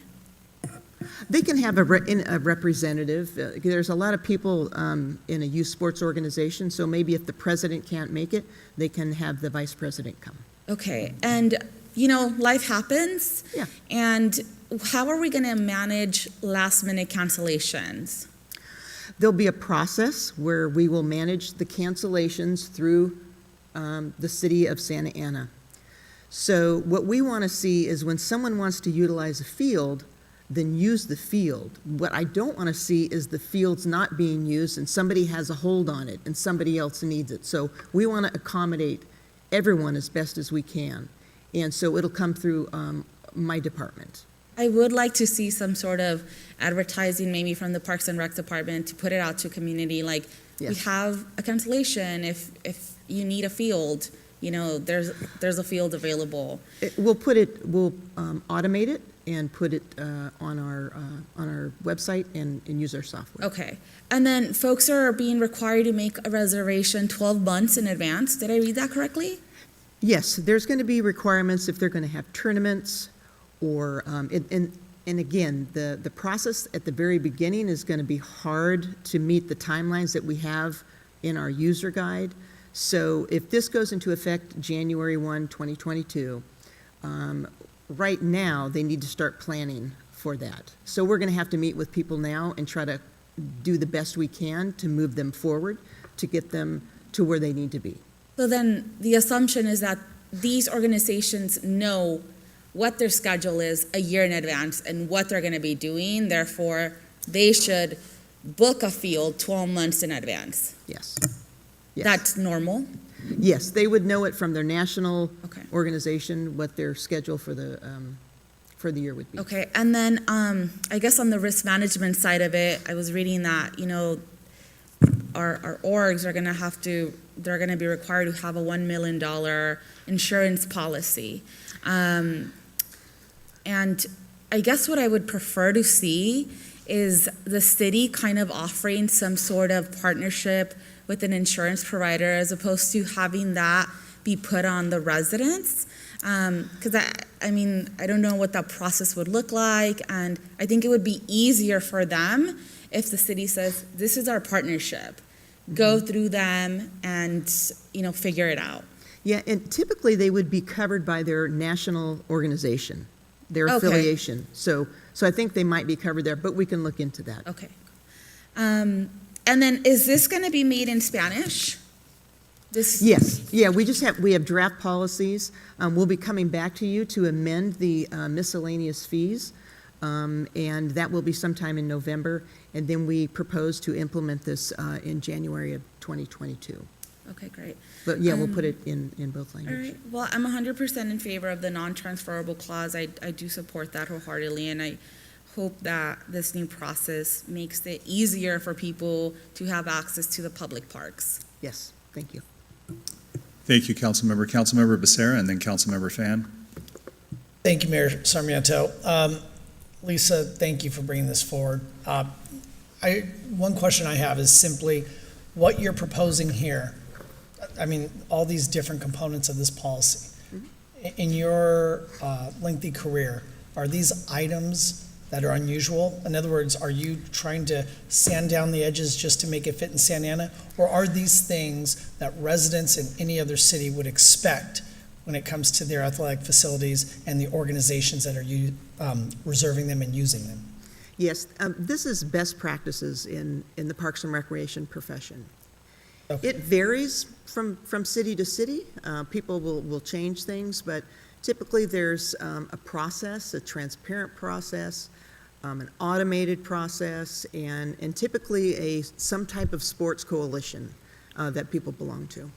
Okay, well, I'm going to support this as is. I think it's paramount that our residents have fair, equitable, and reasonable access to all of our fields and facilities. And the fact that we had these shenanigans going on, and I thank you for your passion and your commitment to, seeing this through, all the way through, and to make sure that, as you spoke earlier about certain folks that have been abusing the system and really shortchanging our residents. So thank you again for what you're doing, and I'm very happy to support the measure in front of us today, this morning. Great, thank you. Councilmember Fan. Thank you, Mayor. I will be briefer. First, I want to say a sincere thank you to Director Ravoff and City Manager for working on this and dealing with this. I know it's been a really difficult year addressing this issue. I want to caution any residents or speakers or commenters in attacking our staff. That is not the way to get your point across. Address the mayor, because I will defend my staff. They work very hard. They work for the city. They work for this council. So stop it. The other thing I wanted to say is, I also wanted to thank Mayor Pro Tem Peñalosa, because I know this has been an issue that he's brought up before. This was the first items that was brought up to me when I met with the Orange Youth Soccer League right there playing on its intermediate. This has been going on for a really long time, and I'm just really appreciative that it's being addressed with this new council and that it's going to be a lot better for all of our residents. Thanks. Thank you, Councilmember. I think I just had a couple of comments. I think everybody had a chance to speak who raised their hands. So I totally agree with the non-transfer policy. I think that's been a problem going back years, maybe decades, probably before my time. It's always been a complicated issue because we have such a demand for field space here, and we are such a park-poor city, right? So, these leagues negotiate not only with us, but they negotiate with the school district and other cities and other school districts outside of the city as well. So it really is turned into, a complicated problem. So here's my issue with it, is that we have a lot of smaller leagues, right, that aren't affiliated with any nationally recognized, let's use AYSO for an example. I don't want them to be elbowed out. So I almost want to do a legal non-conforming for them, almost grandfathering them in, making the attempt to have them blend into, or maybe, transition into nationally recognized if we want that. I think, it's best practice, but it's much simpler to say, let's just work with AYSO because they're a national organization. They've got their insurance in order. They're able to fund things, and it's just easier. The problem is that Santa Ana has always been complicated because we do have, Azteca, different leagues that are really small and they still want to do the right thing. These aren't the offenders, these aren't the bad actors. So if we can transition those good actors into complying and fitting into this new format, I think we've got a much better idea. So if we can include that as part of our efforts, not to just say, you're too small, you're not affiliated with anybody nationally recognized, you're done, but to have that transition period to maybe bring them in again as maybe almost a right of first refusal, right? Something like that. The third point is, look, I love Mater Dei. They're here in Santa Ana, but their school has how many residents that are from Santa Ana, or how many students that are from Santa Ana. And I know we've also leased out our Eddie Westfield to Orange Lutheran. Look, Orange Lutheran almost has 0 Santa Ana residents. So I think there was a time that we were going to let them use, and I think, I stepped in and a couple of others said, look, this is for Santa Ana Unified School District teams. So I think if we're going to subject the soccer clubs to that, I think we have to be fair and do that with other schools who do football, not F-U-T-B-O-L, Right. F-O-O, American football, and and make sure that they abide by the same rules. And we have to figure out what we're going to do with Mater Dei. I think because they're here in the city, look, we can make that exception. But schools outside the city like OLU or anybody else who wants to use that, I'm totally opposed. So I think that should be the standard. That should be a bright line rule. And with those three, conditions or caveats, I think, we're on the right path. This is a resolution. It's subject to, changes. It's intent. So it's not, it's not completely binding, but to the extent we can do that and incorporate some of those thoughts, I'm supportive. So in the end, let's go Mayor ahead and. Sarmiento, I Yes. do want to make a friendly amendment to your motion, Mayor Pro Temp, if we can bring down the age from 21 to 18.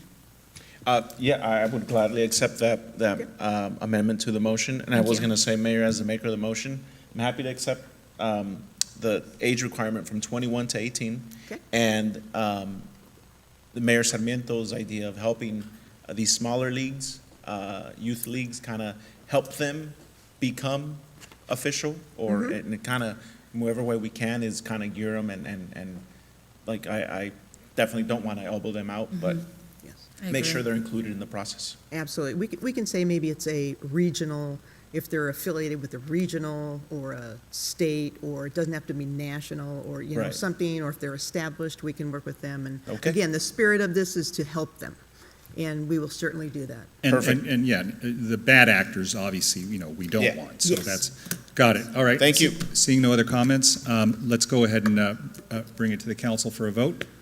Colleagues, please vote.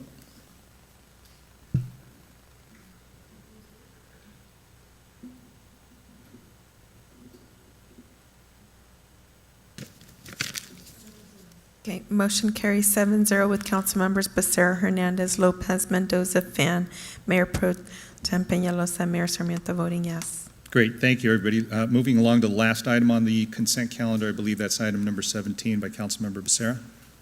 Thank you, Mr. Mayor. I'm very happy in this item to see the increase to the sanitization and prevention item that we're increasing from 2.3 million to 2.8 million. Unfortunately, I can't support committing the $300,000 in one-time funds towards the ongoing effort that is the proposed Eviction Defense Fund. When the action to create this fund also included the adoption of a companion resolution directing further study of the infrastructure necessary to implement this. In other words, we're committing money, and then the details for how we're going to spend it will follow. So to me, that's a very fine example of putting the cart before the horse. And also, this commitment is not necessary when our city has millions of dollars in undistributed rental assistance funds that could go towards what this fund is hoping to accomplish, which is preventing evictions. So with that concern expressed, I will make a motion to approve the second revision of the revised Santa Ana spending plan, minus the commitment to $300,000 of one-time funds toward the vague Eviction Defense Fund effort, and approve the amendment of the fiscal year 21-22 annual budget to add limited term full-time positions for implementing the ARPA-related projects. Mayor Sarmiento, I'd like to make a sub motion to approve as is. Great. So we have a motion by Becerra on the amended motion, and we have a substitute motion by, you're going to second. I just wanted to comment. I'll second your motion, Councilmember Lopez. Okay, so we have a substitute motion by Lopez just to go ahead and adopt as recommended by staff. We've got a comment by Mayor Pro Tem and then a comment by Councilmember Hernandez. The only comment I had about this item was the COVID Memorial Fund that has been now we're told, after a year almost of discussing this, we're told, hey, some attorney at BBK is saying that this isn't allowed. I know that other cities have moved forward in this direction and using ARPA money for COVID memorials. The reason why I'm just very upset about it and kind of heartbroken is because we did have close to 1,000, it might even be over now, of deaths in Santa Ana, of Santa Ana residents that passed away due to COVID. And I firmly believe that this is just the funds for this was directly related to COVID-related expenses. This is something that would help our residents cope with their loss and give them a place to where they can mourn their family members, because a lot of families in Santana have been struggling over this, over losing family relatives. My barber, she lost her mom and dad in the same week in February this year. And I remember getting my haircut and she just shows me the picture and it's both coffins at a church. And I had no idea. And she was like, yeah, well, I got to work. I was like, you're here working? And so these are Santa Ana families that lost their loved ones. I mean, a lot of them. And they were so excited because of the amount of times that we advertised having a COVID public memorial. It was in the newspaper. It was in Voice of OC. It was in OC Register. It was in the New York Times that we were going to have a COVID memorial for our residents to grieve. What that looked like, we never got that far, but I'm just, upset that it was just kind of it just disappeared. So my question would be to the city attorney, because it was a BBK attorney that said we couldn't use it for a COVID-related memorial for our residents. Was there like an official memo or statement that was given in regards to the COVID memorial, and where is it? Because I didn't see it. So we have an attorney out of our Washington, D.C. office that was very involved with the Department of Treasury and looking at what were eligible expenses. And our finance director met regularly with a team of people who went through each of the expenditures and evaluated them. And that individual is doing that on behalf of a number of cities, about 75 different cities. It's not to say that the city can't have that if you found funding in another place for it. It's just that we looked at this and wanted to make sure that you didn't spend the money and then later have to pay it back. Okay, so go ahead, Madam City Manager. If I can just add, Mayor Pro Tem, I couldn't agree with you more. I think it seems like it should have been an obvious type of an expenditure, but as they have been adding more and more details to the guidelines, we want to make sure that we don't run afoul of them, because we don't want to be on a radar for misusing those funds. But I do agree that this is something that is very important for our community to heal, and I would be more than happy to look to try to determine another source of funds so that we could move forward with some type of a memorial. I would appreciate that, just because, I've said this before, I personally lost 7 family members over the last year and a half to COVID in Mexico and here in Santa Ana. And just hearing from residents when we approved this budget in June and approved our spending plan, I mean, they were so thankful and excited about seeing a public memorial. Again, I don't know what was going to look like, but people were looking forward to it. So you know, if my colleagues would, I don't know how this would work, if we were to direct you now to, you know, see if there are other funds that we could use for this, if they're available.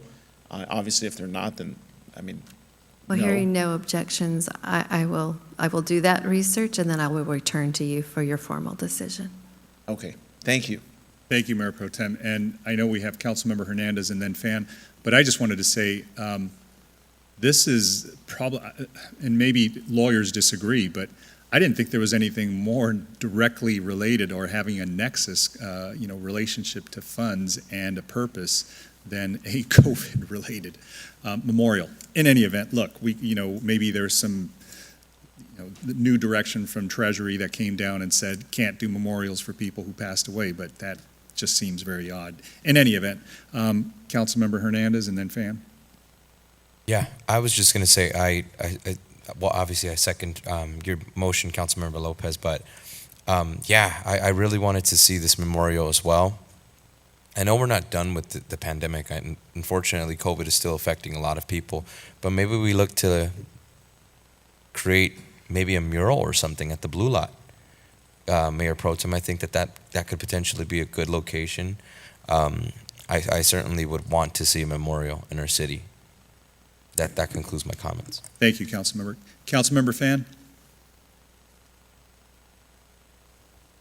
Thank you, Mayor. I wanted to support Councilmember Lopez's motion in support of this item. As I mentioned, the $300,000 for a hotline or consultant is a one-time use of funds. It is not ongoing. In fact, when we approved Revive Santa Ana programming and funding, there were a number of provisions in which we allocated funding and said, staff, go forth and find a consultant to fulfill this particular item. That is no different from what we are doing today. I want to address this issue of the memorial. I know it's really difficult, but staff, both the city manager's office as well as the city attorney's office, informed us that unfortunately there's a lot of moving parts and it was not clear what federal guidelines were. I read through the ARPA guidelines, the short and long version, and it, it really wasn't clear exactly what was allowed. And at least for now, I don't think we're in the process of saying, yes, we'll approve this and then have to pay back $200,000 without kind of figuring out where that comes from. So I support the motion by Councilmember Lopez and would ask that the city manager come back to us with another source of funding. Thank you. Great, thank you. I think everybody had a chance to speak on this that wanted to. Why don't we go ahead and we have a substitute motion on the floor by Councilmember Lopez, seconded by Councilmember Hernandez, if I have that correct. Yes. Council members, please vote with that caveat from Mayor Pro Tem to have the city manager come back to us with some alternative source of funding. Okay, thank you. Motion passes 5-2 with Council members Hernandez, Lopez, Van, Mayor Pro Tem Peñalosa, Mayor Sarmiento voting yes, Council members Becerra and Mendoza voting no. Great, thank you. So we're done with the consent calendar, moving along to the first business calendar item number 18, which is the contract for the, I believe it's the restrooms for Campesino Memorial and Madison Park. I think we spoke, for whatever reason, I thought we had addressed this, maybe not, but nothing from staff. It was an item I pulled from the previous meeting. Got it. No, I thought we discussed it at this meeting, not the prior meeting. So if we didn't, let's go ahead and just, speak on this. Is there any questions or comments or a motion on this item? Well, actually, yeah, since I pulled the item, Mr. Mayor, my concern in looking at the design was that I think that the way it was proposed, you had an overhang and an alcove where the wash basins were that I think would be very attractive for certain folks to camp out after hours, if you will. And so I was hoping to see some revisions to the design that would make those wash basin areas flush with the building. And I know Director Rudloff had reached out to her vendor and they were able to bring the overhang in, but the wash basins still have that little alcove that I think would just be probably a nightmare for law enforcement after dark.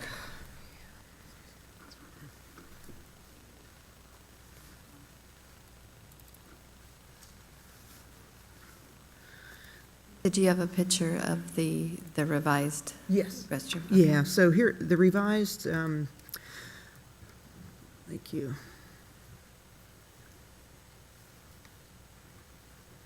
Okay, so what they did is they took some of the, Bill, you're the expert, come up here. They took the roof down, and then they took the walls down. You also have these two little bars, which are ADA, required. And so I think there might be this little alcove, this may be like a 1 foot space right here. Anything else? Although it is recessed and there is an area where an encampment can happen, but for the most part, the overhang of 2 feet was reduced all throughout the entire structure, and the area there will be active because people will be using it for drinking fountain. So having someone be there, most likely to be less than before. Well, I only have two concerns, and you've addressed one, which is the roof overhang, so thank you for that. Sure. This alcove, I think, is just a place where folks are gonna camp out. So, unless you guys can make it flush with the walls, I can't support it, because I think it's gonna become a nuisance. And I'm sorry, I just wouldn't be able to support it. The issue with the fountain itself, it's ADA issues where you need to have access for, if you bring it out, it has to be recessed for access. Otherwise, it will be projecting out, not in compliance with the ADA access. You can't, it will be on the way. Well, I understand that, but I imagine that there would be a concrete pad and probably some concrete around it to where one in a wheelchair could be able to wheel around, because they would want to be able to wheel around to access the bathroom. So when we're talking about that little alcove with the wash basins, I think there was something when we met that showed a wash basin kind of recessed in by maybe a foot. This looks like an area where someone can camp out. Other examples that you showed me were things that were recessed slightly, but not enough to where if somebody was passing by, whether it was our park ambassadors or PD, that they wouldn't be able to right away identify it. Okay. That alcove looks like somewhere that if someone's going by, you're not gonna see somebody hiding out in there. And I understand there'll be activity because folks use the restroom, but my concern is after hours when there shouldn't be any activity there, and I wouldn't wanna see somebody camping out there after hours. Well, let's What do you both think about maybe asking the chief? He's in the back. I mean, maybe he can give us his thoughts on, is this creating a dangerous condition? Can it be designed differently? I mean, we can always rethink this thing, but You can always move it.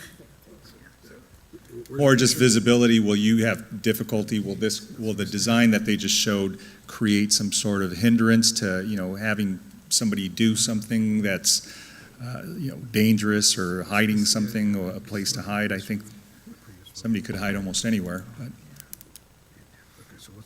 The issue is he's concerned. So as they're taking a look at that, we'll get comments from the chief, but what we can do is reach back out to the company. Because we just reached out with some, to try to minimize, and so this is the best they could do in the short of time period. Can you bring it back and just, see if there's a different design, an augmented design, maybe check in with the chief while, have him take a look at it? And Mayor? Go ahead. Thank you, Mayor. I just wanted to say that I had some similar concerns with the design of it, just because of the, we don't want to provide for spaces for people to congregate. Sure. So I would make a motion to continue the item for 2 weeks while you guys, work with the vendors, see if we could work on design of the item. I'll second that. Of the restrooms. I'll second that. All right, we have a motion and a second. It's not time sensitive, right, Nabil, on this? We want to get this, we want to get bathrooms to these parks, obviously, but. They are in a bad shape. What we have is really in bad shape, so. Right. But 2 is weeks, what it I think, just to create a safe product and, a product that everybody feels good about. Will do. Thank you. Seeing no comments, we have a motion and a second to continue this for 2 weeks. We want to make sure we captured it. Was there an amendment to the motion? Okay. And Councilmember Becerra seconded? Correct. Okay, thank you.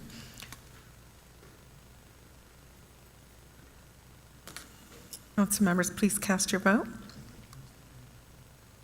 think the motion was that the chief designs the bathroom. Is that what it was? Just kidding.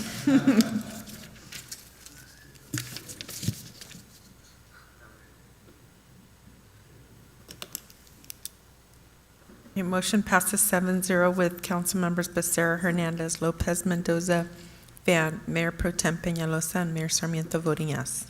Great, thank you. Moving along to item number 19, which is the agreement with Barrios and Associates for the Ready OC, If You See Something, Say Something campaign. Where's that consultant? Is she up anywhere? Just kidding. I'm sure she's not around. I forget who pulled this item. Was that you, Councilmember Lopez? I think it was you, but I can definitely provide my comment. So I guess this is part of the UWASI grant money that we're using, Chief? Correct. So I would like for us to try as much as possible to keep that money in the department. Like if we can think about what our bomb squad needs, I would be very supportive of that as opposed to seeing this money go out of the department. So, thank you, Councilwoman, for that comment. This is part of the regional UWASI grant, so it's not specific controlled by the city of Santa Ana or the police department. So it's part of a regional effort that's been in place since 2008, actually. Okay. Yeah. What are other things that we could do? So this is part of the county-wide If You See Something, Say Something campaign, along with Ready OC. It covers communication on social media, websites, in-person communication, YouTube, printed advertisements, commercials, Apple, Android phone apps. There's a variety of different bilingual advertisement that occurs as well in Spanish and Vietnamese. I have a number of websites, so it's pretty robust, and it's been in place for a number of years. Okay, so I'm just gonna make a motion to continue the item. I don't, on my end, there's no urgency on it, and I think I just wanna kind of get together with you and storm a bit about what other things we could do in terms of digital outreach, as opposed to doing something different, maybe. Okay, so I just want to make a note that when you first approved this item back August 7th or whatever date it was, that work continued. This is an ongoing contract, countywide, so it's continued, and then it was pulled to be reconsidered, and so that's where we're at today, after it was trailed a couple of times. So we can certainly have the conversation, but the work has continued. Okay. So then why are we talking about, why is this on the agenda?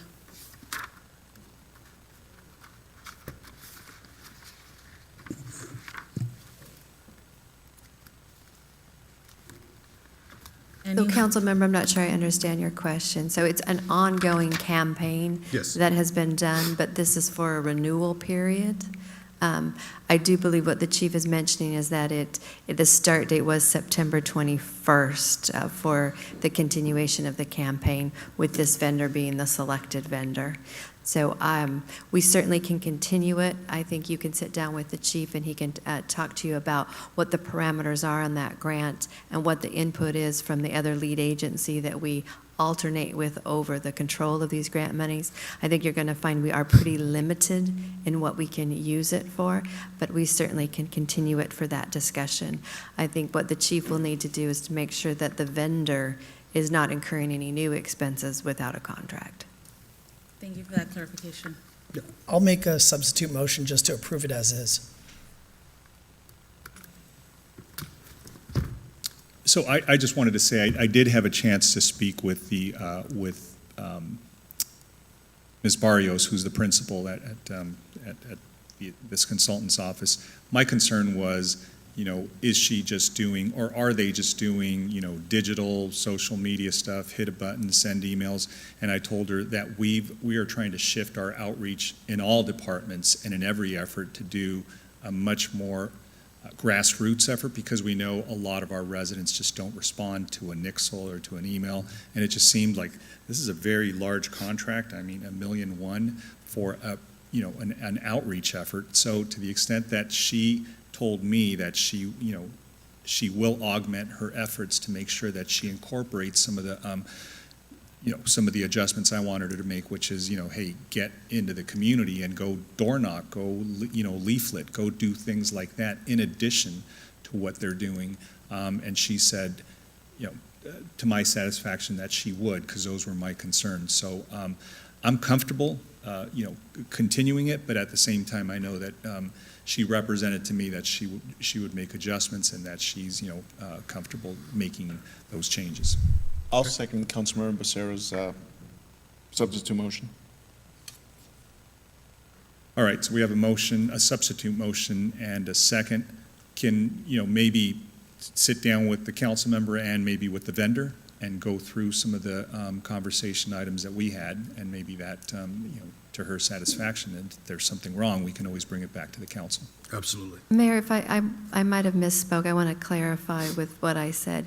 As the chief had mentioned, you did initially approve the contract, so she did have approval to start, and then it was asked to be reconsidered. So there is a time period where she could have been working on it. So sorry if I confused you with my previous comment. Right, so we moved to reconsider. Yes. We had approved, and then we moved it off. So, okay, and you know what? I completely forgot that Councilmember Fan had her virtual hand raised. So I'm sorry, Councilmember Fan, go ahead. No, I'm good. Thank you. Right. Yeah, but she's 2 hours ahead of us, so it's, it's still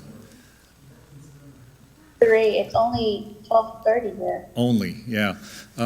Anyways, thanks, Councilmember Fan. So we have a substitute motion and a second on the floor, I believe, by Becerra, and then seconded by Peñalosa. Council members, please cast your vote. Councilmember Lopez.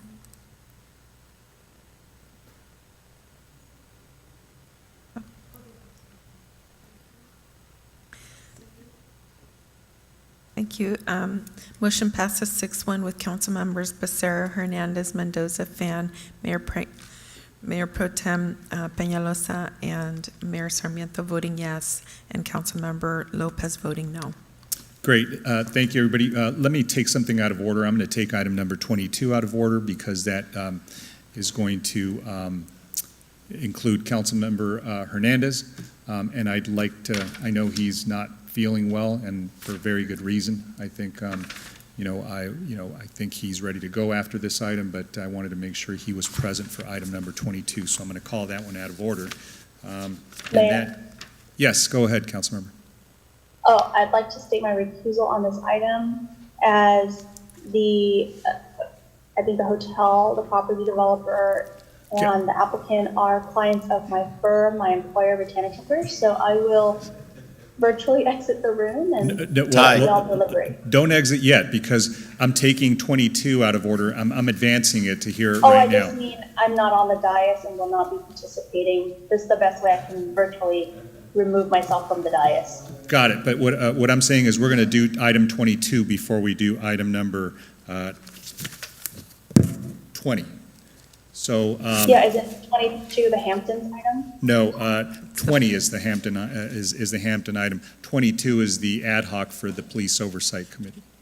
Oh, my apologies. No worries, no worries. So let me just advance the item 22, which is to establish and appoint members to the City Council Oversight Ad Hoc Committee, and it's simply to be consistent with the other ad hocs that have been created and to publicly state who is going to be on that ad hoc committee, and I will be appointing Councilmember Hernandez, Councilmember Becerra, and Councilmember Lopez.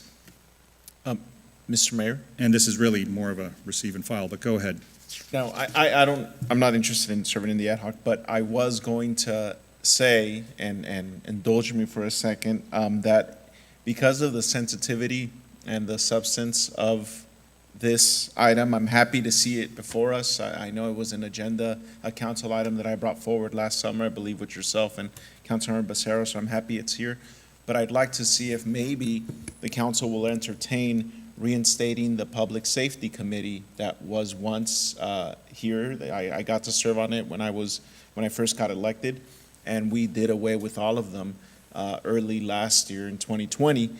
I think this is, perfect for something like a Public Safety Committee, Council Committee to be reinstated, and first item to address.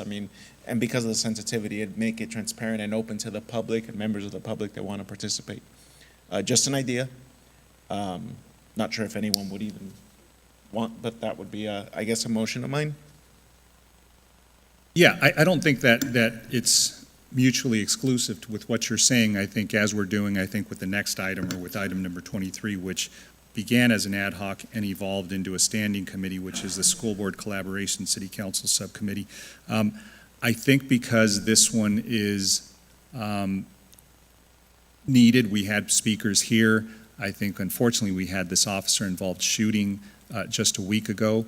To the extent that we want to get this thing moving quickly, I think that, I would say that is a very good consideration. I would like to see a standing committee on public safety as well reinstated. I think just as the school collaboration committee is going to be a standing committee, I think we eventually evolve to that, but for purposes of now, right now I'd like to just go ahead and go forward with the ad hoc and, with those three appointees, and hopefully we roll it over after that item is taken care of, the police oversight, then I think we roll it over into a formal standing committee.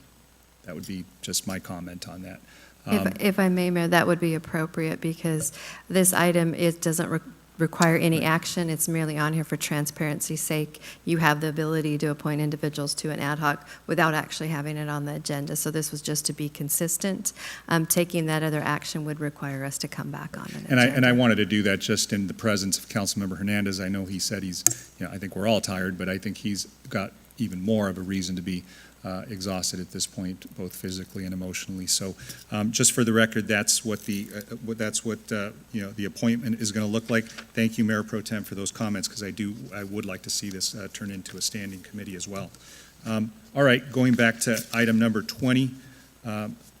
So, if you need to exit or take your leave, council member, thank you. Please get some rest. Understood. Item number 20 is the item, Councilmember Fan, that you may want to virtually exit the room. This is the second extension for the CUP and variance for the Hampton Inn Hotel project on North Main. I hope everybody had a chance to review this. It's been on the calendar before. Is there any questions or comments or a motion on this? Mayor, I actually pulled this item as well from the last meeting. So this project, what's before us tonight is an extension of a CUP and multiple variances that came to the council, I think back in possibly 2018. I know it came to the Planning Commission in 2017 when I served on that commission. To clarify a couple things, the entitlements, as I said, they include multiple variances, not a single variance. One of these variances is for parking in an area that's already in need of more parking. This project would include a hotel and multiple restaurants in existing buildings that have a historic nature, if you will. They're adjacent buildings that were old houses that have a historic value to them.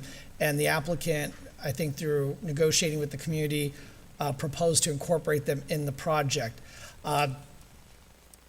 So I think with right now, the way that the variances, as they were approved, I did not support the project back when I was on Planning Commission. Part of that had to do with the fact that the parking in that area, just with the surface lot as is, is already impacted. This project was going to bring an intense use to a site and was not going to be able to address the parking. So a lot of businesses and residents were going to lose parking, and for a business that just couldn't even accommodate the use that was proposed. I also had concerns with the quality of the project. In speaking with the applicant in the past, there were folks that asked him about maybe rooftop amenities and what kind of hotel would be there. And his attitude was really pretty much, well, this is what you're going to get. And I was offended by it, frankly. I did not appreciate that. I think that Santa Ana deserves quality. And so if you're going to put a hotel along this stretch of Main Street where you have another hotel that had some challenges, I think there's a huge sensitivity to making sure that whatever hotel goes in along this stretch happens to have a certain quality involved. And, regardless of the brand that was going to be involved with this hotel, the fact of the matter is you have an applicant that was already proposing a project that really had a lot of shortcuts in relation to our city's development standards. The other thing as well that frustrates me is that, as I mentioned, there are historic buildings on the site. And if you've driven by the site anytime recently, you've got a site that looks like a nuisance property. And you've got these buildings that are, eventually going to be demolished by neglect. It's a terrible situation. I think that, especially after COVID, hotels are a little more challenging, in this market. And I think the fact that this guy is not going for a continuation, he's going for his second continuation of these entitlements. I think the writing's on the wall, and I would like to see us as a council shake the Etch-a-Sketch, so to speak, and just start fresh on this property. We've seen these entitlements languish. Obviously, there's nothing going to happen there. And to go ahead and grant an extension without any consideration or care for the property and to let it continue to be a nuisance is not fair. I know earlier this evening, Assistant Director Nunez was here, but I see Director Tai here.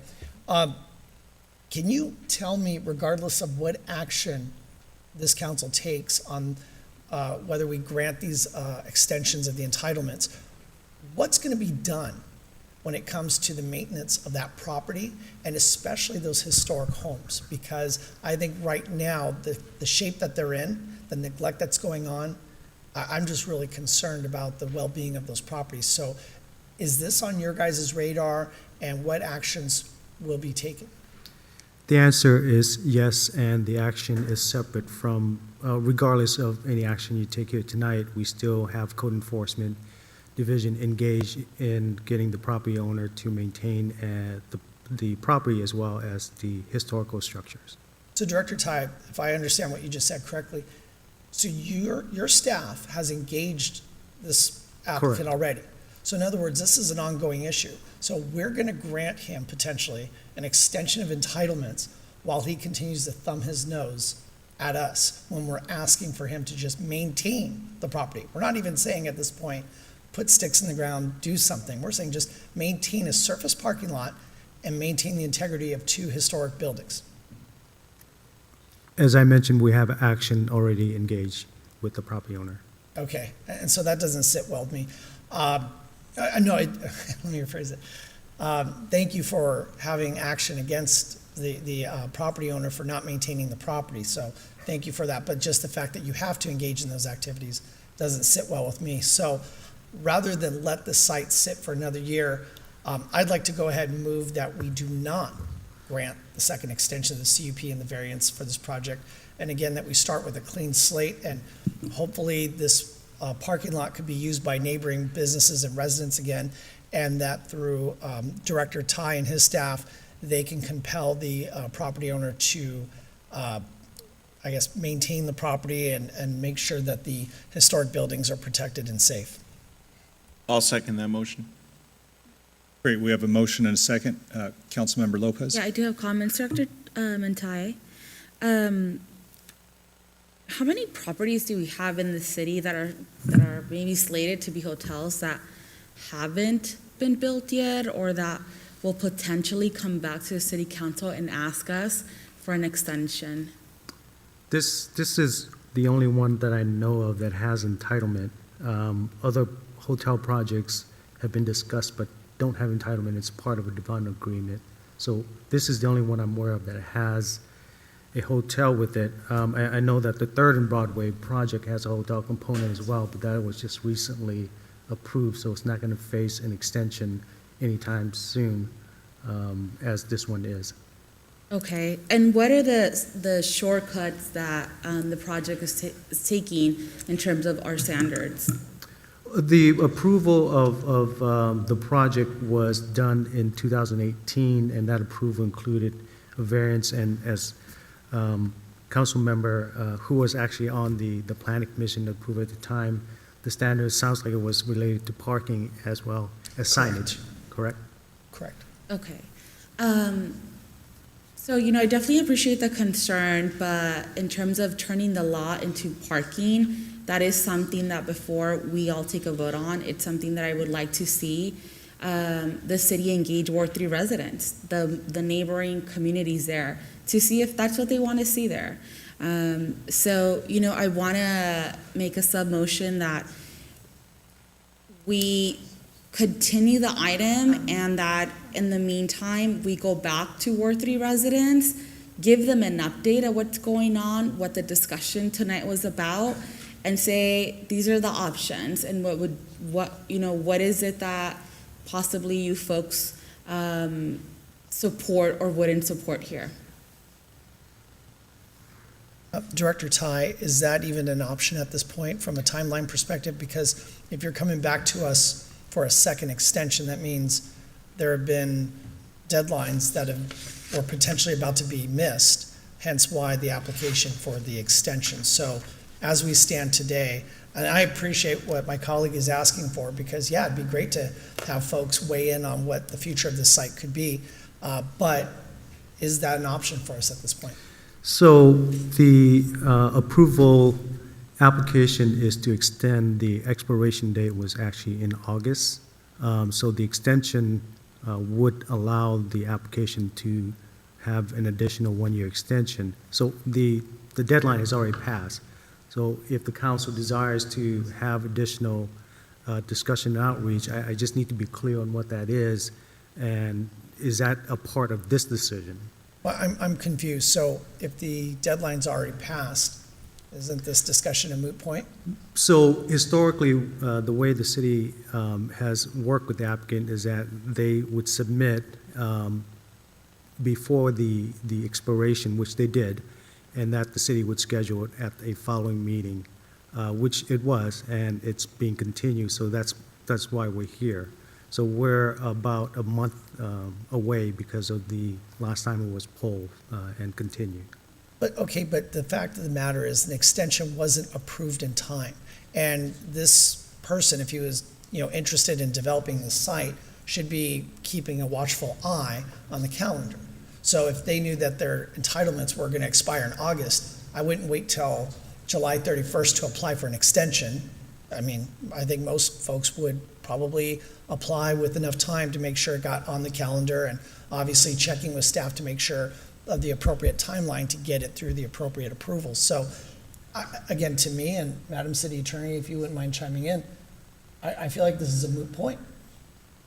Well, actually, he did apply for the extension on a timely basis, and Correct. that's what the practice has been within the planning department. So he applied for the extension prior to the expiration. But does that legally preserve his entitlement rights? I think that you have the discretion under your ordinance. In this case, he did what he was supposed to do. It was really the city that did not No, but that's not what process I'm his asking. application. Is he legally, not practice? I think he's legally, yes, I think he'd be legally entitled to. I think we'd have a problem with due process if we were not to hear him out. If we were to say, you applied, we did everything, but we, the city council, booted your item a couple times, and now we're not going to afford you the due process, I think we'd have a problem. No, he's afforded the due process. He's told when his deadline is, and he could have applied plenty of time before that. I think so today is now his- it sounds like the deadline's a should, not a shall. No, I think the question for you is, you have complete discretion to do what you want. If Okay. the city council wants to approve it, it can. If the city council does not want to approve it, it doesn't have to. Right, but I think for what my colleague is asking, and I think it's a very fair question, is there an ability to go back out to the community and solicit input? And that's, No. In my opinion, at this point, that's not what this is for. At this point, you either decide as a city council that you're going to accept his application, and if you don't accept his application, then he's got to reapply for a new conditional use permit. It will be costly and it will be timely. so if we accept the extension, we can go out and have all the outreach we want, that we want, but the reality is, he will have the entitlement to proceed with the project that's agendized tonight. Correct, unconditioned. Okay, so I don't know if you want to continue with your sub-motion. No, well, I can't. Okay, so my motion still stands that I would like to deny it, and I believe I have a second from Mayor Pro Tem. If you can assist us with articulating the finding for denial, we will come back with the resolution formalizing the, So, man, on this one, we won't have to do that because no action it expires. So you don't have to do a resolution with findings. understood. Thank you.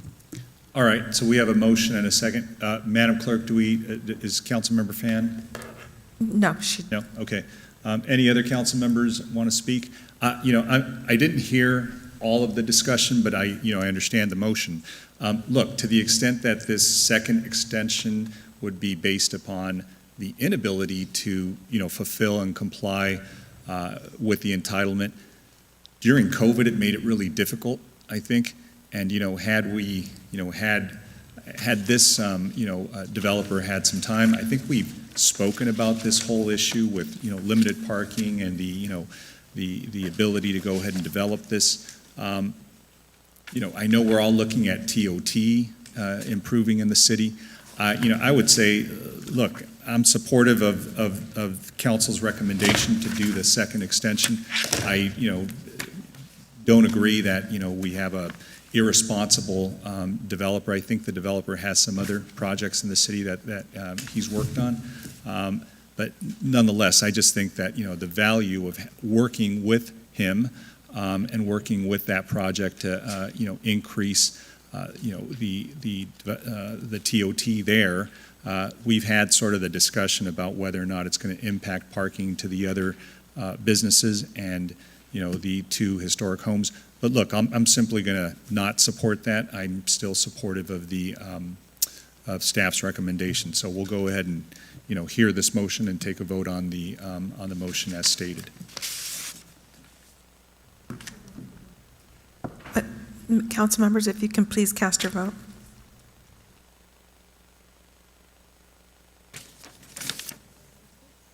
Councilmember Lopez?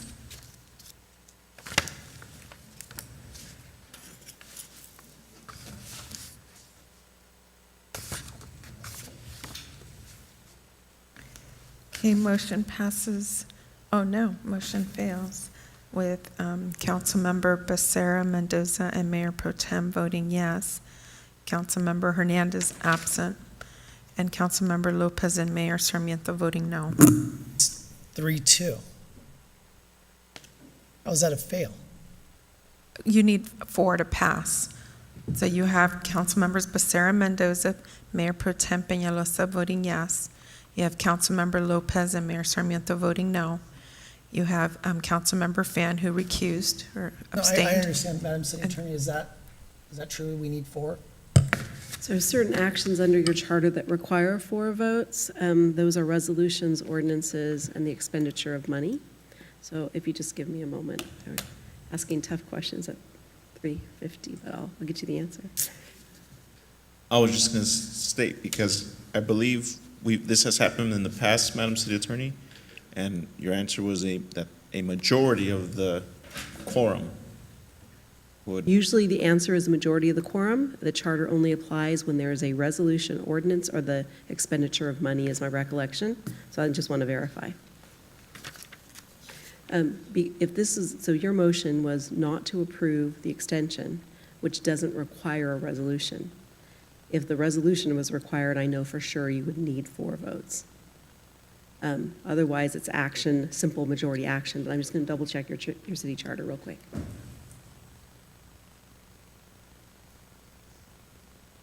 Can we take another item while you're looking at that Yes, and just please. revisit this I and just come want to make back? sure, given it's the land use, I want Yeah, to make go ahead and absolutely sure. take a look at that. We'll come back to, to get an explanation on that. I believe the next item is item number 21.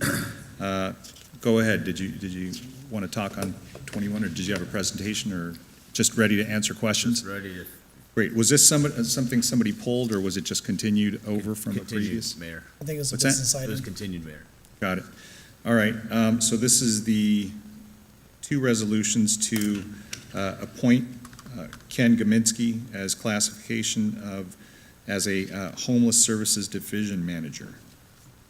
So really briefly, Mayor and Council, as we expand our homeless services efforts, we needed an additional resource that was experienced in this, particularly as we phase out police involvement in it. We need someone that has field operations that can help oversee the vendor, as well as determine on those rare instances where police involvement is needed. This gentleman has the skill set to do that. He has extensive experience. He has good relationships with the federal court. The reason it's before you, you're probably wondering, why can't I just hire a part-time person, and why is it before you as a council? It's because of requirements of CalPERS. When an individual retires from CalPERS, there's strict guidelines to bring them back as a part-time retired annuitant, and it does involve the elected body to make the appointment and approve it to meet the CalPERS guidelines. So that's why it's even before you. Great. And let me just ask on this one, Madam City Attorney, is this a simple majority, or do we need 4 on this because it's I understand this involves a resolution, which would require 4 votes. Okay. All right. Just wanted to make sure we understood that before we discussed. Any questions or comments from the council? Councilmember Lopez and then Mayor Pro Tem. What's that?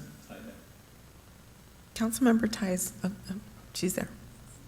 Got it. So Councilmember Lopez and So we already hired Ken. No, this is creating the position and then appointing him to the position. Oh, okay. I thought I read a congratulatory letter in here from our HR. Oh, contingent upon your approval. So did we offer him employment? Contingent on approval. Okay, so we did. So I guess I just want more clarification on what exactly his role is going to be when we're talking about, him managing or helping to manage the homelessness crisis here in the city of Santa Ana. Okay, I will have Assistant City Manager Stephen Mendoza, who oversees the Homeless Service Division within the Community Development, talk about what we anticipate he'll be working on. Thank you, Councilmember Lopez. As you know, our Homeless Services Department is busy onboarding a new Carnegie shelter. We're building a shelter, as you know. And so our staff resources are busy with that and are busy with managing the contracts and the grants and the reporting on the grants that we're working on related to the funding of homeless dollars coming in from the feds, from the state, and other different avenues. And as we've reported out, we've had over 21,000 emergency calls in the last 12 months regarding homeless. We've always wanted to alleviate some of the pressure on the police department and get towards a more nonprofit-based response to homeless. And then the second tier will be the mental health care aspect through Be Well OC, which you'll see on a future council agenda. And so this is that bridge between the police department and our staff in order to implement those programs and to smooth them over and make sure we are indeed reducing the resources of the police department in responding to homeless calls and homeless-related impact calls.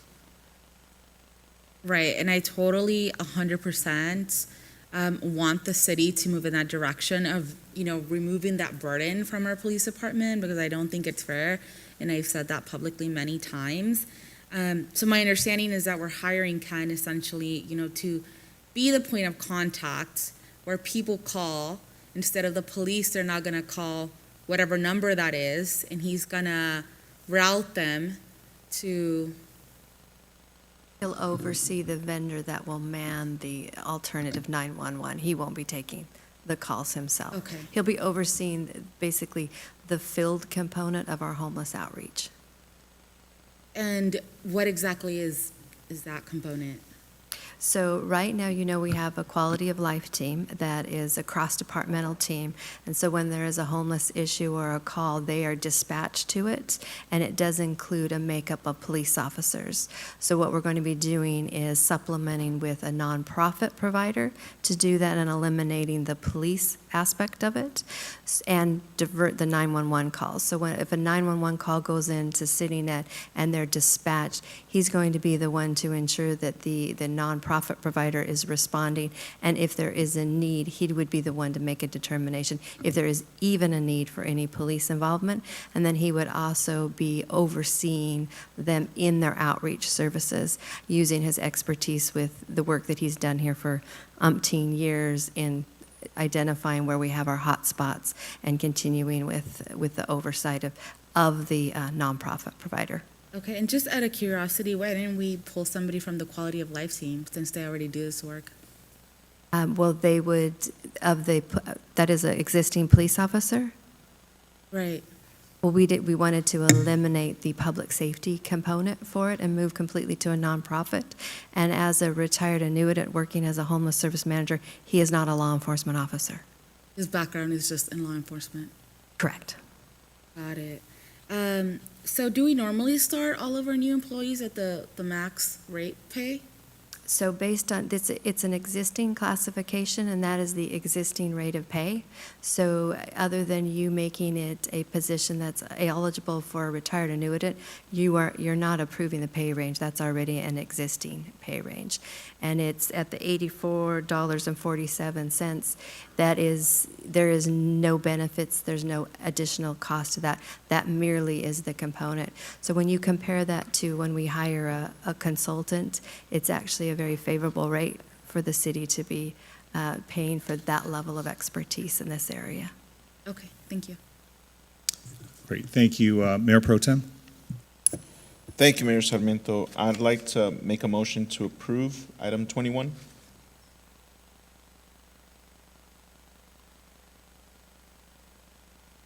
All right, we have a motion by Mayor Pro Tem Peñalosa, a second by Councilmember Mendoza.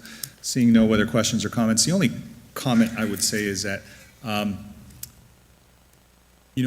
as we separate, or as we, as the whole idea of transitioning away these calls for service that involve sensitive responses having to do with, welfare checks, mentally ill, people experiencing homelessness, we really do want it to be a purely civilian effort that we know at moments may need some police support when the condition becomes dangerous. We all get that, but the idea is to hopefully make a clean separation.